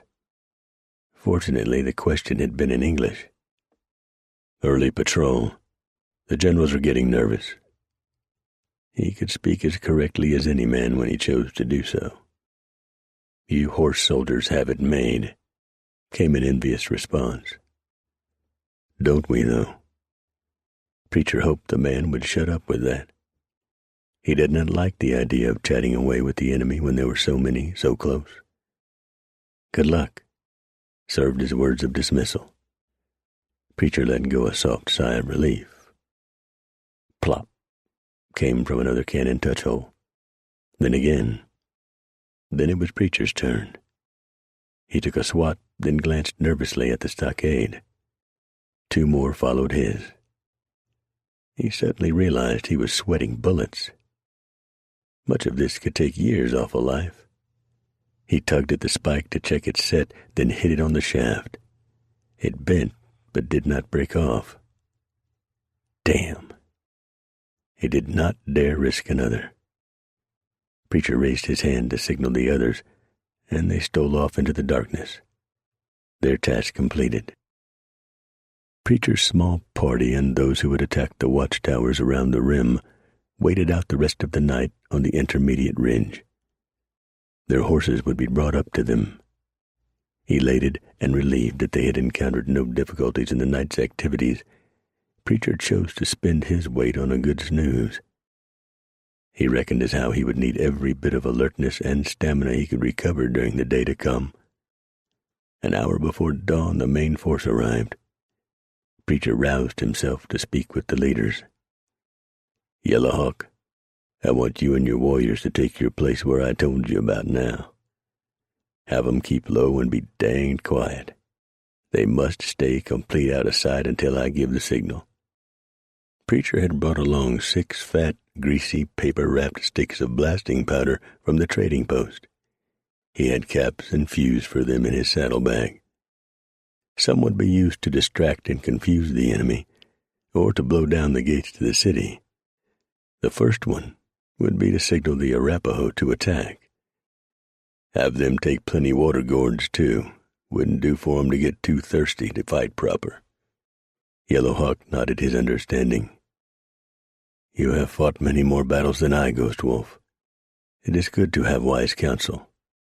Only one thing worries me, that we are not to fight in the open, pick our enemy and count coup before we slay him and go for another. We have never fought this way before." "Let's hope you never have to again," Preacher said fervently, recalling his earlier thoughts on the subject. "But this time it is important. The way the Romans fight make it so. Now, if you please, go on and put the braves in the right places." Preacher turned his attention to the others. "Philadelphia, you'll lead our boys in this fracas. I'll be quartering the field between you and the Cheyenne. It's going to be pure hell to keep them dog soldiers from breaking ranks and counting coup before we can spring the trap, so I'll mostly be with them." "Think they'll listen to you?" Philadelphia asked with an eye on the patient Indians who remained with their mountain men allies. "They'd better. They want to stay alive. In the right hands, them javelins have might near the range of the Cheyenne arrow. They ain't like a head-heavy flint lance point. Timing. Everything in this counts on timing. We're outnumbered, sure as hell. But if we do this right, there won't be enough Roman soldiers left to form one of those, what do you call them 10-man outfits? Contubernium, Buck Sears supplied. "Yeah, that's the one." Buck scratched his head. "You seem so sure of this, Preacher. Did you learn it from some army feller?" "I'll tell you about it later, Buck. Right now I want to go convince Blind Beaver to keep a lid on his men." Before he could do that, he had one more task to complete. He squatted before Terry and put a big hard hand on one slim shoulder. "You do right like I said. Stay here on this ridge tomorrow. Don't move a muscle." Shortly after the sun rose 2 fingers over the eastern rim of the valley, the mountain man and Indian army crested the ridge to the south. Not a signal went out to announce their arrival. Below, in the camps of the legions, the soldiers went about their morning fatigue duties of taking down the stockade and tents. The approaching host had ridden halfway down the reverse slope when someone first noticed them. Brassy blasts on the long, straight, valveless trumpets sent the men hastily to their weapons. Tent mates helped one another into their breastplates and greaves. Bawling NCOs brought order to the ranks, which formed in the traditional Roman squares. By then, the bandsmen had been assembled. While the invaders walked their horses onto the floor of the meadow, the bucks and I hooted, and the clarion tooted, while the tympani throbbed and rumbled in fine martial style. Lastly, the legates of the legions appeared, dashing on their powerful chargers, the cavalry legion of Varus swinging into the traditional position in the order of battle. They took their reports from their adjutants and began to exhort the legionnaires to do their utmost in battle. The enemy rode inexorably closer. At about 2,000 yards, their double line began to change shape. The flanks, 2 ranks deep, curved inward, while the middle, consisting of 3 ranks, hung back slightly. When they had molded in a bison-horned formation, they halted. All of this brisk human activity had frightened the small animals and birds to flight or silence. When the invaders halted, an eerie silence enveloped both sides. Curious eyes studied the barbarians. Equally curious eyes took in the box-like formations of the legions from the other side. Squinty Williams nudged Philadelphia in the ribs. What they all bunched up like that for? They're just asking for a shower of Cheyenne airs. We'll find out soon enough, I reckon, Squinty, Braddock replied. According to Preacher, the old-timey Romans were real mean fighters. Whooped everybody they went against. Well, they didn't ever come against us fellers, I bet. Philadelphia stifled the laugh that rose in his chest. No, Squinty, they didn't. Abruptly, the drums opposite them began to throb. Bull-roar voices bellowed orders. In full regalia, complete with cavalry and band, the Roman legions began to march forward like a single man, rather than nearly 900. Marcus Quintus Americus gazed over the ranks of his brave legions. Pride swelled his heart. They were ready. They surely were honed as fine as any soldiers could be. They had about 1,000 stadia to cover, and then the cannons would open up. The legions had heard them fired enough not to falter when they blasted away. And then the cohorts would pick up the pace to a trot. Pili slanted forward at eye level to these unprotected barbarians. Riflemen would open up at the same time. This should be over soon enough that he could be back in the palace for a soothing bath and a light lunch. How tedious these matters could be. It would bloody the legions which they would need. Knowledge of New Rome had undoubtedly become widespread outside the valley. Secrecy could not be maintained forever, he knew. Yet he had hoped to keep the true enemy ignorant of his power and intentions for a while longer. A sudden shout came from ahead of him at the left-hand battery. It was repeated by stentorians until he could make meaning of the sounds. "The cannon have been spiked. The cannon are useless." Those fateful words chilled Quintus. Everything hinged on the artillery. He looked about him in serious despair. He had to act. He must do something, and it had to be right. 23. It wouldn't do to start off with all this fanfare and then retreat in the face of a determined, if small, hostile force. There could not be more than 150 of them. Marcus Quintus made a quick, inaccurate tally. Be decisive. The words mocked him. Yet he must do something. Marcus Quintus turned to the trumpeter beside him. "Sound for the legates," he commanded. With a nod, the signalman put the mouthpiece of his instrument, one which had been coiled to compact it, to his lips and blew. It produced a mellower note than the straight trumpets. At once, Glaubii, Bruno, and Varus turned the heads of their mounts and cantered to the center. They saluted formally. Quintus spoke brusquely, not meeting their eyes.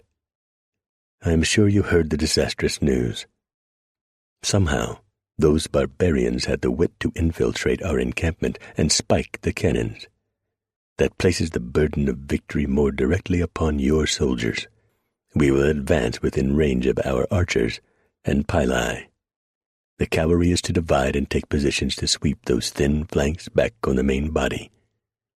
First Citizen," Varus spoke urgently, "I recommend against splitting my force." "Why not?" Now Quintus glared directly into the black eyes of Varus.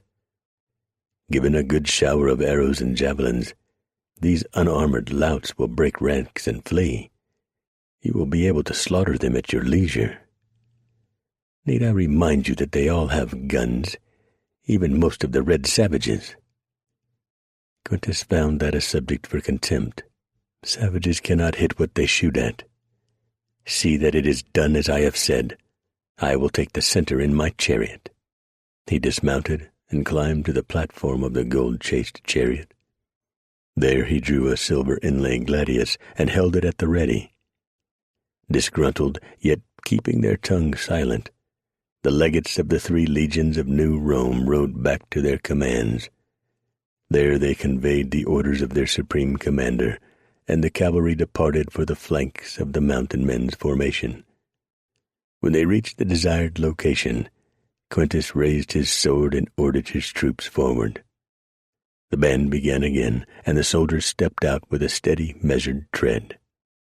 They came right on until a distance of only 50 yards separated them from the invaders. Not unlike an exercise on the drill field, the commands barked from centurions to sergeants to the men. Javelins hissed through the air while arrows arched above and moaned their eerie song.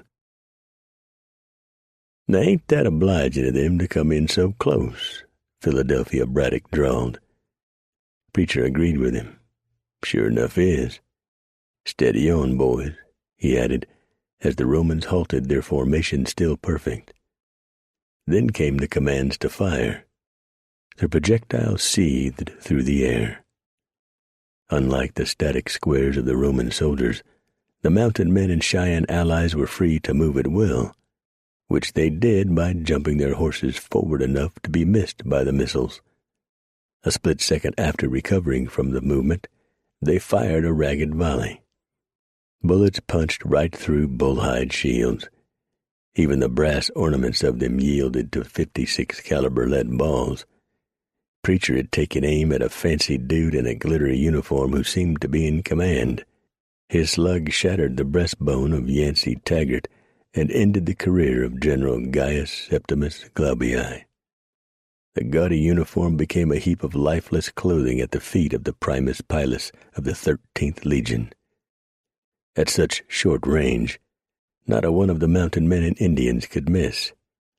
157 Roman soldiers went down in that first volley. Marcus Quintus Americus stared on in horror as he saw his senior general slain with casual indifference. Another flight of arrows and javelins answered the fire, only to be avoided while men rapidly reloaded. The air turned blue with powder smoke once again. Preacher made quick note that the discipline of the troops they faced had begun to falter. With a little luck, he might not even need to use the Arapahoes. He drew a .44 Walker Colt, and the mountain men around him went to pistols also. The more rapid fire had a withering effect on the legions. It had even more on the fancy-dressed fellow in the 2-wheeled cart. Preacher realized as that one, it must be that Marcus Quintus, shouted an order. Another shower of arrows, and then the Romans began to withdraw. Marching backward, long rows of leveled javelins pointed at the men whom they left in command of the field. "Well, if that don't just beat all," Preacher declared wonderingly. "Don't know what to make of that." "Me neither," Philadelphia remarked. "A feller gets himself all worked up for a fight like they did, it usually lasts a spell. They sure's the devil had us outnumbered. They may be back.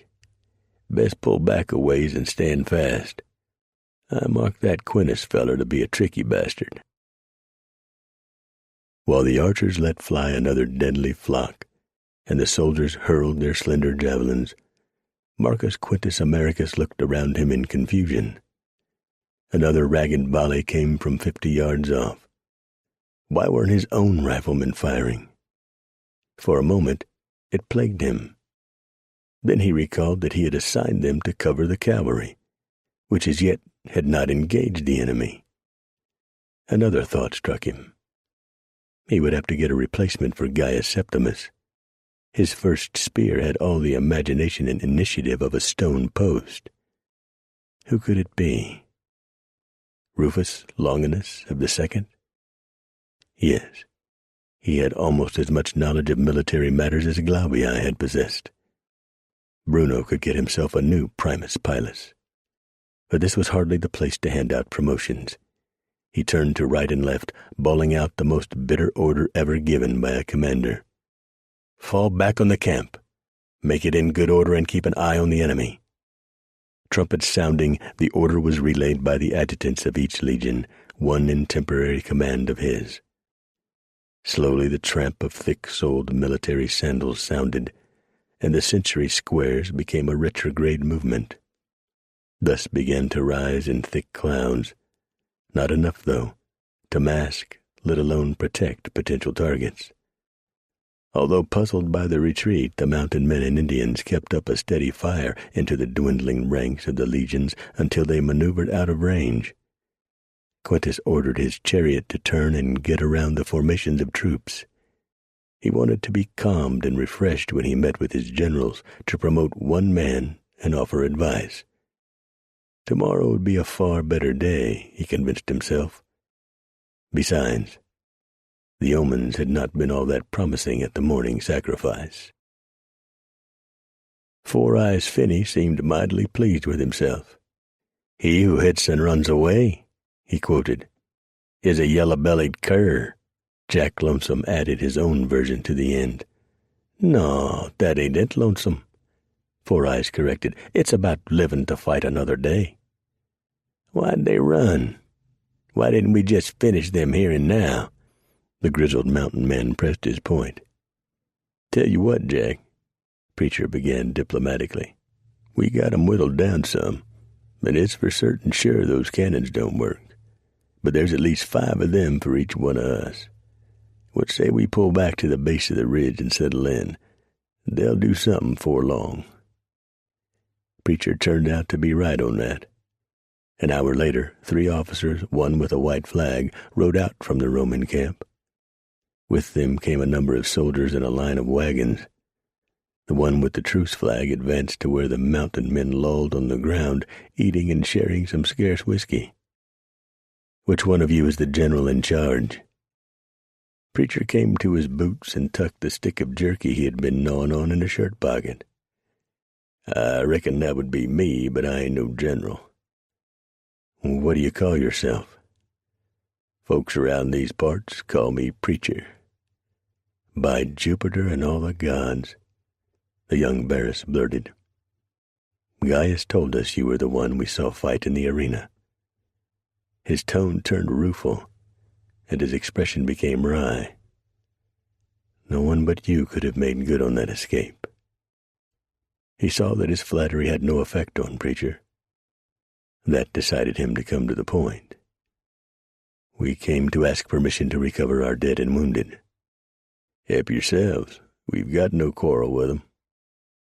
"But you do with us?" "Something like that. There's those among us who don't take kindly to having our friends made into slaves and forced to fight to the death." The trio of officers exchanged glances. The one in the middle, with the flag of truce, looked back at Preacher. "What's wrong with that? It's a good way for a barbarian to make a living." They all laughed. Preacher instantly developed a thunderous expression. "You keep that up, and you'll be joining those you came to get." Barris's protest came at once. But we're under a flag of truce." Preacher reached up and yanked a white flag from the astonished general's hands. "Funny. I don't see a damn thing." Youngest and the most nervous of the junior officers, the one on his left, spoke in a soft, quiet voice. "Legate Barris, I think he's serious." "At least you've got it right, Sonny," Preacher snapped. Touching a lightly trembling finger to his lips, the youthful general pushed his point. "Let's get on with it, shouldn't we?" To their stiff backs, Preacher said, "You can come back for this rag when you're done." To the others he spoke in a low tone. "We're going to have to do something about that rudeness." By the time the dead and wounded had been retrieved from the field, darkness hovered on the ridge to the east. Westward, magenta and gold washed over the pale blue of the sky. Preacher had men busy making objects from the thorns taken from the underbrush and rawhide strips. While they worked, he went among them explaining what would happen. When it gets good and dark, we're going to take these things out and scatter them in front of those little movable forts of theirs. Really sow the ground with them. Then some of us is going to pay a visit to the big city. How do we get past those soldiers? Bloody Hand Kruger asked in a surly tone. We don't. You'll be with the others spreading these here caltrops. Horses don't like 'em much, and men don't neither. Messes up their walking right smart. I'll pick those going, and everyone eat a good meal. We'll start out at midnight. True to his word, Preacher led an expedition out from their camp at midnight. He and 11 others would penetrate into the city and cause what havoc they could contrive. Another party, under charge of Philadelphia Braddock, set off to scatter the deadly 4-point caltrops in the tall grass outside the Roman camps. Preacher's picks had smeared soot and grease on their faces, and all wore dark clothing. They had a variety of flopped hats and animal skin caps to break up the regularity of the shape of their heads. All carried pistols and knives, a few tomahawks. Rifles would only hamper them. At Preacher's direction, fire pit trestles had been heated, and one end of each bent into a hook. Ropes had been attached and knots tied along their length. Preacher had remained secretive about the purpose of these. When they reached the walls, the fires burned low behind the palisades, and everything lay in silence. Preacher wrapped his hook in cloth and shook out a length of rope. He gave it a steady swing, moving his hand and arm faster with each circle. At last he let it go, and it sailed upward. It struck a foot short with a soft thump. When it dropped back, Preacher tried again. Once more he failed. "This one'll do her," he assured the others in a whisper. It didn't. At last, on the 5th toss, the hook sailed over the wall and stuck fast when Preacher pulled on the rope. Quickly, the others with hooks began to throw them at the battlement. When the 6th one caught, Preacher leaned back and went up his hand over hand, feet braced against the outside of the rampart. More men quickly followed until all 12 had scaled the barrier. "We're here. Now what?" Squinty Williams asked. "I'd say a visit to the baths," Preacher offered. "Me?" Squinty squeaked out. "I've done took my summer bath." "I was thinking of breaking a few things in there and flooding the streets," Preacher responded. "You won't even have to take off those ripe-smelling moccasins, Squinty." "Don't you be doing that to me, Preacher. I'll have to swim for it if you break that place apart." "Not if you run fast enough. Now let's go." The 12-man party made it to the baths without the vigili spotting them. Inside, they subdued the night watchman and spread out through the series of pool rooms. Buck Sears led the way to the confluence of the underground waterways. There they plied crowbars and mauls to break the plaster away and penetrate the brick walls. In no time after that, they were walking ankle-deep in swift-flowing water. It spread through the baths and headed for the front door. Enough done here, Preacher thought. He directed them to split up into pairs and go do mischief. "Keep a sharp eye for those watchmen," he cautioned. He and Squinty headed for the central square, the forum. "What are we going to do there?" Preacher chuckled as he explained. "We're going to wake up some ladies and scare them out of their nightshirts." Squinty cocked his head, then shook it. "You actual thinking about dallying with some women in a place as dangerous as this?" "No. Just scare the Vestal virgins a mite. Stir up some hullabaloo." Portia Andromeda awakened to something that she had not believed possible. A man in the cloisters of the Temple of the Vesta. Not only a man, but a brute ugly one at that. He had a hairy face, gaps in his teeth, which were too dark to be healthy, eyes too close together and squinched up. The shock of it robbed her of immediate speech. "What are you gawking at, you ugly old prune?" a raspy voice asked her. "By the gods, are those animal skins he's wearing? Portia asked herself. In all of her years in service to Vesta, she had never seen such a creature. As senior priestess, she must maintain her composure. Her brain reminded her. "Get out of this cell," she demanded coldly, finding her voice at last. A shriek came from another cell down the hallway. Had the barbarian army defeated the legions and entered the city? No, that was too preposterous to believe. "How about a little kiss first, sister?" And then Portia herself screamed. It seemed to come up from her toes to ululate through wide-stretched lips that trembled from more than the force of her wail. When she again opened her eyes, the man had disappeared. "Where are we headed now?" Squinty asked Preacher after they left the cloisters in shrieking feminine confusion. "To the gladiator school," Preacher told him simply. "You joshing me, ain't you?" "Nope. I told Buck and the others to meet us there." "What do you want to go there for?" "Simple, Squinty. There's bound to be about 50 highly trained fighting men locked up in there. We're going to let them out. If they wants to join us, they'll be welcome." "I can see that. We need more on our side, right enough. Only what if they want to stay right there and are willing to fight to do it?" "We can leave those locked up. Down that street there, the Via Julius."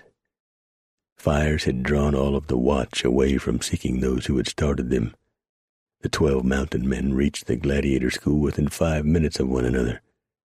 Preacher advised speed. "We've got to do this quick-like. Go in, free the ones who want to come with us, and get out. Then it's for the walls." 2 guards at the entrance to the cells died swiftly, downed by 44 bullets from one of Preacher's Walker Colts. A quick twist of key and lock, and the men beyond began to yell in confusion and some in rekindled hope. Preacher and his band moved rapidly along the corridor, snapping back the wooden bolts that held the cell doors. 47 wanted to join in the fight against New Rome. "There's all sorts of firearms in the storage room I'll show you in the house of Bulbous." They cheered him loudly as Preacher and Buck set out to lead the way. All of the noise in the streets had awakened Bulbous. He looked wistfully at the trim posterior of the young slave girl in his bed, gave the bare buttocks a pat, and climbed from his bedclothes. Once fully dressed, he headed for the atrium. He got there at the same time the mountain men swarmed into the central courtyard garden. Swords and javelins proved no hindrance to the blazing pistols of the wild and woolly men of the High Lonesome. They brought down the 5 guards in as many seconds and surged toward the stores. Suddenly angry beyond any vestige of fear, Bulbous went for them with a gladius flashing in his pudgy hand. Preacher turned in time to see the blade poised to strike his head from his shoulders. Having practiced long ago to speedily unlimber a 6-gun, he filled his hand in a blur of controlled movement. The hammer came back and he squeezed the trigger. The small brass cap went off flawlessly, and the powder charge instantly followed. The 44 ball smacked into the thick middle of the master of games. A second ball went higher through his heart and flattened against his spine. Bulbous dropped the sword and staggered toward the fountain. With a mighty cry which sounded of regret more than pain, he pitched over the lip of the basin and splashed face first into the water. Preacher watched Bulbous's right foot jerk spasmodically for a second, and then turned to the men. "Right through there. Pick the best, there's plenty of it, and bring along all the powder, shot, and caps you can haul. We have to beat these Roman mongrels to the wall." Preacher soon found that they had lost the race to the parapets. Helmeted soldiers lined the southern and western ones. He veered his much larger band into a darkened street and plunged along it toward the east wall. Only a dozen men topped that bastion, Preacher discovered when they reached it. Easy as anything.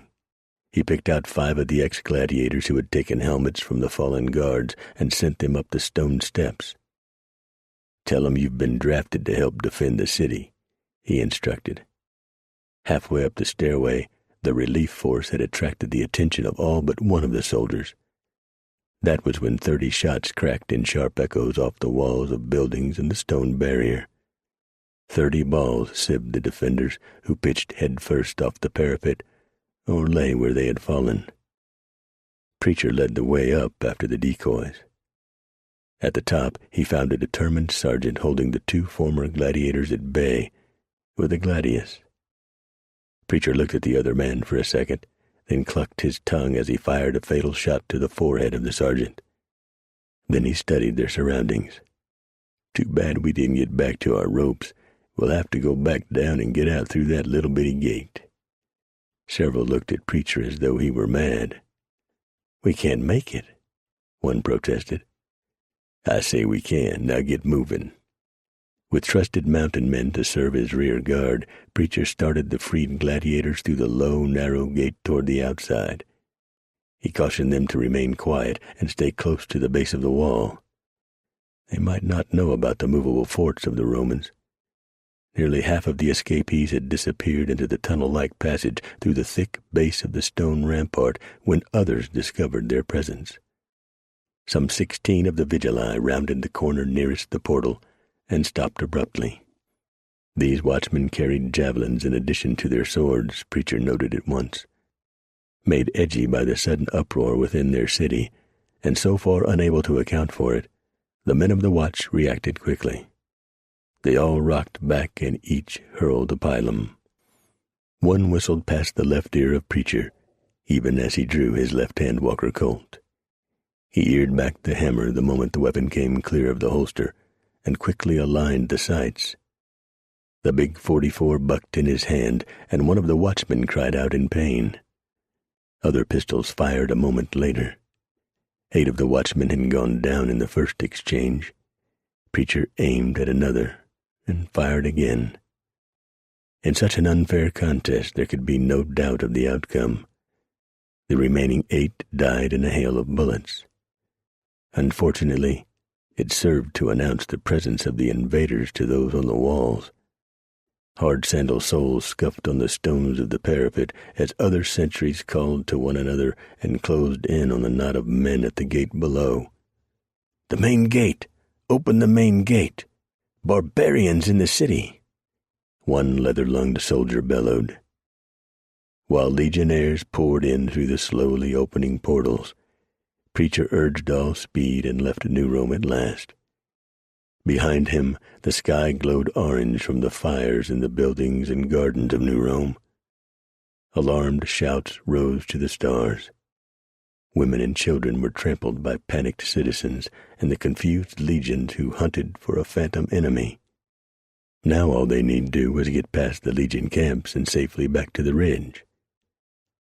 Yeah, that was all.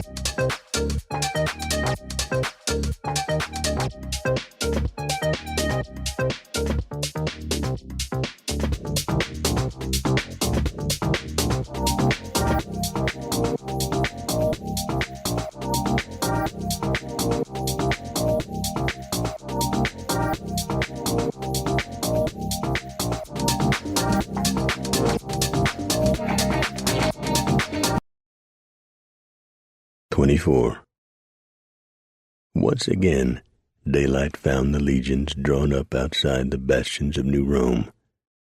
With blaring brass and throbbing drums, they formed their battle squares and began a slow, stately advance toward the distant collection of what Marcus Quintus Americus referred to as rabble and gutter-born barbarians. Like before, those he held in such disdain spread out in a long double line and came forward.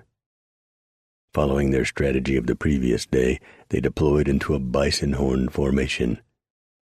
Only this time they were nearly 50 stronger. They had caused some dispute and not a little discontent among the generals. All was not well in New Rome, they maintained. The turmoil of the past night had left deep marks on many. The senior Vestal Virgin and the chief priests of Jupiter and Mars had argued against resuming the battle so soon. The dawn auguries had foretold misfortune, they explained.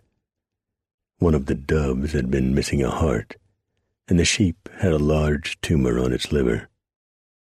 Furious at the insult handed him by the barbarians within his own walls, Marcus Quintus Americus scoffed at the omens for the first time since he had begun his childhood sacrifices at age 10.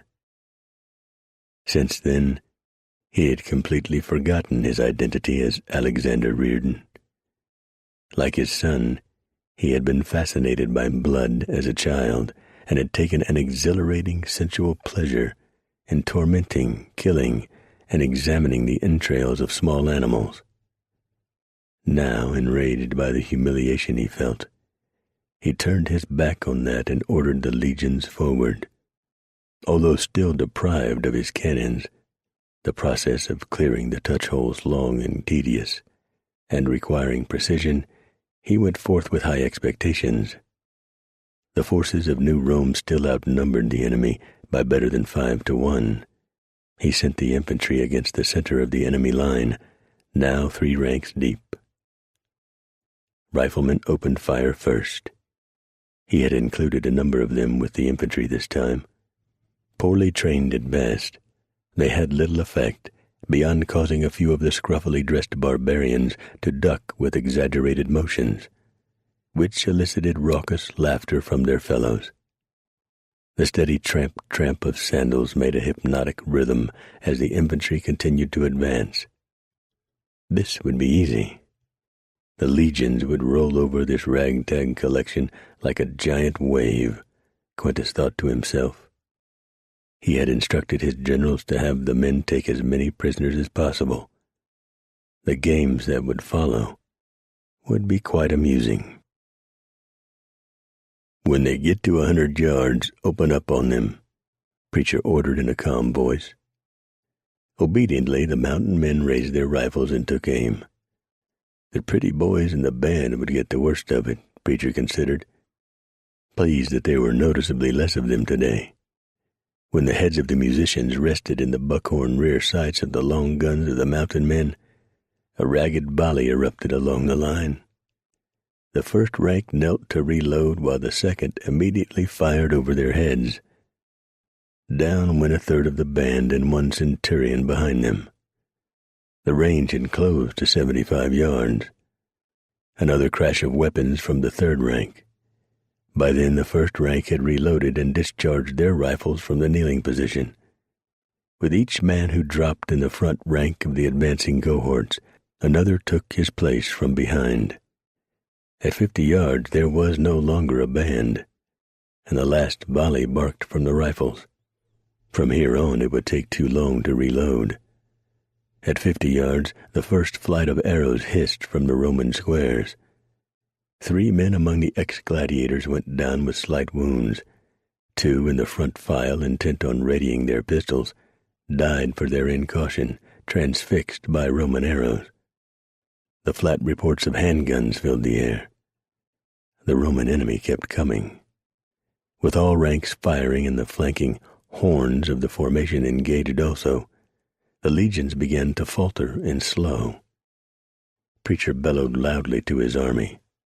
"Hold fast, just a little longer now, and watch out for them spears." A flight of javelins seethed through the blue morning to rattle and quiver when they struck only grassy turf. Another flock of deadly feathered shafts took flight, to be answered by the roar of 100 pistols. Cheyenne shafts answered them. More javelins arched in the sky and moaned through their descent. The shield wall of the Romans enclosed to within 20 feet. Spear tips darted like the tongue of a rattler, probed all before them. Another bark of pistols brought down 30 soldiers. Preacher emptied 1 Colt 6 gun and drew the other. Soon now. He eased up the stick of blasting powder from behind his belt and made sure it would come free easily. 3 legionnaires brought down as many among the ex-gladiators, They launched a final cluster of spears and drew their swords. Suddenly, the Cheyenne wavered and began to give ground. Soon the entire middle did the same. Menaced by the darting blades of the legionnaires, they appeared to have entirely lost their nerve. Marcus Quintus saw it at once. He pointed out the faltering lines to Rufus Longinus at his side. "See, the savages flee in disorder from my magnificent legionnaires," he smugly brayed. "They won't last long now." Inexorably the Roman center was drawn deeper inside the tips of the horns, something which held not the least significance for Marcus Quintus. His chest swelled with pride as he saw for the first time a litter of barbarian and Indian bodies on the ground, rather than only his soldiers.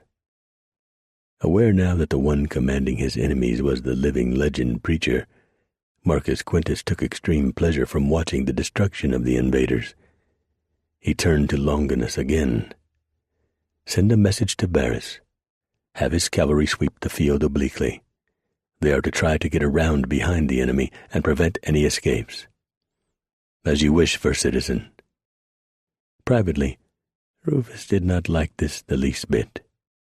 The evolution of the battle plan had a hauntingly all too familiar appearance.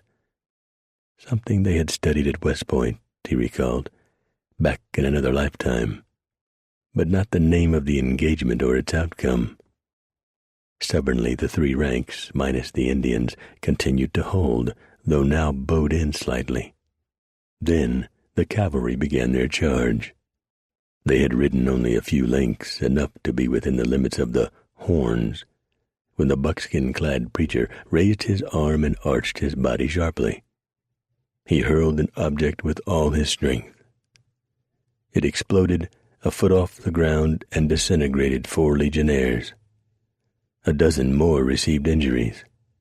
Then, before the horrified eyes of Varus, the Arapaho, who had been hidden in a deep ravine to the left rear of the battle formations, rose up and fell upon the horsemen and the backs of the advancing cohorts. Preacher timed the throw perfectly. With scant seconds left of the fuse, he hurled the blasting powder with all his might. "Let her rip," he shouted to those around him. With the roar of the explosion fresh in their ears, the mountain men steadied their line, and as the Arapaho seemed to materialize out of the very ground, the Cheyenne turned back to face the enemy. They laughed and hooted to show their complete lack of intimidation. It had a disastrous effect on the Romans. So did another stick of blasting powder that landed in the midst of a battle square. Bodies flew through the air, and parts sailed higher. Dust cloaked everything, and the screams of men dying to their rear demoralized the front ranks.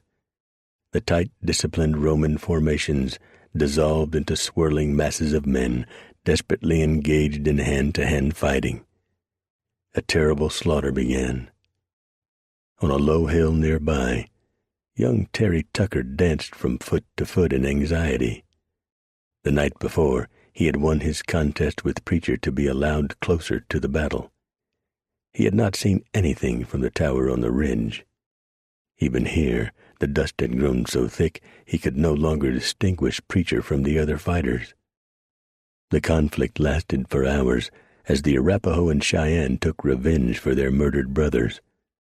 Reduced to tomahawks and big, wide-bladed fighting knives, the mountain men hewed through the struggling legionnaires with deadly accuracy. The scent of blood thickened the air in a cloying, coppery miasma. Unremittingly, the numbers diminished for the Romans. Preacher's men were able to fall back and take time to reload pistols. Their addition to the fray took a brutal toll. At last the bedraggled survivors among the legions broke off and fled the field for the imagined safety of New Rome. Preacher called out to halt pursuit. "Hold back now. We got to get organized. Then we go after them. I want a tally of how many we have fit to fight." Subordinate leaders appointed by Preacher and the war chiefs of Arapaho and Cheyenne made quick head counts. It turned out that only 40 had been killed, less than the number who had joined from the gladiator school. Another 60 had been wounded, ranging from serious to cuts and scrapes. It left Preacher mighty pleased. Blue Nose Herkimer swaggered up to Preacher, who was cleaning his revolvers and hawking rifle with little Terry Tucker standing proudly at his side. Herkimer had a big smile plastered on his face. He clapped Preacher on one shoulder. "That was sure something, I declare. Never seen the like. How come those fellers was so dumb as to fall for it?" Preacher thought on that a moment. They failed to scout the battlefield. And I reckon they never had much use for old fights fought a long ways off. "How's that?" Herkimer asked. "And more to the point, how'd you know what to do and that it would work?" An enigmatic smile bloomed on Preacher's face. "A little reading I did a while back," Preacher informed him, "about a feller named Hannibal and the Battle of Cannae." With his forces rallied now, Preacher went about laying siege to Nova Roma. The palisades of pointed-tipped lodgepole pine saplings came down first, then the gaudy tents of the officers and plain ones of the enlisted men. From the bastions the defeated Roman legions looked on in numb disbelief. How had it happened? How could it happen? More than one asked that of his comrades. Meanwhile, given the distance between the camps and the city, they could retaliate against their primitive enemy only by hurling a few stones and large darts from ballistae and arbalists. Preacher had even considered it safe enough to allow Terry Tucker to join him. With night coming on, the destruction was completed. Fires were kindled and the invaders enjoyed sumptuous hot meals from the supplies of the officers of the legions. At least the demoralized legionnaires consoled themselves. There would be no more fighting this day. Early the next morning their respite ended. Under cover of the most expert marksmen among the mountain men, Preacher rode to the large southern gates and buried the last 4 sticks of blasting powder under one pivotal corner. He tamped it down firmly and wedged a big, fat piece of limestone between the ground and the wooden portal. Then he lighted the fuse and swung atop Cougar to race away without a scratch. Moments later, the explosion shook the ground and threw grouts of dirt higher than the walls. When the smoke and dust cleared, the gate panel hung drunkenly on its upper hinge, canted sharply inward. The scaling ladders would not be needed.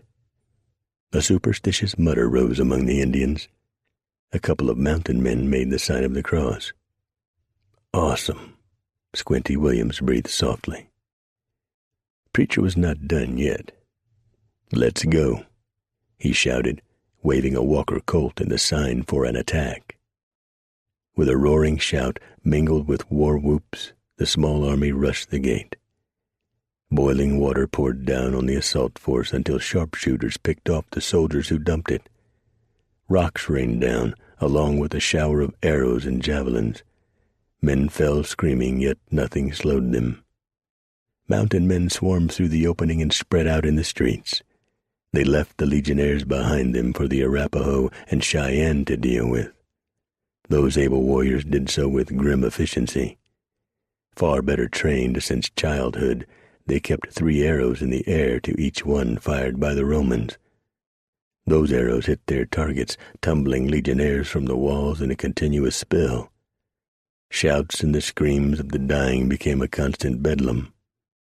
In a swirl, the battle turned into house-to-house fighting as the legionnaires abandoned the exposed positions on the wall and rallied in small numbers to resist the invaders.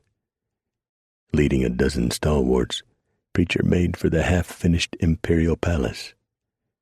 From the forum he had seen the distinctive figure of Marcus Quintus Americus disappear in that direction. 20 well-armed soldiers held them at bay half a block from the front of the marble structure. Their rifles cracked in irregular volleys. Preacher and the others spread out and returned fire. 2 of the guards died. Another one screamed hideously when he discharged an inadvertently triple-loaded rifle. 3 times the normal powder load ripped the breech plug from its threads and drove it into his mouth. It mushed his lips, shattered teeth, and embedded itself in the back of his head. His scream changed to a gurgle that ended as he died. That broke the nerve of two others, who rose from behind the low wall and ran toward the building. 3 quick shots dropped them. A deeply appreciated lull followed. I'm going around back. I got a feeling that feller Quintus has got a lot of rabbit in him.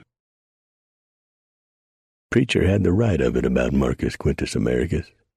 While the legionnaires fought and died outside to buy him time, the first citizen of New Rome hastily stuffed large panniers full of gold bars and shouted for servants to hurry in packing his clothes. His wife, Titiana Pulchra, stood in one corner of the treasured room and dithered.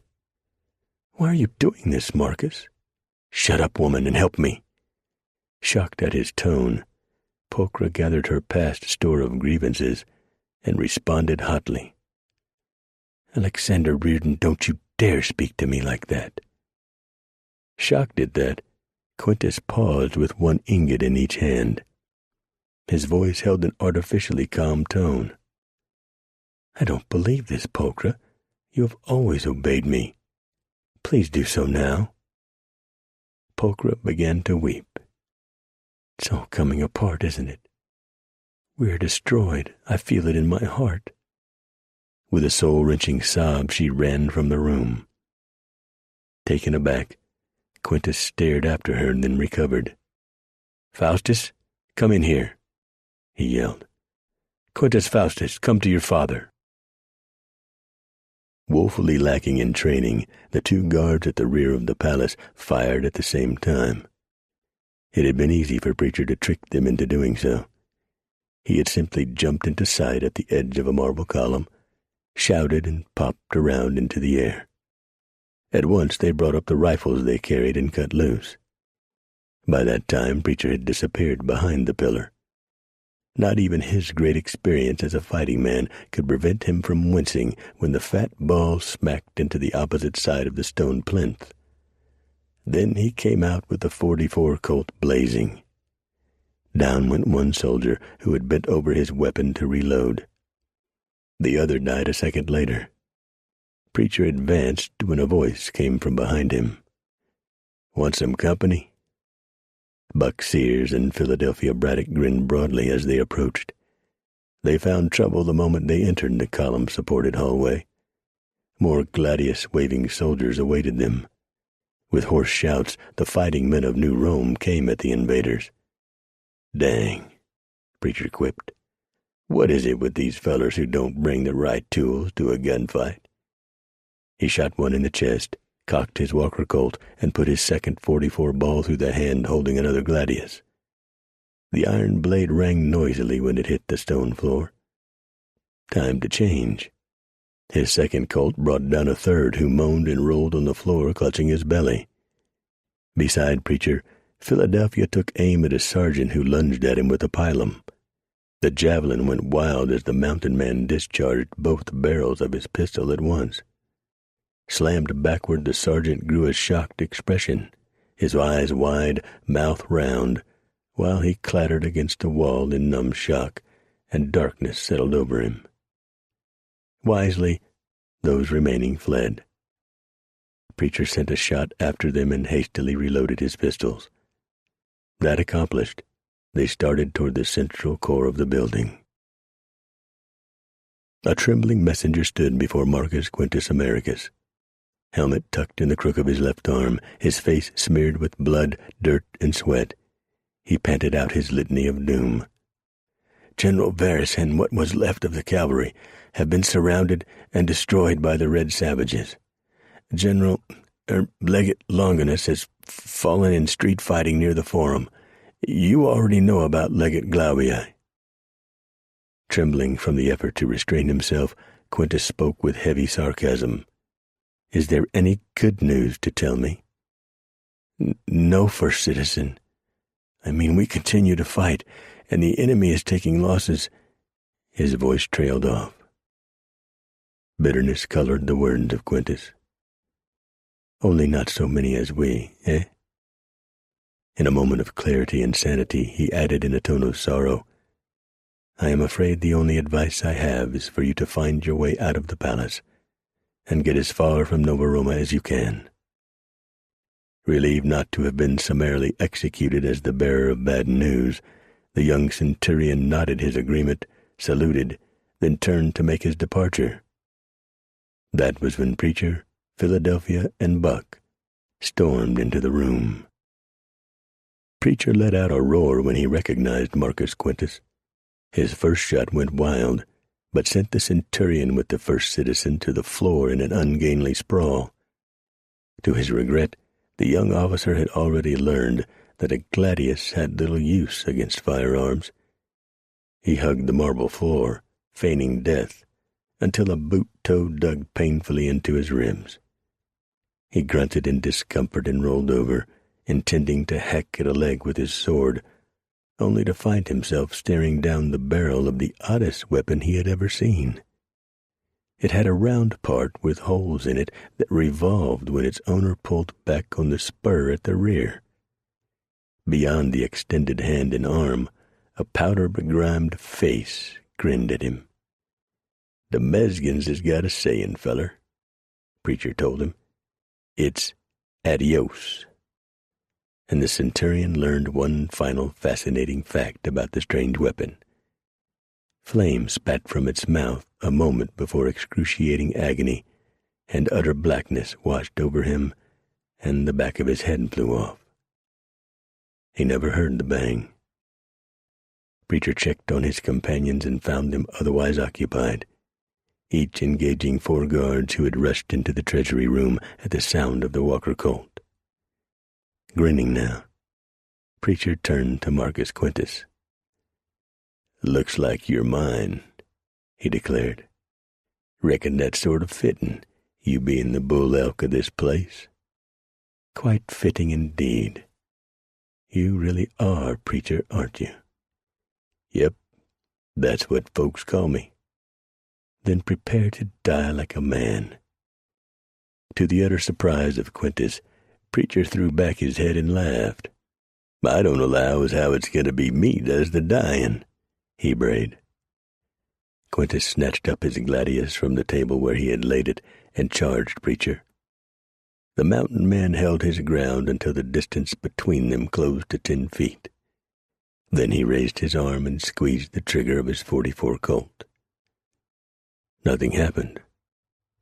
Only a loud click. In the heat and speed of battle, Preacher had forgotten to count the number of rounds he had fired since last reloading. He jumped aside as Quintus made a mighty swing with his sword and drew his second Colt. The heft of it in his hand told him that it, too, had been fired dry. Quintus came on, and Preacher nimbly jumped over a table, putting it between himself and the Roman tyrant. "That will not do you any good." Quintus spoke in precise English. It gave Preacher time to draw his tomahawk. Over the years, the old warhawk had stood him well. He hoped it would again. Quintus lunged over the small table. Preacher batted the leaf-shaped blade of the gladius away with the iron head of his war-axe. Quintus developed an expression of surprised appreciation. A truly worthy opponent. He maneuvered to get past the barrier that kept him at a disadvantage. Preacher countered it. A sharp scream punctuated by a gurgling gasp told of another legionnaire on his way to his maker.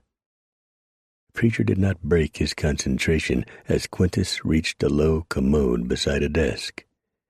His left hand darted out and snatched up the bowl of pine nuts resting there. With a bellow intended to freeze his opponent, he hurled the confection at Preacher. Quintus followed it. A spray of roasted pine nuts hit Preacher in the face. Quintus made a horizontal slash that cut through the buckskin shirt and opened a fairly deep line across Preacher's pectoral muscles. Blood flowed in a curtain. Quintus had little time to savor his brief victory. Ignoring the pain and accompanying weakness, Preacher swung his tomahawk, and the keen edge bit into flesh in Quintus's left shoulder. The Roman grunted and staggered precariously close to the edge of the table. In the last moments, he righted himself and leaped to the larger counter where the gold reserves had rested earlier. Fire throbbed in his deltoid muscle as the blade of the Warhawk tore free. Quintus made another pass at Preacher as he gained the storage shelf. Preacher batted the gladius aside with the flat of the hawk and did a fast two-step shuffle forward. When Quintus brought his arm up for an overhand stroke, Preacher aimed for the Roman's exposed knee. The tomahawk bit deeply, with a loud plock that turned heads in other parts of the room. Face squinched in overwhelming pain, and mouth open in a soundless howl.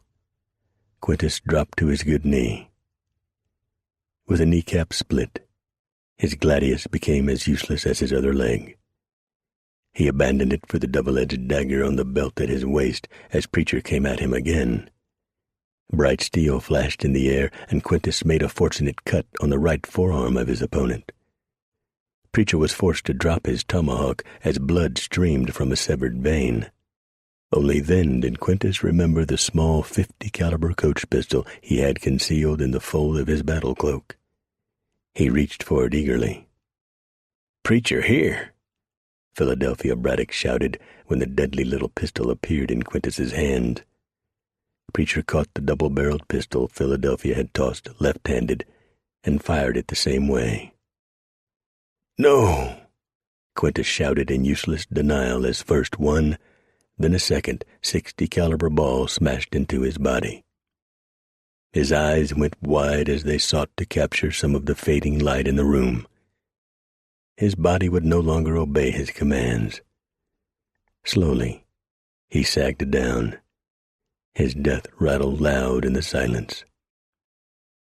The sudden disturbance at one entranceway drew the attention of the mountain men from the dying man. "Father!" Young Quintus Faustus shrieked as he dashed through the archway, a dagger held high. He hurled himself at Preacher, intent on burying the slim blade in the man's heart. Seemingly from nowhere, little Terry Tucker darted into the room at an oblique angle to Preacher and flung himself between the man and the Roman boy. His exposed chest took the full brunt of the blow aimed by Faustus, though not before he triggered a round from a small pistol he held. The ball blew the brains out of Quintus Faustus before Terry collapsed into the arms of the man he admired above all others. I got him, didn't I?" Terry gasped. Then at Preacher's wooden nod, he slumped into unconsciousness.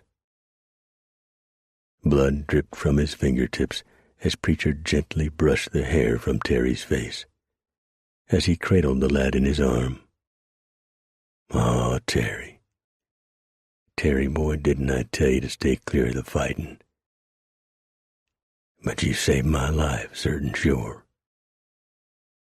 Today," the words would not come. Preacher swallowed hard. "Today you became a real man. One I'd be proud to call friend. Go with God, Terry Tucker." Terry must have heard him, for a small smile froze on his peaceful face as he quietly died. Preacher took a deep breath and allowed himself no further time to grieve for the boy who had saved him. He brushed a knuckle at the moisture that stole stealthily from his eyes, cleared his throat, and came to his boots. "What now, Preacher?" asked Philadelphia, reluctant to intrude on the mountain man's sorrow. "I'd be obliged if you would bind this arm and my chest, Philadelphia, and you, Buck, round up the rest. Tell them to clean up this abomination, pull down the buildings, and burn everything. Free any slaves, and any who want can help 'em down to Bent's Fort and a chance to return to a normal life. What about you, Preacher?" Philadelphia and Buck asked together. "Me? Why, I'm off for a winter home.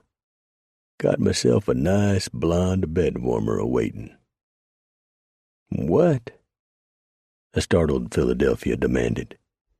"You mean that frisky young gal what took up arms and fought her way out of the arena with us?" Preacher sighed through a spreading grin. "Yeah, that's right. The once-upon-a-time Bible thumper." This concludes Preacher and the Mountain Caesar by William W. Johnstone. Narrated by J. Rodney Turner. Copyright 1995 by William W. Johnstone. This unabridged audiobook is published by arrangement with Kensington Publishing Corporation and was produced in the year 2019 by Tantor Media Incorporated, a division of Recorded Books, which holds the copyright thereto. Please visit Tantor.com for more information on our growing library of unabridged audiobooks.